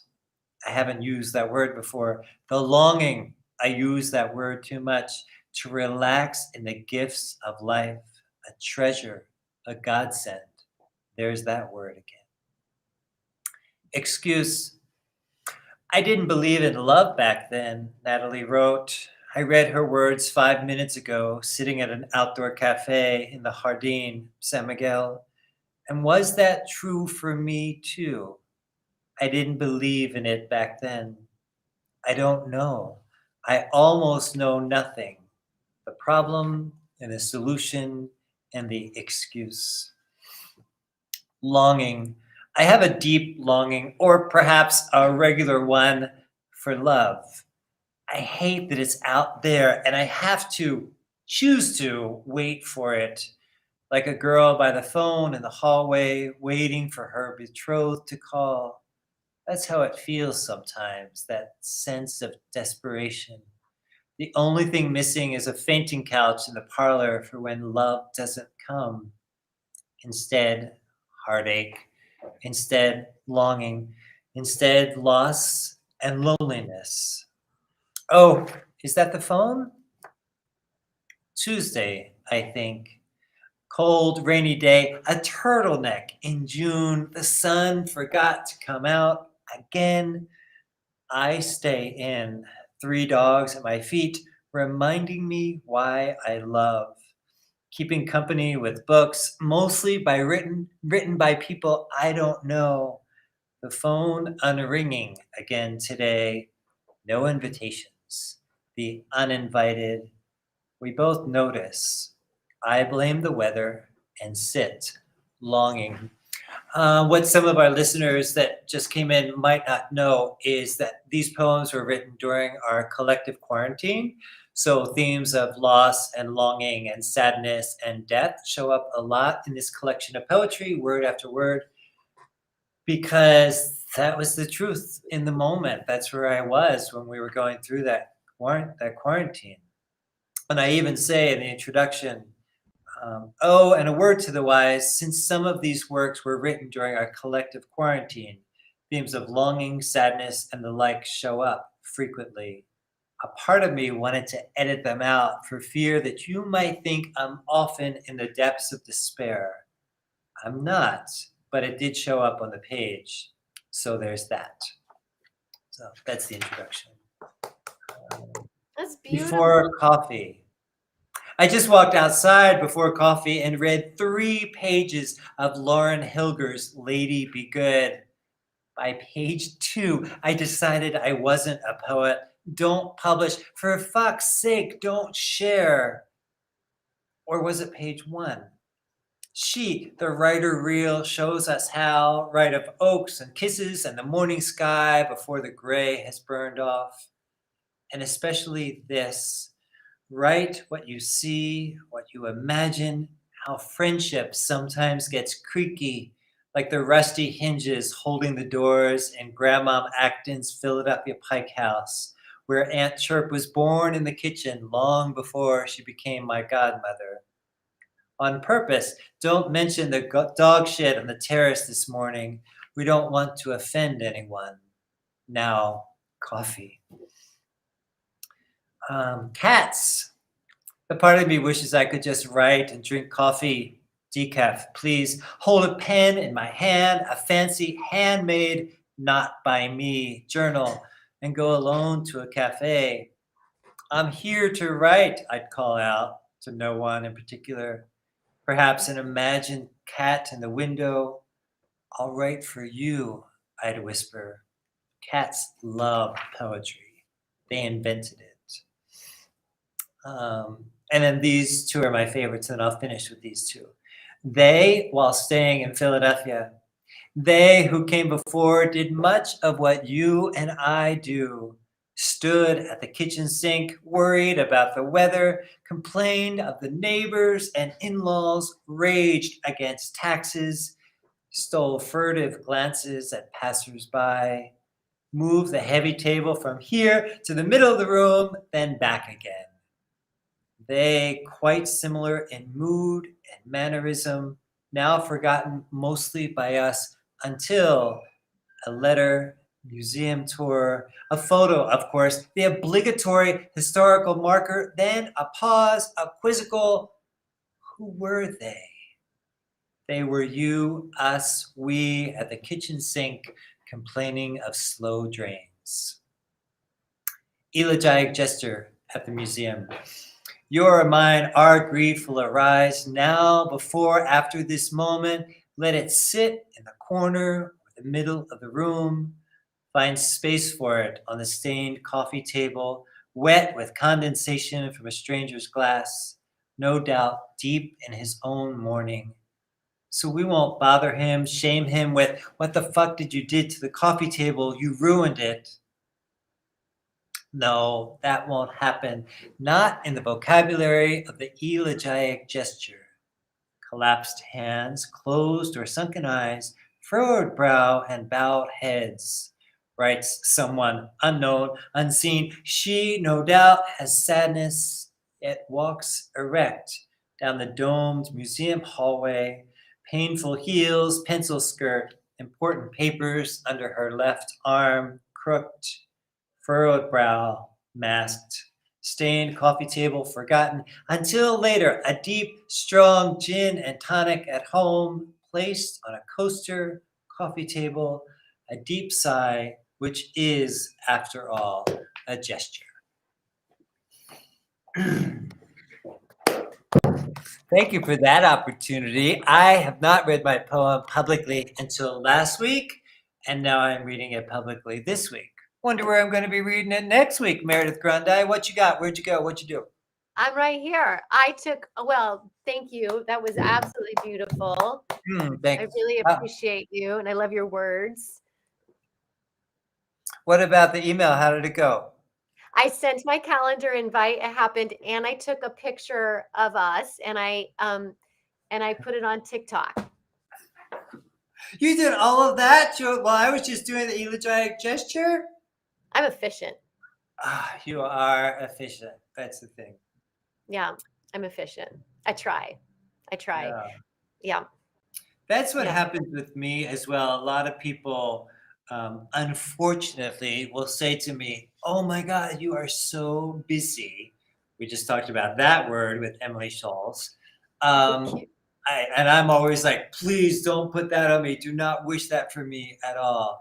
But I am incredibly efficient like you. I'm not as efficient as you, but it's not a competition, so I'm not competing with you. But I do get a lot of stuff done. I'm productive. And, I'm not busy. Not busy, productive. Yeah. So I often will correct somebody because I don't want that energy of busyness. Like, I just don't want it. So I wonder too I find the older I get, the less people are doing the busy comparison. But I could be wrong. I don't know. It's different for me because I live in Mexico, so we're not doing it much over here. It hasn't invaded over here yet. Or maybe it's like because the pandemic kind of, I don't know. It's so funny because I remember I used to be that person that would say, someone would come in and be like, I'm so busy. And then I would be like, I'd get that feeling in my chest. Well, I'm busy too. Like, you know what I mean? It was just this weird, but I haven't felt that in a really long time because I feel also that what I'm choosing to spend my time on is a lot more, and here's that word intentional again, but intentional. And I'm also really excited about the work that I'm doing, where when I felt like I was in that weird, well, I'm really busy. It was like I was trying to prove my worth in this weird way. And so now if I say I'm busy, it's just like I'm just genuinely got stuff on my plate. But I loved my friend Catherine who said, my dance card is too full. I said, great. I like that. I'm going to use that moving forward. My dance card's just full. I can't be there. I love you though. I can't take that on. Or the ability to say no. I use the dance card a lot. Like, oh, thanks, my dance card's full. Or, do you have time on your dance card for this? Or something like that. But I want to give us a lot of grace, our listeners and our viewers and each other. I want to give us a lot of grace to say no to things. you know, Donald Miller. I think you have followed him a little bit, right? This is his sticker.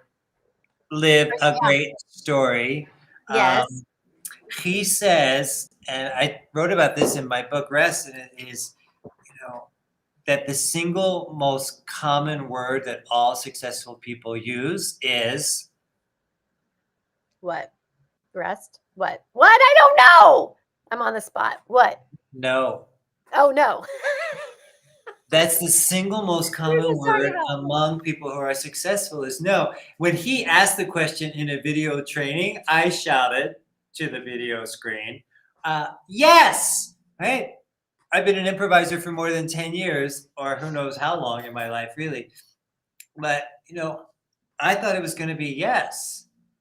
I was 100% wrong. He's like, it's no. Like being able to say, no, I don't want to write the foreword to your book. No, I don't want to go to your artics, whatever it is, right? We get to say no, because when we say no to one thing, that likely means that we're saying yes to something else. Yeah, you leave space. Conversely, when we say yes to something, we're saying no to a whole lot of other things, right? Because we can only do so much. So I totally froze. Can you hear me? Yeah, I can hear you fine. I see that you froze, but in this very funny way. My computer's doing something funny. Okay, do you want to log off and come back in, and I will I cannot do that because I think I will drop you if I log off. So let me just figure out what's going on. Okay.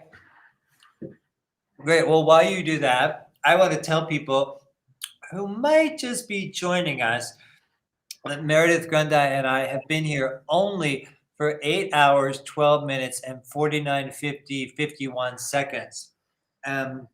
We are here for our inaugural, which means the first, Pod-a-thon. And a Pod-a-thon is inspired by the work of Jerry Lewis, who for only 50 years was doing a telethon during Labor Day to raise funds for muscular dystrophy. And we took a portion of his work and used that to inspire what we wanted to do. And our goal is to be here for 12 hours or to raise $5,000, whichever comes first. A portion of that money goes to keeping this podcast alive and well and funded so that we can move forward in a sustainable way. And then there's also a portion of the money raised today will go to the Malala Fund. I've talked about this earlier, and I'm happy to repeat myself because Malala, as a young girl, was an activist for girls' education in Pakistan. And when she was riding the bus one day, somebody came into the bus and asked for Malala. She identified herself, and that person was a gunman who shot her in the head. She lived and continued her mission of raising funds and awareness and advocacy for girls' education. So Malala Fund is alive and well because of her work and her bravery and her courageousness. So that is what we are working on, is raising funds for the Malala Fund and raising funds for our own podcast, Are You Waiting for Permission? We just released, I believe, our 90th episode. It is mostly a guest-based podcast where we interview people from all over the world who are showing up, trying. I say that word intentionally because it's a process of how people show up, to trying to live a braver and bolder life and giving themselves permission to how they want to show up in the world.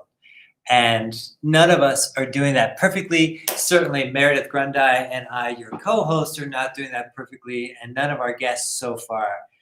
But we are doing it in a way that feels genuine and authentic to us.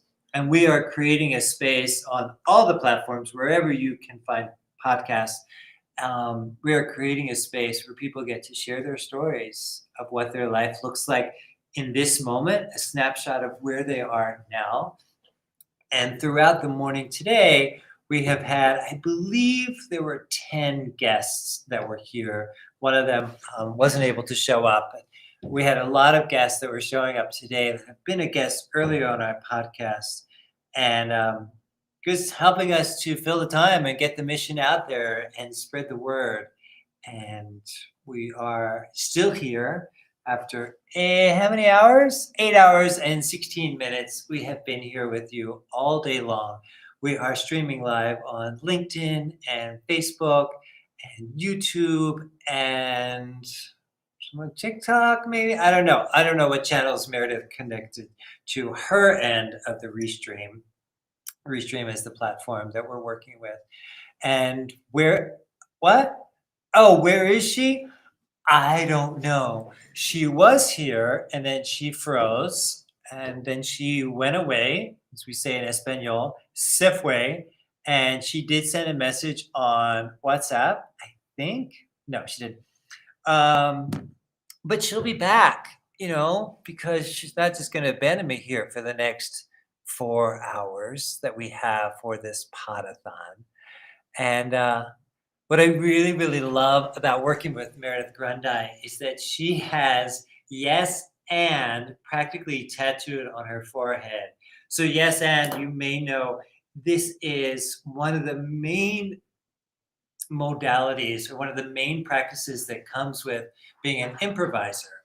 An improviser is somebody who works in theater and does plays or shows, but without any script at all. Nothing has been pre-planned. It's all made up in the moment. And one of the guidelines is yes and. So Meredith shows up and she says, and I tell her, she says, "Can you let me in?" And I will say no, because I don't have that capability. I don't know how to do that.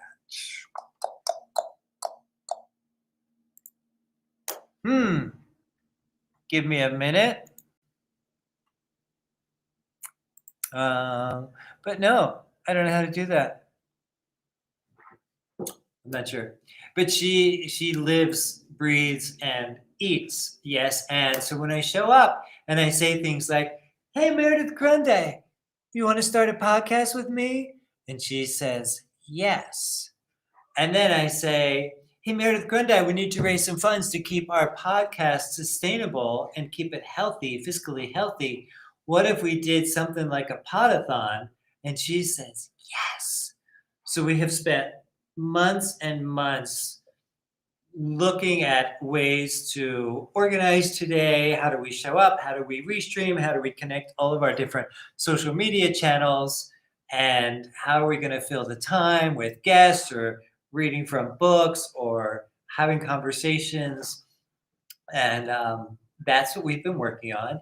And here we are. We are most of the way through our 12 hours of raising $5,000. We've been here for 8 hours and 18 minutes. And I will tell you that as of this particular moment, how much we have raised is $1,340.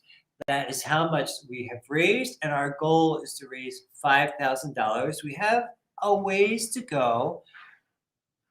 4 hours to do it. And I'm here alone. Meredith Grundy has just gone a little bit MIA.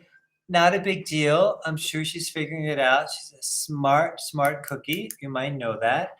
And some of our listeners and our viewers have been here for hours with us. And that's like huge. I didn't expect that at all. I thought people would like pop in for 3 or 5 minutes and then they would go eat some leftover turkey or scrape the cranberry sauce off of, their grandma's linen.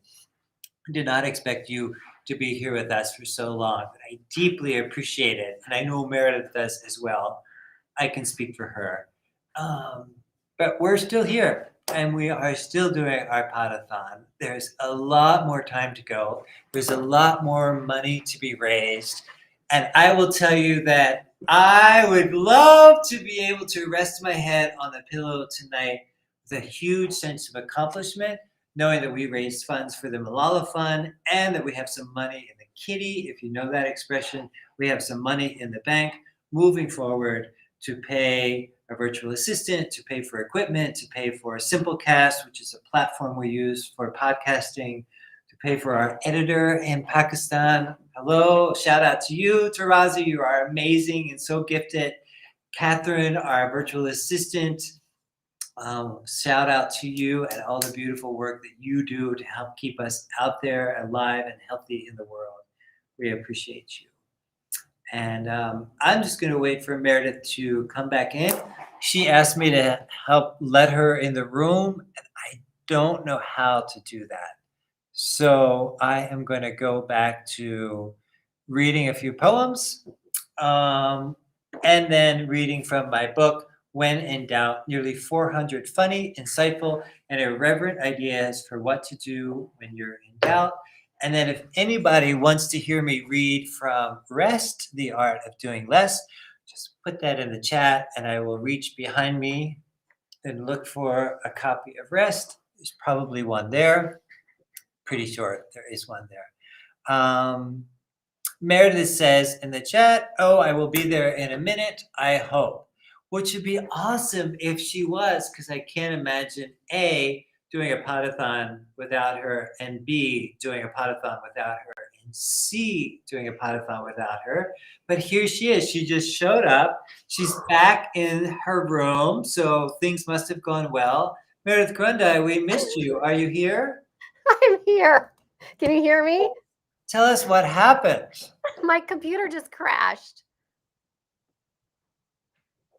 It just crashed. Just like that? Yeah, it just crashed. Where did it go? Where is it now? I'm on my computer. Oh. I was able to reboot it and get it back up, but I was trying to get on here from my husband's computer, but I didn't know my login. See, I should have had my plan B. Well, you know what? That's amazing. Your computer obviously needed a rest, right? Because before this pod-a-thon, you were telling me that you had some clients this morning. So this is not your first rodeo this morning. You've been at it for a while. I've been in front of a screen since 8 a.m. this morning. Oh, okay. So you've had your own little marathon going on. Right? And then tomorrow morning I get right back on, but just for half the day. Tomorrow's Saturday. So yeah. Forgot to block off time tomorrow, huh? Yeah. But then, do you know what I know? The nice thing though is that because I get to travel on Sunday and because my job is in person, I will not be on a screen at all. I will be coaching people in the flesh and blood. Oh, what's that going to be like? Amazing. Didn't you tell us that you'll be coaching like every 30 minutes you have a new coaching client? Every hour. Every hour. Yeah. So I will be coaching from 8 a.m. in the morning until 5 o'clock at night. Do you get a break? 1 hour. Okay. Yeah. Well, maybe by the end of the week, you might be pretty good at what you're doing because all that practice, it's almost like a boot camp, right? It's like a boot camp, and I'll be doing that for 4 days in a row. And I just got done doing 2 weeks of that exact schedule on Zoom in a row. Okay. Will it be the same people that you coached on Zoom that are showing up in vivo and live? No. Will each person be coming to you with a different, I'm assuming this, but I just want to be clear for our listeners. They'll be coming to you with a different need or a pain point or a different story that they want to work on? Yeah. Wow. And do you, I'm diving into this because it's so fascinating. Do you know what they are going to present in front of you? What are they bringing to the table? Do you have any time to prep what that is? No. So you're basically improvising for 4 days all day long. Yeah. What I do know is it's going to be tech related. Oh, and then what I you're do so know. good at tech. Look at you. You're great at tech. I think that you're being sarcastic. No, you're here after a computer crash and a microphone fail. You are here. I'm still here. I am still here. No, but I do know that there's like different talks. So I at least know what the structure of the talk is. I know if it's going to be a workshop or if it's going to be a breakout or if it's going to be a chalk talk. Like, so I kind of know how to coach them according to that. What's a chalk talk? Oh, thank you. You want to say hi? Hi, everybody. Harper, we're still here. We're still Can you believe it? here. We are still here doing our Pod-a-thon. How much money do you guys have? How much money have we 47 raised? hours. How much? We have 47 hours left. And how much money have we raised? 1,300 and change. Amazing.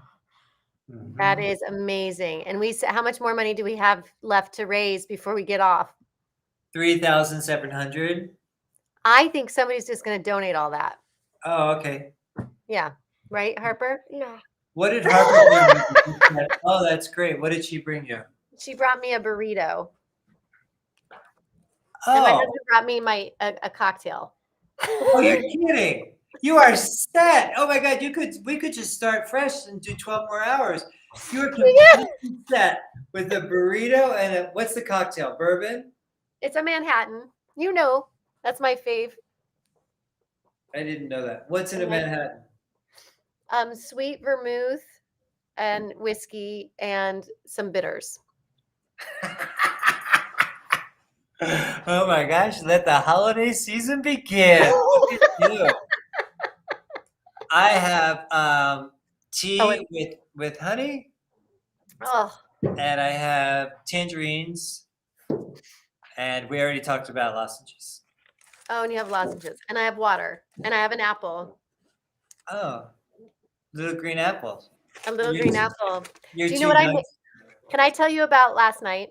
Or my things. I made a Thanksgiving dinner.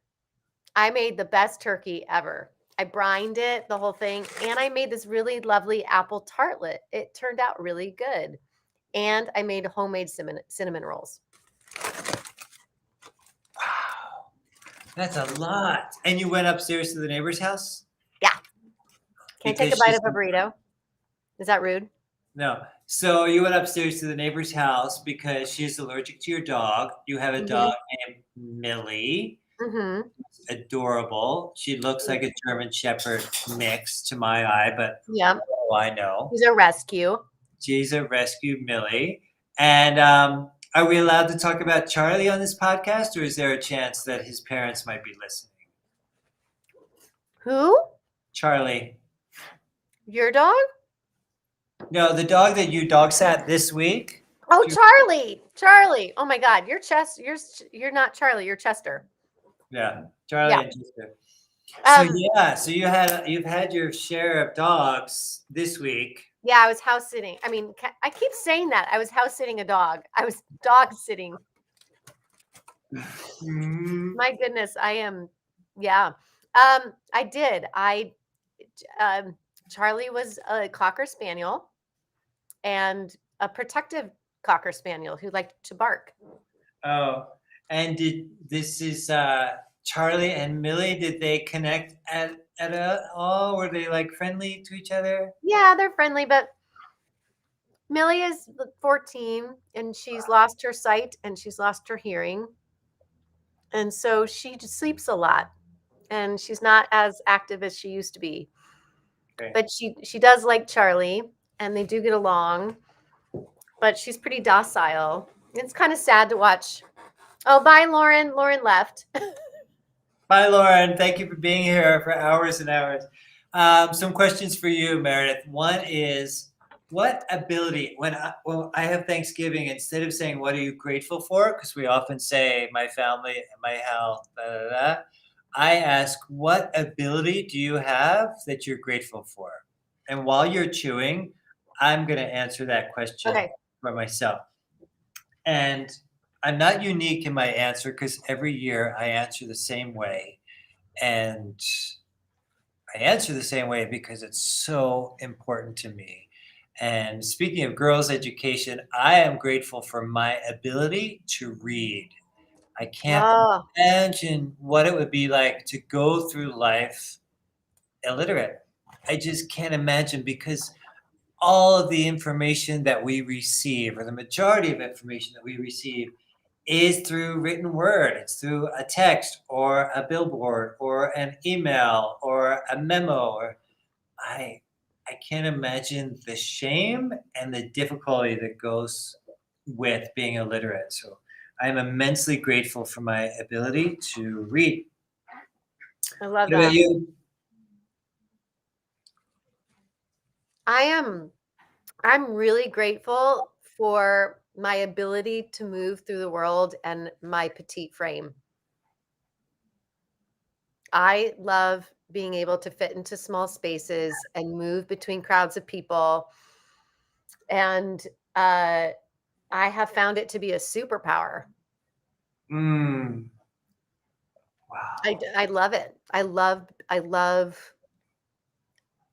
that. I feel like I have this like inherent kinesthetic like response to the world. That makes sense. It does. Yeah, I've never thought about it because I'm just kind of average as far as that goes. Height and weight and all that. What ability would you love to have by next Thanksgiving?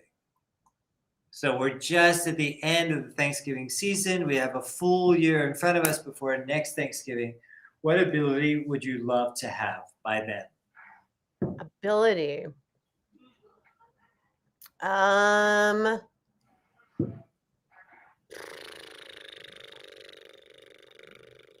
don't know.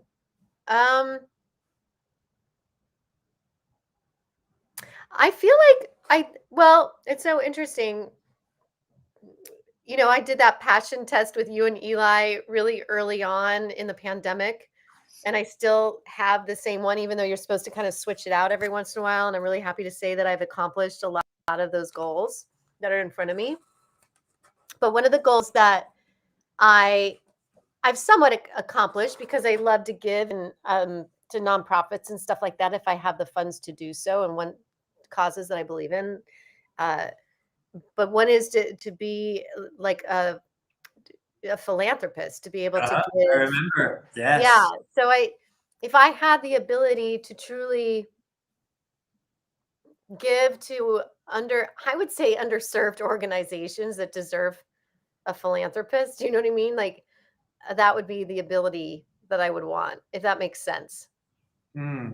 Is the ability, because I feel like there's a lot of organizations that are given to, but there's so many organizations out there that not a lot of people know about. So I think it would be great to find some of those up and coming grassroots types organizations, right? To give to freely, and not, to just have that ability feels really good. Like financially have that ability feels really good. Sweet. I love it. How about you? What comes top of mind is I would love to have the ability to deal with disappointment.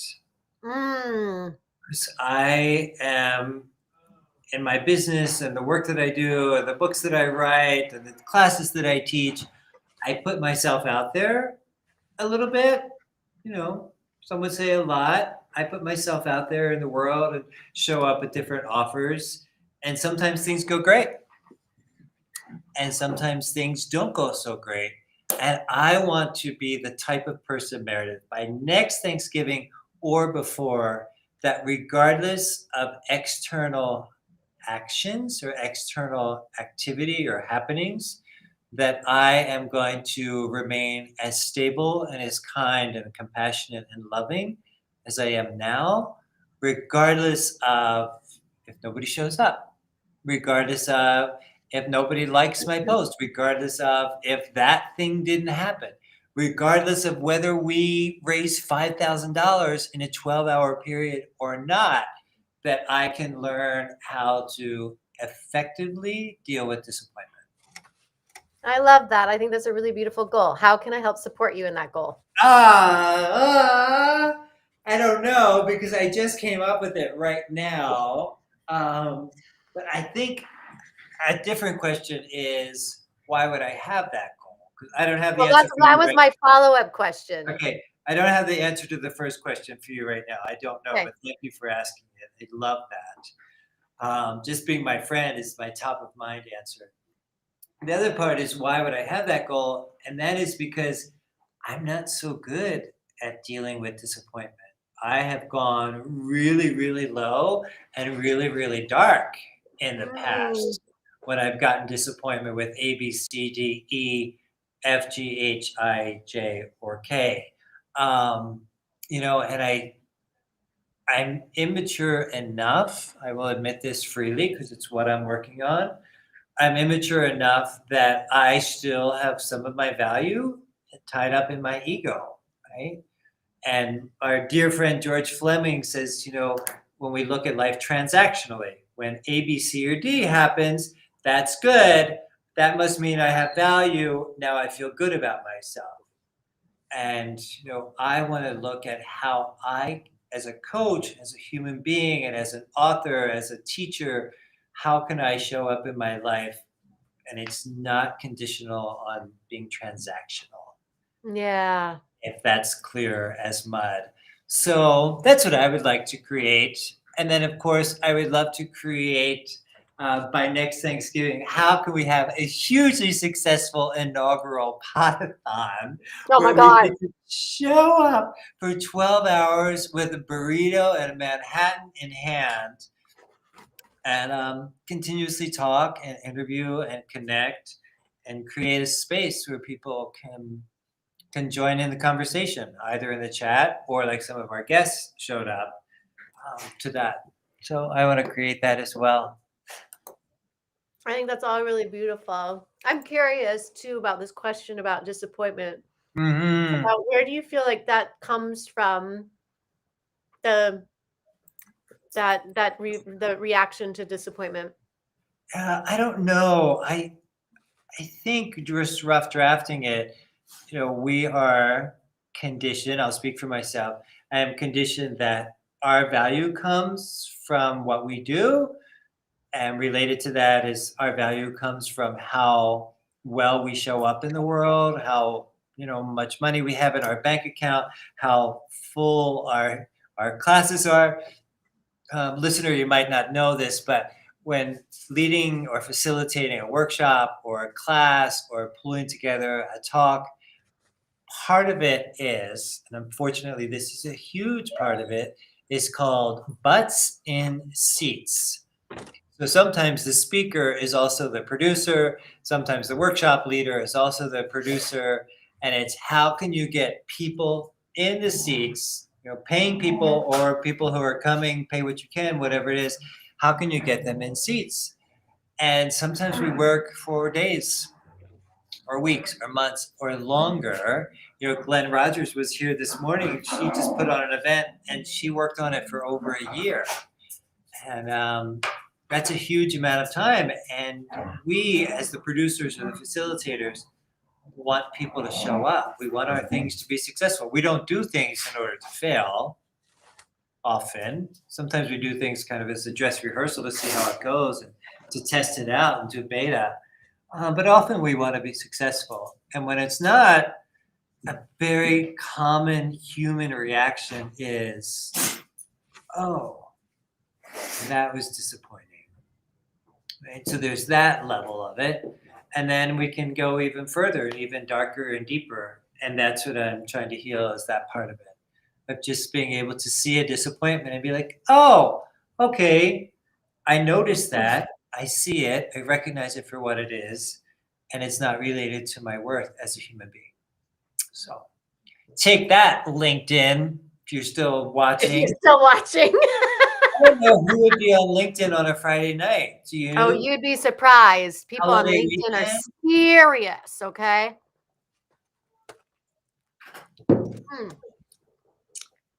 I'm going to ask the question again because I didn't hear the answer and I want to give you a chance to chew your burrito. What? Who is on LinkedIn on a Friday night on a holiday weekend? And you said, oh, you would be surprised. And then you said something after that. Oh, people on LinkedIn are serious. Yeah. Yeah. Serious business. I've met tremendous people on LinkedIn, just FYI. Some Yeah. really phenomenal human beings on LinkedIn. But God, LinkedIn is a whole job in itself, honestly. I mean, we could just talk about LinkedIn strategy for the next 4 hours, and I still wouldn't understand. I was in Confidently Speaking this week or the week before, and Tina Larson, who was in that class with me, talked about her LinkedIn schedule.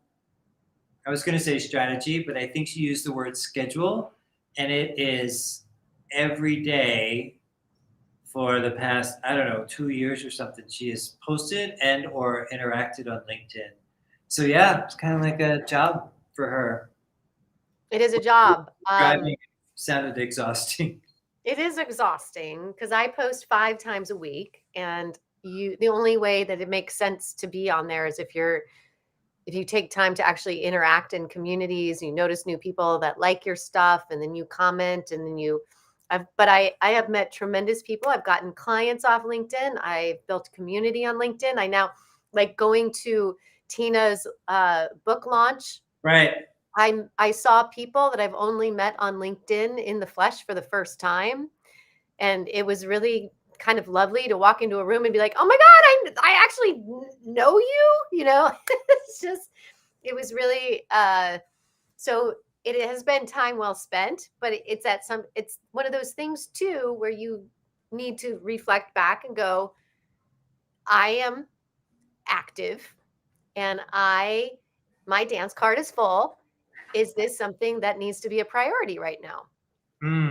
And I will say I have had to do that a lot in the last few weeks, and it's cool because I've let some stuff go, and I've also noticed that it's still moving and grooving forward, and I haven't had to put as much effort into it. But there's a thing with LinkedIn too about there's communities that form, and so there's about equanimity of holding each other up, right? There's like I truly want to like lift up my community by posting on their like comments on their pages and giving them some LinkedIn love, and they do the same for me. And then there's those times where I don't have the capacity because I have stuff on my plate, and then I don't want to let people down because they've been lifting me up. I don't want to let them down. So that's hard, right? That's the hard part, because I want to be there for people all the time, if I can. Mm-hmm. If you can. If I and then can. giving yourself some grace if it's not something you can sustain forever. But there's right? There's some hardcore people on there that's not okay. Mm-hmm. And then you're also pretty active on the old TikTok, aren't you? I am. Some stuff viral over there. You've done really well. Yeah, and I'm now at that point too where like people are reaching out to me to create content for their stuff, which is, and I've actually only said yes to one out of several. It was because I was like, oh, I like what these people are doing. But like even today I got an email saying, can you make this slight adjusted edit? And I'm like, oh, that feels like a lot, right? And then I go, do I want to do this again? So, but the TikTok's been great for me. I know you have gotten a lot of clients through there. I've gotten a lot of clients through there, and I still continue to grow. And I didn't spend a lot of time on TikTok this week at all. And I've gotten a lot of new followers this week for some reason without doing anything. Yeah. Let that be a lesson to your listener. Don't do anything and you'll get new followers. Yeah. Okay. I'm going to take another bite of my burrito now. Okay. So you've heard it here first. You don't need to do anything on social media, or at least on TikTok. And who knows? Your following could grow. Pan comido, as we say in Spanish, which means kind of like how you and I would say in English, oh, it's like a piece of cake. Pan comido, it's like eating bread. It's a piece of bread. I love it. Anytime I worked with my trainer and I would say, like, you want me to do 12 of those? And he'd be like, it's pan comido. So thank you, Luis. What?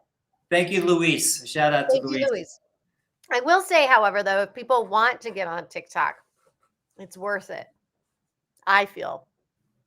But Mm-hmm. it's like anything else though, it's time and you have to be committed to it, and things will grow eventually, but you have to stay consistent. I think with social media, that's the hard part, is that you do have to stay consistent. You can't just dip in and out. And the only reason why I was able to pull out of TikTok for a couple of days, and I'm only talking like not posting for a couple of days, is because I've put in the time and effort to be consistent and build a following.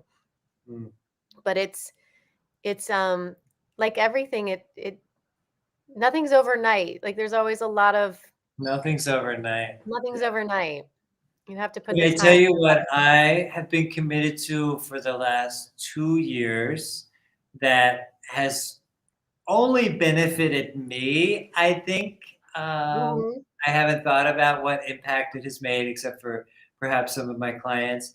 But that is, I am following the program of hashtag 52 books in 52 weeks. And you did that last year. I did that last year, and I was able to accomplish it, and did a video. People were really complimentary about achieving that goal because it was huge for me. I spent years reading a few books a year, half-heartedly, remembering some of them half-heartedly, and always walked around with the story of I'm a slow reader. And so I would just pick up a book on my nightstand. I would read a page or two. I'd close the book. I'd go to bed. That was my reading habit. Until I was introduced to the delightful and ever life-changing Jim Kwik, Kwik. If he sounds familiar to you, listener, it's because he wrote the bestseller of Limitless. Yeah. And he put together a program for speed reading. And I know that speed reading might not have the best reputation in the world, but the way that he taught it was so intentional. There's that word again. And through him, I discovered that there's a whole movement of 52 books in 52 weeks. So I am at book number 47, I think, this year. What? And I have 5 weeks left. Those weeks are going to be pretty full because of some of the things we've talked about already with Eli's TEDx and things like that. But I think I'm going to achieve it. That's my goal, is to finish 52 books in 52 weeks. And this year is a little bit special. I'm going to tap myself on the shoulder for this, ring my bell, is I read 50 books. 2 of them that I read are books that I wrote myself. So not only did I read books, but I also wrote 3 books, 2 of them that are published. And so I'm counting those as books that I've read, because I did. After they were published, I sat down and read them cover to cover to see if I liked them. So that's what I'm committed to. When you look at, social media and personal growth impact, that is what I'm doing. And I'm committed to it next year as well. I was hesitant to do that and make that announcement for a while. But when I look at, there's so much about it, Meredith, keeping my word, being committed to a huge goal that feels outlandish to me and a lot of other people. And showing up to that just feels really powerful. So I'm going to accomplish it this year, pinky swear, and then I'm going to do it again next year as well. I think that's really cool. Well, it's very admirable, and I applaud you, my friend. Thank you. I'm plugging in my earbuds because Eli just walked into the room, and I want to give him some space and some silence around for him. Okay, I am back. So, listener, if you are and you're just tuning in, Eli Hans just walked in from a tech rehearsal. Tech is short for technical rehearsal that he was doing for his first TEDx talk that's happening tomorrow afternoon. So he was here as a guest earlier, I think, right? Was that something earlier, Meredith? I think he was here. He was here, I think. I mean, I think that was your husband. There were a lot of people that were here earlier, but I lose a little bit of track only because we have been here for 8 hours, 50 minutes, 38, 39, 40 seconds, 41 seconds. We've been here for a while. We've been here for a while. I'm now doing things I would never do on a Zoom call. Oh. Which is like eat a burrito. Drinking Manhattan. And drinking a Manhattan. Okay. Well, you know what? We are committed. Oh, so speaking of commitment. What? Pod-a-thon. That's a commitment. That is a commitment. So if people want to donate money, they totally can. They totally can. So we are raising funds for two reasons. One is for the Malala Fund. So if you're just joining in, the Malala Fund is this huge organization with a very heart-centered and, in my opinion, important mission. And Malala, as a young woman, was shot in the head when it was learned that she was doing advocacy for girls' education. And she survived that attack and has gone on to further her life, further her mission and dedication to advocating and being an activist for girls' education. And then the second reason that we're raising funds is to sustain and keep our podcast, Are You Waiting for Permission, fiscally healthy so that we can continue to bring you bold and brave content into the future. So if you're not familiar, Are You Waiting for Permission is in its second season. We're just about ready to release, I think, our 90th episode. It's mostly a guest-based podcast that we interview people on all spectrums of giving themselves permission, whatever that might look like to them. And some of them aren't, some of them are waiting, and that's perfectly okay. We don't need them to show up and be completely fulfilled or completely self-actualized. They're just in process, and they're willing to share their story with us. And more importantly, they're willing to share their story with you on our podcast, Are You Waiting for Permission? And to keep us physically healthy, we had the idea of having a pod-a-thon. A pod-a-thon is inspired by Jerry Lewis's tel-a-thons, where he would only for 50 years show up and take an entire weekend to raise millions of dollars for muscular dystrophy. For Jerry's Kids is what it was called. And we're similar in our mission of trying to raise a significant amount of money in a limited amount of time. So we are committed to being here for 12 hours or until we raise $5,000, whichever comes first. And so we're reaching out to you, our listener. We have listeners and viewers on YouTube and on LinkedIn and on Facebook and a few other places. I don't know where else you've linked. And if you're watching us, please pull out your credit card and make a donation. Even $5 helps. My name is Joseph Bennett. I'm done speaking. That's beautiful, beautiful, beautiful. Yeah, we are paired to Facebook and LinkedIn, and Franklin has it tagged to his as well, which is fantastic. Yeah, this has been quite the journey, hasn't it? It has. And Sumana Jetty is back in our chat, and she's letting us know, she's asking the question, did you make it? ? LinkedIn only allows 4 hours of streaming. So we don't know that. Sumana, if you have a moment to go over to LinkedIn and see if Meredith Grundy Coaching or Joseph Bennett is showing up in LinkedIn. And Sumana, can you come join us here on our pod-a-thon? She would need a link. She needs a link. So let us know if you can come pop in here with us. And did it stop streaming on LinkedIn? You know what? Even if it did, we're still here. We're still here. We're still here. And that's all that matters. Yeah, because we're committed. So listeners, if you're just joining us, we're having a conversation about the power of commitments. So Meredith started by talking about the power of being committed to showing up, to posting on social media. She's done really well on her social media with both LinkedIn and TikTok. And she shows up there often with a lot of value and a lot of connection with other people. that she's reaching out to and lifting them up.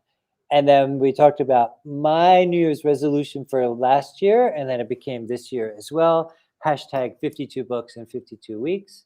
So I am committed to reading at least 25 minutes a night, except for tonight. I won't be doing that because I'm here with you, listener, instead asking you to open up your wallet or your checkbook and making a donation.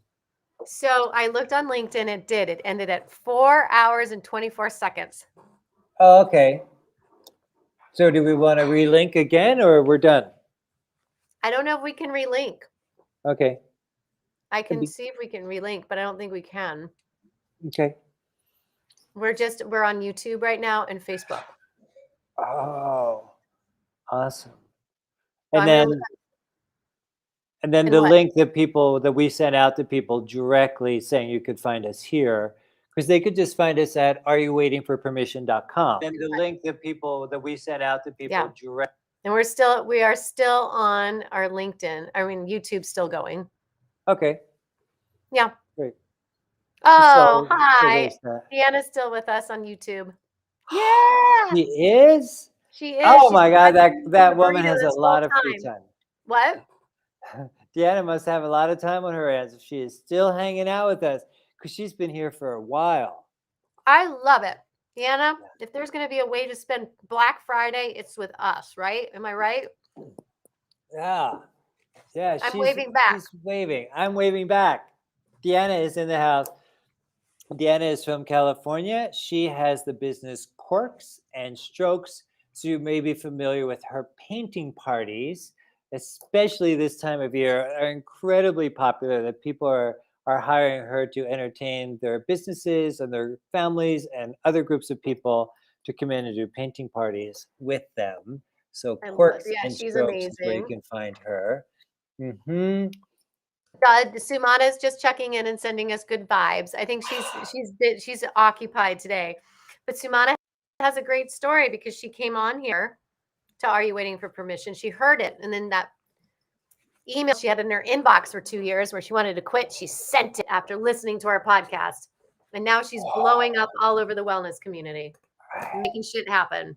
She could be like a poster child for us for Are You Waiting for Permission? Because she had been, like you said, she had been for 2 years. That's a long time to have an email sitting in your drafts folder. Because I don't know about you, Meredith, but I often will go to my drafts folder and see what's in there, what needs to be addressed, what needs to be taken care of.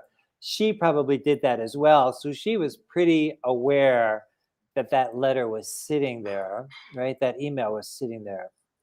Yeah. And then, lo and behold, she listened to this podcast called Are You Waiting for Permission? Mm-hmm. And she said, hell no, I'm not waiting any longer. I'm sending this. And, she says, I wish I could join your podcast. Your, in all caps, podcast helped me. Beautiful. And she said it happened almost instantly. I was 100% aware. Thanks, Joseph. Yeah.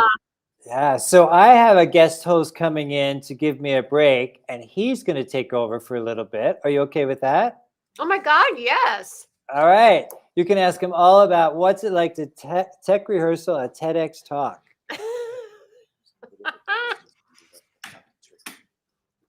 Hi, Eli. Hello. Did they make you do your talk, or did you just have to get up there and stand?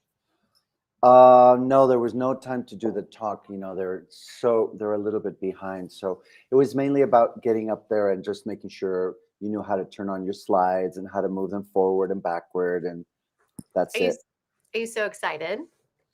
A little bit. Are you getting there? Yeah, I'm getting excited about it. It's been a lot, you know. We've only had 2 weeks to prepare, and so it's a lot, but I think it's going to be fun. It's going to be really good. It's going to be really fun. It's going to be really, so Deanna is really excited to see you. She says it's great to see your face. Oh, and we have our Deanna, friend which Sumana. Deanna? Oh, Deanna. Hi, sweetheart. It says Joseph Bennett. Wow, it's so great to be able to be in the seat of Joseph Bennett. Isn't it? I mean, what does that feel like? Well, he's got big shoes, and so do He does have you. big shoes. He does So have do big shoes. you. You know, I stepped in for you a couple times, and I I said know. she might be a tiny lady, but she's got some big shoes to fill. Well, thank you for stepping in for me. I really appreciate it. You've You're got pretty welcome. big shoes yourself, my friend. Thank And you. Sumana Jetty is a friend of mine who you haven't met yet, but we're hoping to come to your back to you again to stay with you for a Oh, little that would retreat. be awesome. Yeah. So we So will. what do you want to talk about? And has anybody replaced you for a while? Well, I had some technical difficulties while you were gone. Oh no. So my computer like crashed Uh-oh. for a good like 5 or 10 minutes where your lovely husband just talked. Wow, that's So amazing. I feel like I'm just gonna, and I have my burrito and I have, Well, if you need a little break, I'm very happy to be here for you. So when Joseph comes back, you can leave, and Joseph and I can talk.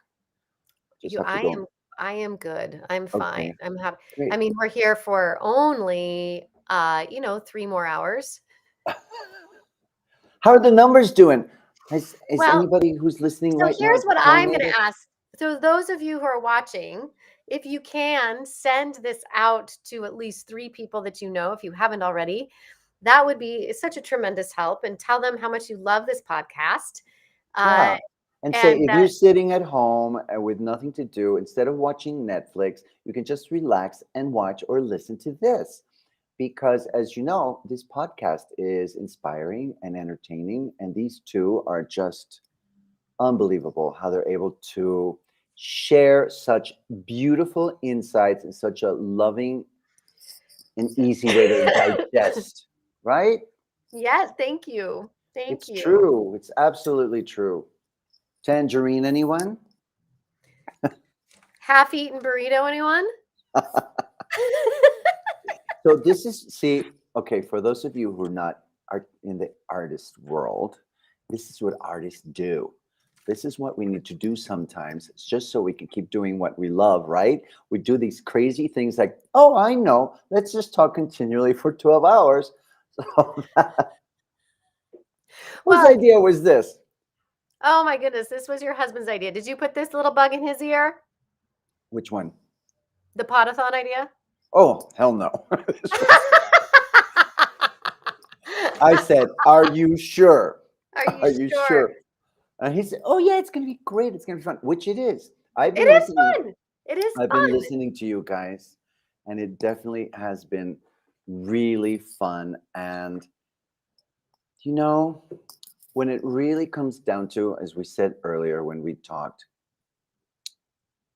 this world has gone through a lot of challenges lately.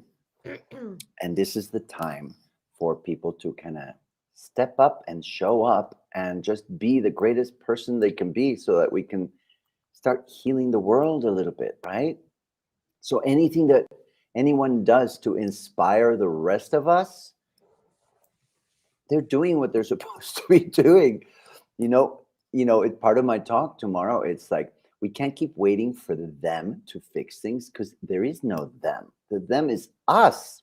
So we need to start kind of stepping up and the beautiful part is we don't have to do anything major.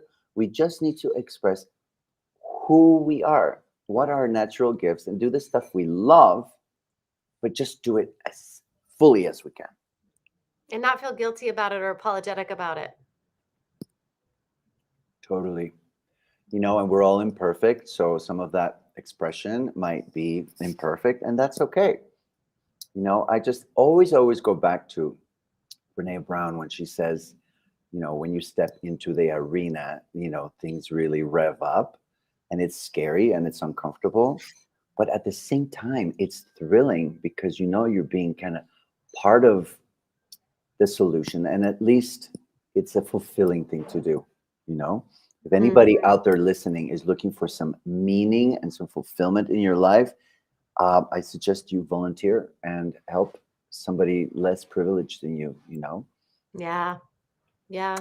So, yeah, it's a beautiful thing. I'm very idealistic and I just still have hope for our humanity. And I just think this is a great opportunity for people to go, okay, what do I want to bring to the table? I think it's good to have to be idealistic. I'm right there with you too. I've always had an idealistic, curious heart, where I have Because hope. otherwise, what's the other option? Yeah, I don't want to live in a life of doom and gloom and bitching and moaning and complaining about the. I granted, there are things in this world that are not okay, and people who are being treated in a way that's not okay. Yeah, absolutely.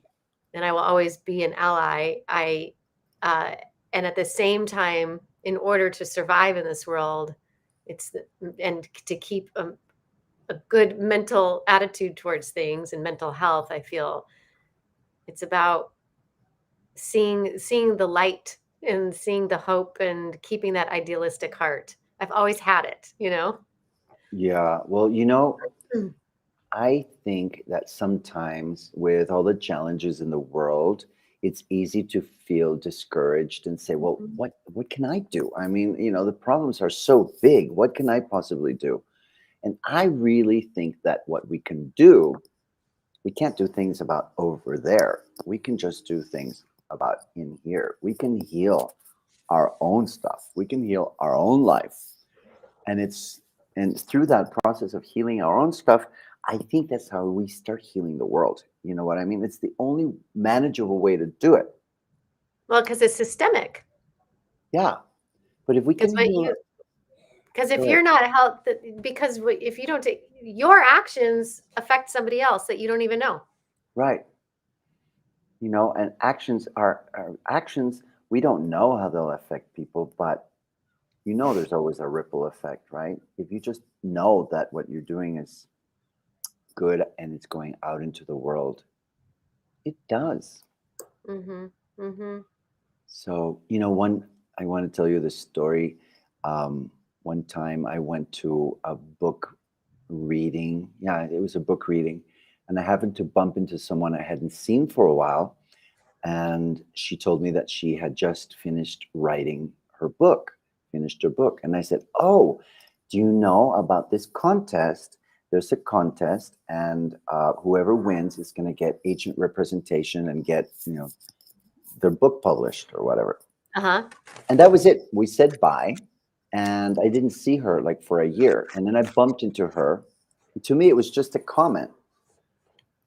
I bumped into her a year later. She goes, oh my God, Eli, you told me about that thing, and I won. And I got agent representation, and book got published. And, she was so happy and so grateful that I had just mentioned that. So you never know how something kind that you do is going to affect other people. 100%. Yeah. Yeah. Oh my goodness. So I have a question, since we're coming up towards the end of a year. What are some of your big goals for next year?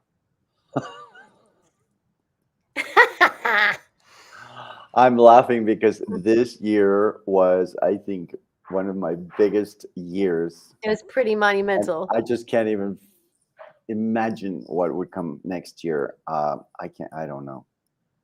I'm still processing all the things that happened this year. Health is always my priority, always, always, always, always, because without that, there's no enjoyment of all the other things. So that's kind of like my laser beam. Mm-hmm. And I do everything that I can, not obsessively, but really keeping that as my top priority. Since I've had, me, the latest thing is I had cancer 8 years ago, and it was very scary. I became very close to saying ciao to this world. So recovering from something like that really, really puts your priorities in another place. Yeah. Very clear. And my priority is to stay as healthy as I can so that I don't have to ever go through that again. How about you?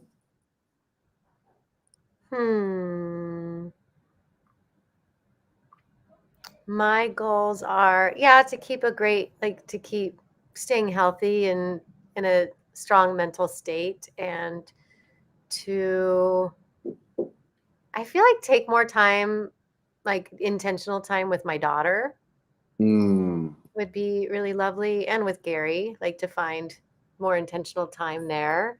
Yeah. And then to continue growing my business. I'm really having a fun time doing that. Oh, you're doing so great with all that. Yeah, Those lucky people that get to work with you one-on-one or in groups. That's incredible. yeah, it's been a really fun journey. And Yeah. then to revisit my show, but I'm not feeling stressed about it. I'm not feeling like I have to revisit it or it's going to die. Like I have this very, I'm just trusting that I will find the right partnership with a theater company to continue producing it. Oh, yeah. Yeah. Well, you never know when those things happen.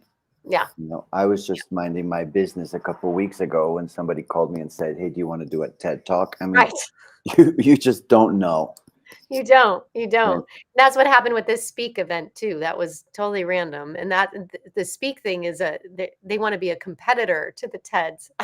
Oh, really? What's the difference? It's stories and ideas rather than just ideas to try to get more. It's like a combination of the Moth and the TED. And it was a really beautiful experience. It was really, so some people who have ideas that are not necessarily steeped in facts and stats, but have a little bit more of a whimsical, or some people like to say woo-woo kind of approach to things, that those Oh, people. well, that's kind of what my talk is. So maybe I should have done it for Speak and not for TED.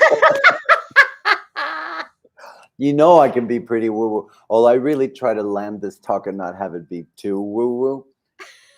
I did do the statistics and some of that stuff that Ted likes. But yeah. But we could talk about doing it. Speak is already starting to expand, so we could do a Speak San Miguel. Oh, that would be awesome. Yeah, easily. Yeah. Let's do Yeah. that. So that was exciting to just be at the first inaugural Speak. Oh, it was the first? Wow. That's awesome. I didn't realize that was the first. Yeah, it was the first. Yep. And it was a pretty cool lineup of people. So I felt really good about that. So we'll see what happens. Well, if you were there, you were definitely cool. But Oh. Are you back? Yeah. He's back. That was a quick break. That was so quick. You're not leaving me, are you? Well, he's here like saying, "Get off my chair." Okay. Love you. Everyone love out you. there listening, thank you for listening. And as Meredith said, hey, if you want to send a little quick message on Messenger or WhatsApp to someone, say, hey, tune in and listen to these guys. Help them to their next threshold so that they can. Yes. Are you waiting for permission.com is what you want to have people click to. That's how they can tune in. Thank you. Thank you so much, everyone listening. And thanks, Meredith. I love you. You're wonderful. I love you. Thanks. Talk and soon. I can't wait to see your TED Talk. Thanks. Ciao. Amazing. Bye. What did I miss? Tell me everything. Well, we talked about you the whole time. Of course. Hey, I did get a message from Davina, and she was looking for a link to log in, and she said she donated. All this was a couple hours ago, so I did invite her to still show up tonight. Say, we need you. Where are you? Okay. So if you see her in the waiting room, please let her in, as I know you would. I will totally let her in. Are you kidding me? How did Eli's tech rehearsal go? Did he say? Yeah, it was fine. He said that they had a lot going on, so he just stood up there and did his clicker for his slides and got into his light, and that was it. A clicker? That sounds professional. I want a clicker. Don't we all? Yeah. No, I haven't had a chance to connect with him because I've been doing this thing. What have you been doing? I don't know if you heard of it. It's called a Pod-a-thon. It's like a new thing. Did you make up a Pod-a-thon, or did you research fundraiser ideas and then Pod-a-thon was one of them? I thought that I made it up. So I had never heard of it. I did not research it. I came up with this idea like, oh, let's do a telethon. But instead of doing a telethon, let's podcast for the entire time. And then as I was researching after the fact, I saw that other people had done it as well. So it was a unique idea to me until it was no longer a unique idea to me. Isn't that funny how like we can have an idea and think it's like original and then we figured out that like other people have done it, which I think is actually really beautiful. Mm-hmm. Big magic. Big magic. Elizabeth Gilbert talks about that in her Mhm. Big Magic. She sure does. Yeah. Yeah, I mean, the way that she presents it is so beautiful and much more eloquent than I'm going to recap right now because I've been podcasting for 9 hours, 16 minutes, and 12, 13, 14, 15 seconds. Where's that big donor of ours? Yeah, big donor, Big T. Where's the our big T? donor who's like, I want you to be your sponsor. Who's And this? I want you who's our guys to be sponsor? successful. Yeah, where's I our can't even sponsor? find the words anymore. So Elizabeth Gilbert says that her belief, and actually what she has noticed, it's more than a belief, it's what's actually shown up in her life, is that ideas that want to be birthed are actually floating around in the air looking for a host, looking for somebody to say, yes, I will take this on. And she tells some beautiful stories that just sound unbelievable, but it's Elizabeth Gilbert, so you have to believe her, right? Elizabeth Gilbert, Big Magic. Ideas are floating around in the atmosphere, waiting to find the perfect host. And so more than one person said, oh, what about a pod-a-thon? There was somebody before us who grabbed that idea, and then it was still floating around, and I grabbed it. Not the first, but that's okay. I don't need to be the first at everything I do. Not everything, but here we are. I know, here we are. And how does it feel to have been doing this for 9 hours? Good. Yeah, you It feels okay? good. I get to spend 9 hours with you.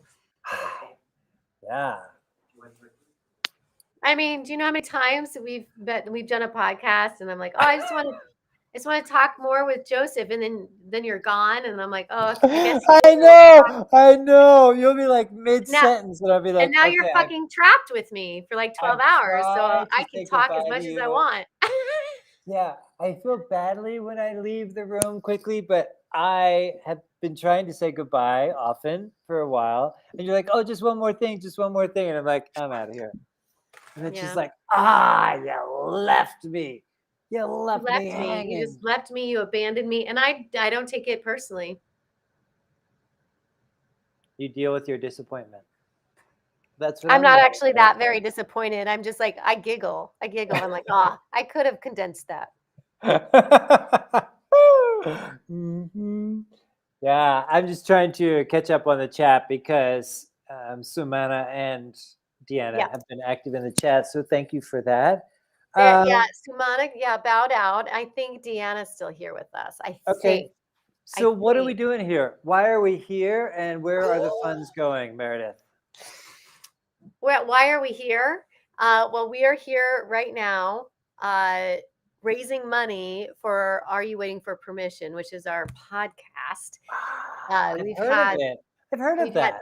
90 guests. We've had over 11,000 downloads. We've shown up every Tuesday and interviewed people. We have released every Thursday except for Thanksgiving to all of because we decided we were going to give ourselves a little bit of a respite, which I think is fine. And we've been producing content and stories and introducing new voices to the community at large. And I think that's really beautiful. And so we're raising money so that we can keep moving and grooving forward. And it costs a lot of money, a lot of the behind the scenes stuff, as we've been talking about, like editing and design and social media and hosting and all the stuff. Yeah. Website. And we're also going to dedicate and donate 12% to the Malala Fund, which Harper knew a lot about the Malala Fund when I brought that up, which I thought was really cool. She learned about it in her school, which was beautiful. and she knew the story. And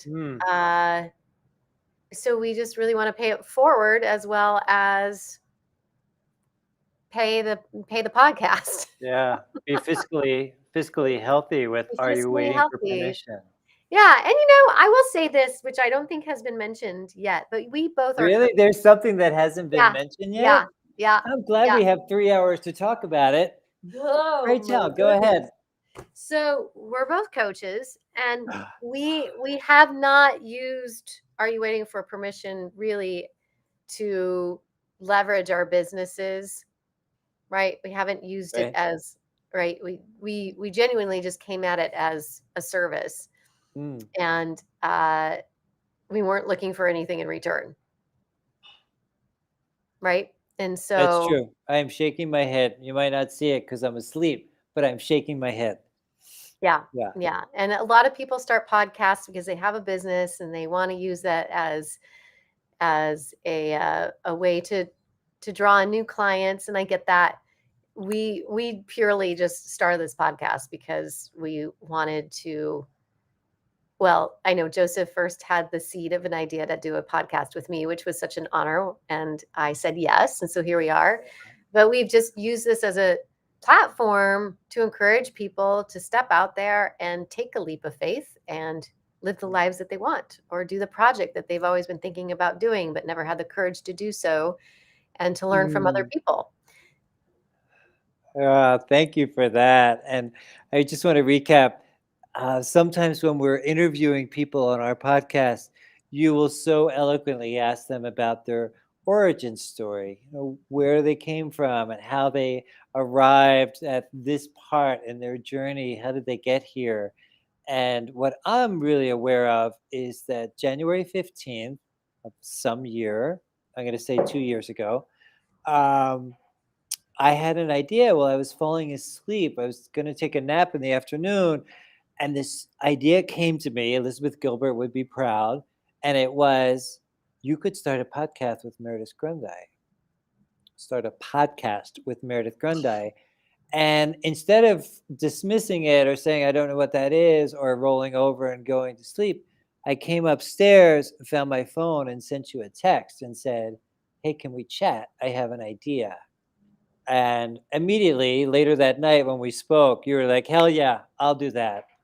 And I'm like, I don't know how to spell podcast. Like, I'm not bringing any expertise to the room, okay? I want you to know I got nothing. I know nothing about this. And then you said something really brilliant pretty early on in the conversations that followed to the subsequent weeks. And it was like, I think we could take a course about this. So we looked at Pat Flynn and what he was offering. We love Pat Flynn. He's got a lot of really beautiful, valuable content out there. He's a San Diegan, like I am. And then we settled on Akimbo with Seth Godin, which was a great decision. Yeah, it really was. It's a great community of people. Yeah. Yeah. And we so took learned that a lot. course together. And that was pretty funny because I think, am I going to remember this correctly? I think we had one password and one ID between the two of us. So sometimes we were like, you were answering some things and I was answering others, and you were doing some homework and I was doing homework. And I'm like, oh, this is probably pretty telling of how our podcast is going to be. And it was. And it has been. It's totally been that way. You're like, you're doing some and I'm doing some. We do some double work. Some other things don't get done at all. We'll be texting late at night. Like, did you do that thing? Did you schedule that person? Yeah. A lot Or of like this last one where we were trying to figure out our domain name.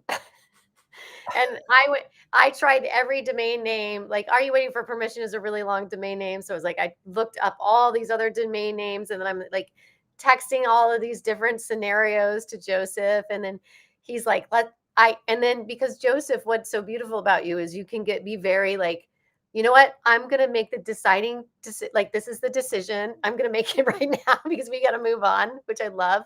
And you're like, are you waiting for permission? And then there was like a screenshot of how much it would cost, the domain name.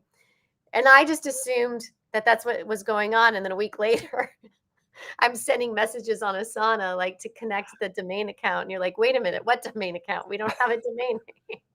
I'm So like, I'm really glad. oh, I I'm hope it's really not glad gone no one took that domain name in in that that 1 week. week. That could I have screwed us. know, and it would have been my fault. We would have I been would have sitting here right now with no website. right, or no listeners, which could also be true.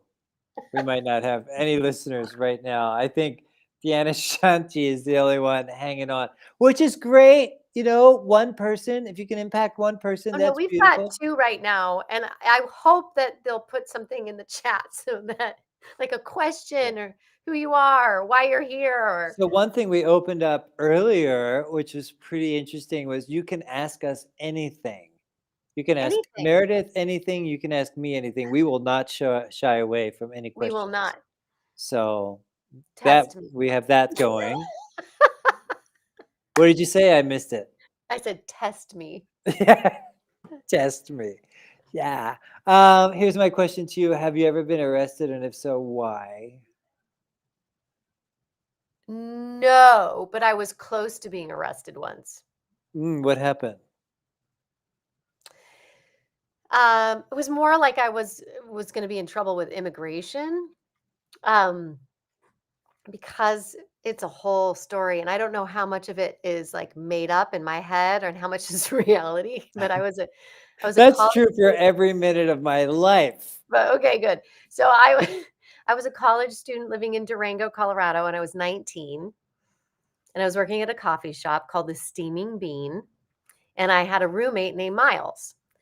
And there was this exchange student from Bosnia, and his name was Besmir, and he was gay, and he was out, and he was with a host family who, according to Miles and my boss at the Steaming Bean, was discriminating against him, and they were not giving him a very warm welcome as a host family, and it was a bad situation. And so Carla, my manager, and my roommate, who also worked at the Steaming Bean, where I also worked, came up to me and said, we hear that you're going to go back to Denver for spring break, and Besmir here is being really highly discriminated against and needs to get out of this situation. We don't know what else to do. Can you take him with you to Denver? So Denver to Durango is like a 7.5-hour drive. Can you take him to Denver and get him enrolled in school so he's in a safe space? And of course I'm like, fuck yeah, I will. Like, no one deserves to be discriminated against. Right. Yes, I'll take Besmir. So Besmir gets in my Nissan hatchback that I had at 19, along with my friend Laura and my friend Mariah and my friend Artist. And we all drive to Denver. The whole thing was we were just going to go to Elitch Gardens, which is this big like amusement park.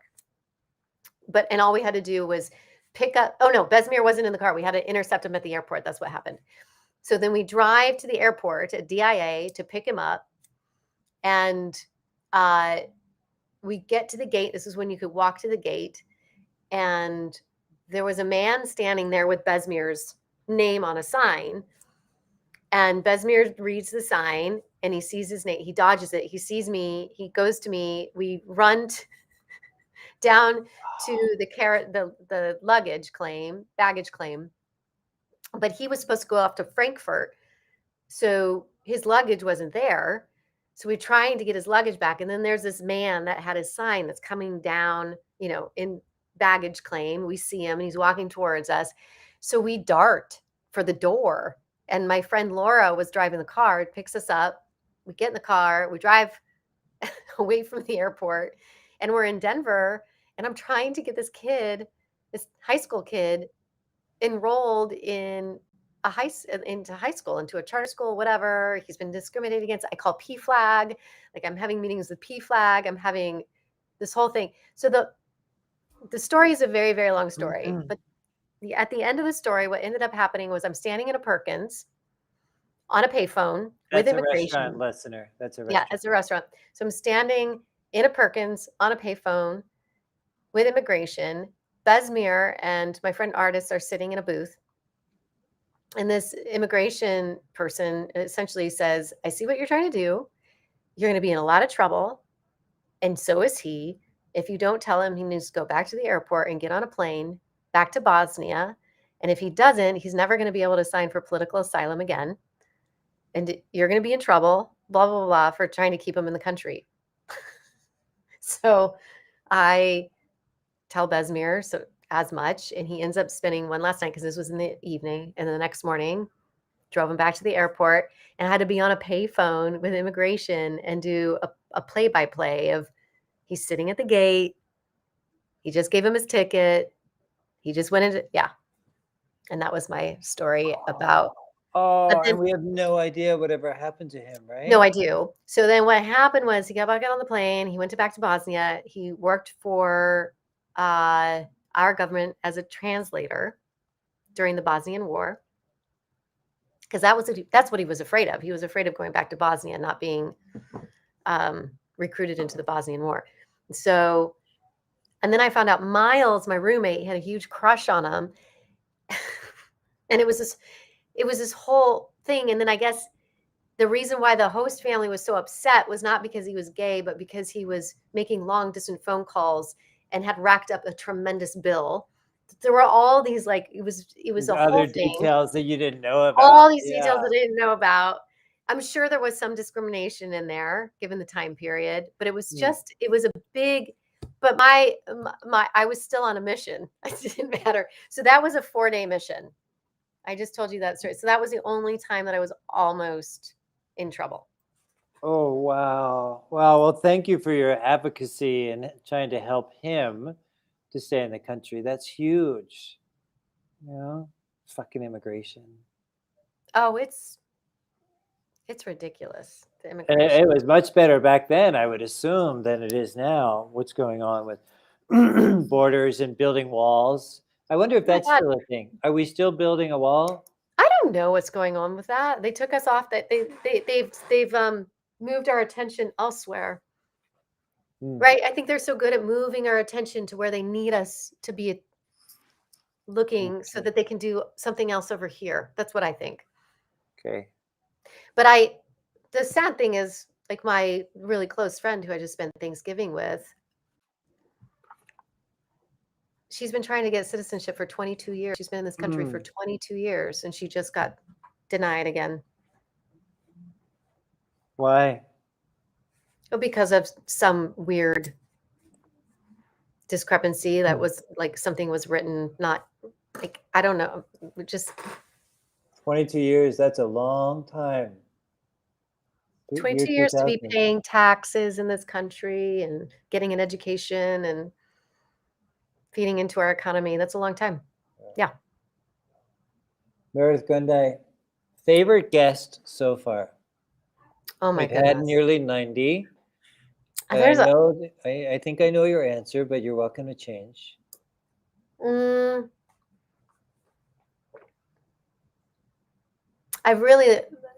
A lot of them I love. Honestly, like, it's really difficult for me to answer that question, but I would say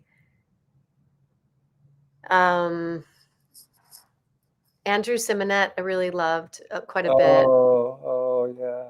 Okay, I have to get some sexy sex person out of our chat here. So while she's doing that, ladies and gentlemen, Andrew Simonet is a choreographer and dancer and dance company founder in Philadelphia.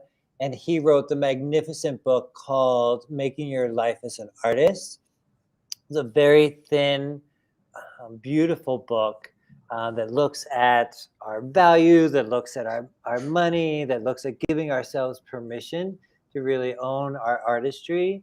And opening night of Out of the Blue, Meredith and myself and Eli were in the green room. So that's the dressing room where the actors get prepared.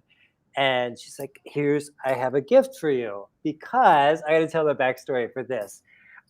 She said, oh, there's this great book by Andrew Simonet. It's a PDF. I can send it to you for free. And I said, no, I want the book. I don't know why we're still friends. I'm such a jerk sometimes. I'm like, thanks, but I don't want a PDF. Can I have the book? So she hands me the book. It's opening night. I read the book. It's beautiful. And I reached out to him and I said, do you want to be a guest on our podcast? And he would have been here for the Pod-a-thon today. We did reach out to him, but he had family plans because it's Black Friday, Thanksgiving holiday. Yeah. But I interrupted you. You started to say other favorites that you've had. Well, and just Barbara Dilley, because she's a mentor of mine and she's a beautiful human being and she's aging and she's in her 80s now. And I just think she has a really beautiful, really realistic view of coming to end of life. And I don't think that's something that we talk about often. And I really respect her for that. And you know, especially in a world like I'm at that age right now where I'm getting marketed every single day for aging creams and anti-aging this and that and this and the next thing. And you can't help but like it kind of consumes you. And then I'm having conversations with my younger friends who are like in their early 30s and you can barely see a line on their face and they're talking about preventative Botox and I just feel like life is too fucking short to be worrying about that kind of shit. Yeah. And Barbara Dilley, during her interview, I remember first you reached out to her and she said, these are my words, not hers, I'm not producing anything anymore. I'm not creating anything anymore. I don't think I'm the right guest for you. I'm looking more at what it's like to give myself permission to die. Because she's in her 80s, not that she's dying right in this moment, but some people would say we're all dying in this moment, right? And we said, oh no, that's a perfect conversation that we want to have. And that's one thing about Are You Waiting for Permission is that you and I can collectively or independently come up with a topic that we want to explore, that we want to delve into, that we want to have a conversation about, and bam, we have the conversation because we invite guests in to talk about that. And so we get to curate our podcast in really creative and life-affirming ways. Yeah. So I'm going to say that my favorite guest, I've had many. You know, I've been brought to tears a couple of times during Are You Waiting for Permission? The one that comes top of mind is Jape, Jape. Yeah. Yep. He was invited on I don't know exactly what you call it, but it's a vacation, but you're also doing service work during that vacation. He did not want to go, and his friend said, look, there's one more space on the bus. Come with us. And he ended up going to work with immigrants or refugees that were stuck in a refugee camp. And the story goes that he went up to somebody, I believe it was a man, and he said, as most of us would, you know, so what's your story? How did you get here? And the guy got pretty hostile and said, I can't believe that all you people are coming here and you just want to hear our story and you're not doing anything. So that kind of takes Jape aback a little bit, right? He's just there as a volunteer trying to create a connection to this man. He says, okay, well, what do you need? The first thing the guy says was, I need a pair of shoes. So Jape was able to maneuver his way through and find a pair of shoes for this man. And then either with a conversation with that same guy or a different person, he came to realize and understand that one of the things that the refugees needed was phone credit. Mm-hmm. So the refugees needed phone credit for a variety of reasons. I didn't understand why. So during his interview on our podcast, I asked him why that was important. And he said, imagine leaving your house immediately, not being able to take much with you because you're not coming back. He said, what are you going to grab? Well, one of the first things we're going to grab is our phone, right? And he says, you know, in not so many words, he said, well, our phone, you know, when we look at the internet capability, it's only as powerful as if we have credit. We can only sign up for services. We can only contact our family. We can find out location and GPS stuff if we have credit in the phone, if we have money in the phone. So he realized that that's what was needed. And he, talk about the reluctant hero, he decided to take that on as a project. And Phone Credit for Refugees is still alive and well. Still alive and well. And I think they have surpassed more than 100,000 people that they have given phone credit to. And they do something called a conga every Friday on Facebook, Phone Credit for Refugees, that they ask you to share their post because, you know, the algorithms of Facebook is the more something is shared, the more that it's out there, the more it's commented on, the more it gets seen. And he asked for people to make a donation because, you know, this last week he was just sharing that. He's like, can you please dive into your seat cushions on your sofa, any change you can, because we have more people asking for phone credit that particular week than they've ever had in the history.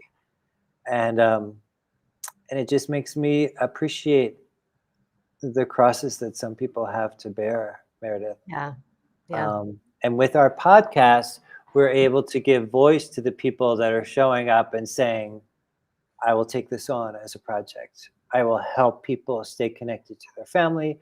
I will help people stay connected to services. I will help people find a GPS because they're in a land where they don't know, in a land that they don't speak the language. And we got him on the podcast. And I remember that took a little bit of effort. We talked earlier about organizing our guests and getting things scheduled and some of the behind the scenes stuff that happens with a podcast. And getting him on was a little bit of effort because he's a busy guy and he gets requested for a lot of different things, right? Because he's doing pretty powerful work out there. He and his team, all volunteers, each one of them.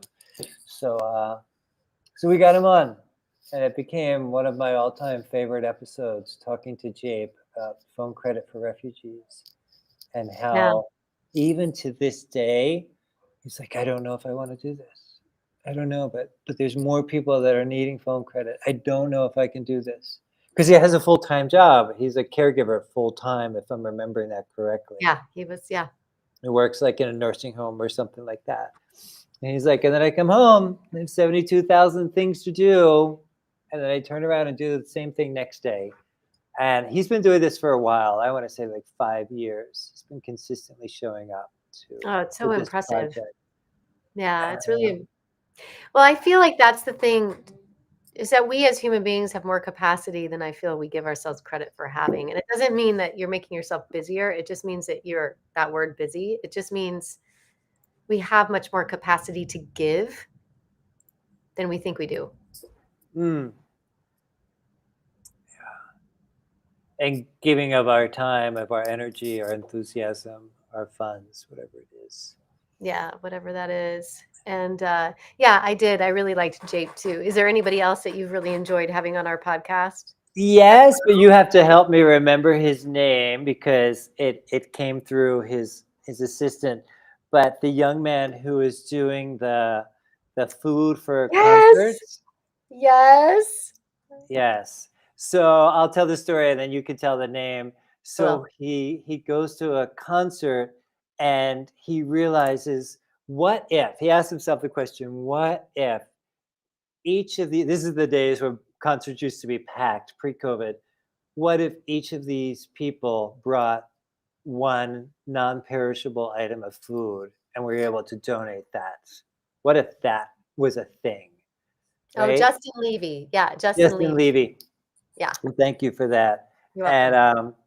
And then it has grown to this huge nonprofit where they are feeding hundreds of thousands of people a year, or maybe just thousands of people. I don't want to exaggerate their accomplishments because whatever it is, it's still incredibly, incredibly commendable. But Justin Levy and his team, he brought into reality. So he is blending concert goers and arts organizations, arts events with raising awareness for hunger and raising food, actual food, and then trucking it around different parts of the state. So that was also a tearjerker because what I came to realize, Meredith, is that a lot of us have that, what if? You know, what if we did this? What if we could generate this? What if we could create this? And then it stops. Right? We So, stopped there. so true. I love that Franklin is asking, how are we doing? Hi, Franklin. We're hanging in there. Oh, You want to come back? You want to come say hi? yeah. It's like the party that keeps going on, and the guests have already left, and then they drive by down the street, Sycamore Avenue, and we're Oh my like, God. come back. Come back to the party. There's Come still back. more beer in the keg. You got the link, Franklin. You just pop in here if you're feeling up to it. We have such high standards. Coaching. Yes. Sure, he says. So I wanted to speak into that. You just said something. What if we get Oh, these so hits about Dan what and if? Annabelle. Dan, I've been thinking about this question of what if, the phrase what if you will. Hold on. So Oh, Dan, Franklin's gonna come join us in a second. So Okay. Annabelle and Dan, who had the shoe school in Yep. Colorado. Colorado Shoe School. I remember that during our podcast we had the conversation about what if, and I've been thinking about it a lot because my senior quote was a Shel Silverstein quote, which was everything seems swell until there's a what if. And I always think of it as that what I loved was they reframed it as what if being birthed out of curiosity. What if we could do this? Or what if we could do that? Or what if we put this fabric with this over here? Or what if we moved this drawing or this picture on the wall over here? Or what if we moved so I loved that they used what if for possibility versus what if as a fear-based. What if we could take a train caboose and turn it into an apartment on our land? Remember they did that? Yeah. I feel like I got really excited about that because what if I feel like we're so conditioned to hear that as, well, what if I make a mistake or what if I make the wrong investment or what if I marry the wrong person? Say the wrong thing, right? What if my podcast fails? Yeah. Yeah. Like, what if I can't find a bathroom when I go to Times Square on New Year's Eve? You know, like. She's referencing that because that was part of an earlier podcast. It was. If you're I was wondering the value that we bring to the airwaves.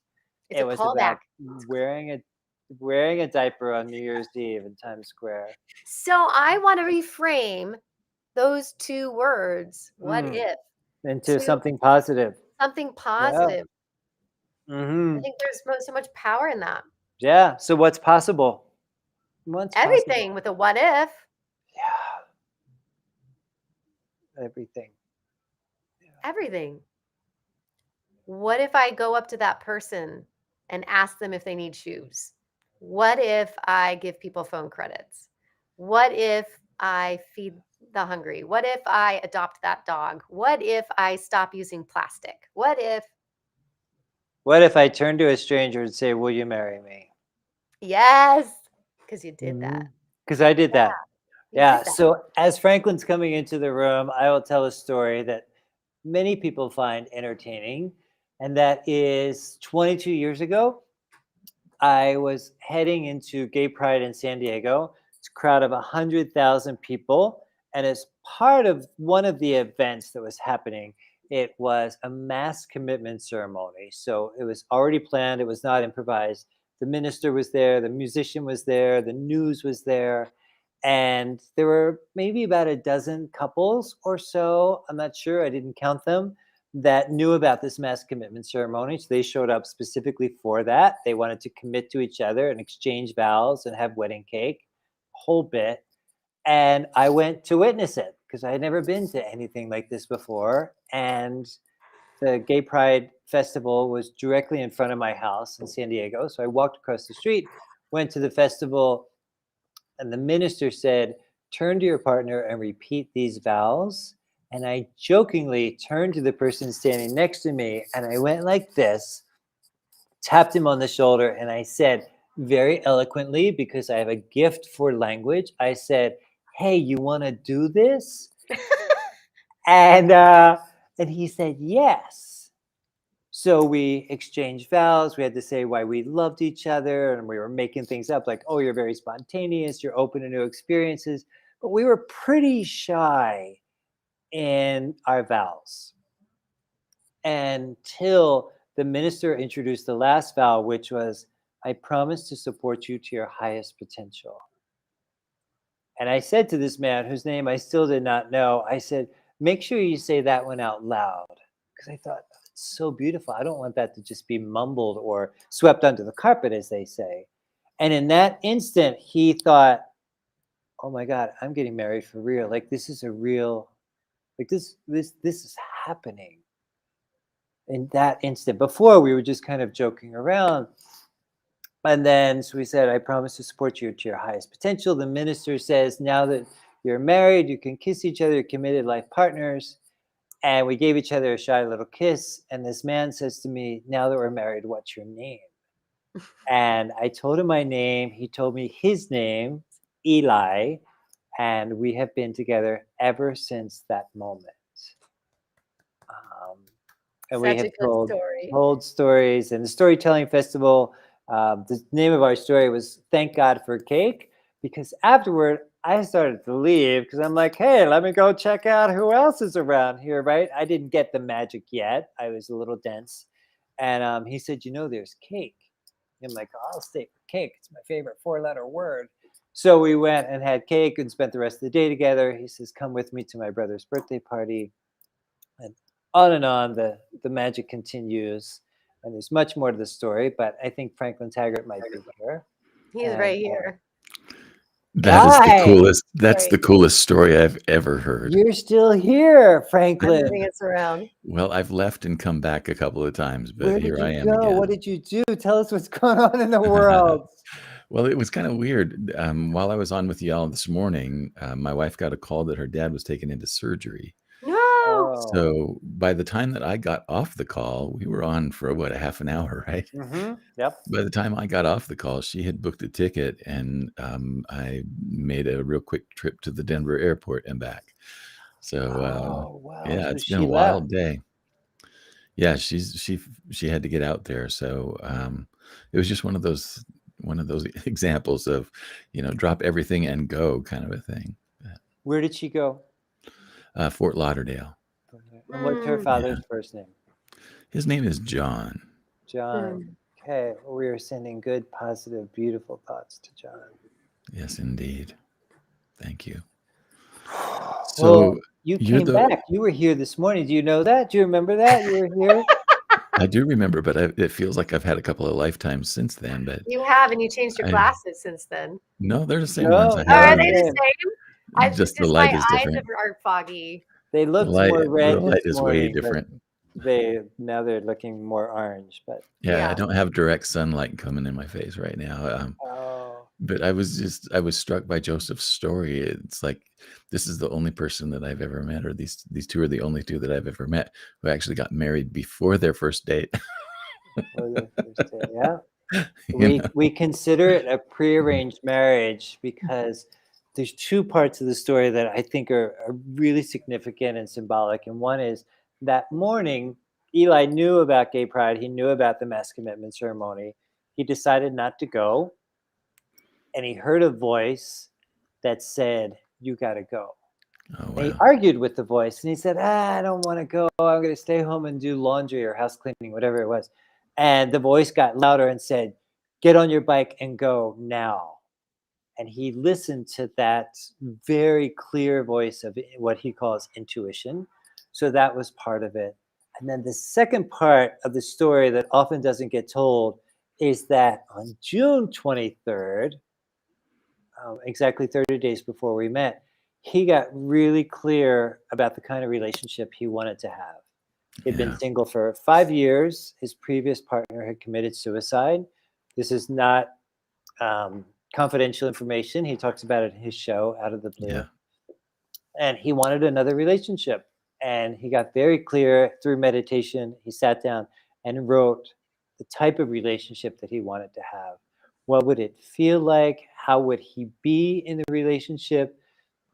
And then a few other things about what the person would look like physically and characteristics.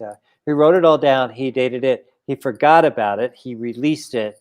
And months later, after we were already together and deeply in love, he cleaned out his office and he said, oh my God, look at this piece of paper.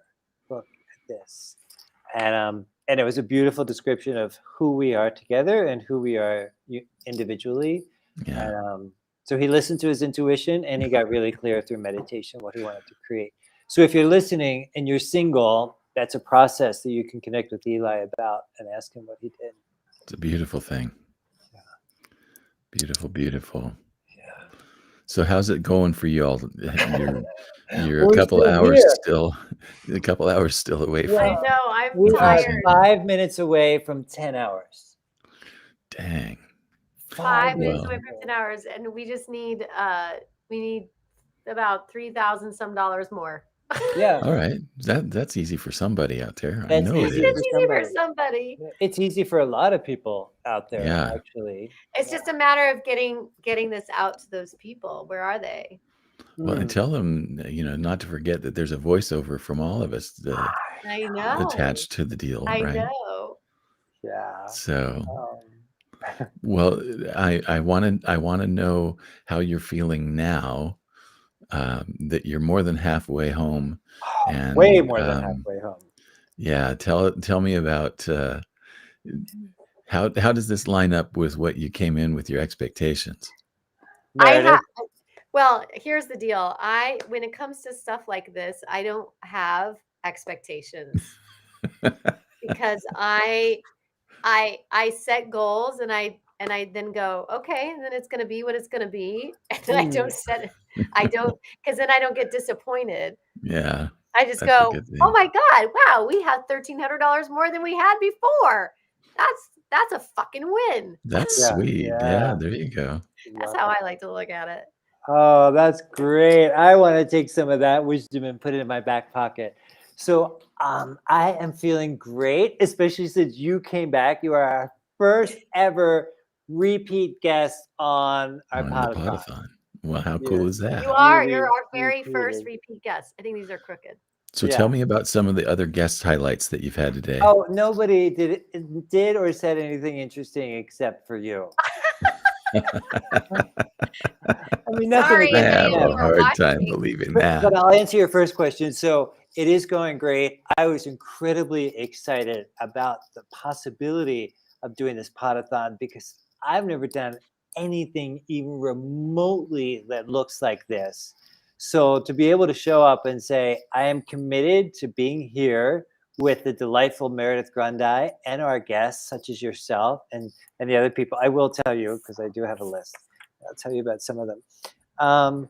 And it's been amazing. We've had beautiful conversations. We've had some things happening in the chat. We've had donations that come in.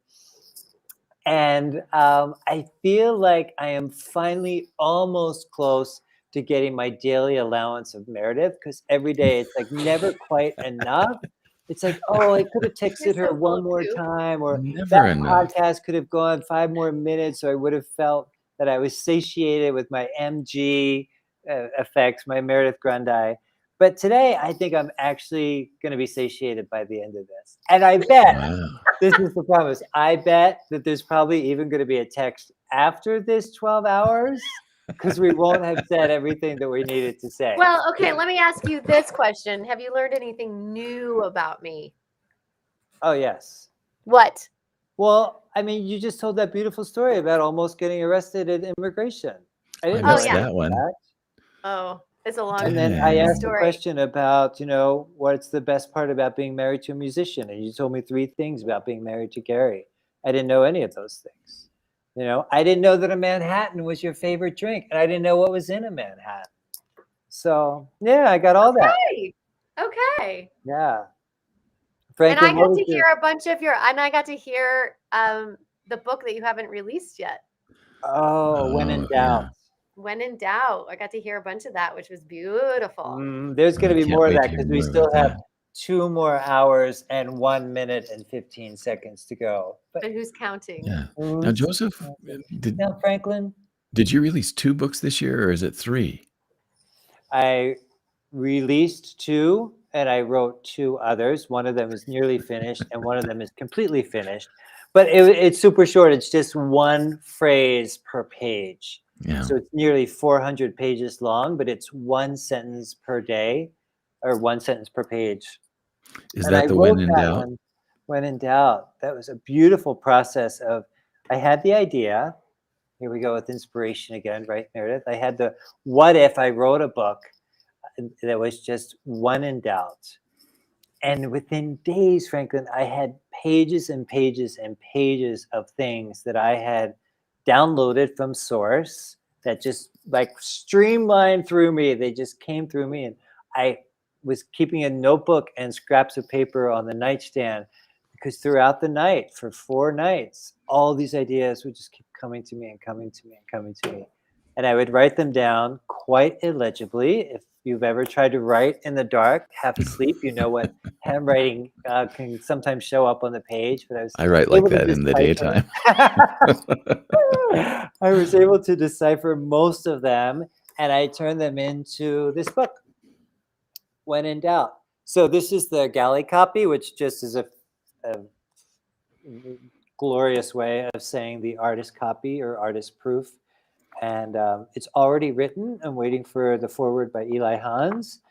And I was going to release it in December. And then I thought, I've got a few things going on in October, November, and December already. So I'm going to wait until April. Next year, the When in Doubt calendar. Yes. Yes. Because then the year after that, it'll be the When in Doubt card deck. The When in Doubt You know what also you have is the When in Doubt t-shirt collection. Mm-hmm. There's a lot of t-shirts there.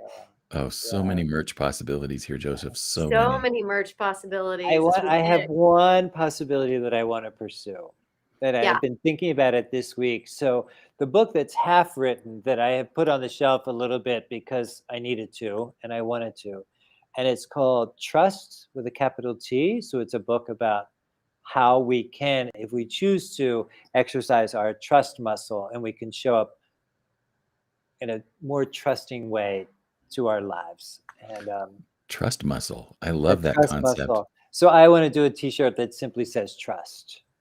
And that might be able to start some conversations about, the wearer and the person who sees it. How much do we trust and why? How little do we trust and why?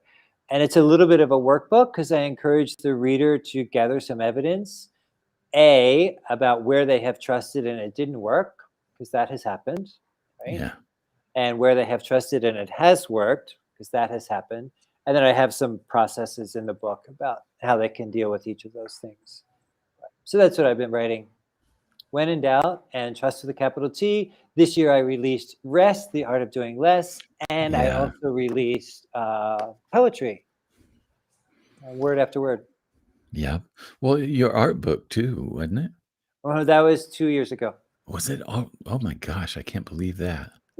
Because I think you were on my podcast, I guess, about halfway in between the art book and Rest.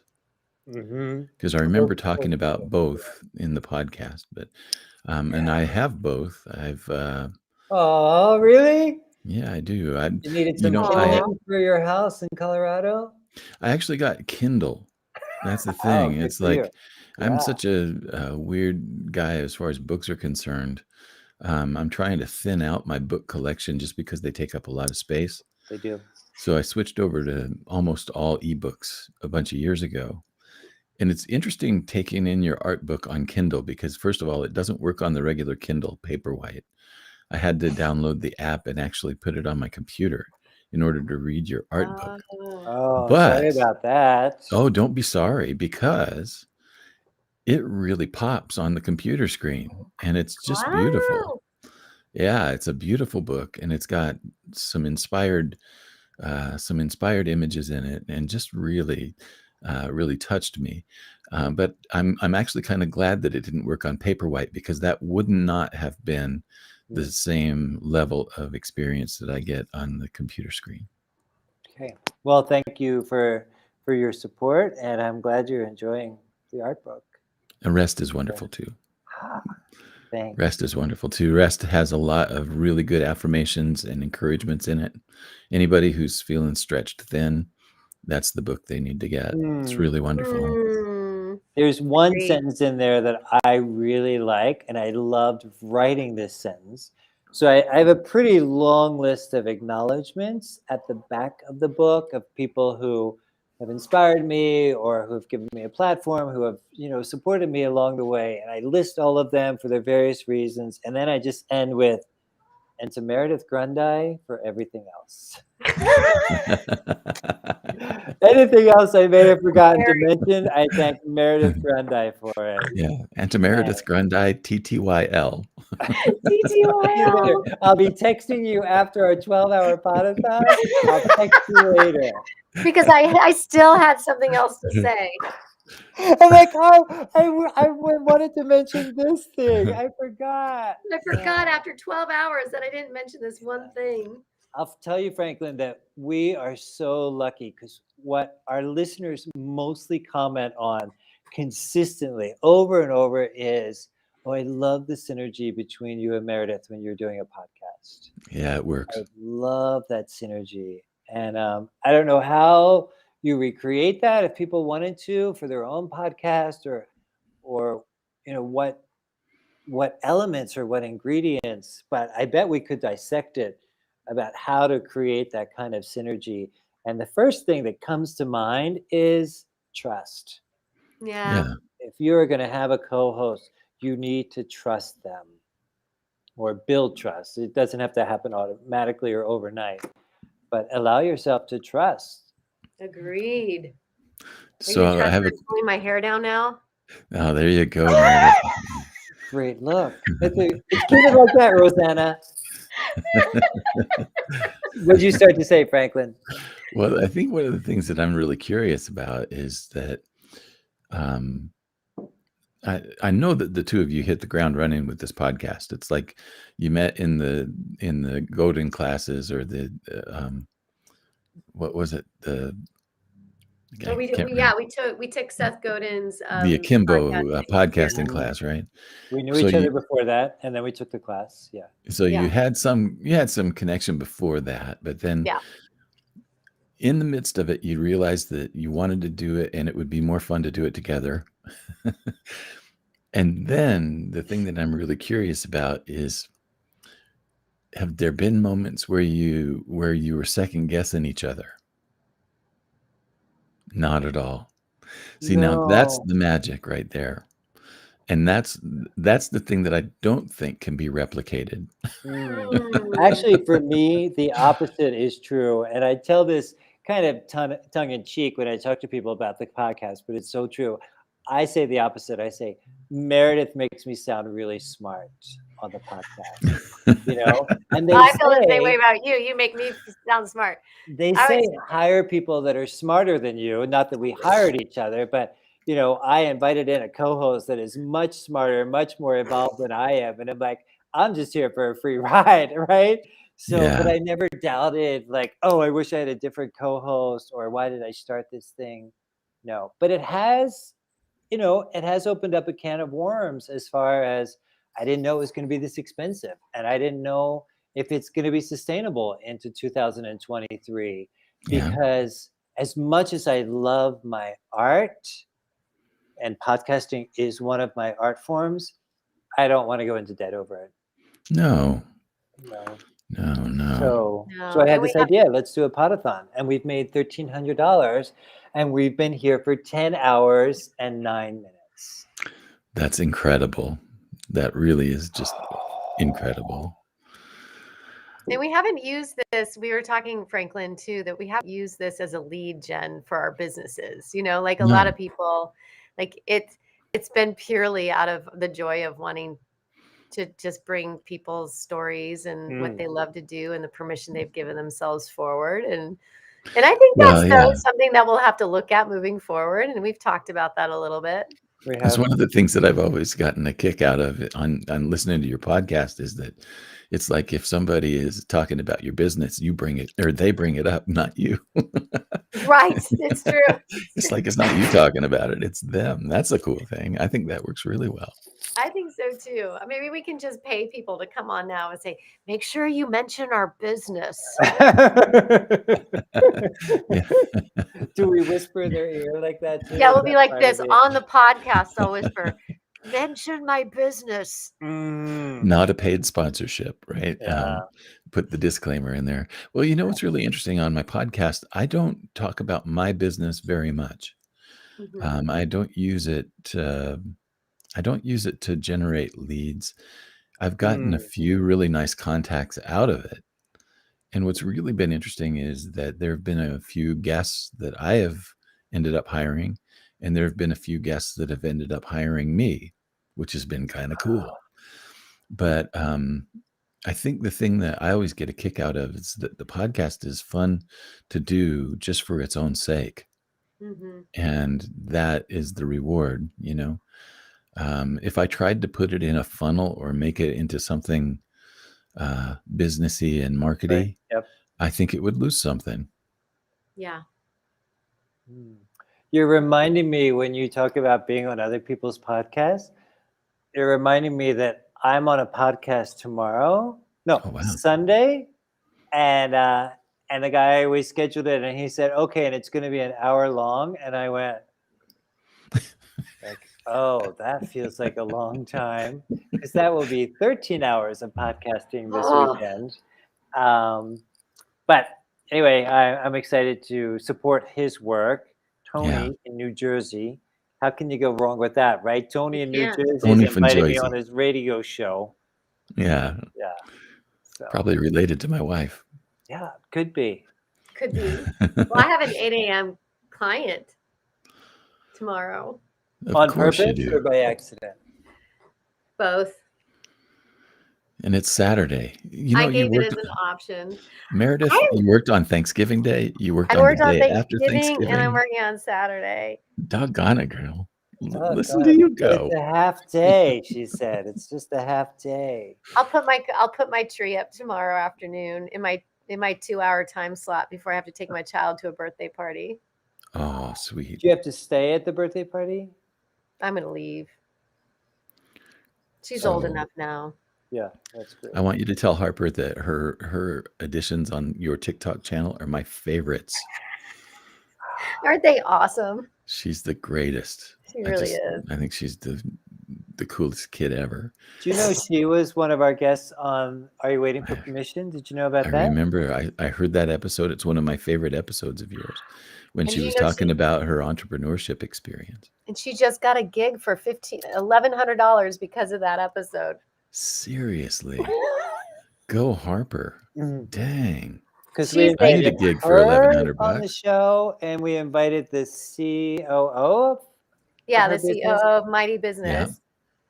And so the COO recommended her to this. So basically the Coca-Cola and Vice Media was hired to do an internal documentary about Generation Alpha Yeah.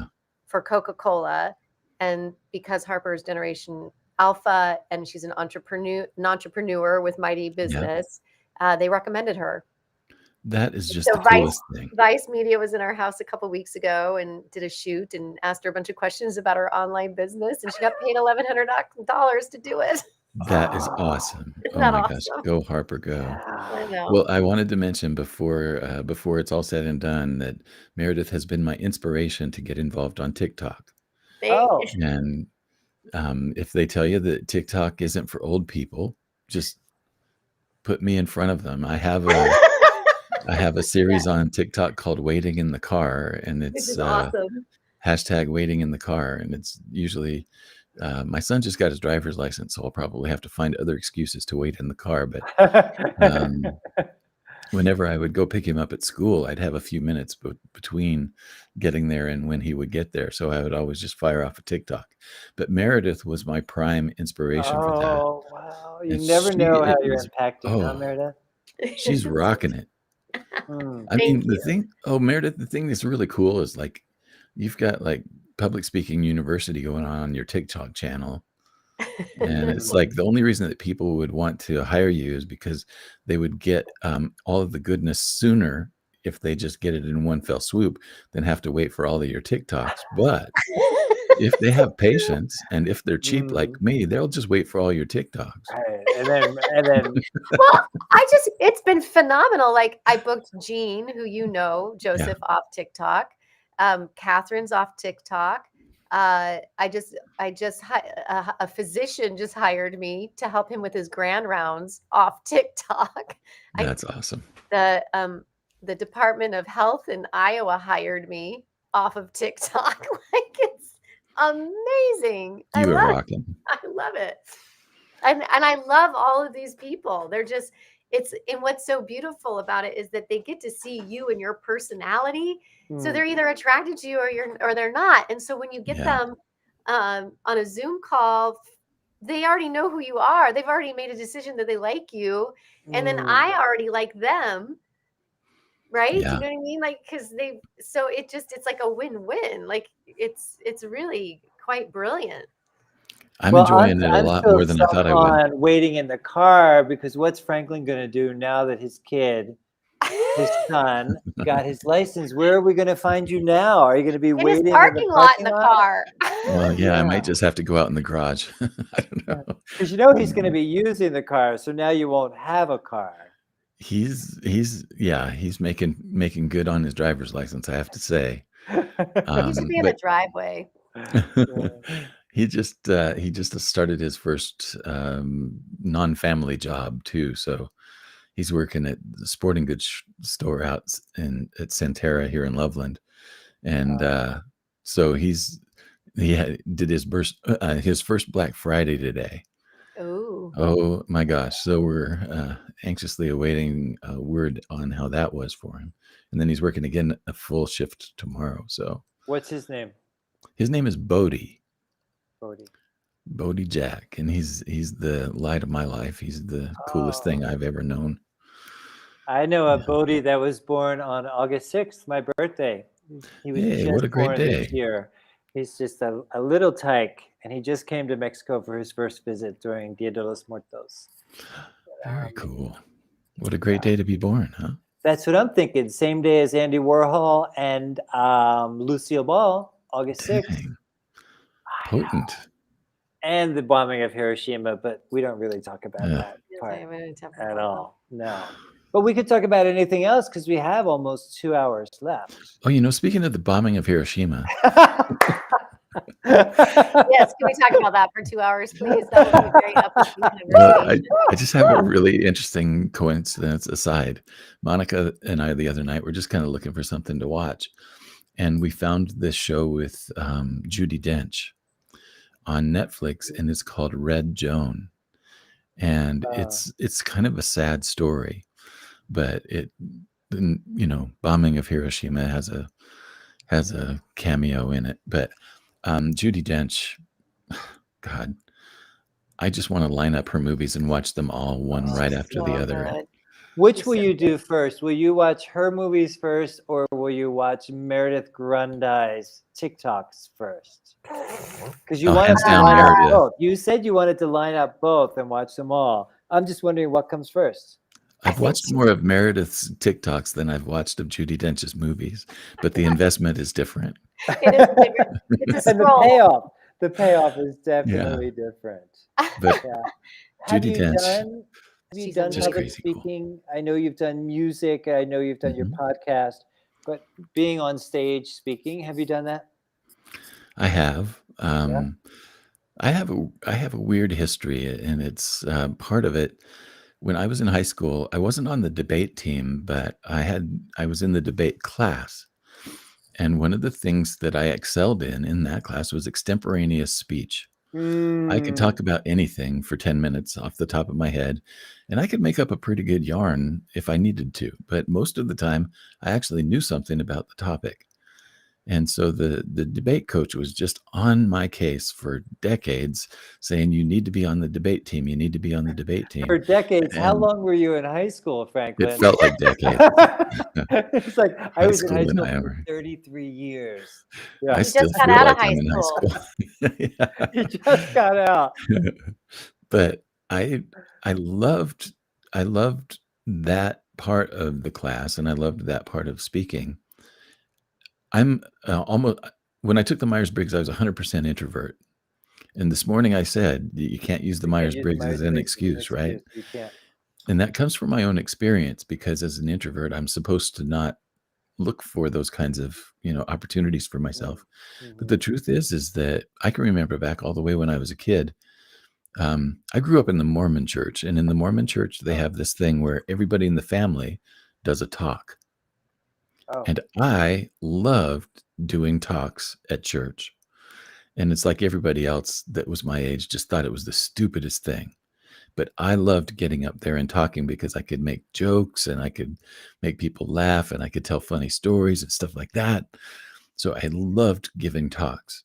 And I don't know, public speaking has always been fun for me and not very intimidating. And there have been a few times that I phoned it in and really regretted it. But by and large, I feel very comfortable and confident on a stage. What a gift that is. Wow. Yeah.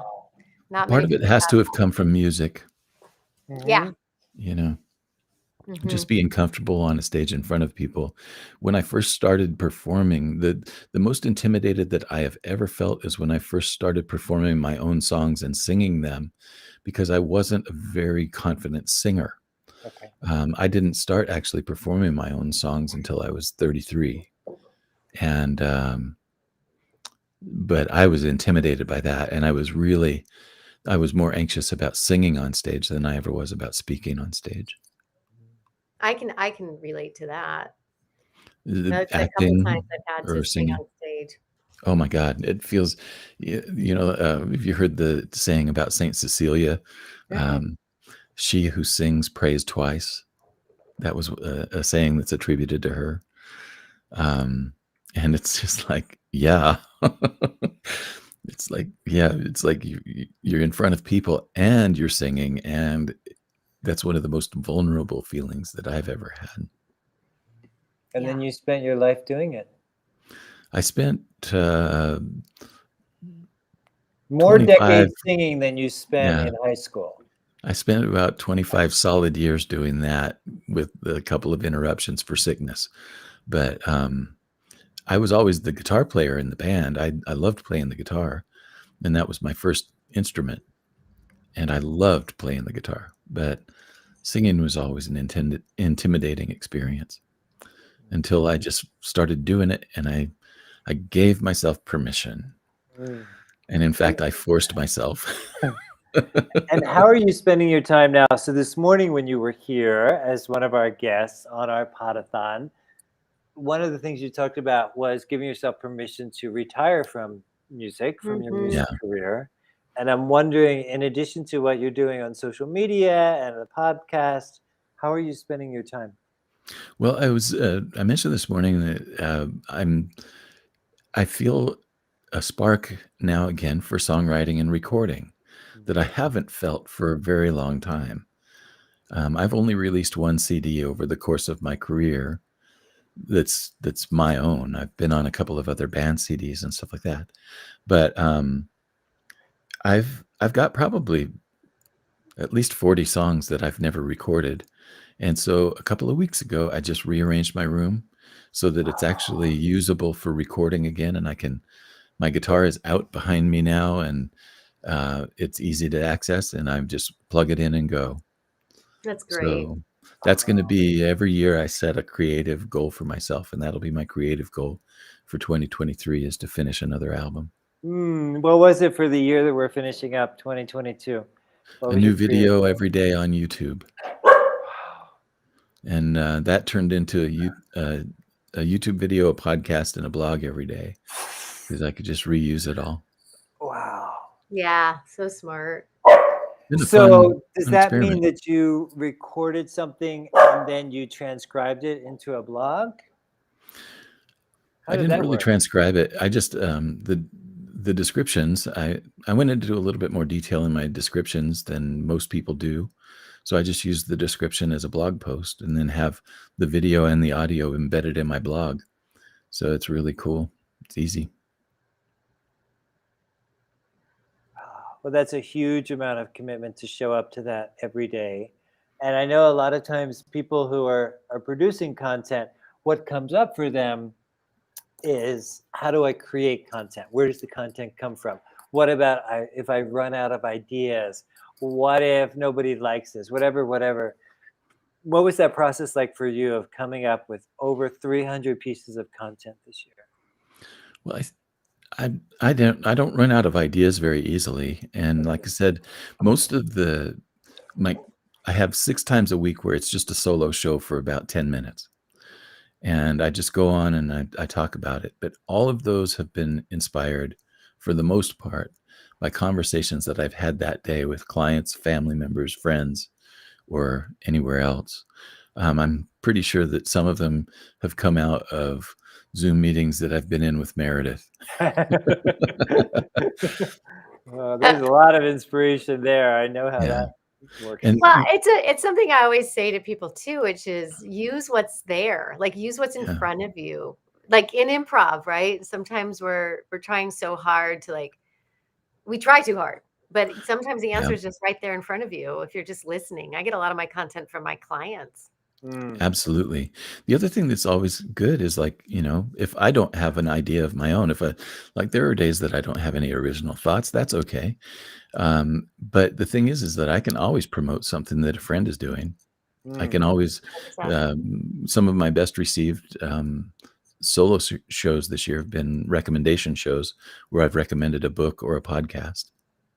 Oh. It reminds me I need to put I did one for the Pod-a-thon the other day. You did? Thank you. Yeah, I mean, you're amazing at lifting people up. Meredith and I talk about that a lot, but you are such a beautiful example of all the ways you show up and lift people up. Mm-hmm. Always comes back to me, man. Yeah. It always comes back. Yeah, that's sweet. It's a wonderful thing. Meredith, what are you curious about? We're in our home stretch now. Is there anything that we haven't talked about that you would love to talk about? It's been 10 hours, 27 minutes, and 11, 12, 13 seconds. Well, I'm curious if we can get to $1,500 by the end of the night. Oh, okay. Yeah, I mean, let's think, let's think public radio or PBS. Our goal for this hour is Our goal the for goal for $100. this hour is to get to 1,500. 1,500. So how do we do that? I just posted it again on Facebook. Can we repost the link to our other socials? Send out some messages. Let's get to, by the end of this hour, we've got 30 minutes. Let's get to 1,500. That would feel be good. great. Right? That's a nice number. Yeah, I love it. That's a nice number. That's a successful number. So that's what I'm curious about. And I don't know if there's anything I'm curious about. I don't know what I'm curious about right now. Has Eli gotten back from his TED Talk yet? He did. And it went well?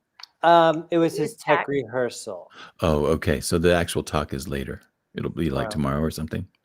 It's tomorrow. So Franklin, I have never asked you this question before. I've asked a few other of our guests, but I haven't gotten to you until now. And that is, if there's anything that you could have named after you that could be part of your legacy. It could be anything, a building, a bridge, an idea, a concept. What would you love to have named Franklin Taggart? Like, this is the Franklin Taggart blank. What would you love to have named after you? I don't know. Gosh, that's a great question. It's like Joseph Bennett original.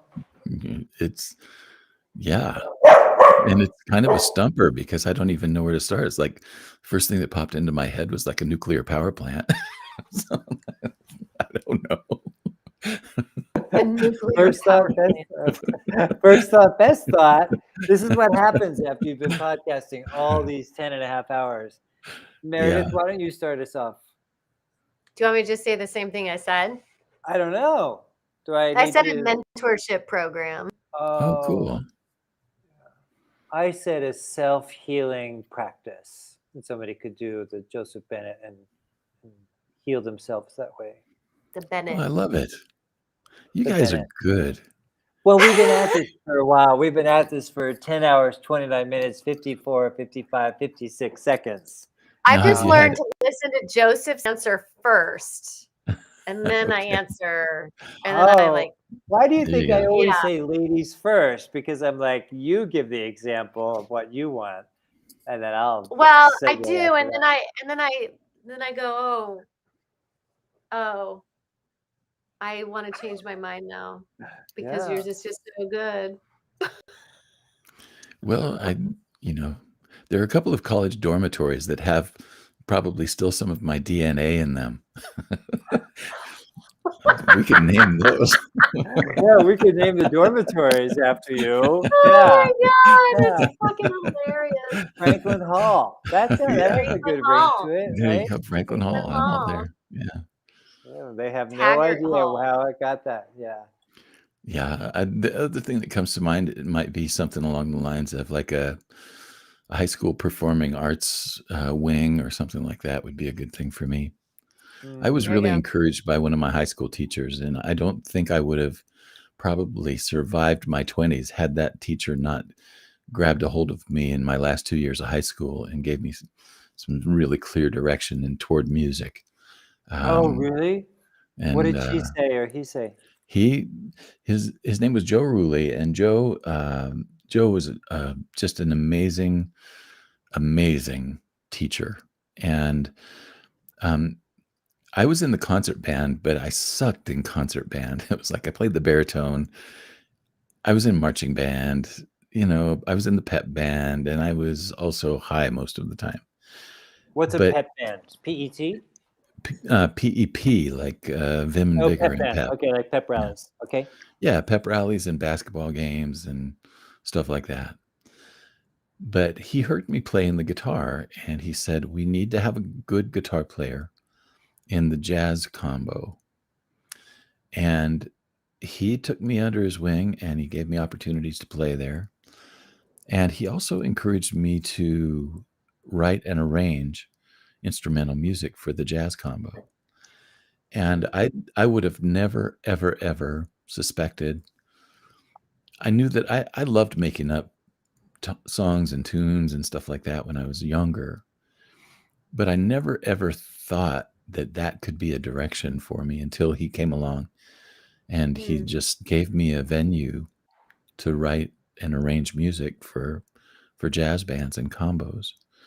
And so that was kind of, had he not come along when he did, I probably would have done a lot of drugs and construction and died young. Yeah. So I tried to die young anyway, but I made it past that. Wow. But he was a Thank you, Joe stopgap guy. Ruley. Thank Oh you. yeah, man. I'm grateful every day for him. Every day. Is he still alive? No, he died several years ago. I'm still good friends with his son. We were best friends our senior year in high school, and played a lot of music together. His son is he's a world-class trumpet player, Richard, and just a fantastic musician. But I would rather have the performing arts wing named after Joe, because he's the one that really deserves the credit. That reminds me of, I asked this question last year to Deborah Poneman, who was a guest on our podcast, and she does a lot of outreach work and in-person work in Haiti. She's taken that under her wing with some of her colleagues. And she said, I love Haiti so much. If I could, before I die, have a school named after me in Haiti, I could die a happy person. Wow. And so yeah, same kind of idea for a performing arts wing for Joe Ruley. It would be cool, and it would be well deserved. Hmm. The only regret would be that he didn't see it in his own lifetime. I had a moment that was not a performing arts wing, but it was nearly as gratifying. So Peter Rosacker was my theater arts teacher in high school. I went to a vocational high school, which means that you get to study a trade for 3 hours a day in high school. And there were about 40 different trades that were available, and I studied theater arts.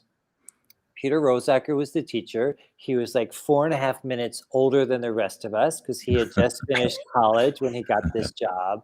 So he was very close in age, and he was remarkable just in every way. And we just tortured that poor young man.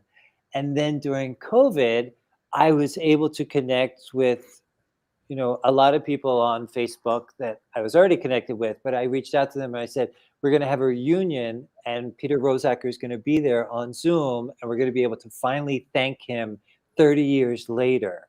Yeah. And they showed up, and Peter showed up, and there were a few tears shed because more than one of us said, I wouldn't be alive without your theater program. Wow. I believe it, right? Not be here without you.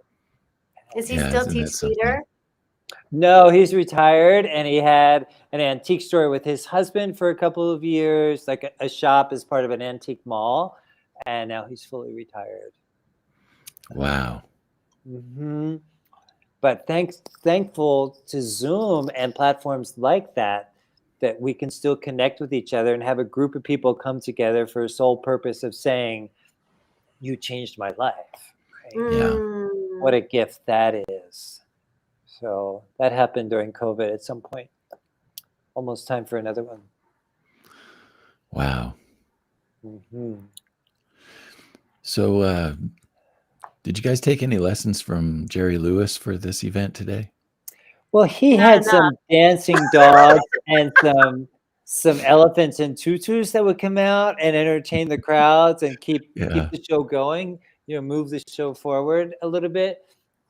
But I wish I had taken more lessons from him. Well, I wish we did call NBC Studios to see if they would broadcast this as well, and they said no. Nixed it, huh? We also called WBSX. Is that what it was? Yeah.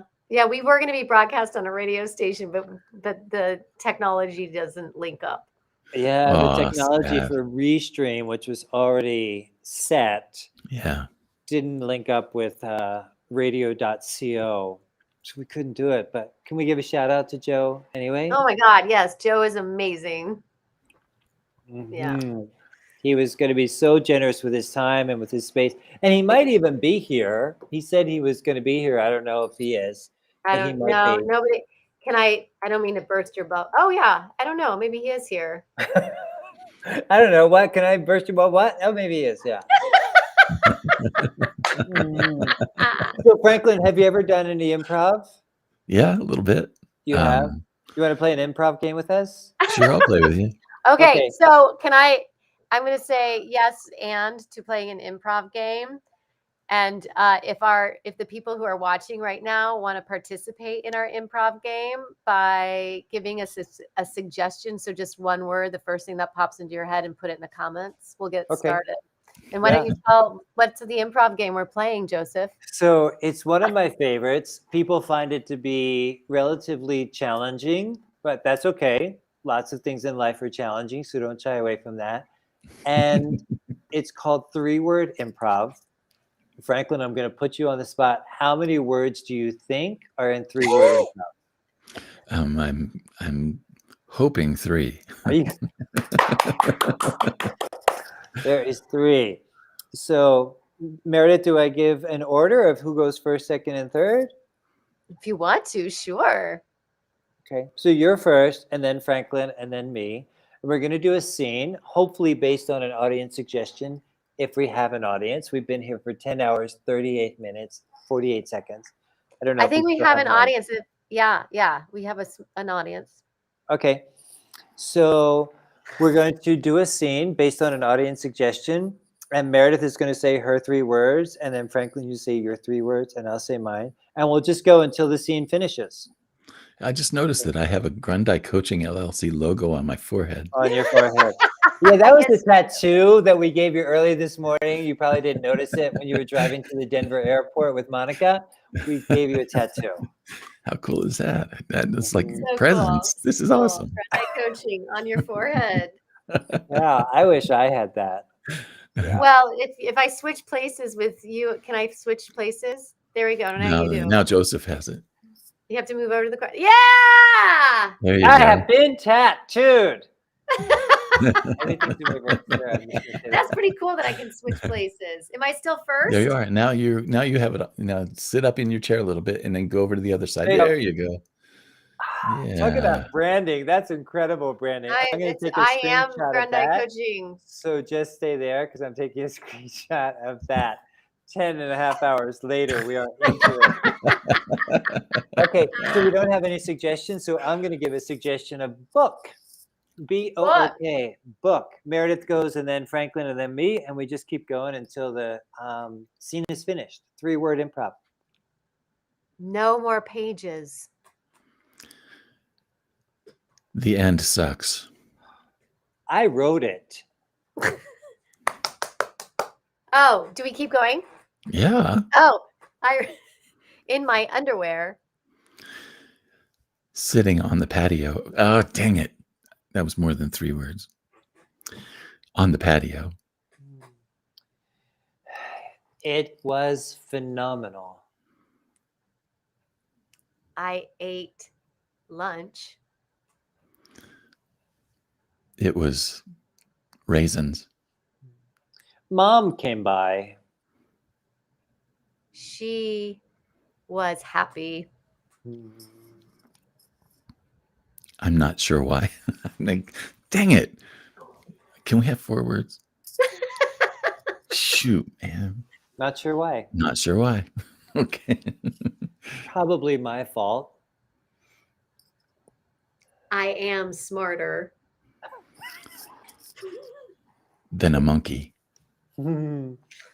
Says my mother. So I sighed. What a day. Called my therapist. And gave her pay. Oops.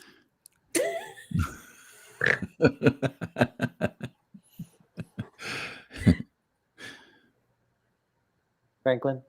Gave her pay. She. Okay.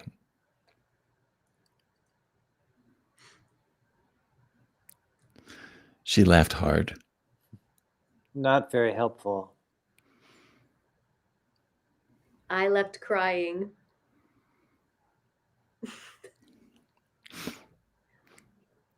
I want money. Want a refund. Yeah, there you go. Fuck my book.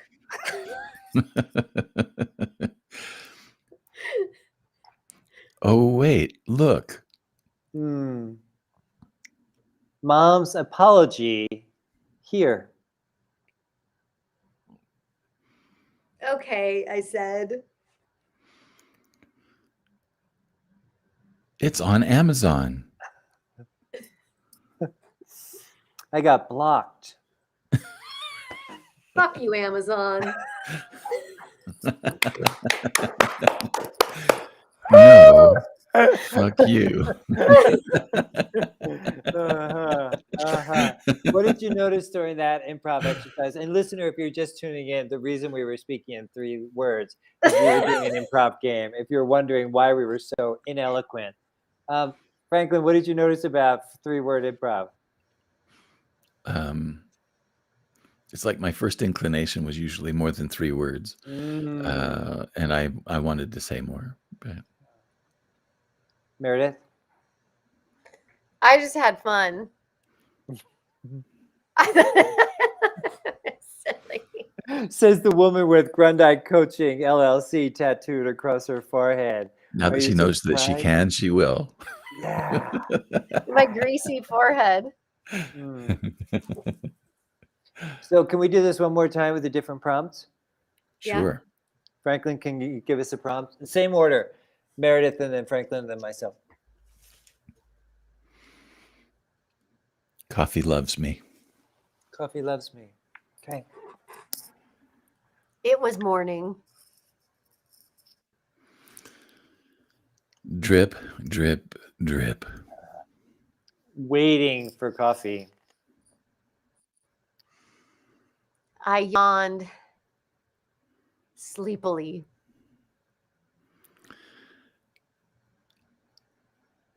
And then coffee. And inspiration struck. I will dance. In the kitchen. Tango or rumba? Rumba, I said. In my underwear. Which is perfect. I turned on. Can I go? The neighbor, the next door neighbor.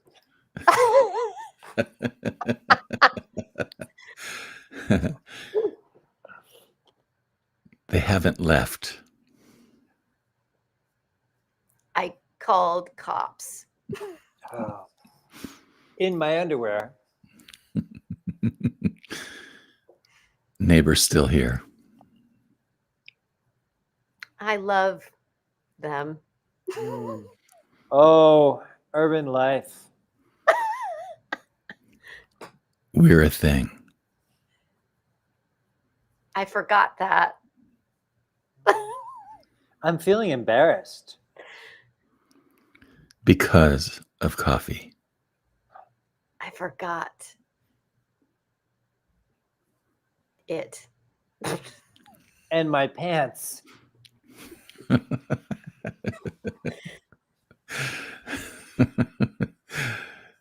Nylon stocking filters. We're in face. When cops arrived. I was arrested. Gleefully dancing high. And indecent exposure. Matched the description. Of my thigh.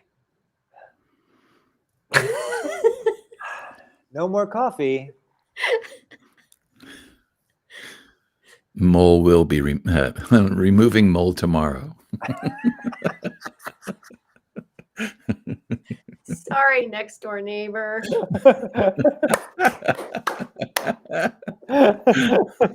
Oh my God.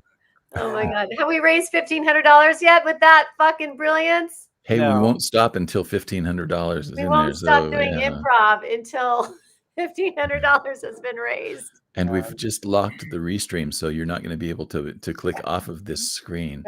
What? So What now- happened? What did I lock? Oh no, No, he was I'm just telling them that we locked the restream so that they Oh. would not be able to leave until can't leave. $1,500 is reached. Yeah, you can't Yeah. leave until we raise $1,500. I'm holding Joseph and Meredith for ransom. Yes. When I was a little tyke, I want to say preteen, I went to a family wedding. I'd never seen anything like this before, but I think it's actually kind of a thing that the bride was taken pretend kidnapped from the reception and would not be released until a certain amount of money was raised for her ransom. Have you heard of this? Yeah. Is this a Jersey thing? I've- And so it's a I've way heard to about it. collect money for the bride and groom Yeah. at the reception. For the honeymoon. Yeah. For the honeymoon. Yeah. Have you heard of that, Kidnap the bride.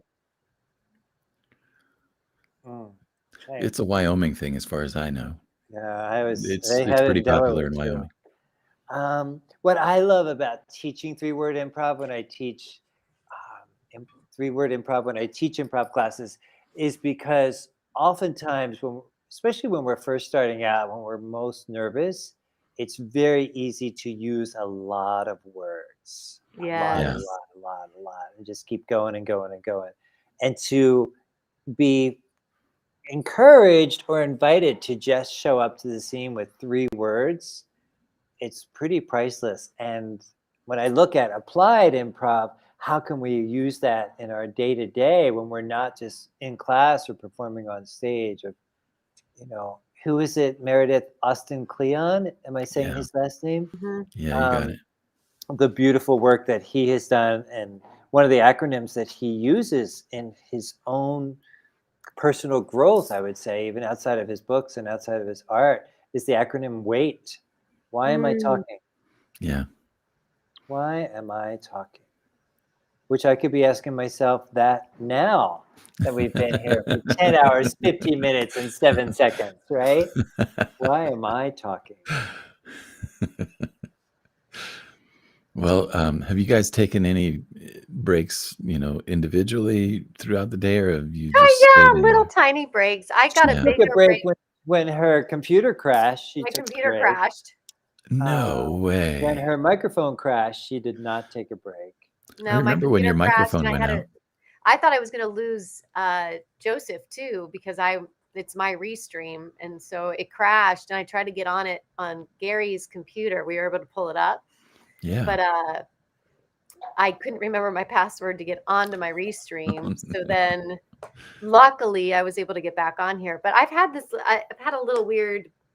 I think it's because it like right now I can hear it thinking. It's yeah, I can hear it's it busy. processing.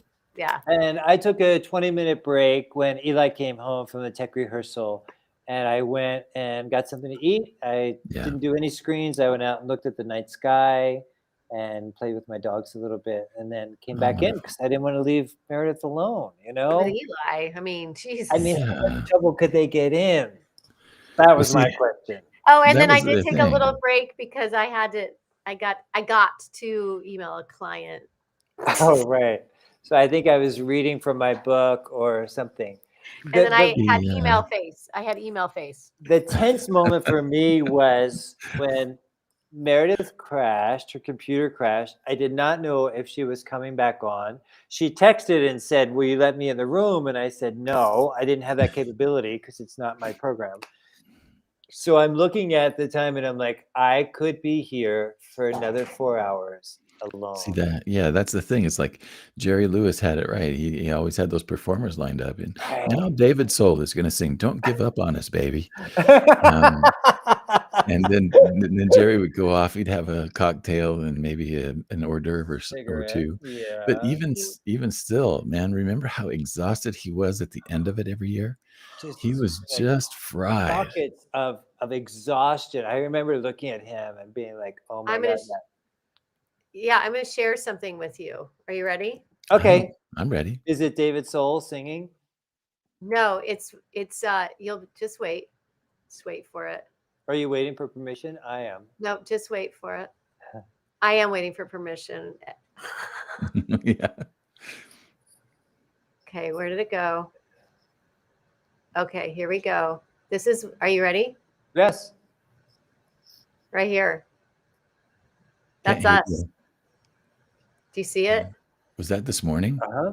That's what we looked like this morning. You guys were so fresh. Wow. You were so much younger, Meredith. I do. I look 10 years younger. Okay, what about all those hearts that going just up. came up? Where did those come Those are from? people that are giving us some love. I didn't see that in real life. No, because it's only on LinkedIn. Could we see that? Because we're streaming on multiple platforms. Oh, Yeah, you have to watch it on the platform.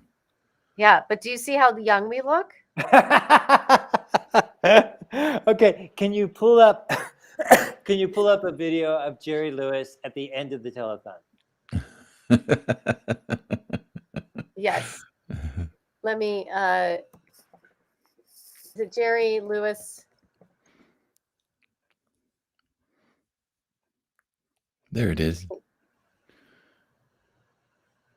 Let's do it. See if there's any. There looks like trailers and clips over there. Like this one? Is that him at the end?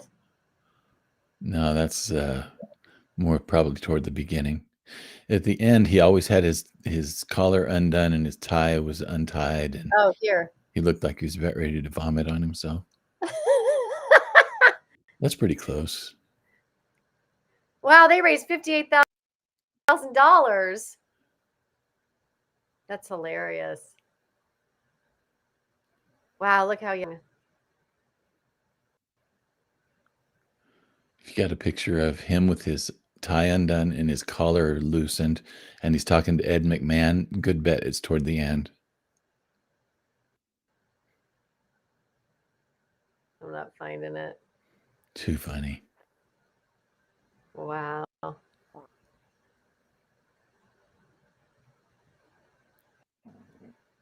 Look at that. See, where's those people? We didn't hire them. Charo, she's still around. Coochie coochie. Kochi, Kochi. All right. I'm going to stop my share. There you are. How is that? I can't hear you now, Joseph. Yeah, what happened now?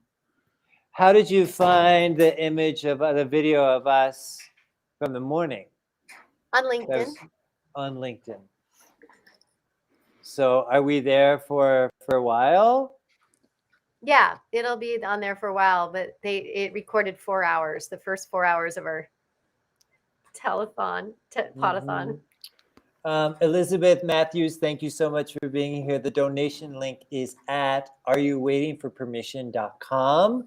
We are trying in this hour, and we have, I don't know what time, we have 4 minutes left. We are trying to reach $1,500 in this hour, Elizabeth. And each one of the three of us will do your voiceover for you. Yeah, we'll do a voiceover for you. Together, all three of us simultaneously. I'll tell you what, if somebody gets us to $1,500 in the next 4 minutes, I will record a meditation recording or a bedtime story for them, their choice. What? I love that. See? Okay. We needed you here all along. I'm going to say if somebody gets us to $1,500 in the next 3 minutes, because I don't know what time it is, I'm going to call them up and I am going to read them a poem live on the phone that I wrote. Will you do it? You're going to do it live? Yes, on the phone.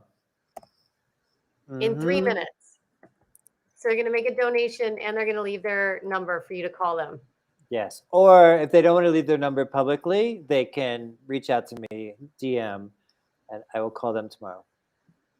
Brilliant. Brilliant. Do you guys want me to sing a song so you can go to the restroom? Yes. Yeah.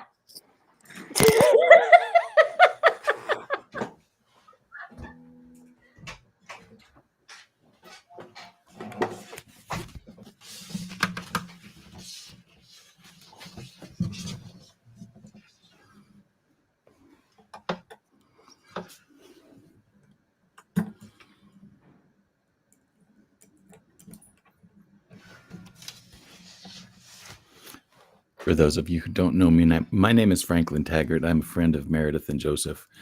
And I just popped in late in the day to see how they were holding up, and they both look exhausted.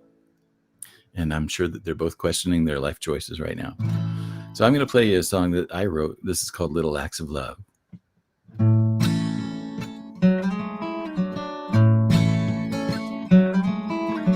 5 o'clock news didn't offer any hope today.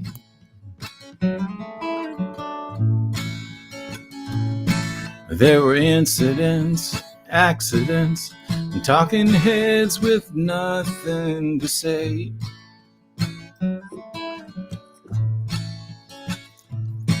In times like these, it's easy to feel kind of small. We pray for a miracle and miss the greatest miracle of all.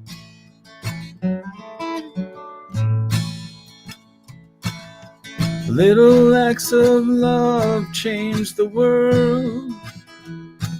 Little acts of love change the world.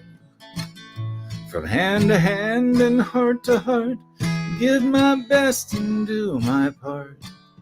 The little acts of love will change the world.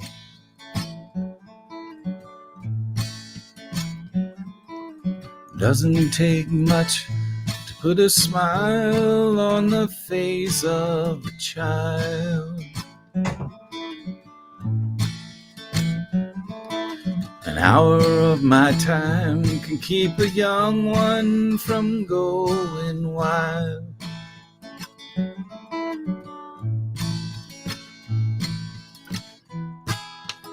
Oh, there are mouths to feed, Lonely people looking for a friend. If you don't know where to start, home is the place to begin.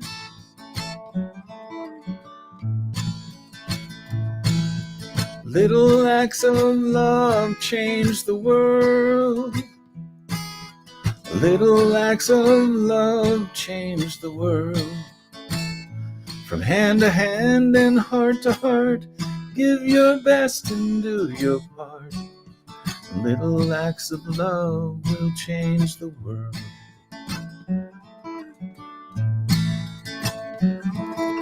20 years from now, what kind of world will we see?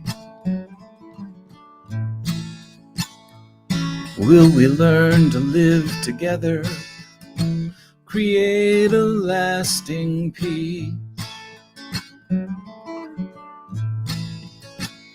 Or do we think that the way it is the way it has to stay?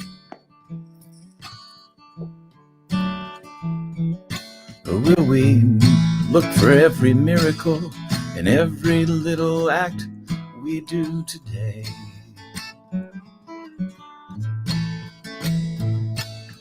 Little acts of love change the world. Little acts of love change the world. From hand to hand and heart to heart, let's give our best and do our part. Little acts of love will change the world. Little acts of love will change the world. Little acts of love will change the world.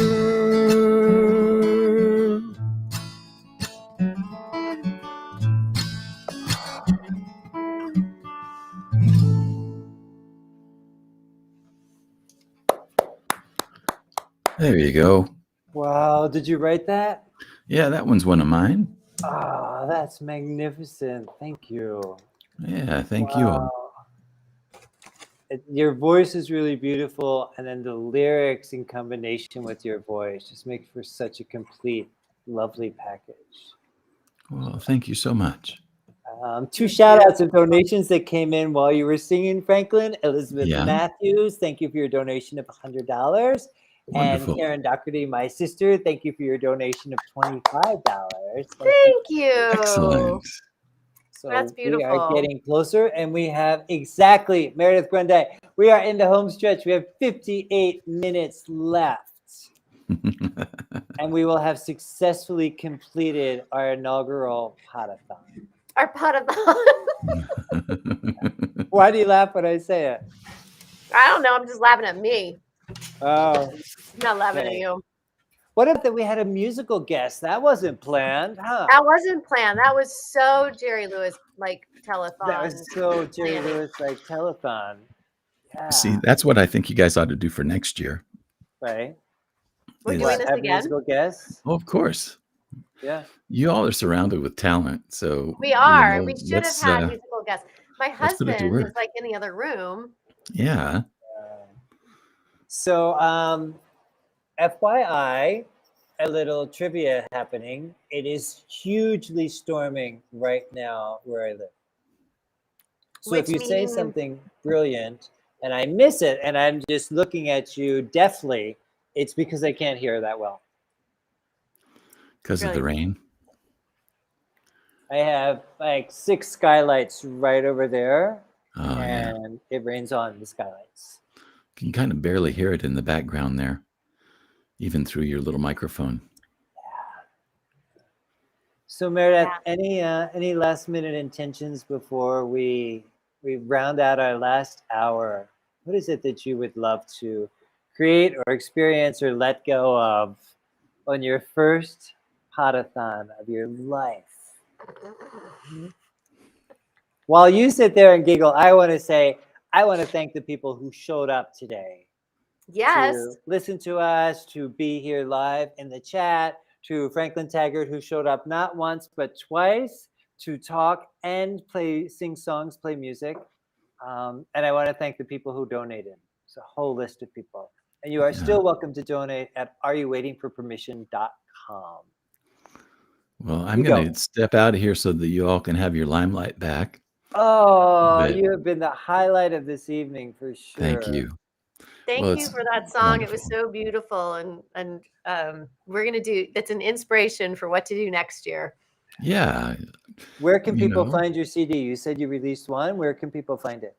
it's on all of the streaming services, and if you want to buy a downloadable copy, it's on Bandcamp under Franklin Taggart.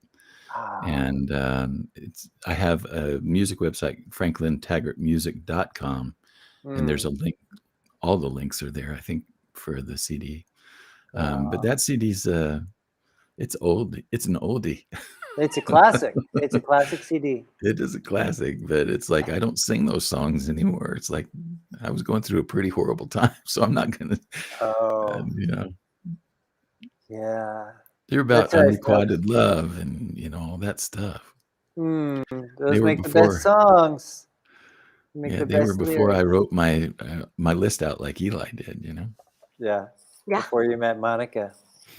Yeah, that's a whole story in itself. We don't have time for that. We only have an hour. Only an hour. But okay, thank you for being here. It's been amazing that you showed up. Truly. So wonderful to see you again. Thank you. Yeah, thank you, Franklin. Thanks for coming twice. Once wasn't enough. We'll see you next time. Okay, bye. Wow, how generous was that, right, Meredith? He came amazing. back to the party, right? Entertained us for an hour, played improv, 3-word improv. How many words are in 3-word improv? 4. Oh, close. You're super close. It's 5. And then he played an original song for us, sang an original song for us. Wow. That really kind of stepped up the whole, okay, guests, you got to step up next time. Bring your original music.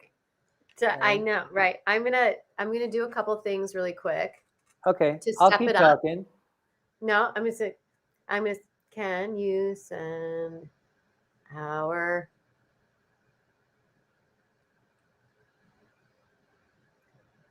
So, ladies and gentlemen, if you are here with us, we wanted to let you know that we are finishing up our inaugural Pod-a-thon. We have been podcasting consistently for 11 hours and 7 minutes and 31 seconds in our attempt to raise money for ourselves, for our own Pod-a-thon, and also to donate part of our funds that we raised today to the Malala Fund.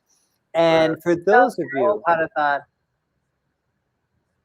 for those of you who are like, you know what, I'm just going to wait till their last bit, the last hour, and see how they're doing, and I'm going to help take them to their goal, right? Because that could happen. We could actually still reach our goal. This could be your shining moment, your crowning achievement of helping us do that.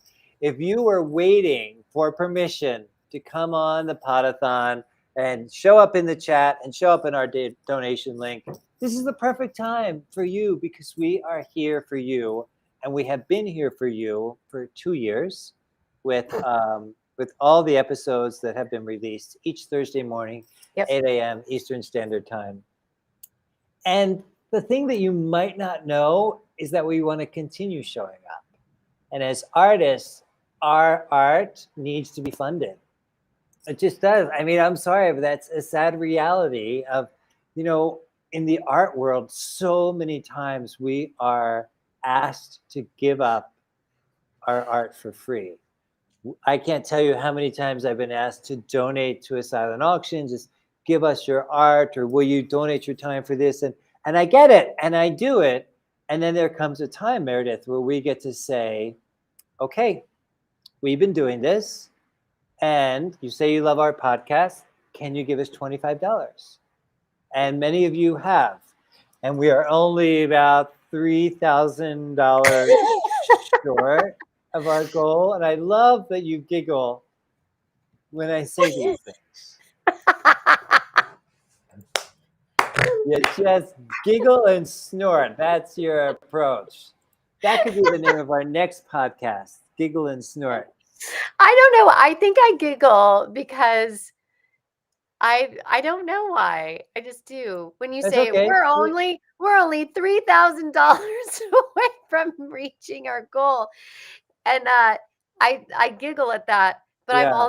but also simultaneously, I'm not giggling because I'm upset. I'm giggling just because it just sounds funny. But I'm Yeah. so grateful that we've raised almost $1,500, $1,465. which is so beautiful. It's just really beautiful, and that we get to use that money to fund this podcast and to give 12% to the Malala Foundation, and that just is really cool because that's close to $1,500 that we didn't have before. Right. Right. We And started the day with about 500, I think.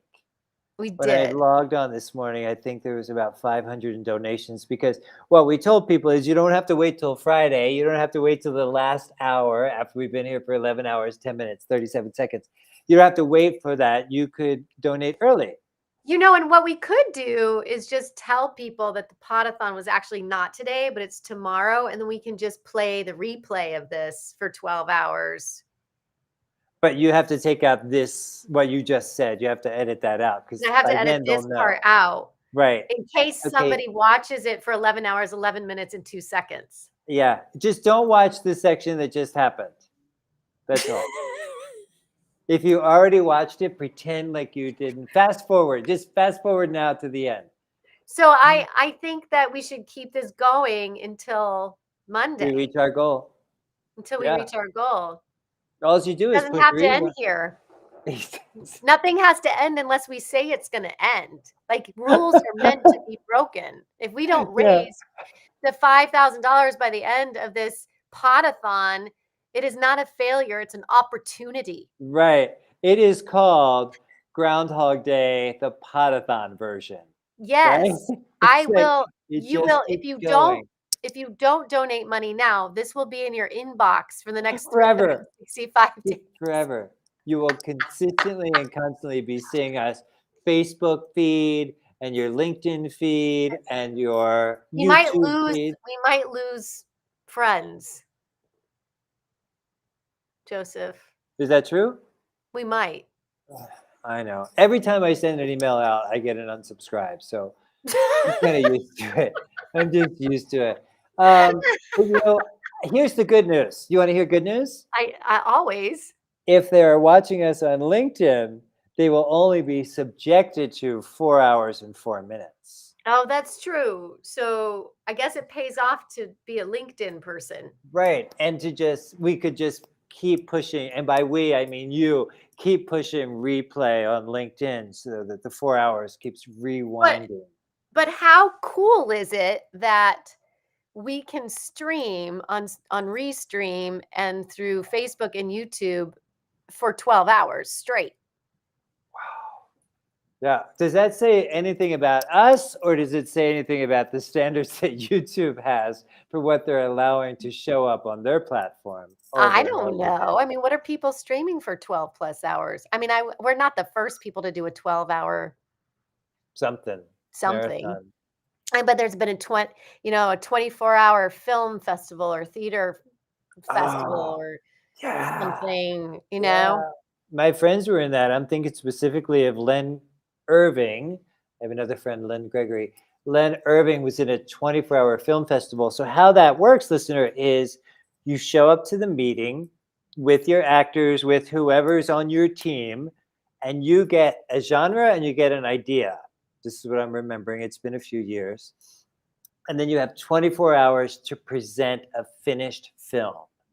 So you have to write it, you have to script it, you have to cast it, you have to produce it, you have to post-edit it, and then show it up in 24 hours. And then you have an audience that's seeing it. And I assume a theater festival is similar to that? Yeah, I've done a couple of 24-hour theater festivals. Oh, you have? Tell us about them.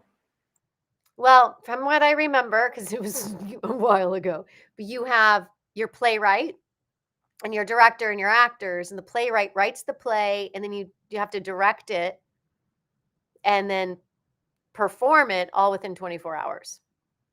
Would it be memorized?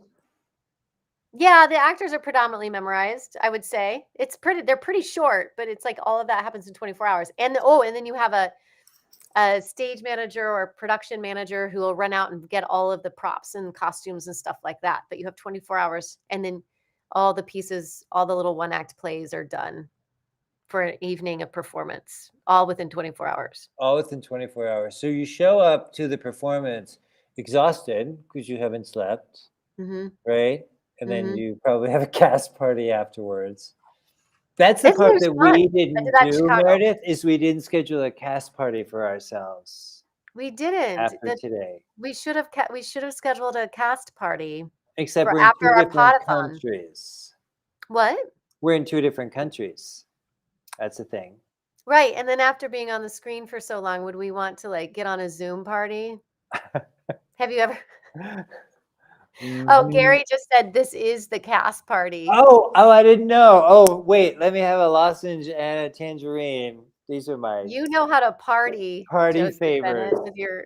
Yeah, 12 years of sobriety later, this is what I'm bringing. Let's ask Gary what he wants to see right now for the last remaining 45 minutes of our Pod-a-thon. It's amazing that he showed up, right? He was our first guest this morning, and he was our first guest on the podcast ever that was released in April of something. He wants to see us dancing, and he told you to slow down. Slow down, JB. I can slow down. Sure. Sure. He wants to see dancing. You do the dancing, I'll do the slowing down.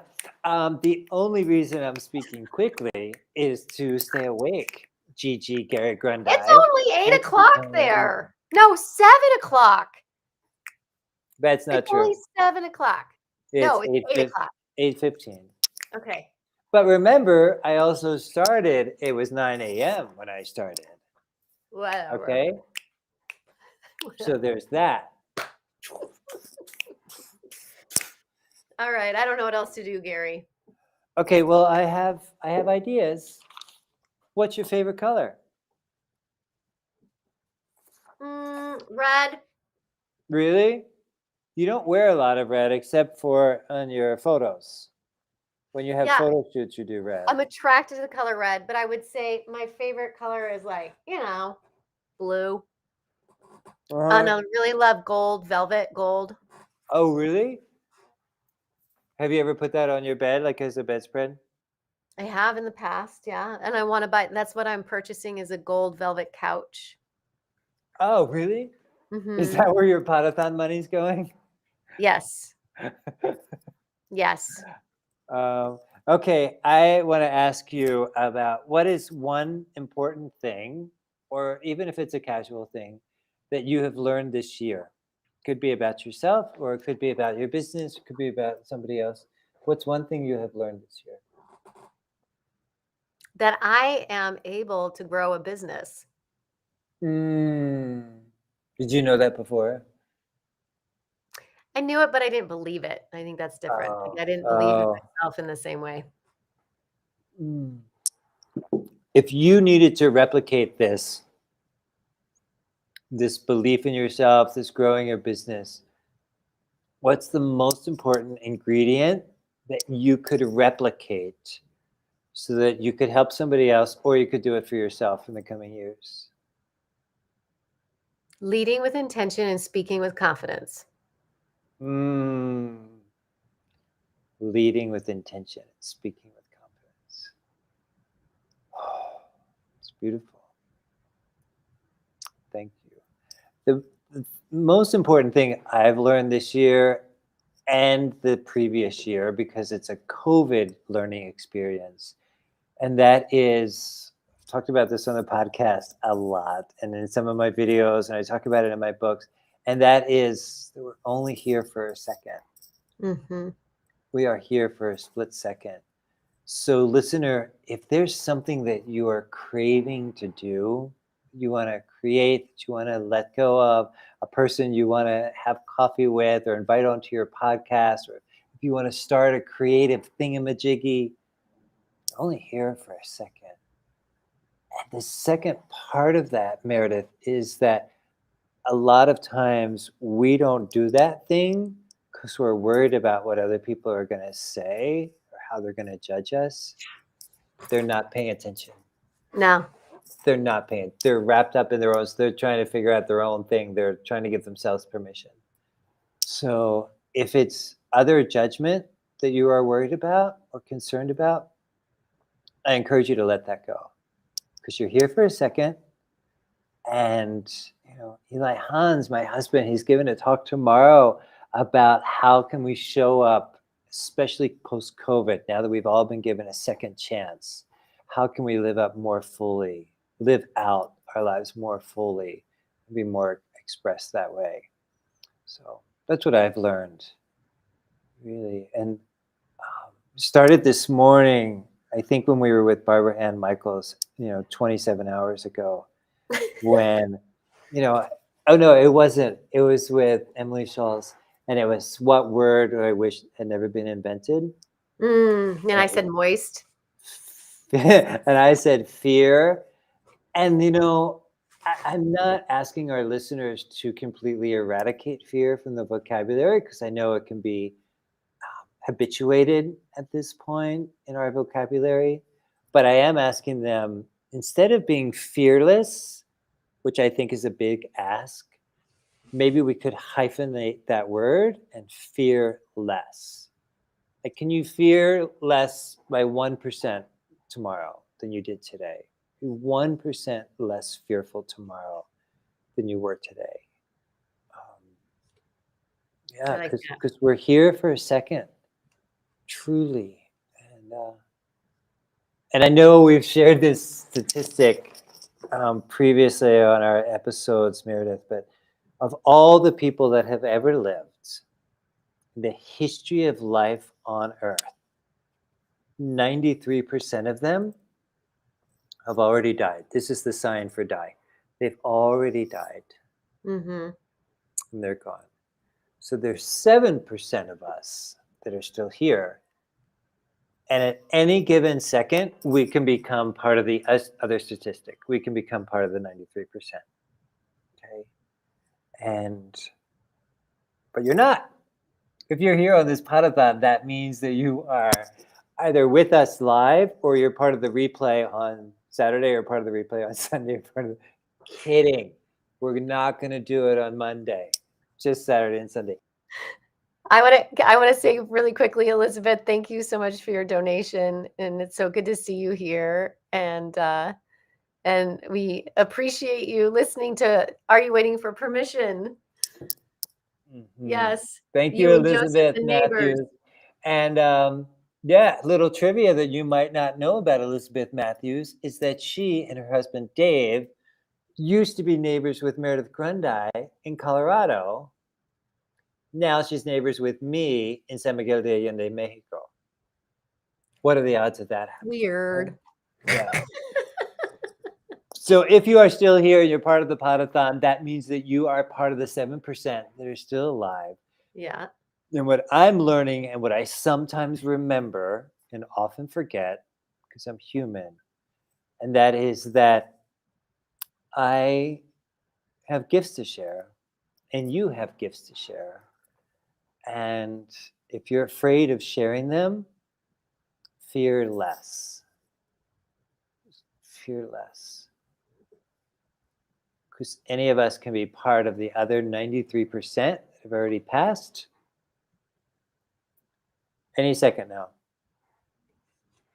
And, I hate to be, I don't know what the word is to describe this, but really calling it out in the face. But are you waiting for permission?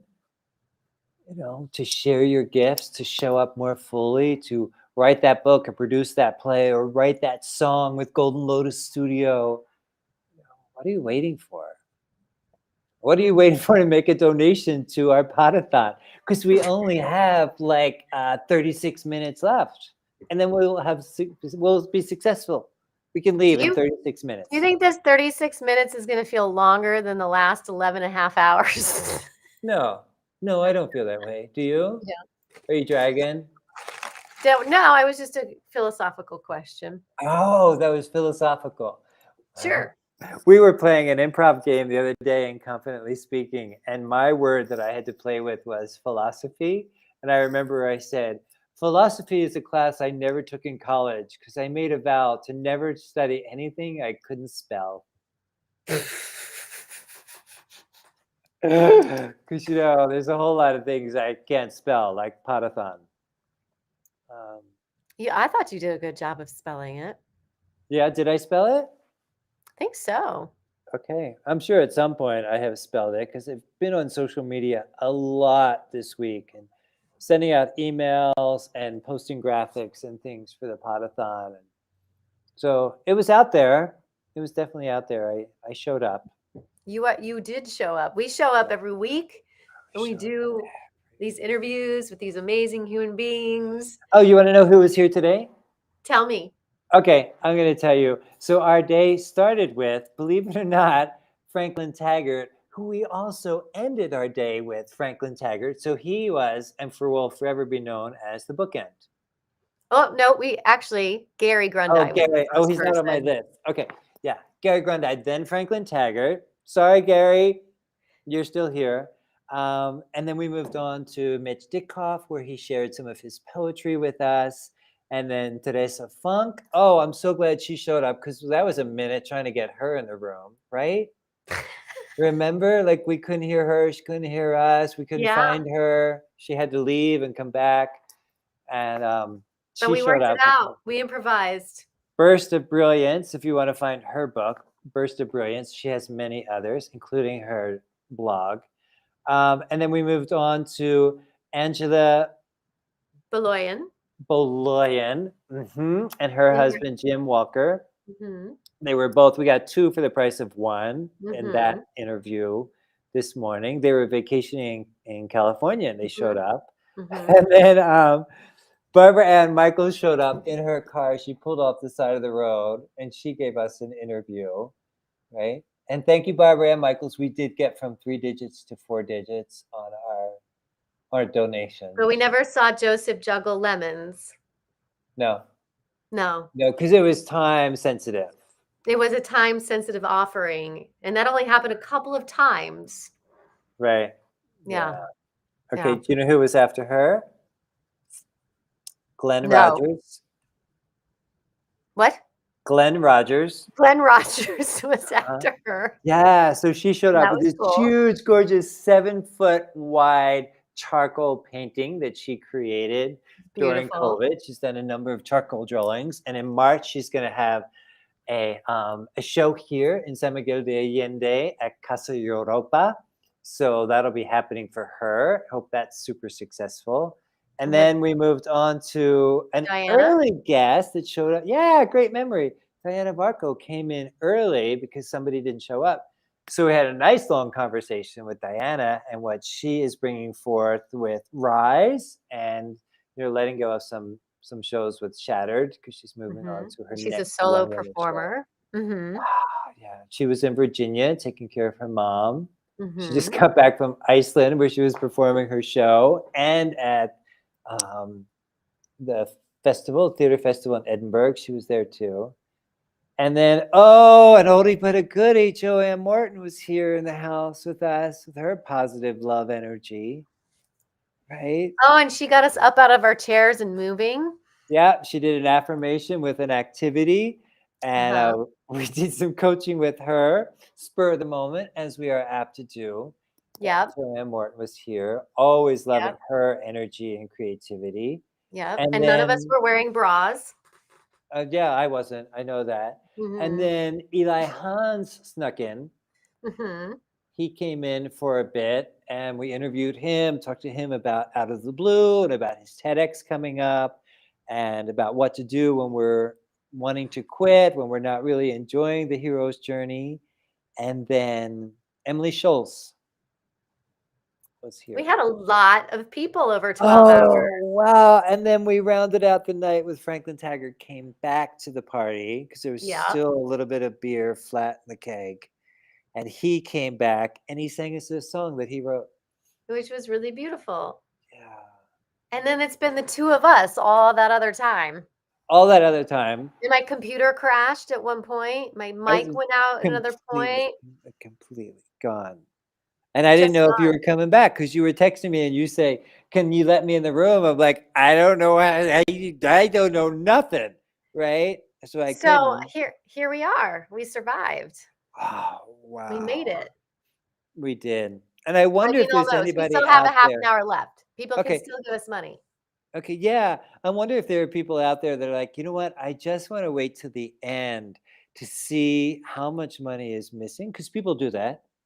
Yeah. So like, how much money is missing? I mean, this happened to us before. Eli and I had a fundraiser in March. No, what comes before March? February. Yeah. We had a fundraiser in February. We were trying to raise $20,000 and we didn't. Instead, we raised $38,000. So that was a huge accomplishment. And that was over 30 days. This is over 12 hours. Yeah. So a little bit of pressure, right? A little timestamp going on, right? I just need to check the chat. Do you know what that means? Elizabeth Matthews? I believe, yeah, we acknowledge that. I believe that was from earlier.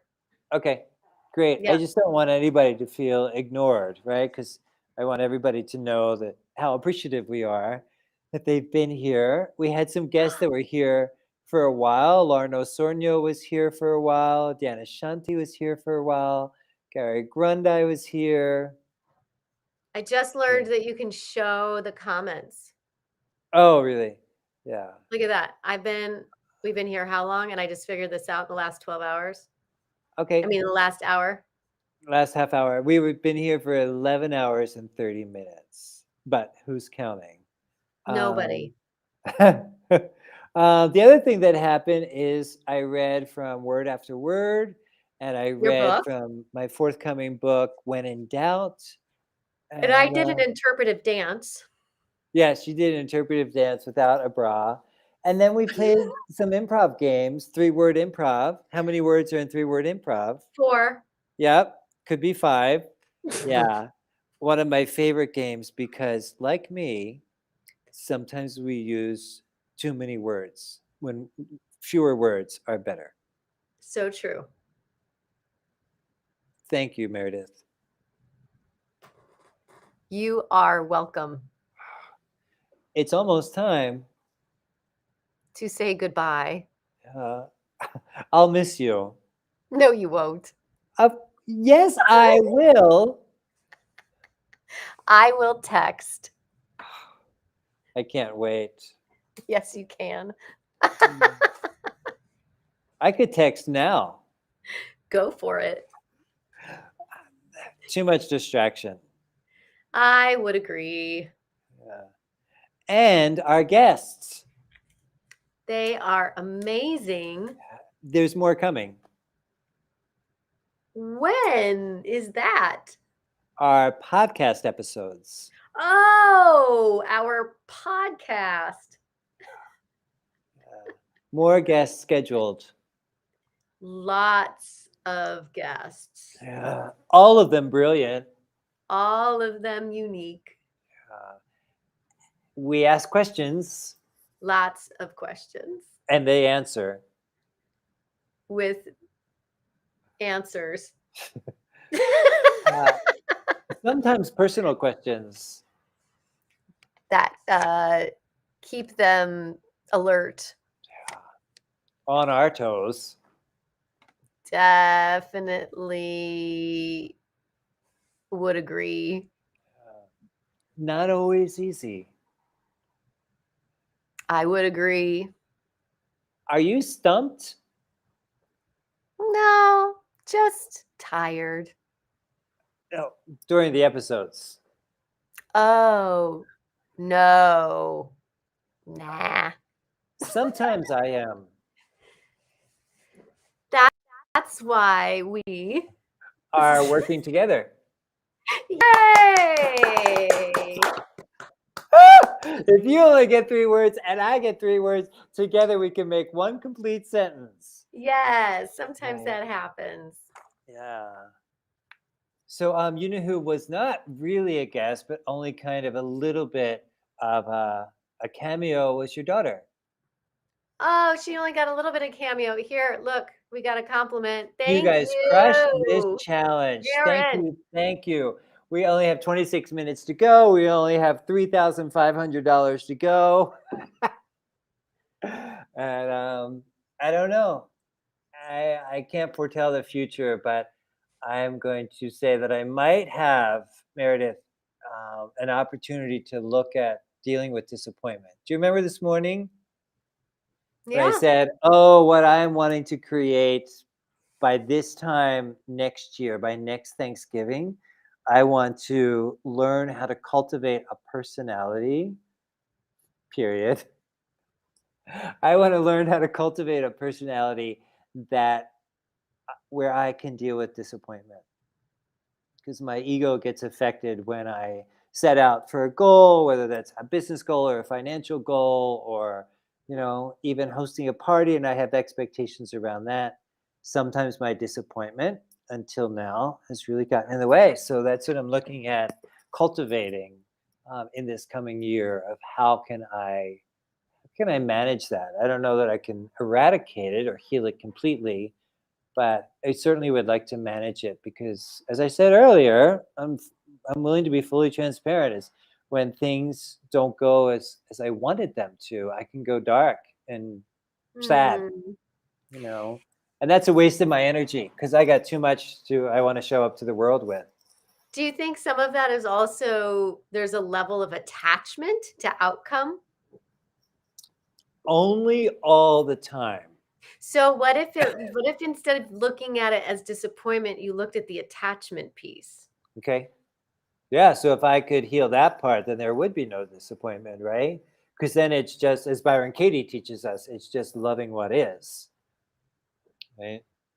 Yeah. That's the real invitation. How to let go of the attachment. That's what the Buddhists have been asking us for centuries. Yeah. How to let go of that and love what is. Yeah.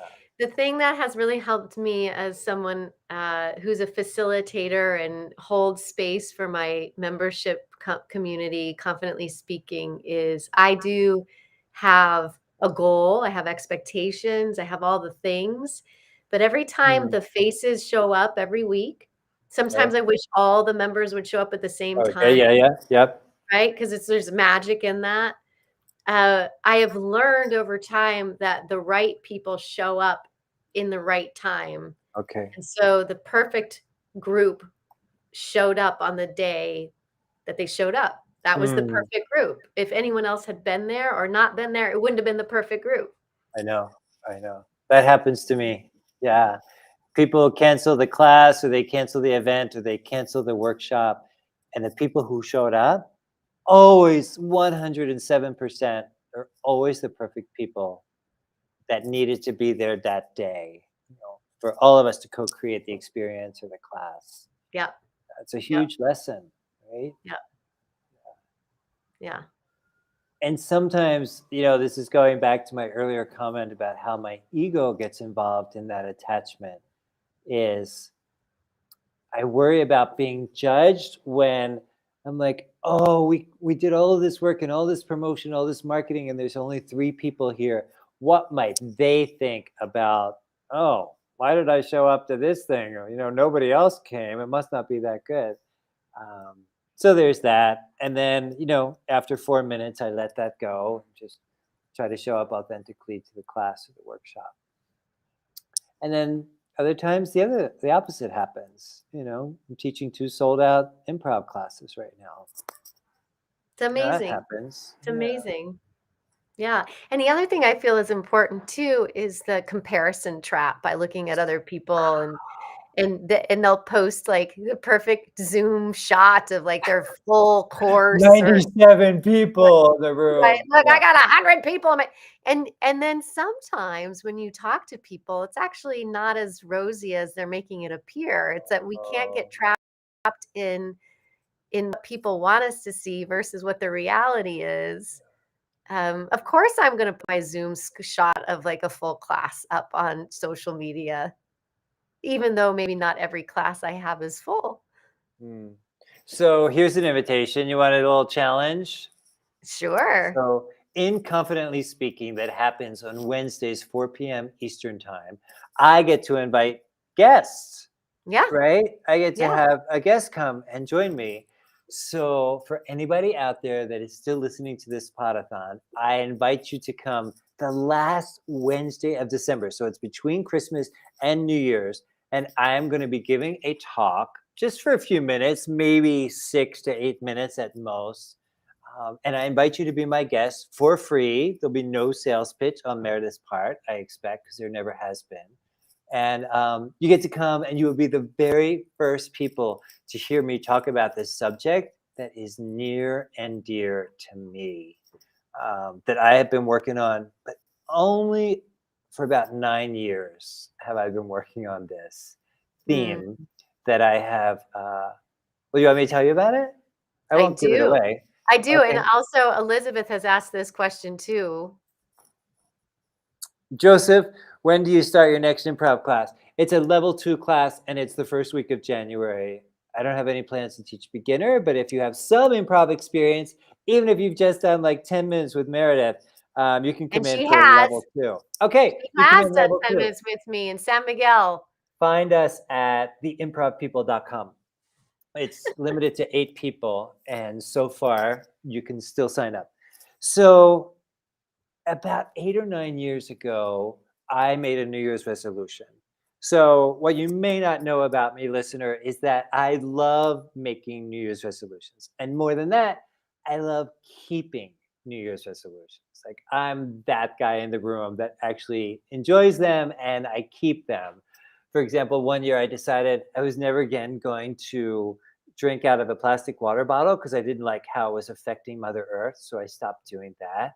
One year I took out some words from my vocabulary such as crazy, hate, busy, and should. I just stopped using those as part of my vocabulary. One year I resolved to be more loving and loved. That was my New Year's resolution. Last year I resolved to read hashtag 52 books in 52 weeks. But what I'm going to be talking about in your class, the last Wednesday of December, I don't know the date, it's around the 27th. 28th, I think. Okay, 27th or 28th, on Wednesday at 4 p.m. Eastern time. I'm going to be talking about how I decided one year to trust with a capital T. Like that was going to be something that I wanted to bring into the new year. I don't remember what year it was, 8 or 9 years ago.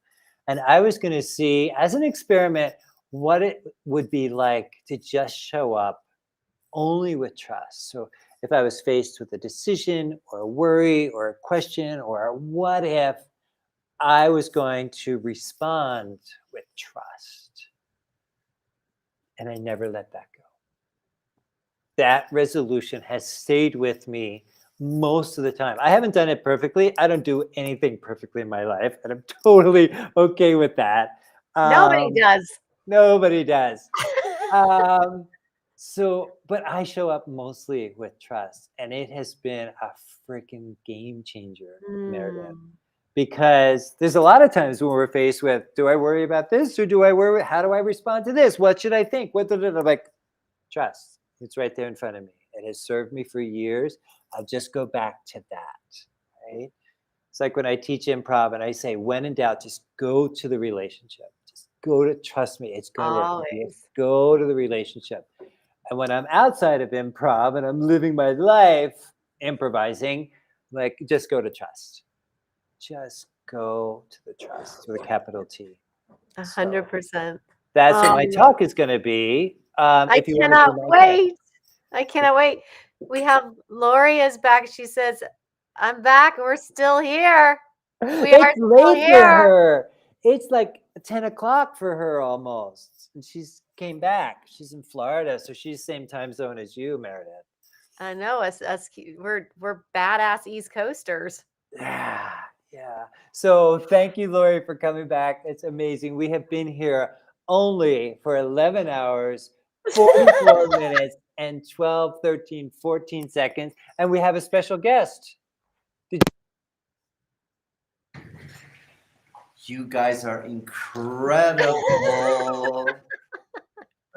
You are so close. You're almost Lori there. Marino just came back. Lori, you get the prize, Lori Marino, for #1 fan. Absolutely. And what gift are we going to give her?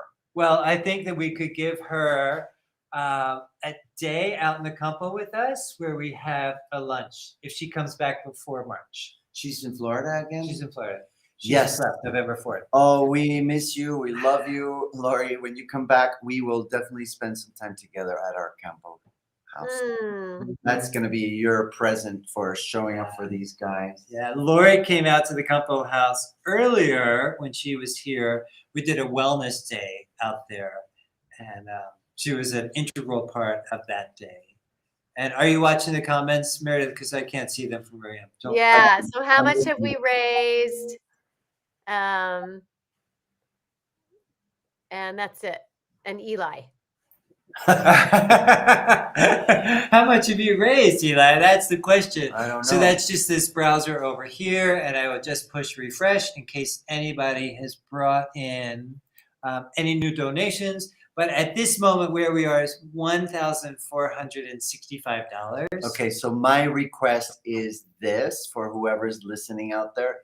Can we help them hit the $1,500 mark? That's about $100 an hour. Just a little. Because we had $500 this morning when we started. Well, still. Yeah, that's great. Right? So, yeah. So anybody out there willing to give them a little push to get them over the $1,500 mark would be awesome. And please do it. I need my husband. I haven't been able to talk to him all day. Except for here. We've only been able to talk on this platform. That was it. So right? It's time, people. Just let these people go to sleep. Oh, we have our nice porn people Spammer. back in here. Yes, you're right. Talk while she takes care of that spammer. So why are you wearing a jacket? What's going on? I'm wearing a jacket because it started raining and I had to go outside and cover all of our. Oh, we just lost all our comments. I could barely. No, we didn't. We still have them. We could barely hear on this platform because it was raining so hard in November. Which I never know, happens. it's very strange. The rain usually ends in September, but anyway. Thank God for rain. Thank God for rain, right? There's so much drought all over the world that it is good to have rain. Thank you, thank you, thank you. How did your day go today? You had a big day. My day was good. I am giving my TEDx talk tomorrow, and I'm as ready as I'm going to be because it's tomorrow. So You're gonna kill it. You're gonna be amazing. Thank you. Are you memorized? Yes, I am memorized. Really? I am memorized, and I'm also using little notes. You know, that's the beauty of these slide things. Oh, tell us about that. I've never done it. You don't know that? No. So when you do a slide presentation, even though I only have 3 slides for my whole thing, but you can do the speaker notes. So you just do a black slide with your speaker notes, and then I'm going to have a clicker. So when I click, it tells me like what the next part is I'm supposed to be talking about in case, you know, I get all verklempt. Have you done this, Meredith? Have you had this clicker thing? Yes, Did we it's talk called about a this? confidence monitor. And I'm not going to tell you my opinion about them until after your TEDx talk. Yeah, Okay. I know what you're saying, and I'm planning on not really using it Good. unless I freak. So, and I don't have the whole script. I only have points of ideas so that it doesn't look like I'm reading anything. Because, you know, sometimes when you're stressed and all that stuff, you can just go, what's the next thing? Yep. So I don't want that to happen. If that happens, I'll look at the monitor. Otherwise, I'm not really planning on looking at it very long. This is why I love improv, ladies and gentlemen, is because I don't have to memorize anything. I just have to show up and well, the thing is, if you just show up and you're not keeping track of time, then you really go over your allotted time. oh yeah, for this you can't improvise. But I'm saying this is why I like improvising.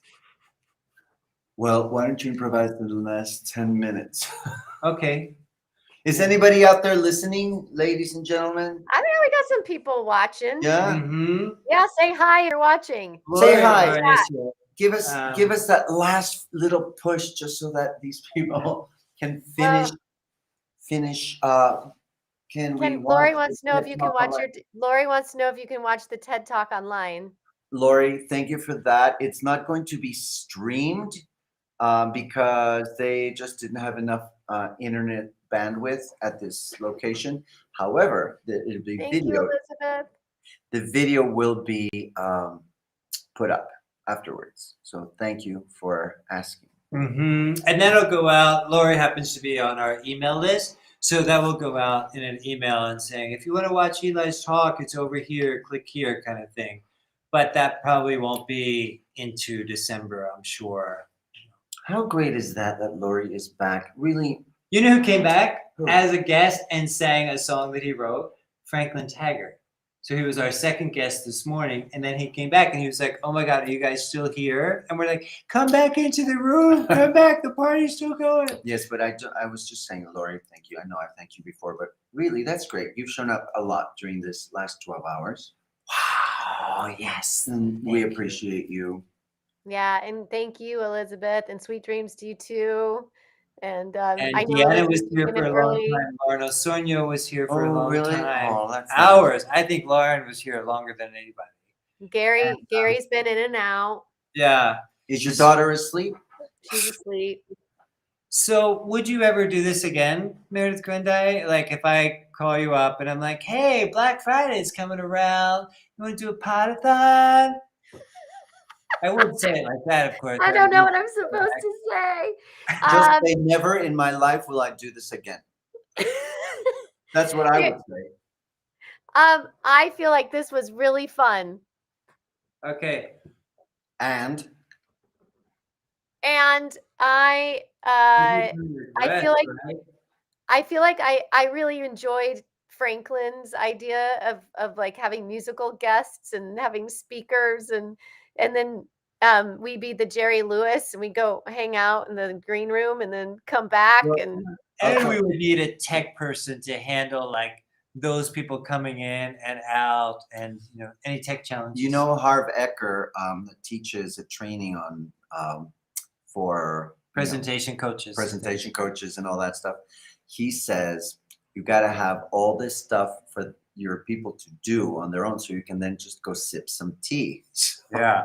And he even actually puts in his training. He's like, do this, drink tea. Drink tea.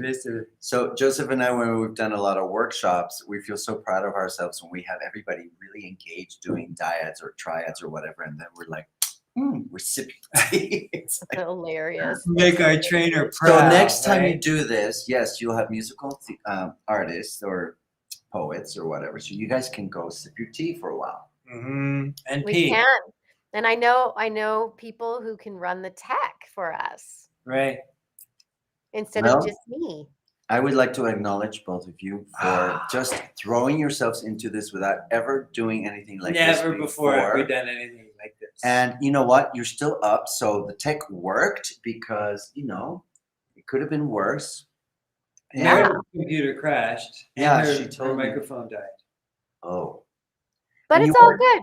It's You all raised good. $1,500. That's awesome. Beautiful. So next time. We'll see. Yeah, like next This was time. just like a dress rehearsal, really. This was a dress rehearsal. And so we just need to remember everything from this year for next year.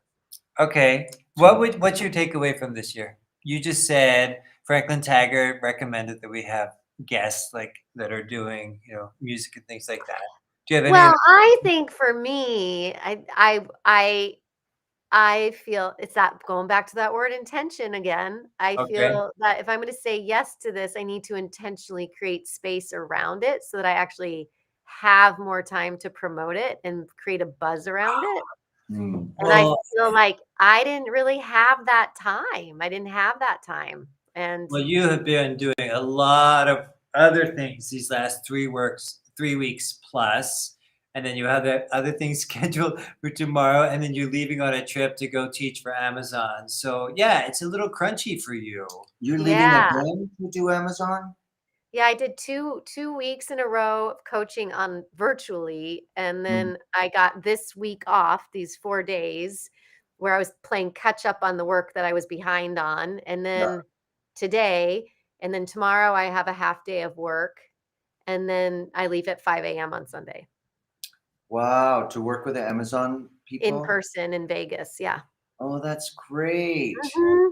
That's Mhm. awesome. I Yeah, think I'm she should excited. walk in with huge shoes like this. And if they say, lady, why are you walking in with the shoes? You said, I have very big shoes to fill, you know. But Oh, I just thought you meant because I was going to be in Vegas and they got some big heels there. Right. I was thinking also of the showgirl, so you could do the fan of feathers above your head with a push-up and all of that, and they'll be like, why are you wearing that for our in-service? And you'd be like, well, it's Vegas.